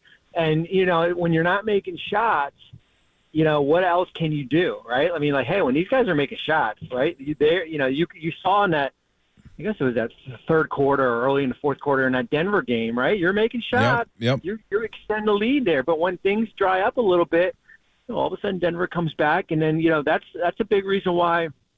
And what they have 27, 28 games in the clutch. I think they're a little bit below 500 here, and that's something that in the past, they've been able to close games out here, but that's kind of the big, that's a big concern certainly where they are. What do you think the value is for? Let me give you 3 guys for Kuminga, for Wiggins, and for Draymond. Ooh, the third one, I wasn't even thinking about him. I think Kuminga, listen, if they wanted to put Kuminga in a Chris Paul package for Pascal Siakam, they could probably do it. Yep. And I think Toronto would do it. I don't even think you have to put draft picks in there. I think Toronto would do that. Now the question is that, you know, it comes down to certainly the cost. Is he going to leave? I don't buy into the whole notion. Him telling teams, he's not going to re-sign with them. Listen, guys, once they get there, they most likely re-sign. That's the reality of things here. Now the question is, how much was ownership willing to keep on spending? I mean, they spent $690 million since 15-16 in the luxury tax. Mm-hmm. So you add him, a $40 million guy. With what you do with Clay, and you still, Wiggins, you got to figure out there, and then certainly Steph and Draymond. It gets, it's certainly expensive there. Now, Wiggins, I was texting with the people from, our show last night during the game, and listen, if you want to try to just dump his salary, if that's the goal, to dump his salary, then you could call Detroit and Charlotte and some of those teams there that see Andrew Wiggins as a positive there, and he's got 3 years after here with $85 million, and you wouldn't be able to maybe, sign him in free agency if he was a free agent here. So that's, I think he is more trending towards, a salary dump if you're not looking to kind of attach anything. Now, Draymond is interesting. Listen, we all know we don't need to talk about everything that's happened here. Sure. I still think he's got value in the league. I really do. I mean, I know he's got the contract. The guys that are on these $22, $23 million contracts right now, Tom, are more valuable than guys that are making $40 million. That's in this day and age. If you're looking for like that, we're not talking about Giannis or any of these guys, Luka and that group there, but the that group there they've got a lot of value. They're the kind of like those in between guys and everything. So if they ever wanted to explore, it had to be certainly the right fit. It's got to be the right locker room there. I would say, Kuminga, Draymond, and then probably Wiggins in that order. So let me ask you, because you mentioned that Kuminga and Paul would probably get Siakam, and my first thought to that would be, so what does that make them? Like, to what end are we getting Pascal Siakam? Like, even if we think we can keep, even if the Warriors think they can keep him, you still got some aging issues, and Siakam's really good, but he's not perfect, obviously. But I'm still spending a lot of money now, and this is my team. I've cast my lot here, because if I'm going to get rid of Kuminga, and I'm still not completely sold on him, but if you do, you're just saying that's it. We're just chips. Every chip we have is now in the middle of the table. How close does that get you to a championship? Because from my vantage point, I mean, there's still a little ways away from that, even if they get Siakam. Well, no, I mean, that's a good point, and that's the issue. There's no Kawhi Leonard type trade from, I guess, that 2018. Yeah. There's no 1 year rental right now. Like even if you got a guy for the next 4 or 5 months, he's not going to get you probably where Denver is, and where some of these, I guess, the younger teams, are up. Up Clippers for another team, for example. Here, there's not that one guy out there. Like, it just, like, if there's not that disgruntled all-star that you're say, you know what, we're just going to push everything to the middle here and let's go after him with 2 picks and Kuminga and whatever. Chris Paul's contract there. Yeah, I mean, Siakam gets you a little bit better here, but it comes at a big cost, and it comes from financially and for some of your young players, because if he leaves, you're still probably over cap. It's not like you're going to be able to go out and get a marquee free agent. Talking to Bobby Marks, ESPN front office insider here on the UMA guest line. So I think Jonathan Kuminga is one of the most polarizing players among the fan base here, probably in the last 5 or 7 years. I can't even remember one that was maybe more polarizing for how fans view him and how he should be used. How does the league view him? Is he viewed then as a huge asset, a piece that can turn into something valuable for somebody? Yeah, I mean, listen, I think he learned a valuable lesson last week, or maybe his agent learned a valuable lesson last week. Yep. I get it. Hey, Steve came out and said it. Like, yeah, I would have been pissed too. Like, I get it. He probably should have been in there instead of Andrew. He was playing extremely well there. But I think, Tom, there's a right way to go about doing things here. And I think they chose the wrong way to do it. But I think he's gotten I think he's got. I mean, he's early 20s. I mean, I think he'll only scratched the surface. I want a more body of work. I want to see him consistently playing, maybe 30 minutes a night. But how do you go about doing that if you still have Wiggins on your roster? And as you guys, Tom, I mean, the two of them together is not good. It ain't good at all. And that's polite. And so now you bring Draymond back. So now, kind of what direction are you going? So that's why I said, listen, if you can just get rid of Wiggins and take back an expiring contract, maybe Charlotte's willing to give you Gordon Hayward, and you've got him for the last 3 months of the season here, and whatever the money works here, then that opens up more playing time, for Kuminga. So explain to people and to me as well, what happens with Chris Paul's contract if it just goes away? My assumption is they're going to lose that because they're already over the cap, so they're not going to get that $30 million back. But if they keep it, then that's still going to add to the luxury tax. So I'm curious how they handle that, because I know they'd love to have the flexibility to be able to sign those type of players and keep those type of players, but I'm not sure how long Joe Lacob's going to want to be cutting a luxury tax check for a team that's under or around 500. Yeah, so you've got $144 million in salary next year. Okay. That does not include Chris Paul, $30 million non-guaranteed, and it doesn't include Clay.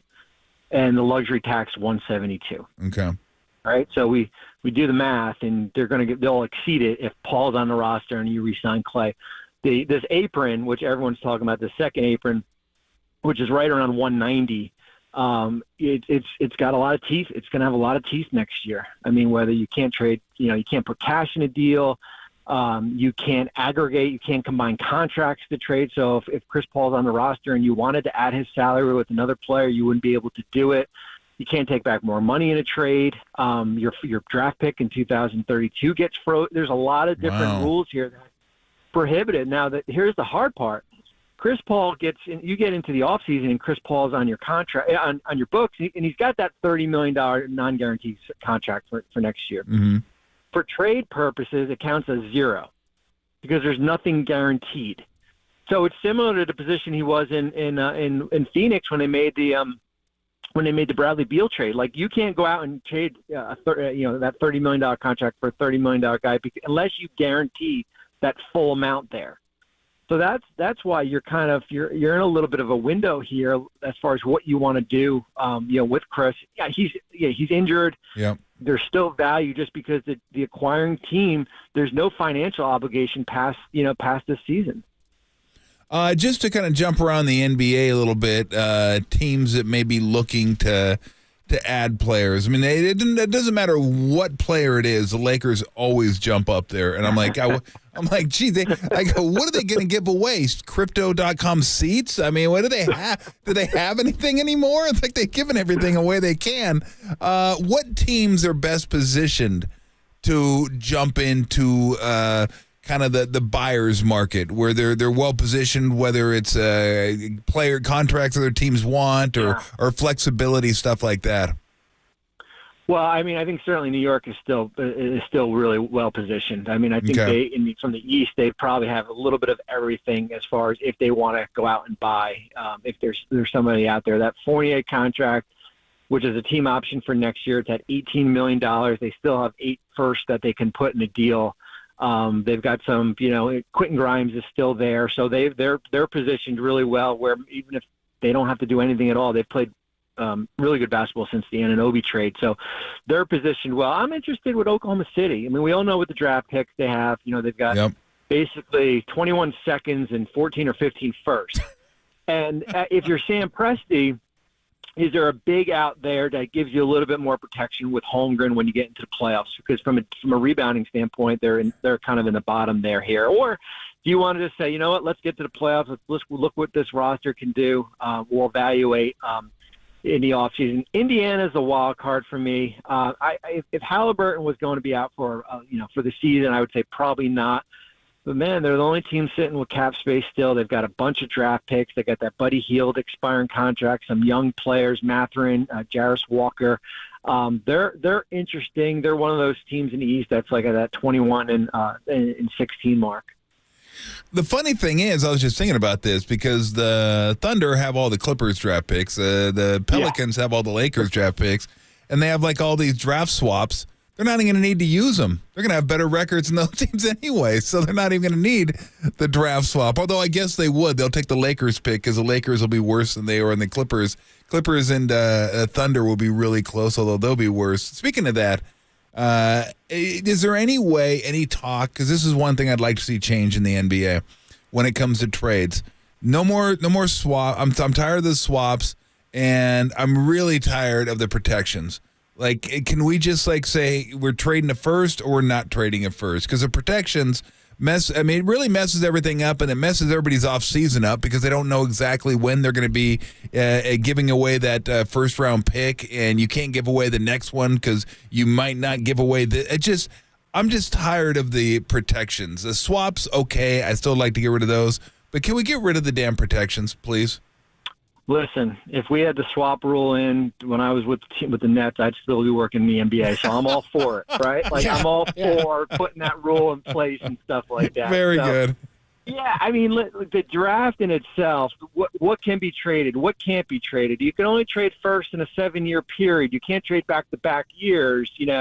Like Golden State right now, their pick goes to Portland and it's got top 4 protection, and you can only trade 2 years out. And so people are like, well, what year can we trade it first? Can we, is it 26? Well, no, kind of yes, but no. So yeah, it's a confusing process as far as when you get with with draft picks. And now we're going to go. We're talking about the draft. It looks like we're going to go 2 nights or 2 days in June for the first and second round. Something that's never been done before, which would be interesting because it's the 26th and the 27th, and then 3 days later, free agency starts. The draft is going to be 2 nights now? Yeah, that's the they're just waiting for player association approval. Yeah, it's because of this thing they call it television. Oh, I think okay. that's why that's the reason it's happening there. And Bobby Marks, you can see him there. ESPN front office insider Bobby Marks. You can see him there. You can hear him here on the Uma guest line. Bobby, always appreciate the time and the insight, man. Thanks so much, and we'll talk to you probably day 1 and 2 of the draft, maybe come June, huh? Thanks, guys. Appreciate it. Thanks, Bobby. Appreciate it. Good stuff from Bobby Marks there on what the Warriors could do. He thinks Chris Paul and Kuminga would get you Pascal Siakam. Interesting thought there. We still will get to your calls a little bit later. We're also going to talk to Gary St. Jean and Mark Spears as well as our guy Ray Ratto at 4:50, but have not talked yet about Bill Belichick. Bill Belichick moves on from the Patriots, or was it the other way around? We'll talk about that next on the Sports Leader. San Rafael, shout out to you for supporting KNBR, San Rafael's sports leader.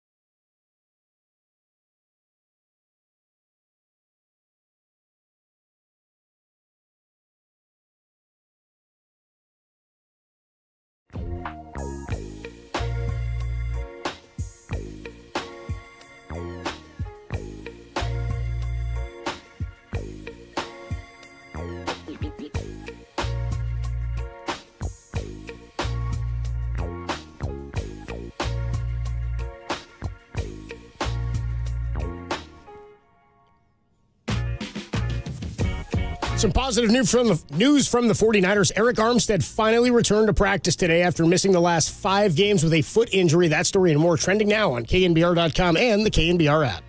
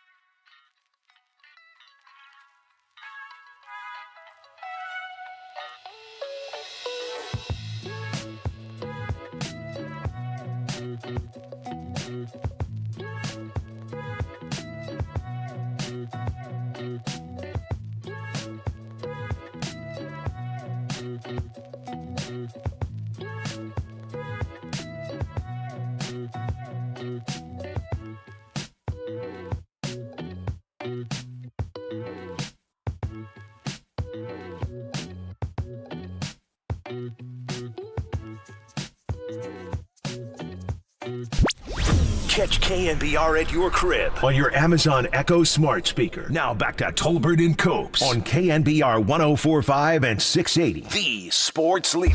All right, morning. Seen this many cameras since we signed Tebow. Robert and I, after a series of discussions, have mutually agreed to part ways. Just so many fond memories and thoughts that I think about the Patriots and I'll always be a Patriot. I look forward to coming back here, but at this time, we're gonna move on, and I look forward and excited for the future.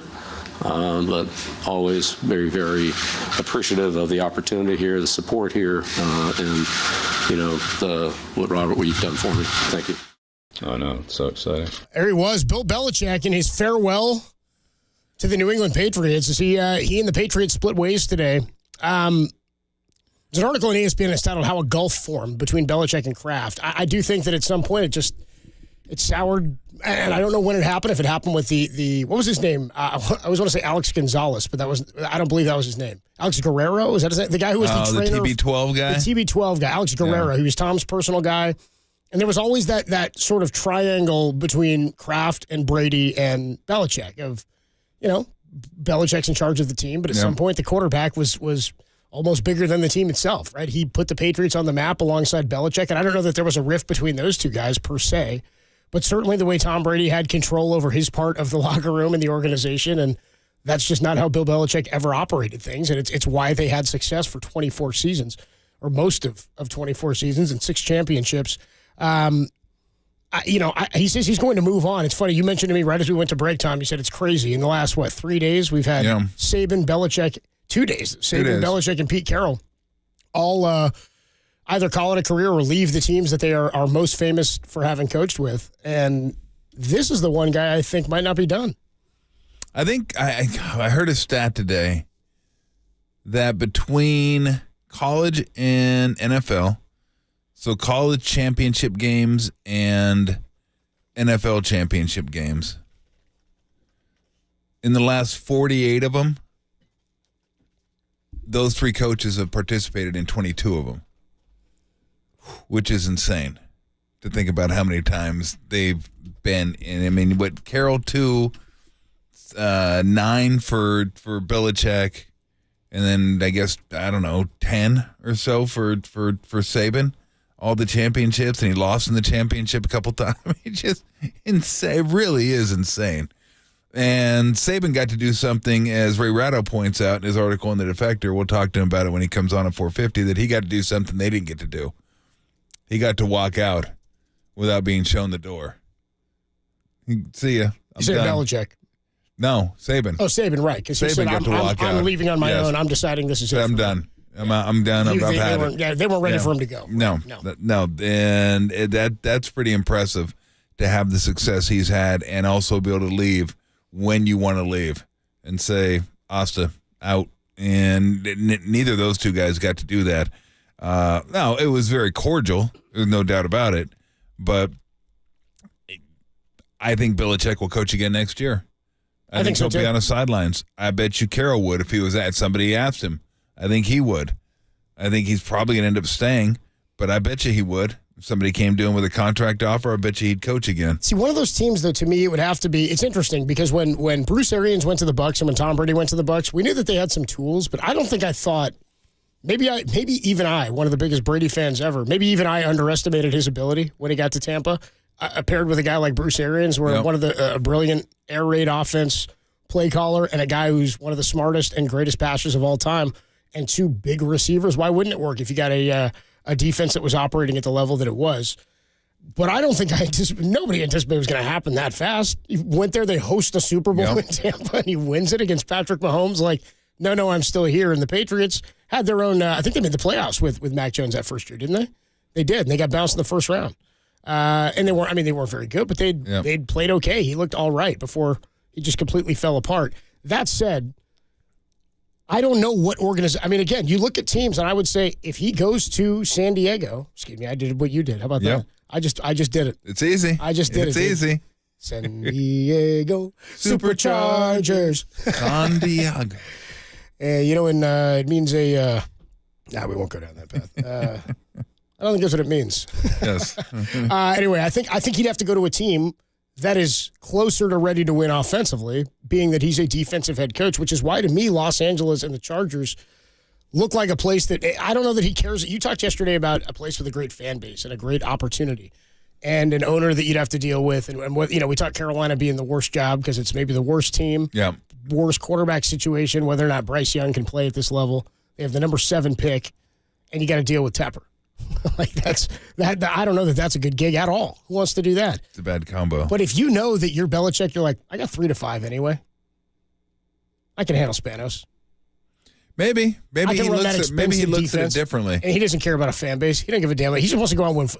That's the thing. I don't think he cares about anything else as long as you're like, just let me run the football team. Yeah. If I can run the football team, I can deal with it. Yeah. I think Belichick that might be a spot for him. Could be. I mean, LA it could Chargers, be. You've got an offense I don't there. think it's a terrible. I mean, I was just saying that if you plan on being there like long term, I don't know if it's as attractive. I agree with you, and that's why Herbert makes it seem, because that's an obvious one. Right. Like, who doesn't want a top quarterback? This is like legit top quarterback, and you inherit him. But the defensive talent on that roster they spend more money on their defense and free agency in the last 2 years than any team in the NFL. I mean, they went out and didn't they add J.C. Jackson from the Patriots? Yeah. They went out and they got. But how good is that defense? I mean, they've been hurt. And they got names we all know. They've got names, and they were expensive. And the thought is maybe that they're very expensive. The thought is maybe that Brandon Staley didn't operate correctly. Maybe he took a lot of weird chances. And again, I don't know. We'd have to look at their defensive numbers in the last few years. Bosa went down, though, late in the season. And Derwin James is pretty good, but he's banged up. Oh, I know that. We know who the players are. That's my point. These guys behind the glass are like, yeah, players are good. They're like, yeah, Bosa's there, too. Joey, he's Nick's brother. But are they good? Tim over here telling me about Joey Bosa. That's the thing. I don't even hear about Easton Stick. Shut up, Derek. Easton Stick. Great name. Easton Stick it up your ass, Derek. How about that? Great name, Easton Stick. How was Khalil Mack this year? Was he good? Was he? I didn't keep track. I mean, I know he is good. I don't know if he had a good year. Career high in sacks. We did it? Okay. Call him Khalil Sacks. Okay. Yeah. Because I just stopped paying attention to the Chargers. Yeah, why'd you say that? Made my life better. Yeah. Made my life better not paying attention to the Chargers. Yeah, good for you, man. Yeah, no. You should try that out. Try it out with the Halos. Yeah, it felt good. I can't do. I wish I could do that. I love that. I can't do that. I love you lean into that. Somebody, by the way, said our guy, this dude, Christian Leone today has been checking in a lot. He's had a lot of great. I said, dude, just keep feeding him on the YouTube chat. He's on fire. He's the one who earlier had the line about you with the great sweater leader. Oh, yeah. And then he said, everybody notice it's a great distraction from the Giants offseason. He goes, Farhan is pushing these stories hard today. I was like, these Warrior stories hard. He's like, you guys see what's going on with the Dubs? Getting our attention away from that. We've been focused a lot on the Dubs. But Bill Belichick, again, we said last 2 days, we've seen Belichick, Saban, Pete Carroll all be axed and leave the team that they were currently with. Is there a team for you outside of Los Angeles that you think could be a good spot? Is Washington a spot he could end up? That's what I've been saying. That's the other one? I think Washington's a good one. Again, because you got the fan base, you got a new ownership group, and you got a top pick. So you're going to get a quarterback if you want a quarterback. If you think one of those quarterbacks is it, you can get him. Atlanta? I just always have a hard time with Atlanta. I just never think Atlanta's a great sports town. Like, it's just weird. I don't know. I mean, the defense is pretty good. The Bravos. You got Bijan. But here's the deal. You have no quarterback. Ritter is not it. Ritter, I've seen enough of him. Division sucks. I've lost enough money on Ritter to know that he's not the guy. So Patriots won a division last year, didn't they? Did they win it with Mac Jones? No, they didn't get the bye. Did they have 10 wins though? I think they had 10 wins last year when they made the playoffs. 10-7 before they got axed. But Tim's saying they had their dynasty beaten up on a bad division. They were also beating up on the NFL. I mean, they were beating Peyton Manning. They were beating up on. They were playing a first place schedule every year for 20 years and winning the division year after year after year. I mean, and evolved the team. We talk a lot about early on how they won Super Bowls versus how Tom Brady evolved by 2007. So, I think Washington would be an intriguing one. I would love to see him go to Los Angeles. That'd be pretty cool to see him down there. Just not giving a damn. Belichick on the beach. West Coast Belichick, dude. West I want to Coast- see him go West Coast Coast hoodie. He was Cleveland, and then he's at New England. He was maybe the Jets for a second. I want to see him spurn a team first. Maybe he goes to Atlanta for a day, and then he dips and goes West Coast. All right. Coast hoodie. This is going to be one of the most fun coaching carousels we've ever seen in an NFL offseason. Right now, was it 8 teams available? 8 teams potentially up for grabs. I think it's 8. Right? Doesn't Vrabel seem like New England? Vrabel seems like a New England fit, automatic. Unless he goes college, but I doubt that. He seems like an NFL guy. I can't imagine he'd go college. I just can't. I don't know why you'd go from the NFL to college. Yeah. They say once you go NFL, you never go back. No, they don't. Pete Carroll did, and then he came on back, though. So, you know what I mean? Kept chasing it. And got some sanctions. Gary St. Jean, your former coach and longtime analyst. He's going to join us, talk a little bit about this Warriors situation. Where do the Warriors go next? Chris has been waiting forever in San Francisco. We will get to Chris's call when we talk to Gary St. Jean, and then Mark Spears will give us the national perspective on what's going on. Gary St. Jean, your calls. Mark Spears next on the Sports Leader. Discovered by the Germans in 1904, they named it San Diego, which of course in German means a whale's vagina.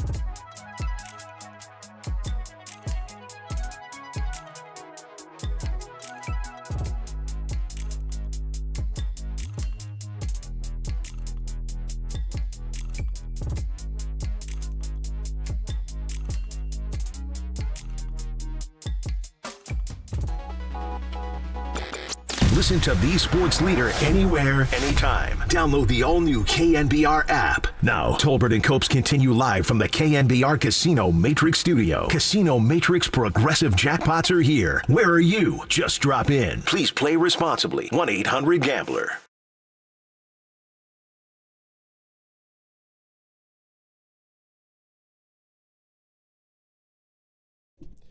Tolbert and Copes with you on a Thursday afternoon.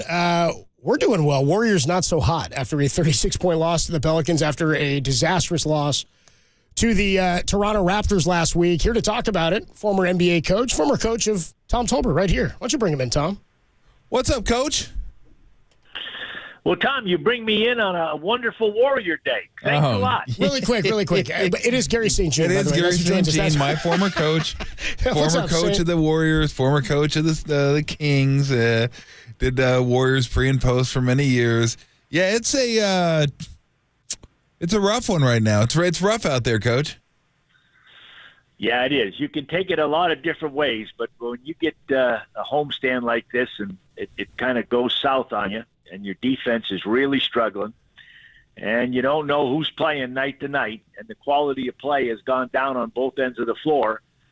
The West is really tough, Tom. Yeah. I just have a lot of respect for a lot of teams. Now, you and I have been known to be a little optimistic, but realistic. They can still get back in this thing if they start to play some quality basketball. This thing isn't anybody's running away with this stuff. And let me ask you this. What does that mean? What do you think that means? Because I'll be curious what you think getting back into it means and what I think getting back into it. What do you think getting back into it means? Getting in the top 6. Okay. And I think it's a lock. I'm shocked, Tom, with Minnesota. I didn't know they were going to play like this. And OKC is just a beautiful young team. Aren't they? They're so fun. Oh, gosh. And then, Denver, and give credit to the Clippers. Yeah. That's one flew over to Cuckoo's Nest, and Tyrone Lue's doing a fantastic job. Yeah. And, the Kings, they may stay up there. New Orleans, the big guy goes down, and where are they? So they're fragile. Yep. Dallas, they don't play any defense. They're fragile.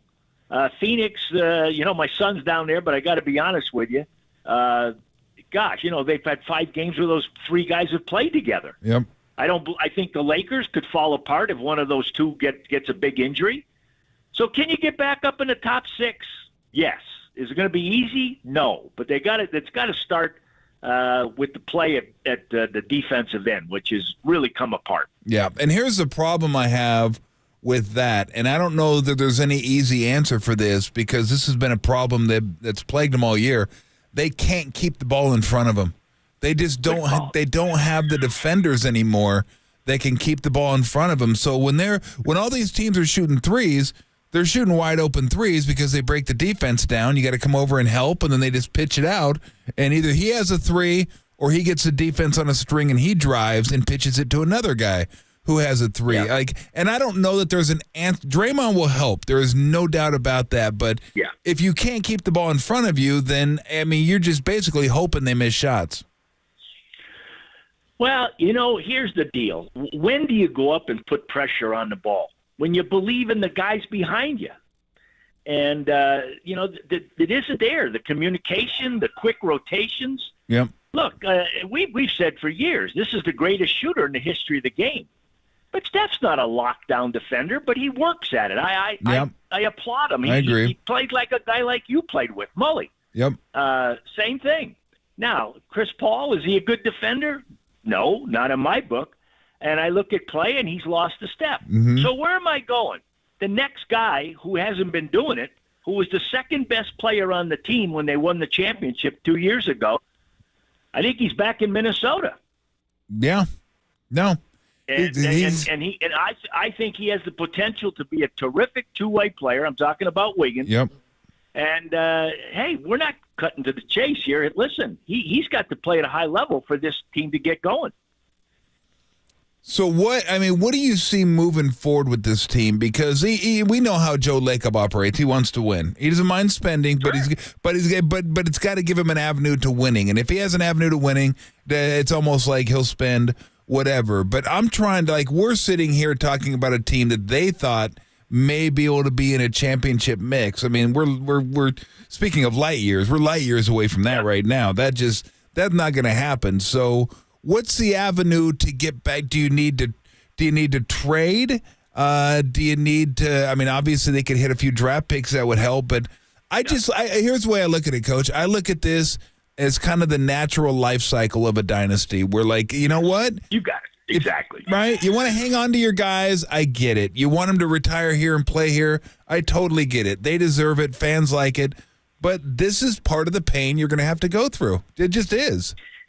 Well, listen, for a decade, we've been spoiled. Absolutely. 4 championships. Bill Belichick and Saban retired. Dynasties, the beautiful runs. Well, that's what's gone on here. And I love the Warrior fans. They've been they're like Clint Eastwood. The good, the bad, the ugly. And and with that said, embrace this. Yep. Embrace you're watching the greatest shooter ever. Now, if you want to get down to reality of this thing, Father Time might be catching up with some of these guys. But if everybody comes together and is healthy and there's no other stuff going on, they can get competitive in a good way. But it starts at the defensive end. And, Tom, you played this system. But Nelly doesn't get enough credit back in the day when we ran the passing game or the motion offense. It's not that easy. And you got a lot of new guys. And for them to play this style of play, it's read and react to what's going on out there. And, I watched Steph and Clay and Draymond and Looney, and they got it. They know what's happening. The rest of the guys, it's a work in progress. And if it's not clicking just right, the quality of your shots isn't that good. You're not getting crisp cuts to the basket. You're not changing sides. You're not getting much early offense. So, that's all got to come together. But, I'm going to tell you something, and I'm talking a long ways here. You are the president. I'm anointing you as the president of the Steve Kerr fan club. And you introduced me to him when we were in the old Coliseum and we were walking with Judd Buechler one night. Yep. And I'll never forget that. And I've just admired the guy as a person, all his playing career. Now, when I was coaching and I had Mitch Richmond, I tried to post his little fanny up all I could. And he'd get all red in the face, but he'd keep battling you. And so now all these people want, we're not doing this, and he's playing the vets, and I don't like the lineup. You better understand something, fans.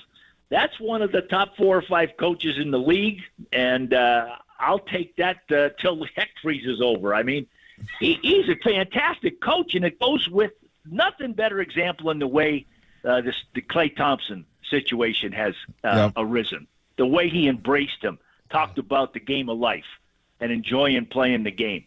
So, I'm hearing a lot of critics, so I had to get that off my chest. Well said. I appreciate that. Yeah, I don't remember Nelly sitting back and having talks about the game of life. Tom, have you told all your pals about the New Year's Day practice when the fellas went out and had a nice celebration and you came in and you were getting taped by Tommy Abden. Yes. Nelly comes walking in with Goldie. That was his dog, and he was on a leash. He looked at you, and he said, Tom, here's the leash. I'm going to put it on your ankle. You stay in here while everybody else practices. And that's because you look so good. I think I might have kept my glasses on, Coach. You did. Oh, boy. And about a half an hour later, Nelly walks by and just takes the leash off my foot and goes, thanks. New Year's Day. That's incredible. You got to admit, though, that's brutal having practice on New Year's Day. I mean, come on. What? Hey, he did it when he was at the Celtics, when he was a player, so he knew he had to get the poison out of everybody. and that's because Sharunas had that 150 proof fire water that he wanted everybody to try. Tom, remember we won the playoff series against San Antonio, and he was passing it out on the plane? Yes. And he passed it to the coaches? Yeah. I took mine when he walked away, and I poured it on the rug. I almost caused the plane to be on fire. Yeah, that stuff was rough. I do remember. You know what else I remember? And I think it was on that trip coming back from San Antonio where we had the big poker game at the table. Oh my God! And remember we were playing in between. It was incredible. I think Nelly had to give me a check for like $2,700, which I think I photocopied it and kept. I lost it unfortunately, but how great would that have been if I still had that and sent him a picture of it? Frame that thing. Oh. Hey, he had to get out of those games. We told him, you can't be doing that with players. Holy moly. Unbelievable. He was something, though, walking his pig around the neighborhood. And Butchie was the pig. Yeah. Hey, so I don't know if I've ever asked you this, and I don't know if I've ever asked Coach this, but how much do you think it would have changed the trajectory of our team? And maybe Mitch would have stayed there, maybe not. But I've always wondered how we would have done if Coach would have said, you know what, let's play the way we're playing, but let's shoot more threes. I want everybody to practice shooting threes so we can take 20, 25 threes a game. Because I think we had guys, Chris, Higgins, Mitch, myself. I mean, we probably had 5, 6 guys that could shoot. And I always wondered how that would change things because we weren't great defensively. But if we could have got threes for twos, I wondered how that would have changed our trajectory back then as a team.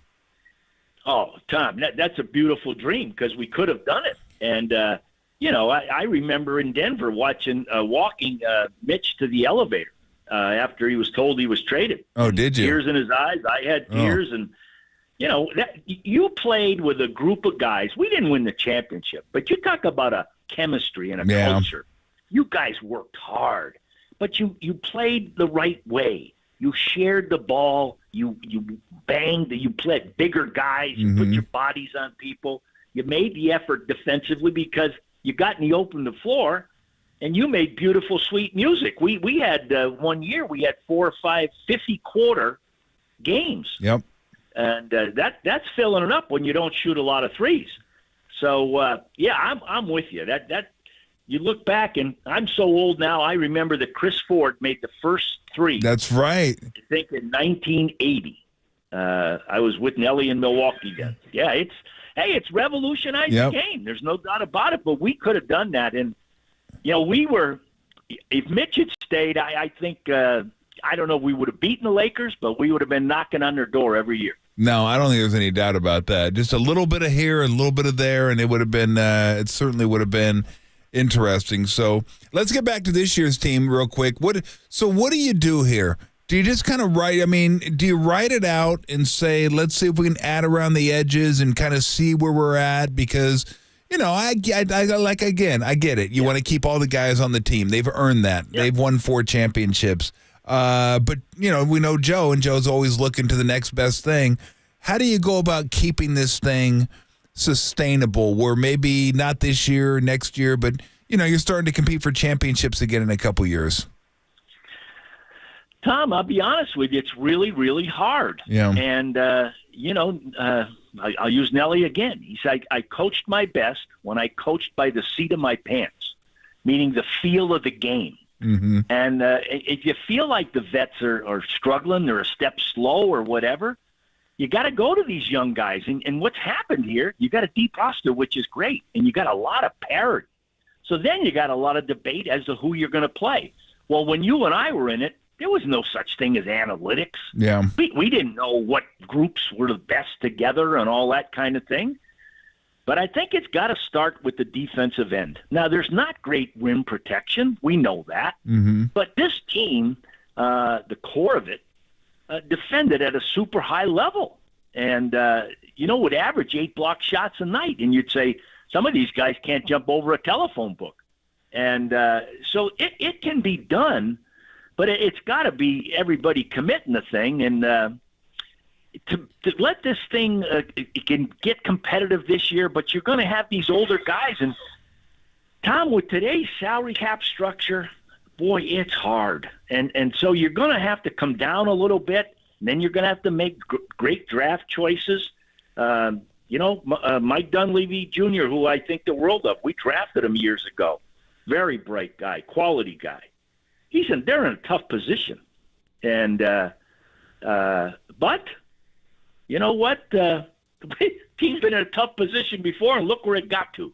So you got to stay optimistic. Yeah, that's true. Talking to Gary St. Jean here on the UMA guest line. Another minute or two here with saying. Wanted to ask you. I know you're a big Patriots fan. Thoughts on the Bill Belichick exit today, man? What your thoughts? Your reaction? Adam, he almost smiled during the press conference. Yeah.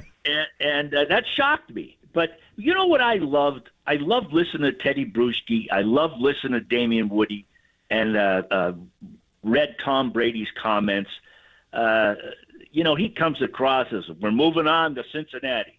Well, we got to admit that this guy, you talk about the decade that the Warriors had. Yeah. The run that he had there was phenomenal, and love the team, and they're down, and they're going to have to rebuild. But what a career! And I don't know. He's in his 70s like me. Maybe play with the grandkids. I know he wants to get back. Maybe he wants to get Shula's record. But The man can stone cold coach. And what I took away from today is that he and Kraft handled the thing in a first-class manner. Yeah. Maybe they agreed to disagree, but they handled it first class, and they said, hey, we're going to celebrate, and we're not going to badmouth everybody. So good for them. Very reminiscent of Nelly and Cohen. Nice, thank you. Thank you. Oh, man. Nice, well done. Nelly's a guy who loved to coach. You love to coach. Talk about your experience and maybe being with Nelly as well. Like, how tough is that to just say, I'm done, I've had enough? Because I think coaches, if you're in this for the right reasons, you just love to coach, you love to teach, you love the action, you love to be a part of it. It's not about the fortune, it's not about the fame, it's just about I love being in the gym and being around basketball and coaching basketball. How tough is that for you to give up? And was Nelly like done, or did he just feel like nobody else wants me? I mean, how did you guys feel about it when it was time to lay down the whistle, so to speak? You get there and you get calls from everybody around the league and, giving you praise and saying, hey, hang in there. And, you get offers maybe to go back as an assistant for a young coach or stuff like that, or maybe you get another crack. Any guys that get 2, 3, 4 cracks, they've been blessed. Yeah. I mean, it's a tough profession. As you said, it's a grind. It's a marathon. And you got to bring it every day. But the joy of it is you're doing something you love. How many people can say that? And then the people you meet, you're going to win a lot of games. You're going to lose a lot of games. It's the people. That's what you take from it, the relationships. And getting out there and competing together. And the joy of winning and, picking each other up and keep going after it. It's, we were all blessed to be involved in it. Tom, hey, look at the run you had. You came in there and you had a role and you played it to the highest level and you brought that positive energy every day. And I remember you calling me when you got the free agent offer. I think it was in Charlotte, wasn't it? Yeah. Mm-hmm. Yeah. And whether you should go. And I said, Tom, you gotta go, do what's right for your family. But we had such a good thing that it was hard to leave. Well, it would be hard for anybody to leave the Warriors, and this is a compliment to them, to the coaches, to the management. But then it's to Steph Curry, and my day was Mully. He embraced Mitch, he embraced Timmy and Rod and Manute and all these different guys, and played 2-on-2 and 3-on-3 after practice, and just everybody cared for each other. And that's the beauty that's gone on here that people may not understand. You got other teams with the main guys complaining about this and that and everything else. And we got Steph Curry. I mean, it's been such a beautiful ride. And, after I got done being in the front office and doing the pre and post with Pop and covering 3 championships, that was just pure happiness, just joy. And now I'm with my grandsons out here shooting hoops, and the guys who walk by, I tell them, hey, that's the future Steph Curry, and that's the future Klay Thompson. That is a beautiful thing in Danville. Yeah, I tell everybody all the time, Coach, though, that was the most fun I ever had playing basketball. My Arizona days and the Warrior days. I go, we're 500, a little over 500, but I go, the group was so good that every day you looked forward to going to practice, and we actually stayed after to play 1-on-1, 2-on-2 stuff. It was just, it was fun. It wasn't a job. It was like that was almost like stealing money. Tom, you remember when the 27-foot marker out there, for the 5-second count that college had? Yep. So Mully'd be out there, and invariably guys on the other team would come up to him and say, "Hey, Mully, will you tell Nelly that I'd love to play with you guys?" Guys around the league wanted to come and play with the Warriors because of the way we played and the way the guys, just related to each other. And I think this team has had that. That's the beauty of all this. It definitely wasn't for Sarunas' alcohol, I'll tell you that. They didn't want to come for the 150 Tommy, listen, liquor. Tommy can tell you some stories about Michael Jordan and Pippen. They were in an argument at the start of the second half in the old Chicago Stadium. You take them. Nobody wanted to guard take Shurin. No, you guard him. I mean, that was like guarding Superman. Yeah. I mean, you run into him as like, oh, that hurts. Yeah. No, you did not want to guard him. Yeah, we all had a lot of fun together, and anybody that knew anything about the Warriors knew that Nelly would provide the beer at the end of the game, so that was a bonus as well. Hey, Coach, thank you so much for joining us. It's great to hear your voice. I love hearing your voice. I'm glad you're doing well. Well, you've always been one of my all-time favorites, and Adam, you guys, we all got to keep stay positive. PMA, positive mental attitude. It's been a phenomenal run, and don't take the flag down yet. Keep sticking with them, and you never know what's going to happen. There you go, Warrior fans. Listen to Saint. There you go. Thanks, Saint. Appreciate it. Saint. Tell the family I said hi. Have a great day, guys. All right, you too. Okay, Sal, you too. Absolutely, we'll do. There he was, Gary St. John. Some guy. great stories. We'll get back into those. I got to pick your brain on some of these, especially about walking the pig butchie. I don't know about that. Tom's practice New Year's Day. By the way, somebody gets saying some WD-40 for whatever the squeaky wheel was back there. From that to the national perspective, Mark Spears, ESPN and Anscape, joins us when we come on back. Only here on the Sports Leader.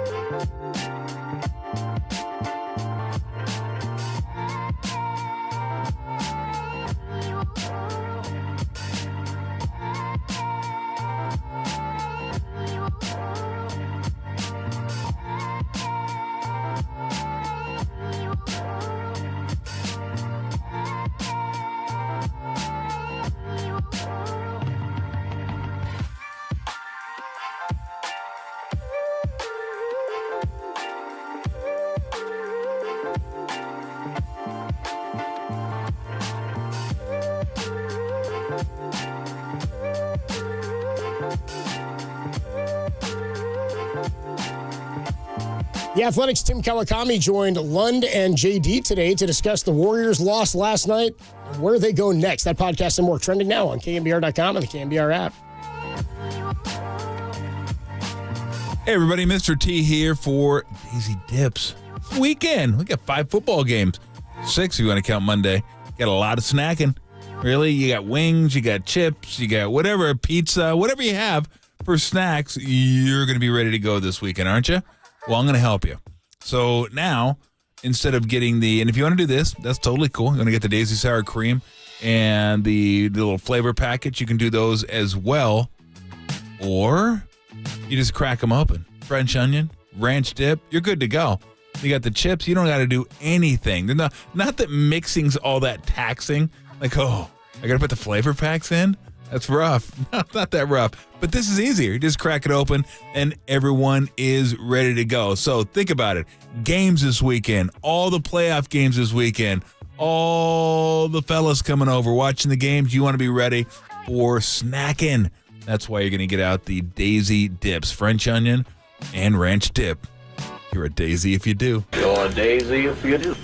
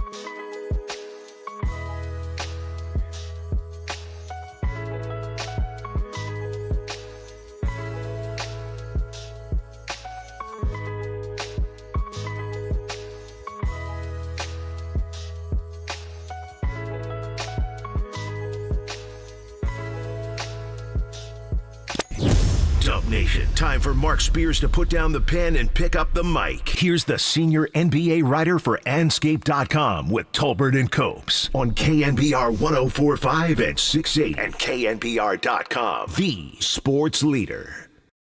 We do it every week. Catch up with Mark Spears of ESPN and Anscape.com. He joins us courtesy of the Yuma guest line, talking some Warrior basketball and some NBA.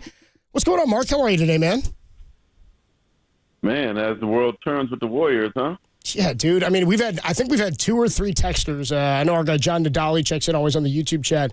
Said this is maybe the lowest point of Warrior basketball in the last 10 years.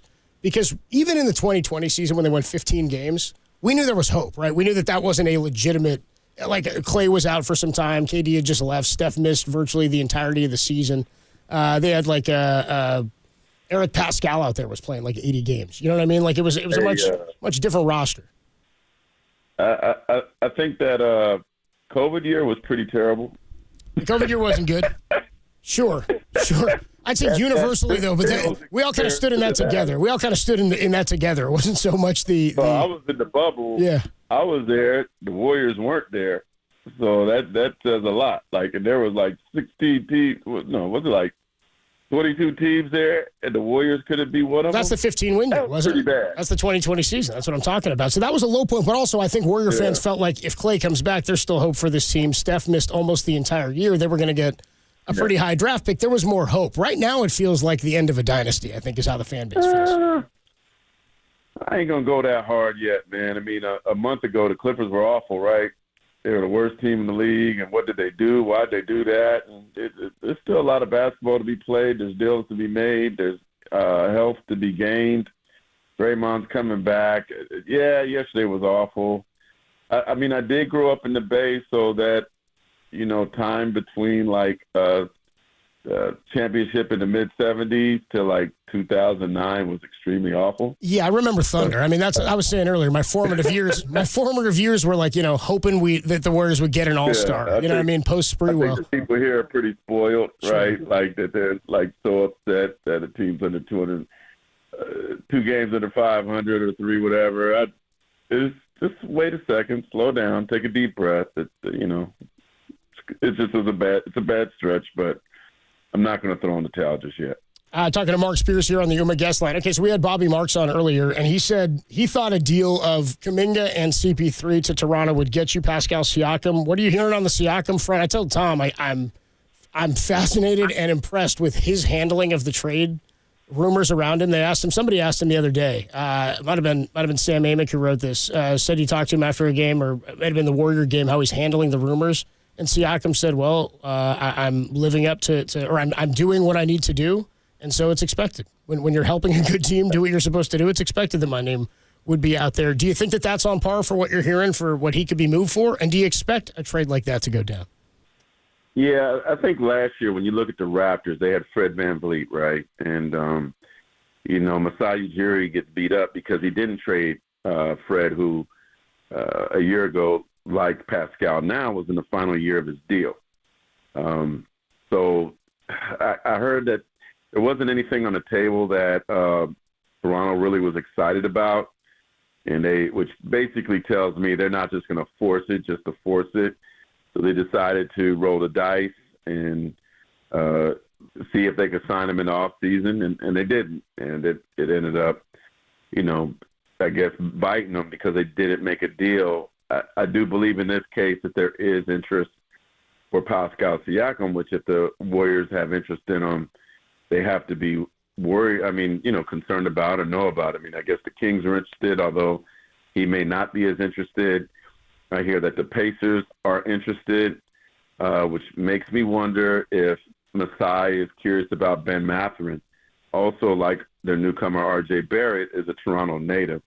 So getting a shooting guard that's young could be attractive, but also getting a Jonathan Kuminga could be attractive. And I think, it's easy for Warriors fans, understandably so, and for fans in general to fall in love with players. And you see a guy like Kuminga and you're like, they can't do that. They can't move him. But in reality, in order to get something, you have to give something. And I don't think Siakam would come here unless, you agree to a new wink to a new deal.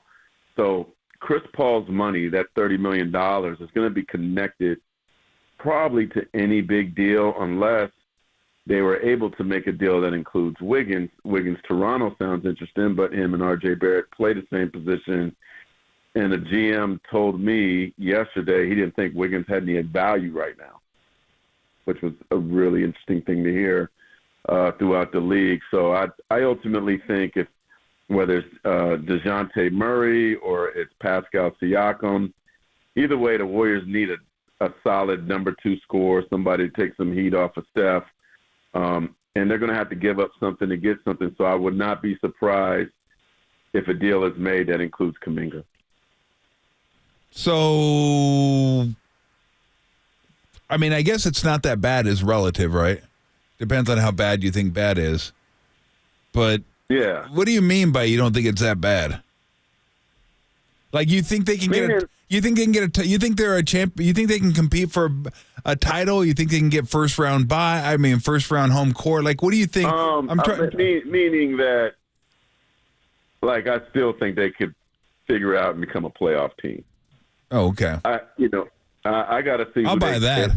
Yeah, but that's where we lowered the bar to. That's not. Yeah, I want to compete. Yeah. Well, and also, it's not like the West is dynamic right now, and everybody's like running away, and they're like 10 games behind everybody. Right? It's still catchable. Well, there's no way they're catching the top 4, right? Forget that. No, I mean, but in terms of being in the playoffs. No, I agree. Yeah, I agree. Yeah, I'll go there. Yeah. The tough thing is when you make a trade. Like, I like the fact that the Knicks made their trade with the Raptors January 1st, I believe it was. Yes. Because essentially then you give your guy about halfway through the season to get used to playing with your team. It's much harder to make a trade at the trade deadline with 30 games left and have a huge impact like, say, a Paul Gasol did in 2008. So typically it takes to the next season for it to get intact, but the Steph Curry days I don't know how long they're going to be, but you can't waste them. So I think they just need to do something super major, and whatever that major is, to me, determines what they will be. I do understand that Draymond Green has been out. His addition certainly could give them a boost. And you got to see what they get back. They have to make a trade. And then another thing a GM told me yesterday was kind of interesting to me is he said he believed that there was probably more interest throughout the league in Draymond than you would think. Yeah. And that's not to say that the Warriors are shopping Draymond, but I wonder if there are some teams out there that are like, you know what, under the circumstances, let's try. Let's see if they'd be willing to part with him. That's the real interesting part to me, Mark, is if they make a trade, what are they making it for? Are they making it to try to jump into the playoffs and roll the dice and see what happens? Or are they going to make it to try and accumulate some more assets, some more draft picks, and maybe, I don't want to say wave the white flag this year, but take a step back and say, you know what, we got to start thinking about how we can prolong this thing. Because if you go out and get some guy like Siakam, I'm not sure that makes you good enough to win it all. So to what end are you giving up Kuminga or somebody like that? Yeah. And again, I've said this 3 or 4 times a day. It's like it's just basically the natural life cycle of a dynasty. I mean, this is ultimately what's gonna happen to you, and you have to figure out what we want to do. We want to hang in there and just give ourselves a chance, or do we want to, reset this thing and see what happens. But you make a good point. Steph's going to be on the team. You can't just completely say we're not going to have anybody. Just come watch Steph and we'll win 30 games. That doesn't work either. It's kind of a tricky situation, isn't it? Yeah, and then, I think the Miami Heat and the Lakers show you, and even like the Warriors knocking off a higher seeded Kings team, shows you that it's all about matchups, right? It's all about who you are when the playoffs start. Just get in the game, and once you get in there, figure it out from there. I don't, even with respect to the Nuggets, I don't know that there's any team in the West that basically says we are him, right? Like you definitely are. And then another thing, another GM told me yesterday, which was I thought quite interesting, was like he's like the Warriors are like one of like 5 teams that could just spend. That they could always get the big free agent. They could always go over their luxury tax. They could also, since it's such an attractive place, a free agent who on a smaller market or lesser known team might want the mid-level exception. They might take the minimum with the Warriors. He said the Warriors have an opportunity to be gluttonous in a way that most NBA teams can't. So he basically expected the Warriors to do something big and try to salvage the season. But I'll say this, man. To your point, I was in that Pelicans locker room yesterday, and they were like a lot of stunned players, like, wow, I can't believe they're this bad right now. You know what I mean? Like, damn, what did they do? Like kind of asking me, like, what do you think they're going to trade for? Like, you know what I mean? Kind of like they're so used to the Warriors being great that even what they saw last night was stunning to me. Yeah, there should certainly be an alarm, for real. It definitely is an alarm. They definitely should get booed. But I'm trying to see what, Dunleavy could do to make a splash, add Draymond back, and see if they could, get back into the fight. And I think if you can add a Pascal Siakam, I had mentioned to some of the Pelicans players, are like, what do you think if they could get DeJounte Murray? They're like, ooh, that would be really nice. Yeah. Steph and DeJounte Murray could be really nice. But, Dunleavy's going to have to be able to get one of those trades consummated. Mark, always appreciate the time, man. Thanks so much for coming by today. I know the exciting Warriors are probably going to have to do something here to. It's. I do agree. I think it's the lowest point in this dynasty. I know you look at 2020, but I think then there was more hope for the future than there is right now. I think it's a lot of unknown, and they're at a crossroads. So we'll see what happens next week. Still a lot of basketball left. They're on the ground, but there's a rope. I've seen a pretty good amount right now. That might be a problem. There's a whole lot of basketball left. I know, man. It could get worse. It could get worse before it gets better. Mark, we'll talk to you next week, man. Thanks, Mark. All right. Great stuff there from Mark Spears. You want to check in? We are still streaming on twitch.tv/thesportsleader. Of course, always on YouTube, the KNBR app, KNBR.com. Give us a call, 415-808-KNBR, 808-5627. What do the Warriors do? Where do they go from here? Is it time to break it down? We'll talk more about this as the fans were kind of fed up last night. They were booing a lot. Before we do that, just an update on the health situation for the 49ers. We'll tell you about Eric Armstead, who returned to practice yesterday, today for the 49ers, returns from a foot injury. If he plays, how much better do you feel about the 49ers with whoever their opponent is in the first round? He's missed 5 games. A bit on Armstead and then back into the Warriors, only here on the Sports Leader. Campbell, shout out to you for supporting KNBR, Campbell's Sports Leader.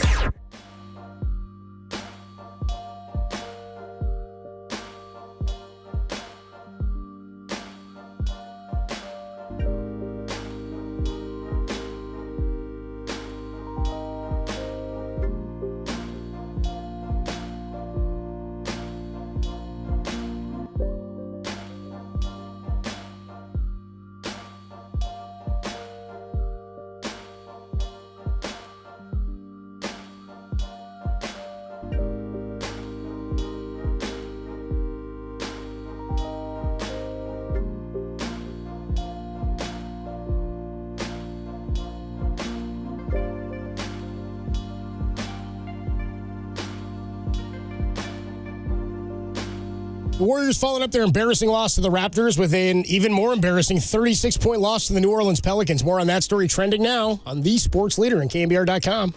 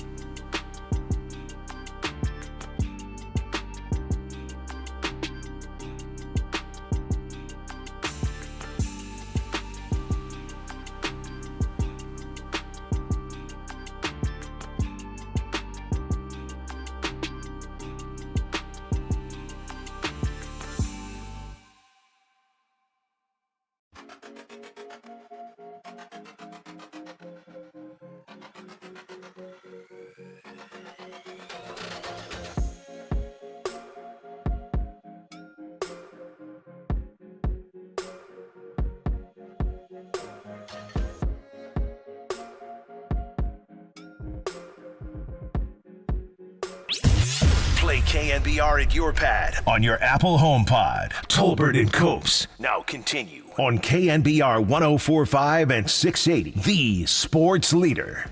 1st and 10. Now they go into a pistol with Baker Mayfield. Behind him is Rashad White. Play action, deep drop. Pressured right away by Young and sacked by Eric Armstead. But it was Chase Young that got him off the spot. Get in my belly. Armstead there along with Javon Kinlaw.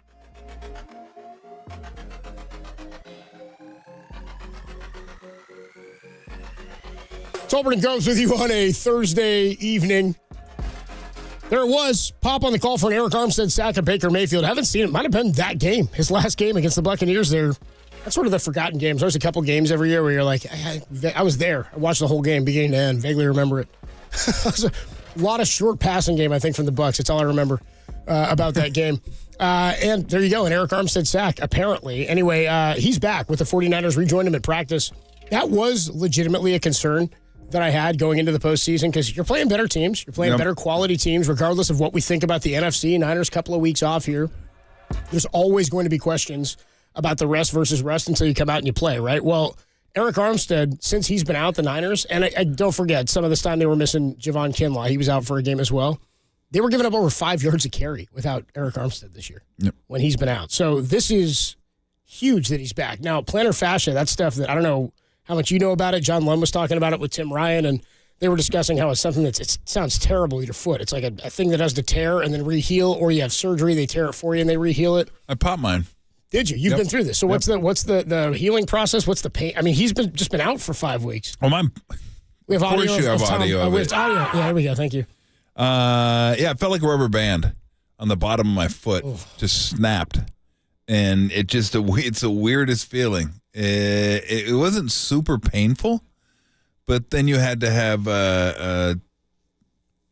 I don't even know if I had surgery. I don't think I did now that I look back on it. I think once it rips, you don't have to. Yeah, they put a cast on it and let it heal. I think but you that have took surgery a while. to rip it and then it starts reattaching. Yeah. I think that's it. I think you're right. I think you're right because I didn't have surgery, but yeah. So I always know what leg it is when I stand up in my left because my calf atrophied and I never was able to get it back because it was in a cast for like 4 weeks, just walking around with it in a walking cast. Quick question. You tore this when you were selling the Cutco knives door to door? Yeah, exactly. I cut it with Charlotte. All right, by bust like that. It was just brutal. I was just running around. I was running around, just pop. It was like a rubber band just snapped so at the bottom of my foot. Before that, it just happened. Yeah. Wow. Just happened. And then it didn't even really hurt when it happened. It was a little painful, but it wasn't that big a deal. Yeah. But you can't run on it. You can't push off. So yeah, I mean, once you rip it, it's just waiting for it to heal. So hopefully it doesn't pop. If you see him go down during the postseason, you'll know what it is. Yeah, if he just he kind of does lifts the foot up and then that's it. Yeah, it's like nails in the bottom of your foot is what they say. They're like, mine wasn't. Yours wasn't quite. Mine wasn't nails in the bottom of my foot. Mine was just pop and done. That was it. I think when you try to walk on it, though, I think once you've got it, because his, I think, was partially torn. I don't think he'd had the whole thing, and so I think they were managing it, trying to see the pain tolerance. So good thing that he's back at practice. I was trying to think of the toughest run game they could run into. Is it the Rams? Kyron Williams is a beast back there. He's tough. He can catch out of the backfield, too. Probably. They don't throw it as much. Lions have a tough one. Lions have a tough one. Montgomery and Gibbs. Baltimore again. You see Baltimore here. Probably Rams.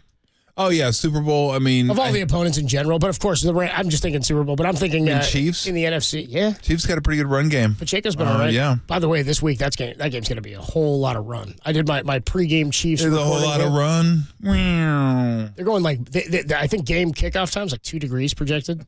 And maybe dropping below to -10, -15. Well, they said the wind chill's going to be -20. Yeah. I was talking to Kendall Gammon, former long snapper. Bundle up, baby. He was saying that to me today. He's like, dude, it is cold here, and it could be -30 wind chill by the time the game gets going. So yeah, I think the Bills supposed to be like at 20, but it's like 25-mile-an-hour winds. It's like and Miami's going to Kansas City, right? It's Miami at KC. Good luck. Not a good road. No. Not a good draw. Not ideal.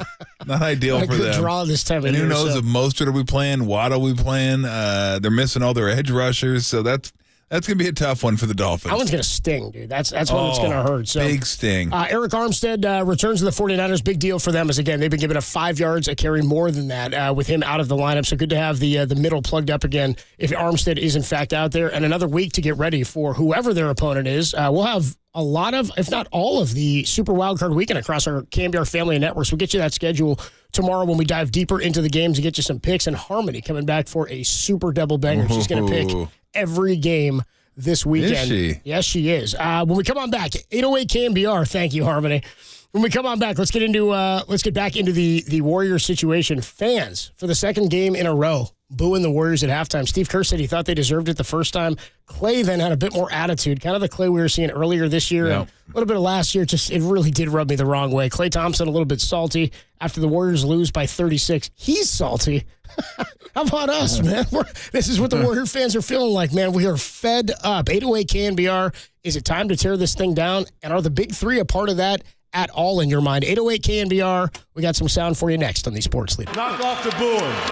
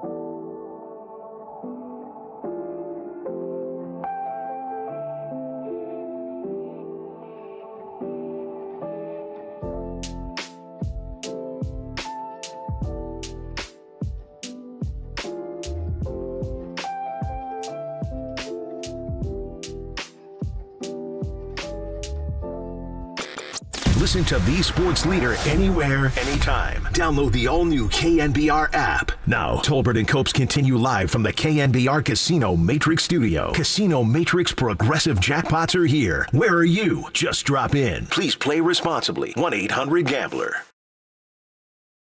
Clay, you guys have been booed each of the last two home games. Obviously, you're not used to that. How do you handle that? Are you supposed to lose sleep over it?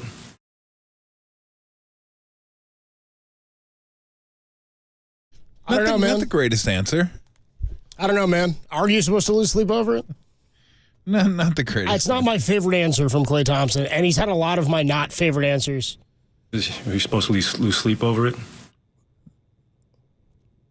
I don't know. What's your response to that as a player? Look, I love Klay. I talked to him. I talked to him at the end of the game last night afterward, and he's in there working out, still trying to get himself ready. But I think he feels it. Like I think if you start feeling your mortality as a player a little bit, and I've always said it's probably tougher for guys who are Hall of Fame players, and maybe it's not just him; it's the team's mortality. Like this run is kind of coming to an end, and you get a little snippy. I mean, obviously, what you'd like to hear is what Steph said. Like, look, we get it. I mean, we didn't really give him any reason to cheer, and it's not. I've always thought it's not on the fans to give the team energy. It's on the team to give the players, to give the fans a reason to cheer, right? So, yeah, I get where he's coming from, and I get that he's snippy, but that, your dad, that isn't helping anything. So, yeah, not one of my favorite Clay. Not one of my favorite Clay answers. No. Let's go to Rob. Rob's in Gilroy. Rob, your thoughts on the Warrior roster and where they should go next, man. What are your feelings? Well, it's pretty simple. First, Tommy, I met you at U of A way back in the 90s. Tommy Nunes' basketball camp. Man, you're going way back.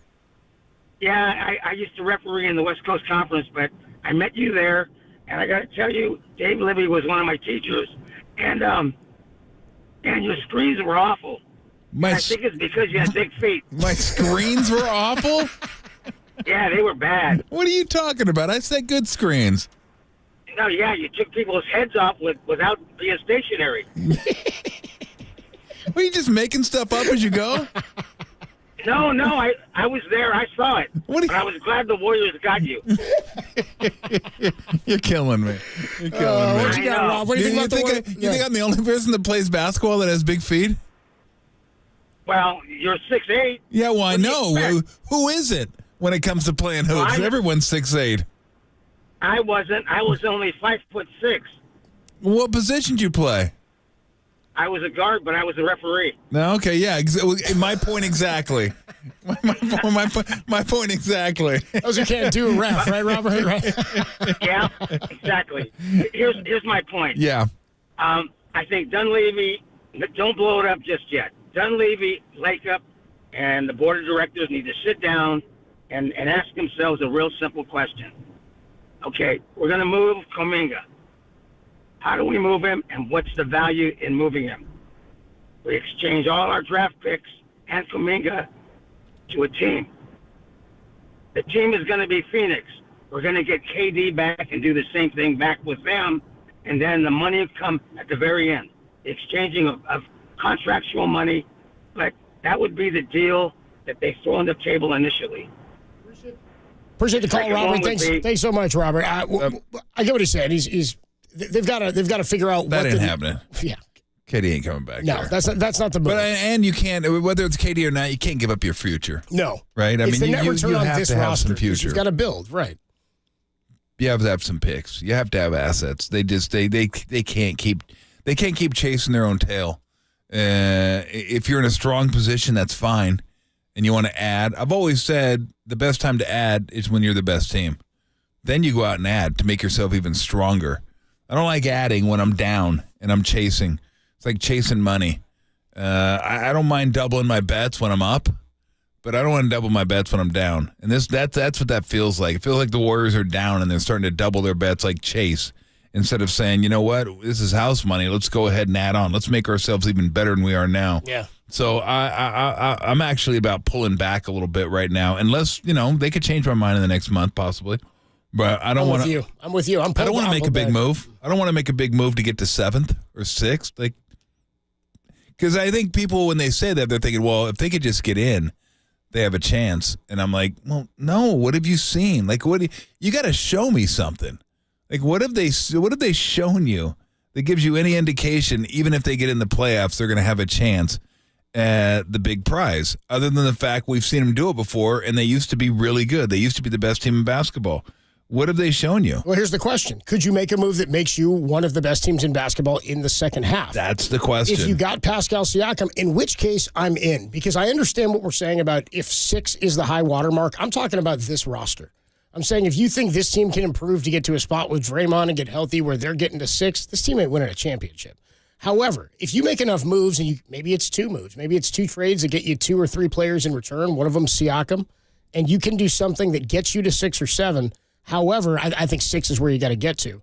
But if you can get to 6 and you're one of the elite teams in the back half of the season, and then it's a different roster. It's like when the Lakers kind of made their run and they retooled completely. Or you think about teams like the Atlanta Braves who won the World Series a few years ago, had a completely different outfield in the second half. The end of the season record was not indicative of the team that won the World Series. So the roster construction to me could change drastically and dramatically enough with a coach like Steve and a player like Steph. If you do the right stuff, and if Draymond's maybe even still a part of that, I wouldn't write that crew off. I'm with you on that. I'm with that mindset. I just don't know that there's enough on this roster to get you enough of that to make you a top 3 or 4 team in the league from February 8th on. That's why they make the big bucks. Try to figure stuff like that out. That's it. What they could give. Screens were awful. What they would have to give up, how much of the future you're going to have to sacrifice to put yourself in blank kind of position to win a championship. Like that's ultimately going to be the equation. And I don't know the answer to that, but I mean, you got to start. You got to start. Like, if you want to collect assets, I'm good with that too. But the next, I said this 2 weeks ago. From there on to the trade deadline is going to be really intriguing because it'll shape the future of this team and what they decide. And if they get it right, that's awesome. If you get it wrong, I mean, you could be looking at what the Spurs had to go through, what the Spurs are going through right now, and are lucky they got the number 1 pick because it's going to take them still. They're going to have a top 2 pick again. Yeah. So hopefully, in 3 years they might be pretty good, but it's a 5-year grind, like a 5-year grind of, man, this is brutal, and you better get used to the fact that could be a possibility. Now, it wouldn't be happening now, but it'd be happening probably in 3 years because as long as they have Steph, they're going to be viable. Like they're going to be decent. They won't be terrible. They won't be like a 15-win team. That ain't happening. But people are used to championships here. They're used to championships over there. Lacob's used to championships. So again, between now and the deadline, it's going to be really intriguing. And they better start playing better if they want to go out there and make a big move. Like I said, they can't come back at like 5 games under 500, 6 games under 500, because now you're just saying, now what are we doing? We're just throwing good money after bad money. That didn't work. Following the game, Steve Kerr and Steph Curry both spoke about the fans booing the last 2 home games. Here's what Steve Kerr had to say following the loss. Yeah, I mean, as a coach, it's a delicate balance. When we're fragile like we are right now, I don't think that screaming and yelling at them is going to help. I'm trying to keep their confidence up. I'm trying to encourage them. But at some point, that may have to change. I mean, we can't keep going this way. 2 straight games being non-competitive at home.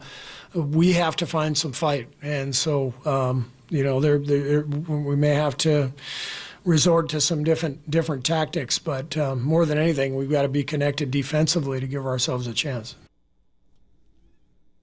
There it is, connected defensively, and even more so than that, it's not just connected. I always go back to keeping the ball in front because that's just fundamental, and that's why people say, "Are you optimistic or pessimistic?" I'm like, well, I'm realistic. And if you can't keep the ball in front of you, then your defense just isn't going to be very good. And they're asking too much of an offense that isn't an elite offense anymore. It used to be an elite offense that could score 140 if you needed it to, 135.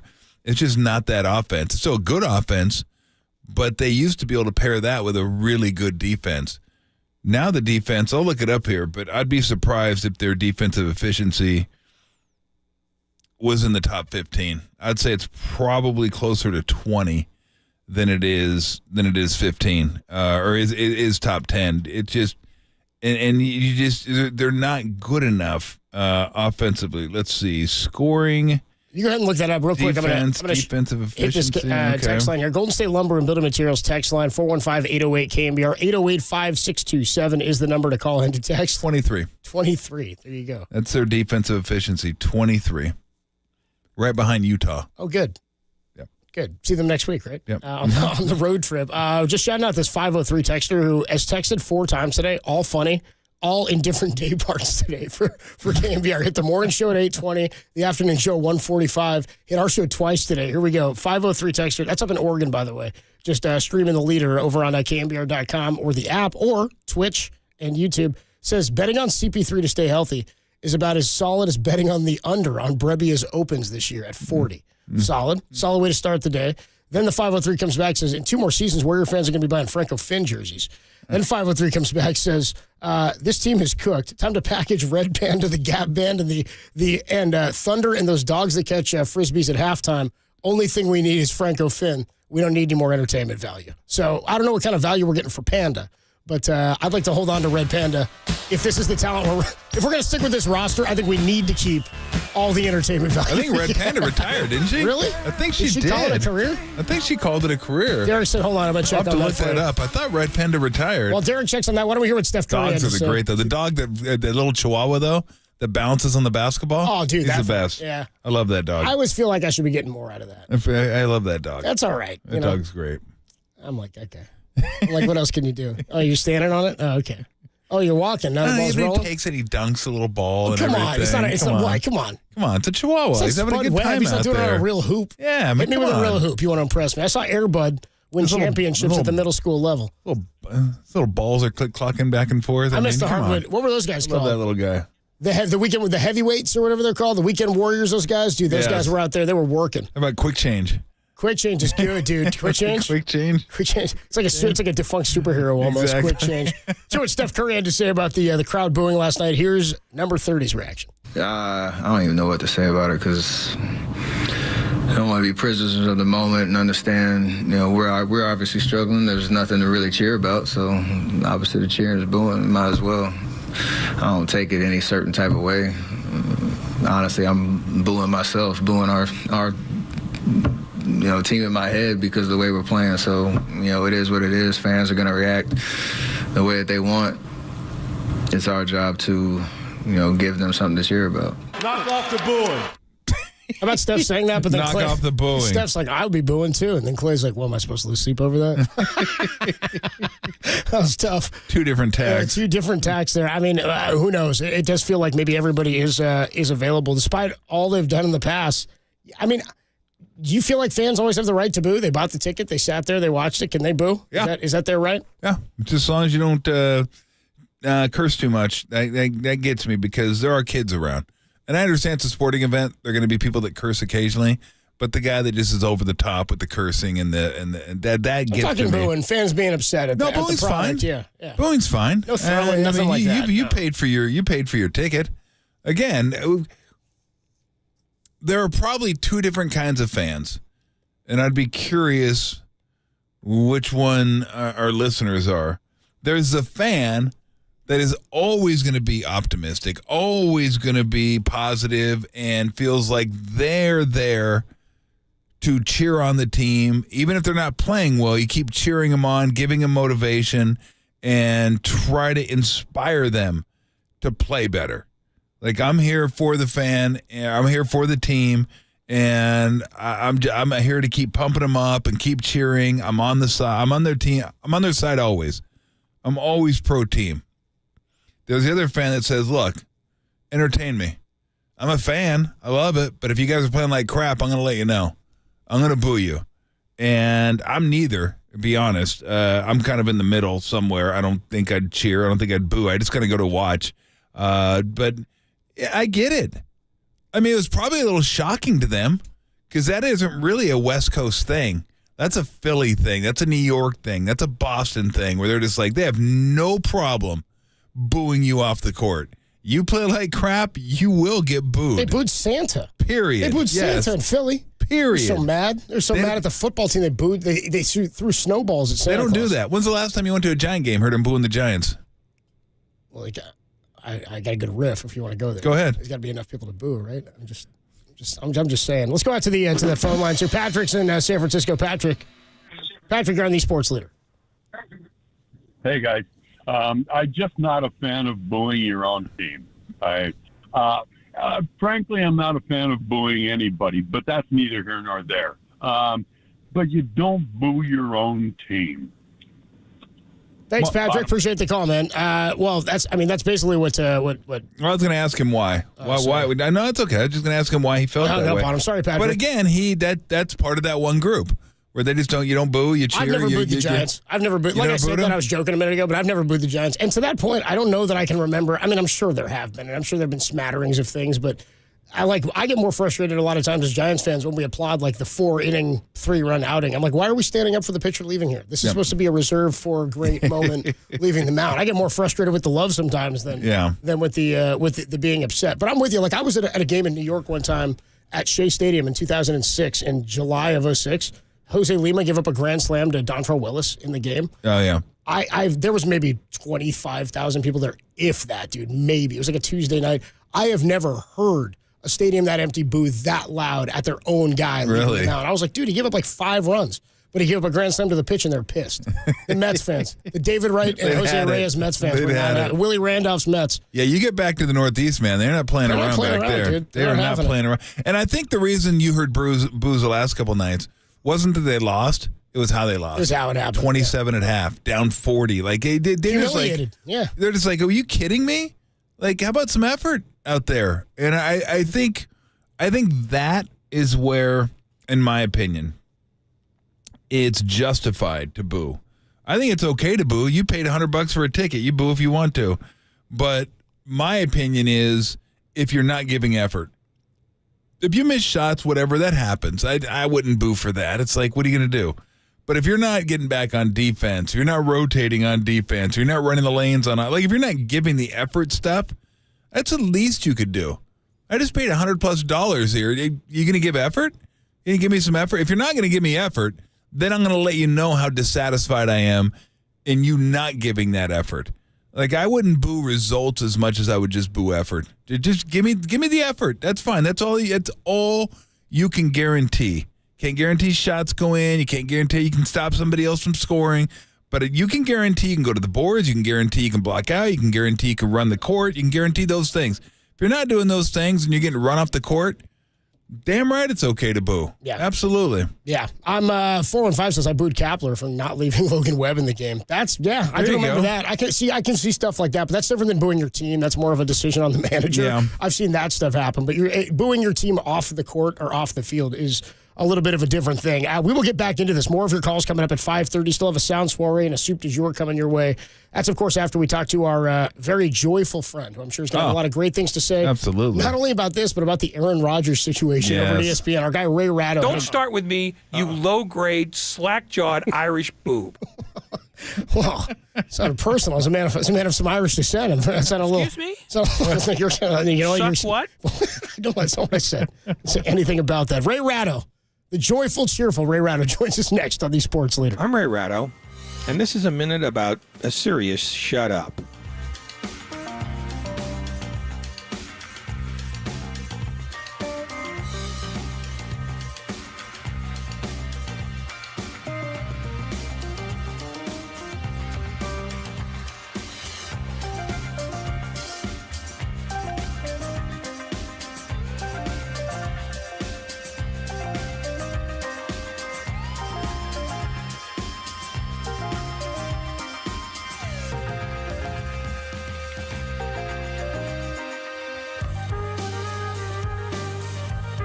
Shams Charania reports that every Warrior is on the table except for Steph Curry at the NBA trade deadline. That podcast and more is trending now on KNBR.com and the KNBR app.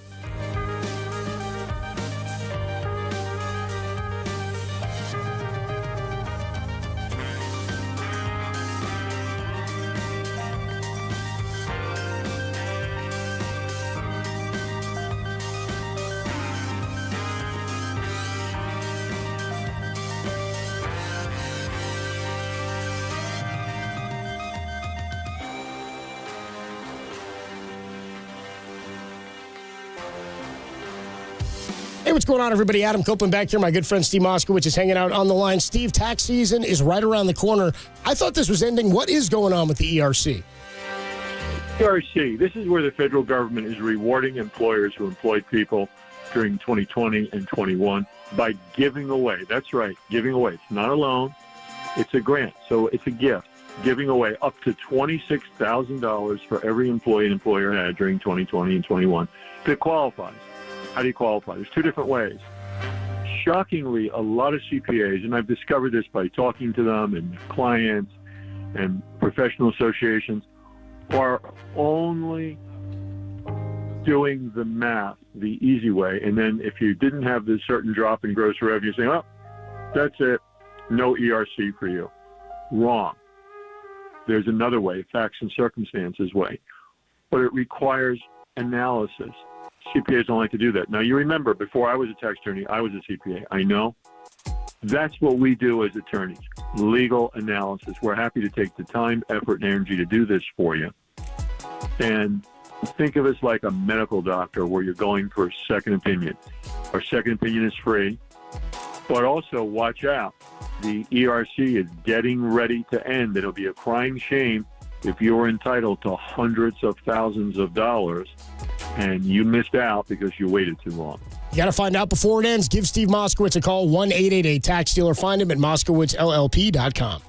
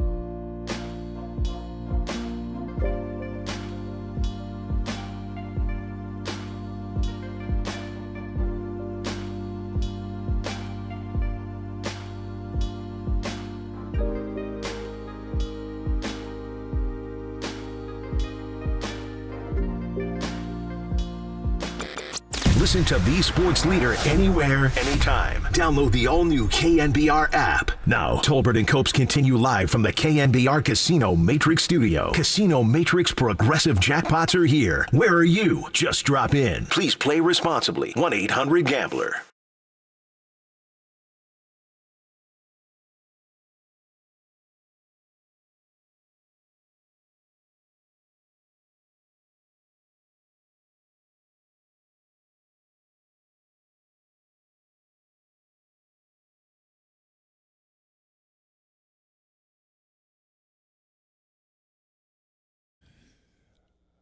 Adam Copeland, Tom Tolbert with you for about another hour.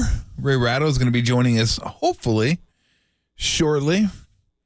If there's a time to have Ray Ratto on, it's 5 o'clock, just to give you that push you need to get you to the finish line. Like you're kind of dragging a little bit, maybe a little bit down. You need a shot of positivity, a shot of sunshine. That's when Ray Ratto comes into play. It's like boom, you just feel like I can get that. I can get that extra hour. I can get that. I'm good to go. That's what I needed. I needed some Ray Ratto at 5 o'clock to get me to 6 o'clock. That's the shot of encouragement you needed to keep you going. A shot of positivity. He doesn't work in the way that like 2 bits of negative, like something bad is happening for the Warriors. That doesn't make him happy. You know what I mean? Like he's not going to get joy out of it. He's just going to be more mad. You know what I mean? Like he's, normally it's like, oh, cool. I'm getting joy out of being unhappy. Not Ray. Ray's going to be more pissed because he revs at a pissed. You know as I always say with Ray, the glass isn't half full or half empty; it's cracked. that's Ray Ratto. You just keep trying to fill up a water just leaking out of it. Why we love Ray Ratto. It's constantly leaking out of it. Absolutely, why we love Ray Ratto. Why don't we go out to the phone lines and while we wait to connect with Ray Ratto? I've been talking a lot about the Warriors situation today, whether or not you think they should tear it down or keep it going. Why are fans booing? Are they fed up? Is it that simple? Oh, my God! Thank you, Dirk. Shut it down! Michael's in Santa Rosa. Michael says he's been going to Warrior games for 51 years. Michael, where do you stand on the booing? Well, I was there last night and Sunday night, and I didn't boo. It was tough not to, I'll tell you. But I stayed to the last minute, and I just want to say I've been a season ticket holder for 25 years, and I paid $500 a seat for my ticket last night, and it was tough not to boo.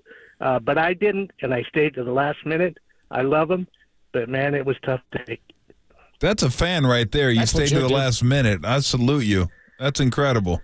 And I had to drive, 90 minutes home after. So man, ain't that a B? They need more fans like you. I'll tell you that right now. That is a fan right there. Absolutely. Well done, sir. I salute you. Thank you very much. You got Appreciate it. you, Michael. Thanks for the call, man. Okay. That's wow. Stayed for every minute of both games. So I did too, but I had to. Yeah, I was contractually obligated to. You were getting something out of it. Not sure if I would have, but that's rough. Michael's like, I guess I'll just sit in this when traffic. by choice, you're like, no, I'm staying. I'm in. Let's go. Like I get it with baseball, and I've got that principle for the most part with baseball games because it might happen. Yep. It doesn't matter if it's 9-1 or if it's 20-1. You're right. It's unlikely. It's very unlikely. But by sitting there, I have the chance of seeing maybe one of the greatest things anybody's ever seen by just sitting here for another 35, 40 minutes. And what else am I going to do? Yep. At a basketball game. Well, no, that's an impossibility. That's why that's a fan. That's like, this guy's like, you this ain't happening. You cannot come back He from knows 30 down cooked. with 3 to go. He knows they're cooked. And it's he's impossible. Just hanging. Yeah. You can't say, but maybe, no. It's a time. That's why baseball is different than other sports. You can, in theory, come back from any deficit in the bottom of the ninth. There's no clock. Anytime. Well, there kind of is now. But you can still come back. Basketball, you can't. So I give that guy high marks. 2 nights in a row, he sat through that. Whew. That's a tough one. That's a rough day. That's a rough day. It's a rough couple of days. Rough game. Sure, listen to KNBR and KNBR FM San Francisco, the sports leader, a Cumulus media station. Did you remember ever getting booed when you were on any team? I thought I got a smattering of boos when we were playing the Lakers, and I took it was the playoffs, and I think I took 2, maybe 3 jump shots from the elbow, missed them all. Felt good. Didn't make them. I think the third one, they were like, okay, that's enough. We've seen enough. First you start hearing get the ball to Mully. get the ball to Mully or Mitch. Stop taking jump shots, Tolbert. I was like, well, damn, that's my shot. And now I swear, I remember those shots out there yesterday. All 3 of them, I thought they were bottom of the net. Like just money. Looked good. And they were a little bit long. Just a little bit long. I was like, God dang it. So what are you going to do? I was like, you know what? You can boo me all you want. Not that it was a lot. But I go, if I get this shot, I'm going to take it every single time. The only time I won't take it is if they take me out of the game. But if I get this shot, I'm shooting this shot because I know I can make this shot. Fans weren't as confident in my ability to make that shot, apparently. Did not think you were knocking it down. No, they did not. 916 just says tear it down. But we say tear it down. What does that mean, you think? Does it mean everybody must go except for Steph? Because that's not all happening at the deadline. No. Not everybody's going at one time. I mean, Trace Jackson Davis apiece. Tear it down to me means what? I mean, you can't completely tear it down. But you're keeping Steph. You may not resign Clay in the offseason. You may try to find a new home for Draymond. in the offseason. You're trying to collect first-round picks. You probably keep Kuminga. Chris Paul isn't back. So maybe you keep Wiggins, maybe you don't. If you can get something for him. I don't know if you can get a first-round pick, but if you can, he could go. And then it's, kind of like Steph and Pajemski and Kuminga and Moody and, maybe one more vet. Maybe you do keep Clay if he takes a reduced rate. But it's really kind of a shift in philosophy. Like, okay, we're no longer just going to sink all our cash or resources, our time, our resources into winning now. Like, we still want to win, but we're envisioning long term now. So that's what that would mean to me. If you wanted to take the opposite track, then it's just like whatever we can trade to get as good as we can get now, that's what we'll do. Steph is included in both, obviously. Steph's included in, kind of tear it down, and Steph is included in win now. Because if you're going to win now, you need Steph. And if you're not going to win now, you need to sell tickets, and you need Steph. So Steph's going to be here, and he should be. He's the greatest Warrior of all time. So Steph needs to be here until he retires. There's not a lot of those guys in the NBA. He needs to be one of them, for sure. 808 KNBR is the number to call. 415-808-5627 is the number if you want to get involved on the conversation. Where do the Warriors go next? Why were you booing? And is it just they're simply fed up and it's time to move on from this core of players? Let's go back out to the phone lines. Bleacher Dave is in West Oakland. Bleacher Dave here on the Sports Leader. Hey, what's up, y'all? Tom Tolbert. What's up, Dave? Bobcat? What's happening? How you been, man? I've been good. Yourself? Time, man. Been good. How's your back, man? You reclined all the way back. You chilling to the max. Back isn't great. That's why I sit like this. God, I hate to hear that, man. Yeah, too much icy hot. Yeah. Hey, man, couple of things. So I'm curious about this. Do you remember ever getting booed in Oakland? Yeah, it's like I said, a smattering, but it wasn't. I don't remember. The expectations were a lot less, too, for our team than this team. But I don't remember getting booed like the Warriors got booed. And that wasn't like a New York-Boston boo, but that was, for the West Coast, it was significant. Like, you could hear it. Yeah. So, I've been selling my tickets. And I'm certainly glad I had sold them for that game because it was the effort, man. It was the effort for me. The effort was terrible. And I kind of get why people did it, but this team has been so good. And I've seen so many bad Warriors teams. I don't know if I could do it. It was kind of fitting the other night they brought back Mr. Mean because that effort, the effort of that team reminded me of some of them early 80s treacherous, horrible, bad Joe Barry Cares type teams, man. It was funny stuff. You know what it reminded me of? This is the 1980 season. The Warriors needed to win one of their last two games to win. Next to last game of the season, Clifford Ray did not show up for the game. And it was like, oh, my God, is he hurt? Is he dead? Is he kidnapped? They put out an APB on him through the OPD.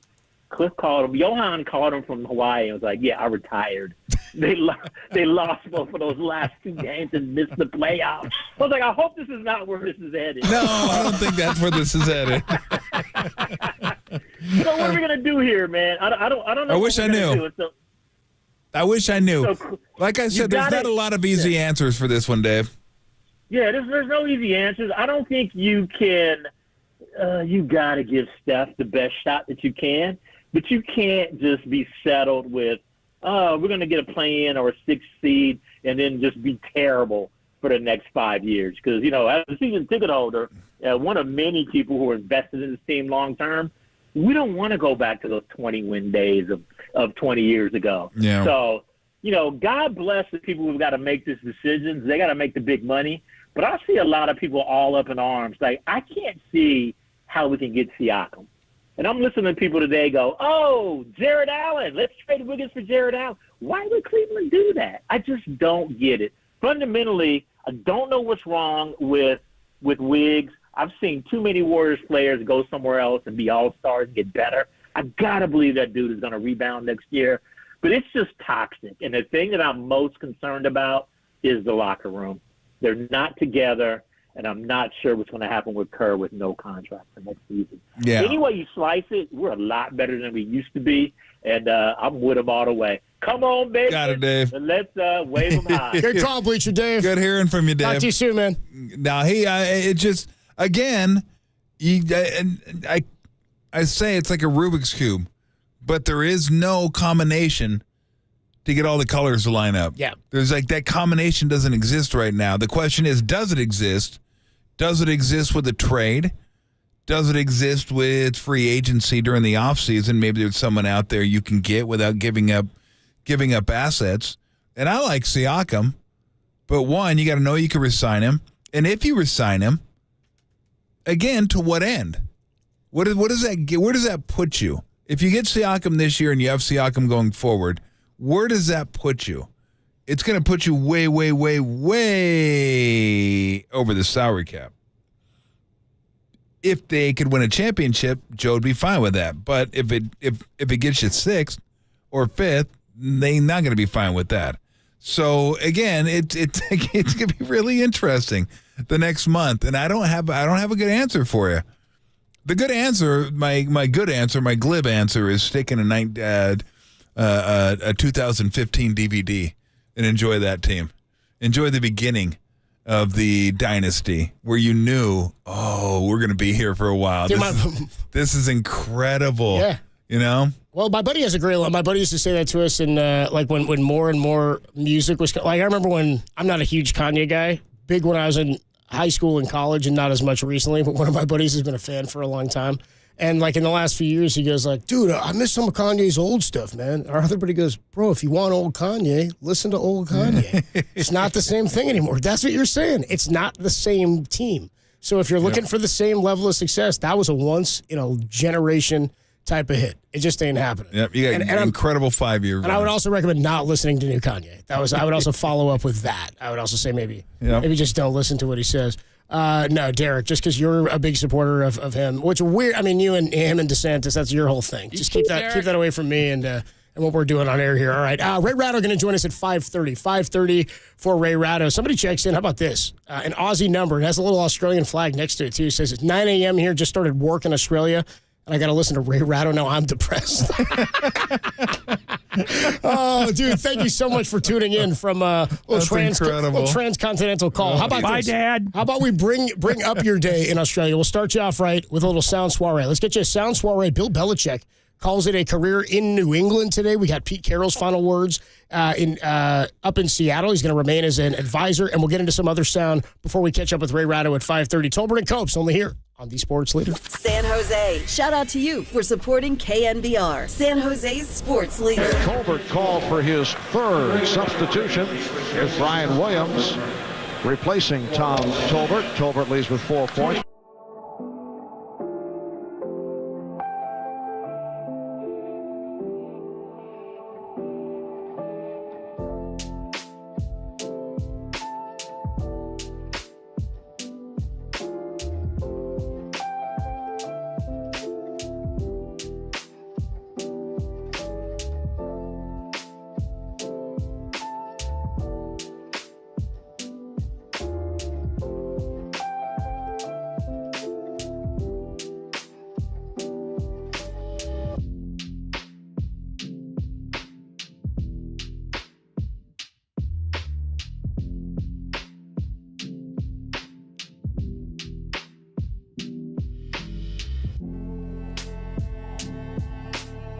Some positive news from the 49ers. Eric Armstead finally returned to practice today after missing the last 5 games with a foot injury. That story and more trending now on KNBR.com and the KNBR app.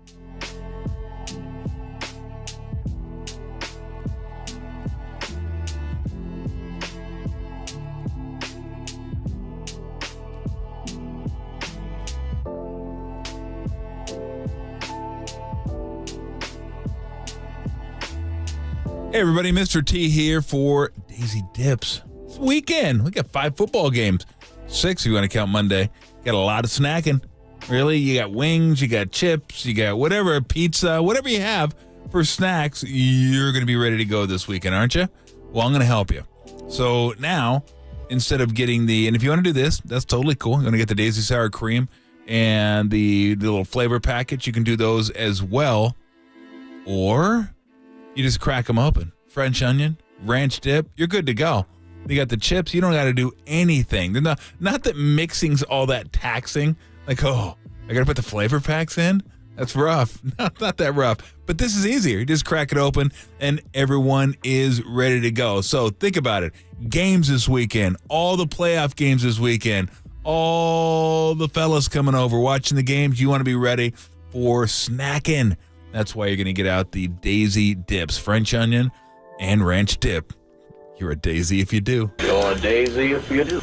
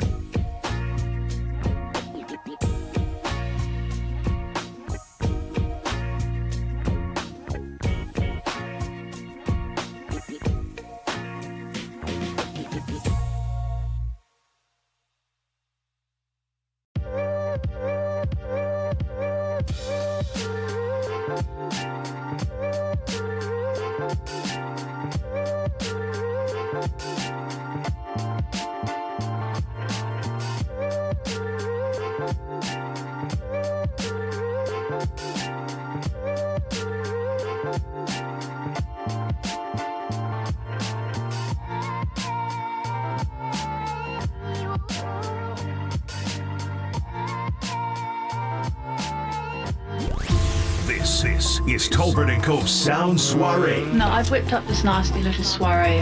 The best sounds you might have missed. Soiree what? Soiree, honey. I think that means party. On the Sports Leader. Tobin and Copes with you on a Thursday evening. Your Sound Soiree for Thursday, January 11th, 2024. 415 checks in on the Golden State Lumber and Building Materials text line. So I just tuned in on my way home from work. I get some good solid Warriors talk and then something about Kanye and someone called Derek DeSantis. What I missed. People don't realize the D in the DP does not stand for DeSantis. It's a common misconception because of Derek's constant canvassing. Anyway, we'll move on. What does it stand for? Not single. Double? Interesting. It's not triple. No, not triple. It's Tom. It's not a Q. It just can't be quadruple. No, it's not. Or quintuple, for no, that matter. No, that'd be a Q. No. Octuple. No, that's an O. No. It's dynamite. It cannot be dynamite, Derek. No. Moving on here in the Sound Soiree. So Bill Belichick, no longer with the New England Patriots. We got 8 jobs open now, right? In the NFL. That's incredible. We got 32 teams. 8 jobs open. That's wild. Bill Belichick, though, we thought we'd throw you one of the all-time great sound bites. So excited. 2014. Just take a listen to one of the great defining moments of Bill Belichick's media career. What do you think having a 37-year-old? We're on to Cincinnati. It's nothing about the past, nothing about the future. It's right now we're preparing for Cincinnati. Okay, do you feel like the talent you have here is good enough? We're getting ready for Cincinnati. We got to turn the page. I mean, we're going to sit there and talk about the Kansas City game for the rest of the season any more than we would talk about any of our big wins for day after day after day. You know, it's 24 hours after the game. You got to move on. What is your responsibility? I'm just asking, do you think you've done enough to help Tom Brady? We're getting ready for Cincinnati. I could have done it 3 times. I could have done it 53 times. It could have been 103 times if that's what they wanted to keep asking, because we had to turn the page, and we have. Anyways, it's part of a documentary where they were asking him about it might have been a Football Life thing where they were doing with him, where they're asking him about that moment. He's like, we got to turn the page. The best is he said, done it 103 times. Best he said nothing about the past, nothing about the future. They asked him about this team right now, and he's We're like, getting ready for Cincinnati. That's it. He's like, I won't even answer about Isn't this that the team. future? He's like, he only wants to talk about this team. They didn't even ask about Cincinnati. I know. Like, what about this team? I don't know, so we got to move on. We're getting ready for Cincinnati. On to Cincinnati. Even his answer in the documentary doesn't really make sense or apply. Yeah. Didn't he do one for Seattle too? Yeah, I don't even think he said on to Seattle. He just went Seattle. Seattle. That's Seattle. Seattle. I mean, I just hope he's not gone, because he's one of our great all-time sound bites. Like he's his operation in the media and his commitment to you knowing you're going to get nothing, but you got to do your job. So you got to ask the question, and his job is to give you nothing. In the era where coaches don't want to give information and they dance around it, here's another one. Bill Belichick, an all-time great. Were you happy or annoyed that Trump read the letter? Seattle. Well, your team's always been good at keeping outside distractions on the outside. Given the nature of this presidential race, Seattle. Did you find it helpful to talk to your players about this? If any of your players talk to you about this? Seattle. Concerns about any locker room rancor as a result of this? He just keeps reading the question. Like, I mean, he got 4 Seattles off during the question, and my man who asked the question was not deterred. He just kept going right through it, and it was like each of them were in a vacuum chamber, and they couldn't hear each other. They just kept talking, and it was like so good. Well, when he gets aggressive, he gets Seattle. He says it kind of loudly into the microphone. That's the best. Seattle. I think he got like 5 Seattles off during the question. Seattle. It's incredible. How about this one? One of our texters, 707, just is one of the great ones, dude. Hey, this is a little longer cut, but he just going to take it one day at a time, dude. Made a lot of progress here in the last, 48 hours. So keep plugging away and take that day by day, see how it goes. And that's where we are for today. Do you expect Mac to start on Sunday for you guys? Take it day by day. When you go through the process of preparing the game plan and you have that level of uncertainty at quarterback, what impact does that have on that process as you start to put the game plan together? Not too much. Brian's got a lot of experience. He's done everything that we would want to do. Not be able to do it, with, I think, minimal practice, if that was what it was. So just take it day by day. We're not really doing anything differently. Is the plan, Bill, for Mac to have any kind of procedure to help along with the process here? Day by day, Phil. Day by day. That's the plan.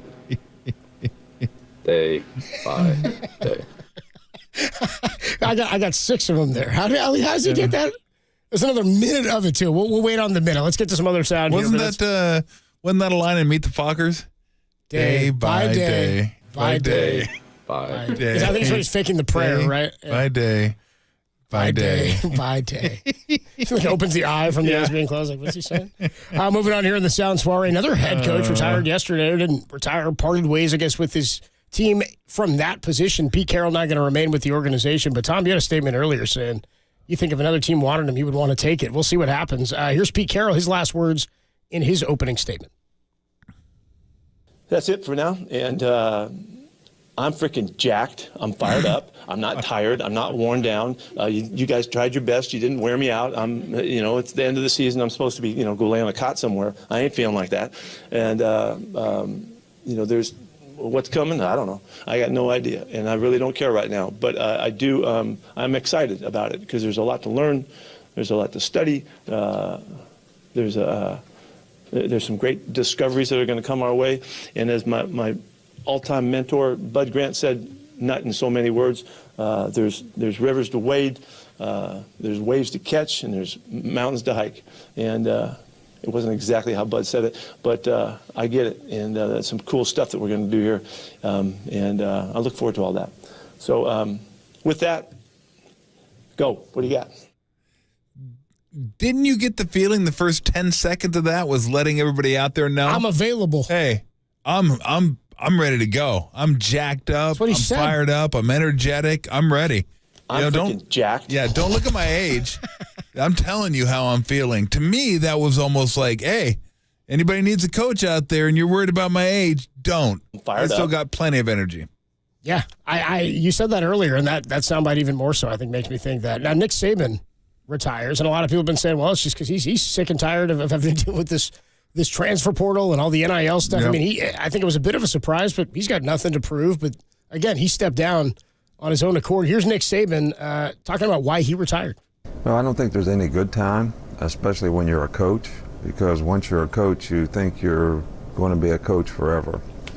But I actually thought that in hiring coaches, recruiting players, that my age started to become a little bit of an issue. People wanted assurances that I would be here for 3 years, 5 years, whatever, and that got harder and harder for me to be honest about. And to be honest, this last season was grueling. It was a real grind for us to come from where we started to where we got to.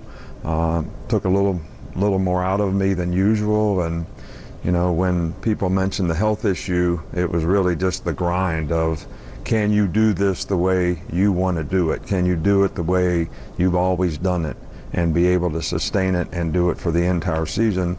And if I couldn't make a commitment to do that in the future, the way I think I have to do it, I thought maybe this was the right time based on those two sets of circumstances that, like I said, there's never a good time. But I thought maybe this was the right time. Arguably the greatest college football coach of all time. Pretty thoughtful. Yeah, I don't know. We'll see the likes of him anytime soon. You may see one like that eventually, but what he was able to do, and it was incredible. And I wouldn't want to be the coach that steps in his shoes, tries to fill those things at Alabama. Might want to wait, get a coach removed, and then get in there and be like the second guy in there, but not the first guy in there.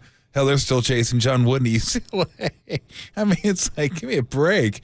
That took like 30 years before people even thought about maybe trying to move on just a little bit. So that is a new coach will be walking in to, was it Bryant Denny Stadium, right past the Nick Saban statue like every day. So good luck with that. But he's I don't know if there's anybody better that's ever done it. Pretty incredible stuff. Good stuff there from Nick Saban. Much different than that of Pete Carroll's energy and whether or not he's coming back. Sounds like he's a little bit too tired for that. And rightly so. A great career for Nick Saban. For all three of those guys, if we never see him again. So when we come on back, Ray Ratto's going to join us. We'll talk about his piece in the Defector today. Had a great piece on the Aaron Rodgers situation with Pat McAfee and ESPN. And we'll also talk to him about the Golden State Warriors, his thoughts on where the Warriors can go next. We'll do that with Ray Ratto coming up on The Sports Leader.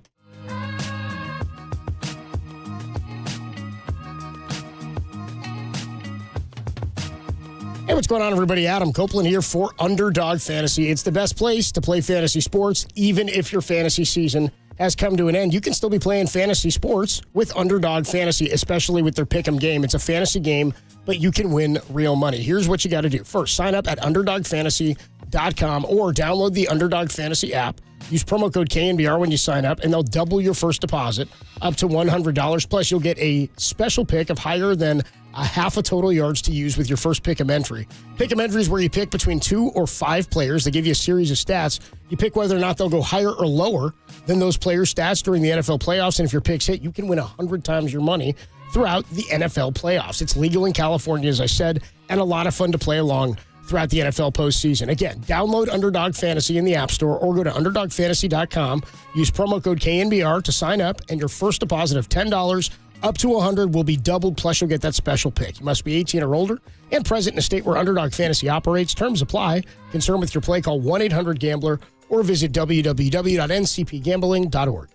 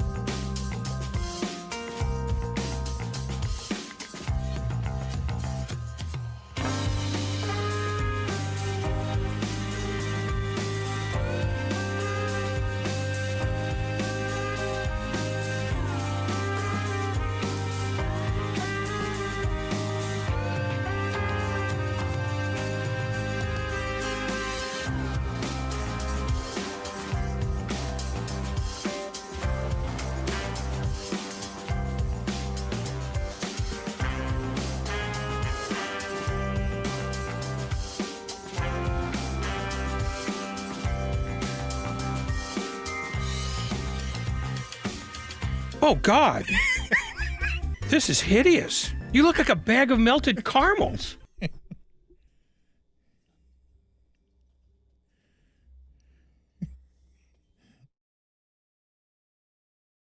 Bye, Dad.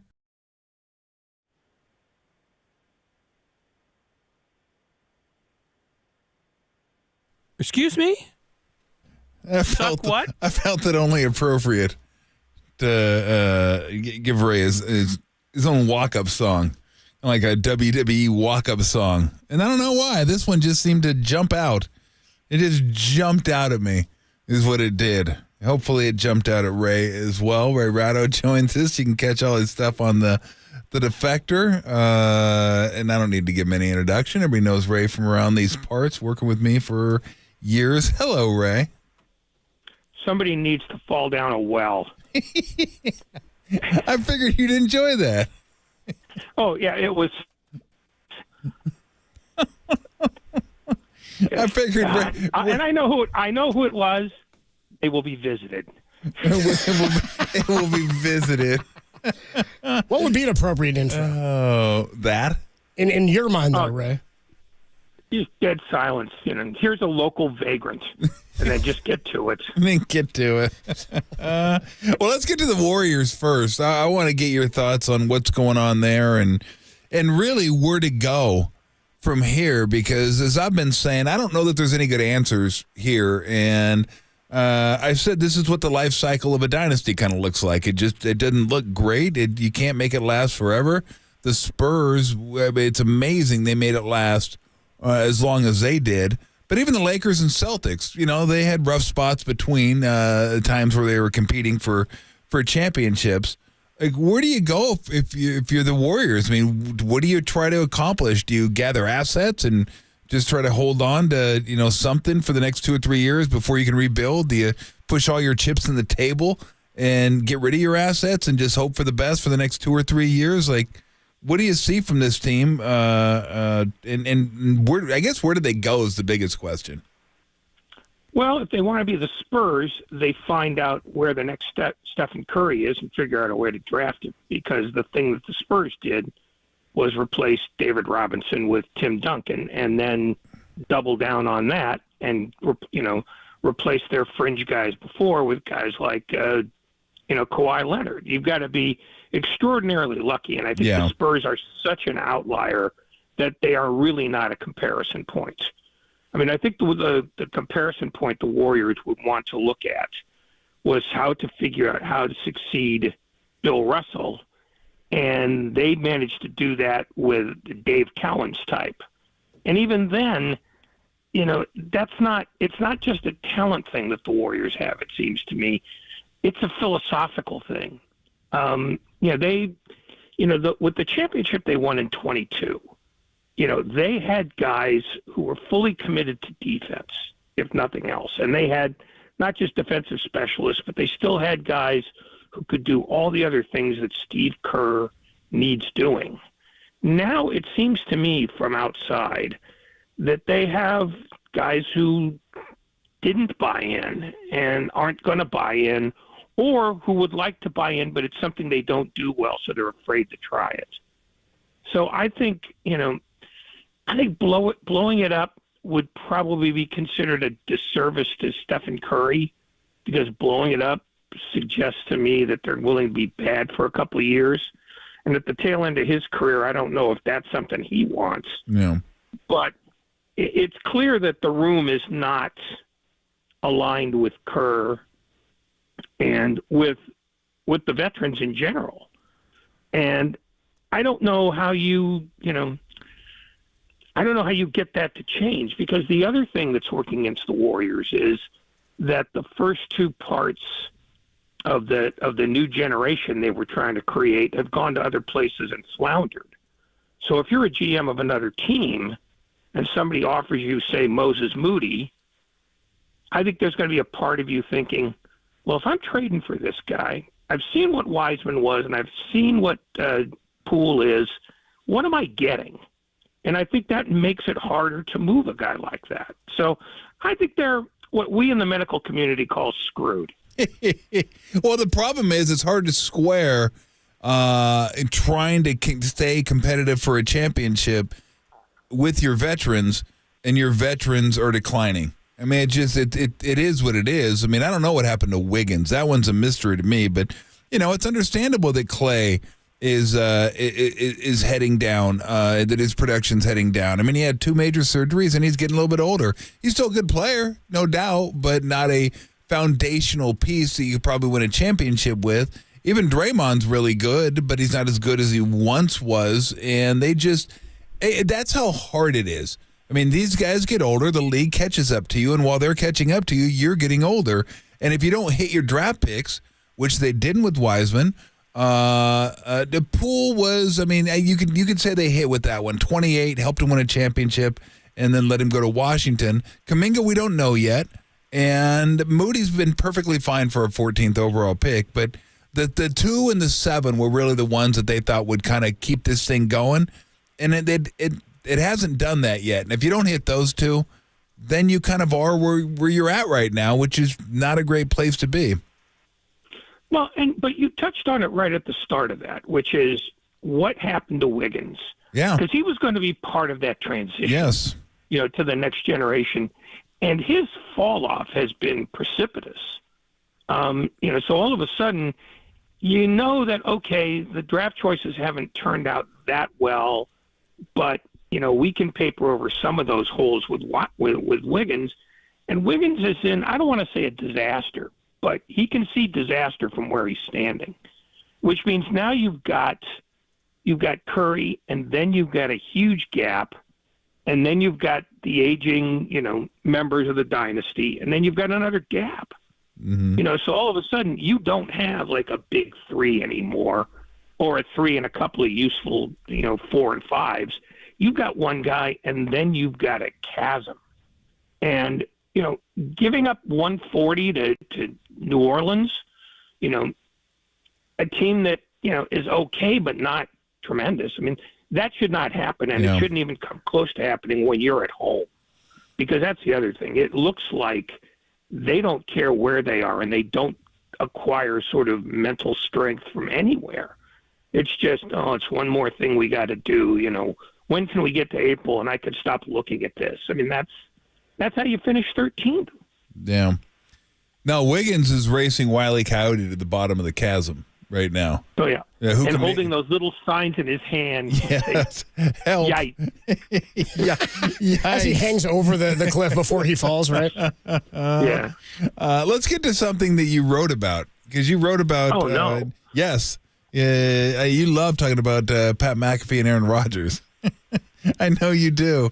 I actually caught that. I never watched that show, but I happened to tune in, and it was watching, and it was like, I don't even know what it was like. It was like mesmerizingly bad, and I couldn't pry my eyes from the screen, even though every neuron in my brain was shouting, "Leave, run, go." I couldn't force myself to do it, but just tell everybody what you wrote about that, because it was.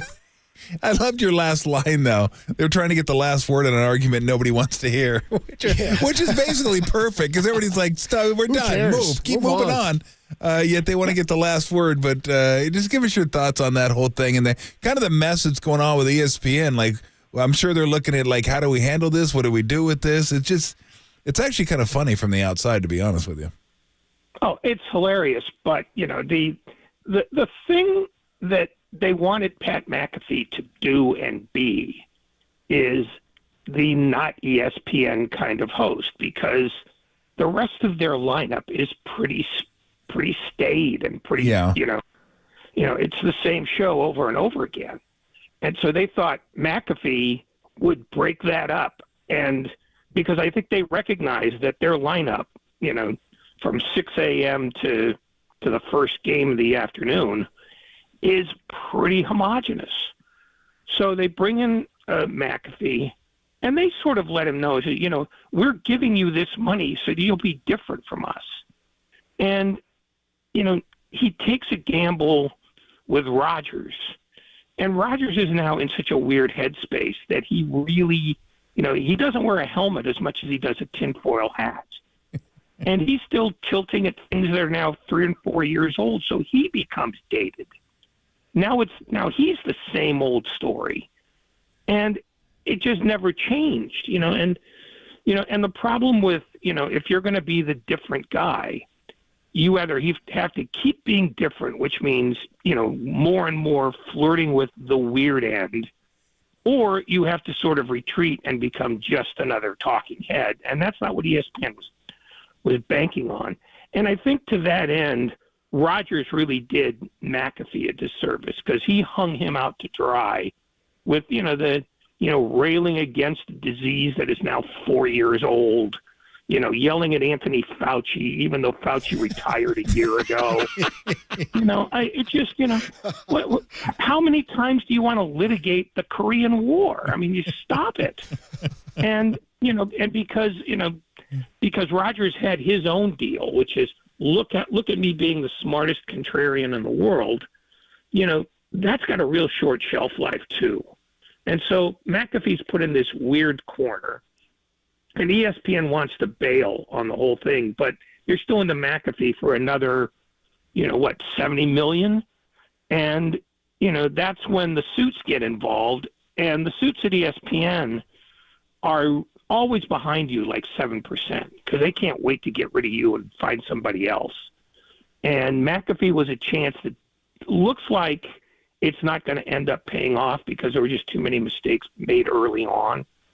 And they're fed up with it, because they want to know what the next instant success is. And, it just doesn't fly. And I think You saw today, McAfee was talking more and more just strict football, being able to talk about Saban and Belichick, and they even had Rodgers on, but he was talking about football. So the marching orders are clear, just you stop going where you've been going. And McAfee's going to chafe at that. So I think this ends badly for everybody, and the people I feel worse about, they're the least bad about are the ESPN people, because they want different, but they don't know what different is, because they're all guys in their 50s and 60s, old coots like us, who, they think the same way about everything. They want every show to be, Stephen A. Smith. And Stephen A. Smith has turned weird now because, even though this didn't happen on ESPN, he takes off after Jason Whitlock of all people. It's the stars are breaking out of the corral, and they don't know what to do about it because they're their two biggest money makers. So I think in a lot of ways, ESPN, a little bit like the Warriors, they knew they had to be different. They couldn't figure out how, and they couldn't figure out who would help them be different in a safe way. Because being different at ESPN means taking chances, and they don't take chances well. I mean, they screwed up with Levitard. They screwed up with Jamel Hill and Michael Smith. They just don't do different. They have one way of thinking about every problem, and that way is beginning to show signs of wear, and they don't know what else to do. Yeah. Talking to Ray Ratner here on the UMA guest line. In terms of the Aaron Rodgers situation, is this? I guess what I'm asking here is, are we done then with this type of move towards ESPN media? Because that's now the big thing. Is every one of these guys does their own podcast, they do their own show, and now they're getting bought by, like Draymond Green is doing the thing for the Volume, right? And he's waiting to tell his story on the Volume podcast network. I get that there's value in that. However, is it just about the personality themselves? You've got to be careful about how you use it, or are we still going with this model and ESPN is the unique one that can't get it right? Well, I think you've seen, Fox try to do the same thing, but, guys who are really good at that are so few and far between. And, even Stephen A. Smith, who by any definition would be a wild success in that space, there's a sameness to him too. It's just you get overexposed and you don't have enough new things in your quiver to keep firing away. And at some point you age out. And I think, ESPN is finding out that not only are they sort of cornered with the strategies they make outside that sort of chat show wheelhouse, they're stuck within it because those are really hard jobs to do 4 hours a day, 5 days a week. I don't know how anybody does it. I mean, I'd blow up the whole model and start all over again. Working 4 hours a day to talk about sports, I just don't know. I think of the guys who do it, and I'm talking about you, Tolbert. No, I think at ESPN, I like it too. I'm going to go to my boss and go, I think this model should be 2 hours, maybe 2 hours. Perfect. Yeah, or one fewer person. Go up to your boss and fire him. In fact, I'll just look at my boss right now. Hey, Adam, what do you think about a 2 hour show? I know you are. I'm busy. He's busy. He's busy. I'm know something here. I got some paperwork to take care of. Yeah, only you can take a meeting while you're on the air. Yeah. That's what we love to do around here.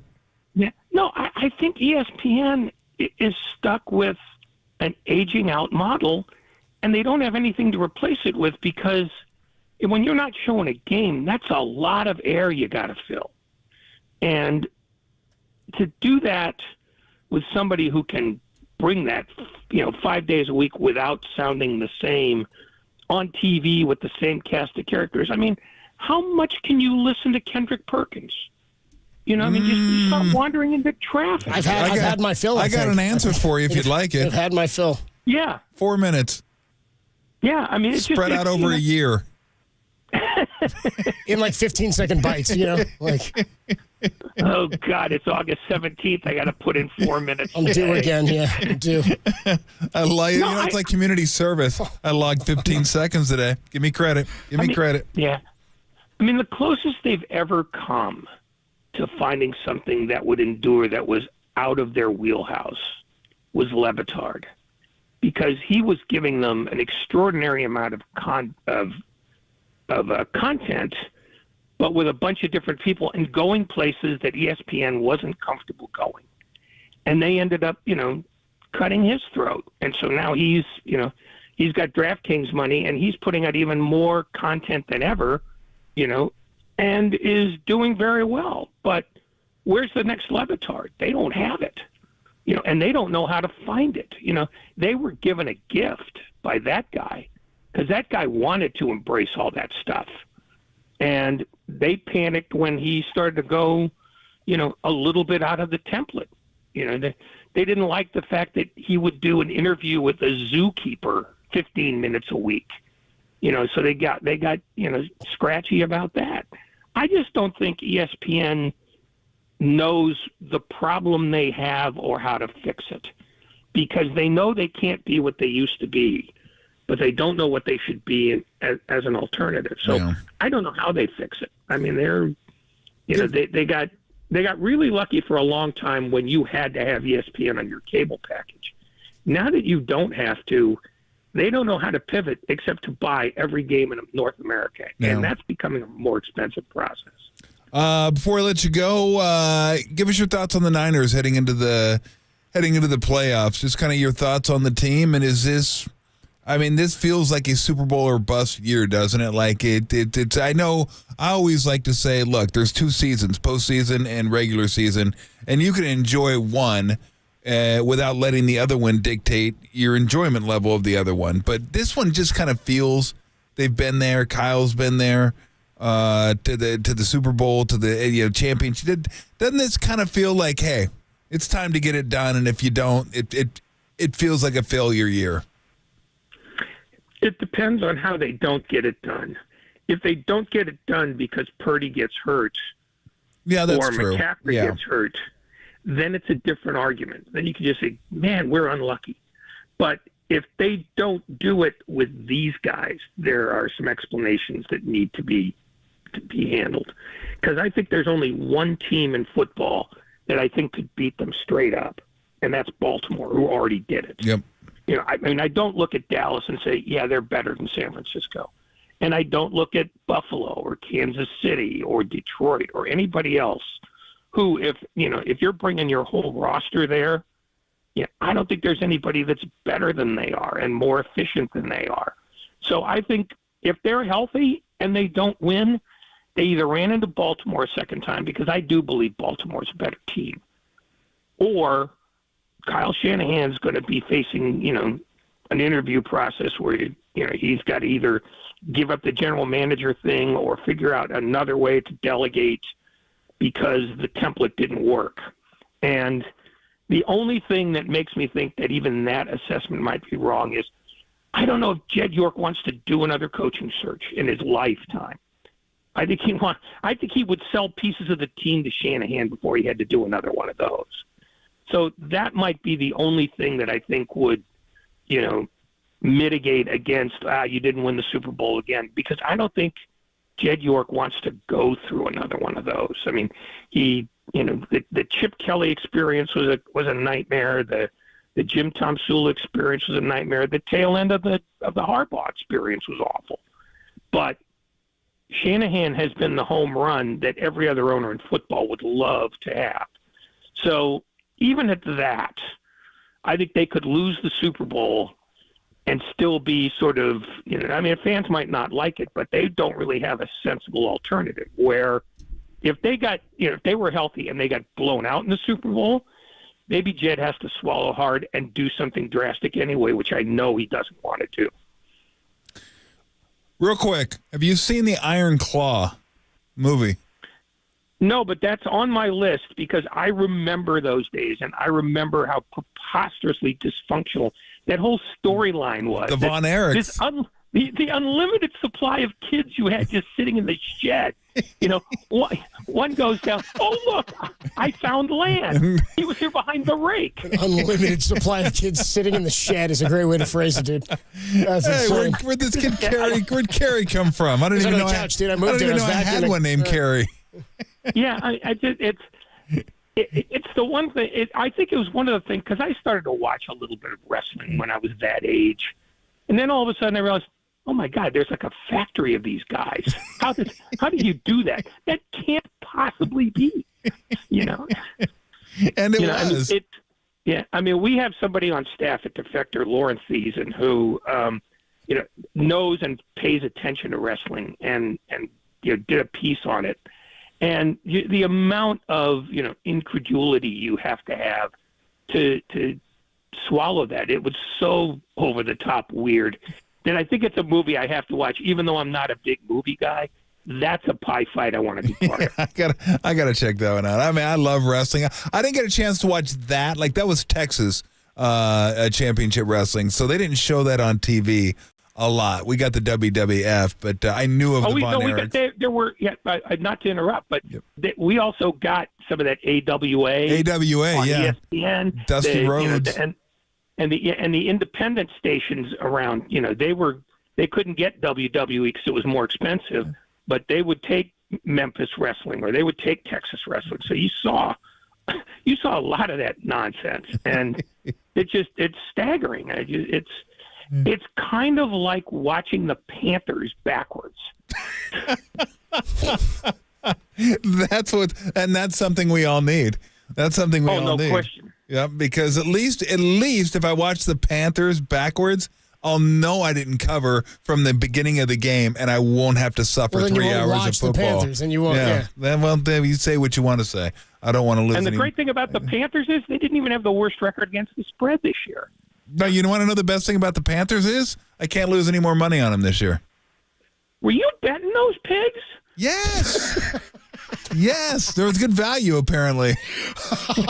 You know way more than I do, and, man, I knew that was a bad idea. Well, thanks. Thanks for helping me out now. I really appreciate it. And then did you get your ass up off the couch and come on over and tell me not to bet the Panthers? Tips and picks tomorrow. We'll talk to you then. 1-800-POVERTY. I might do that. All right. I might throw a tent in your front yard. Ray, as always, great catching up with you. Tell Beth we said hi. Yeah, tell your boss to get off his ass and do something. Get out of here. Hang up the phone. Get out of here. See you, Ray. All right, Ray Ratto there. Hi, buddy. Available on KNBR.com. Kerry Crowley's got your Giants hot stove at 7. He's coming up at the top of the hour at 6 o'clock. Get you some Giants talk about the hot stove or lack thereof, depending on your level of frustration. Kerry Crowley, when we come on back, he'll take you up till 8 on the Sports Leader. Hi, buddy.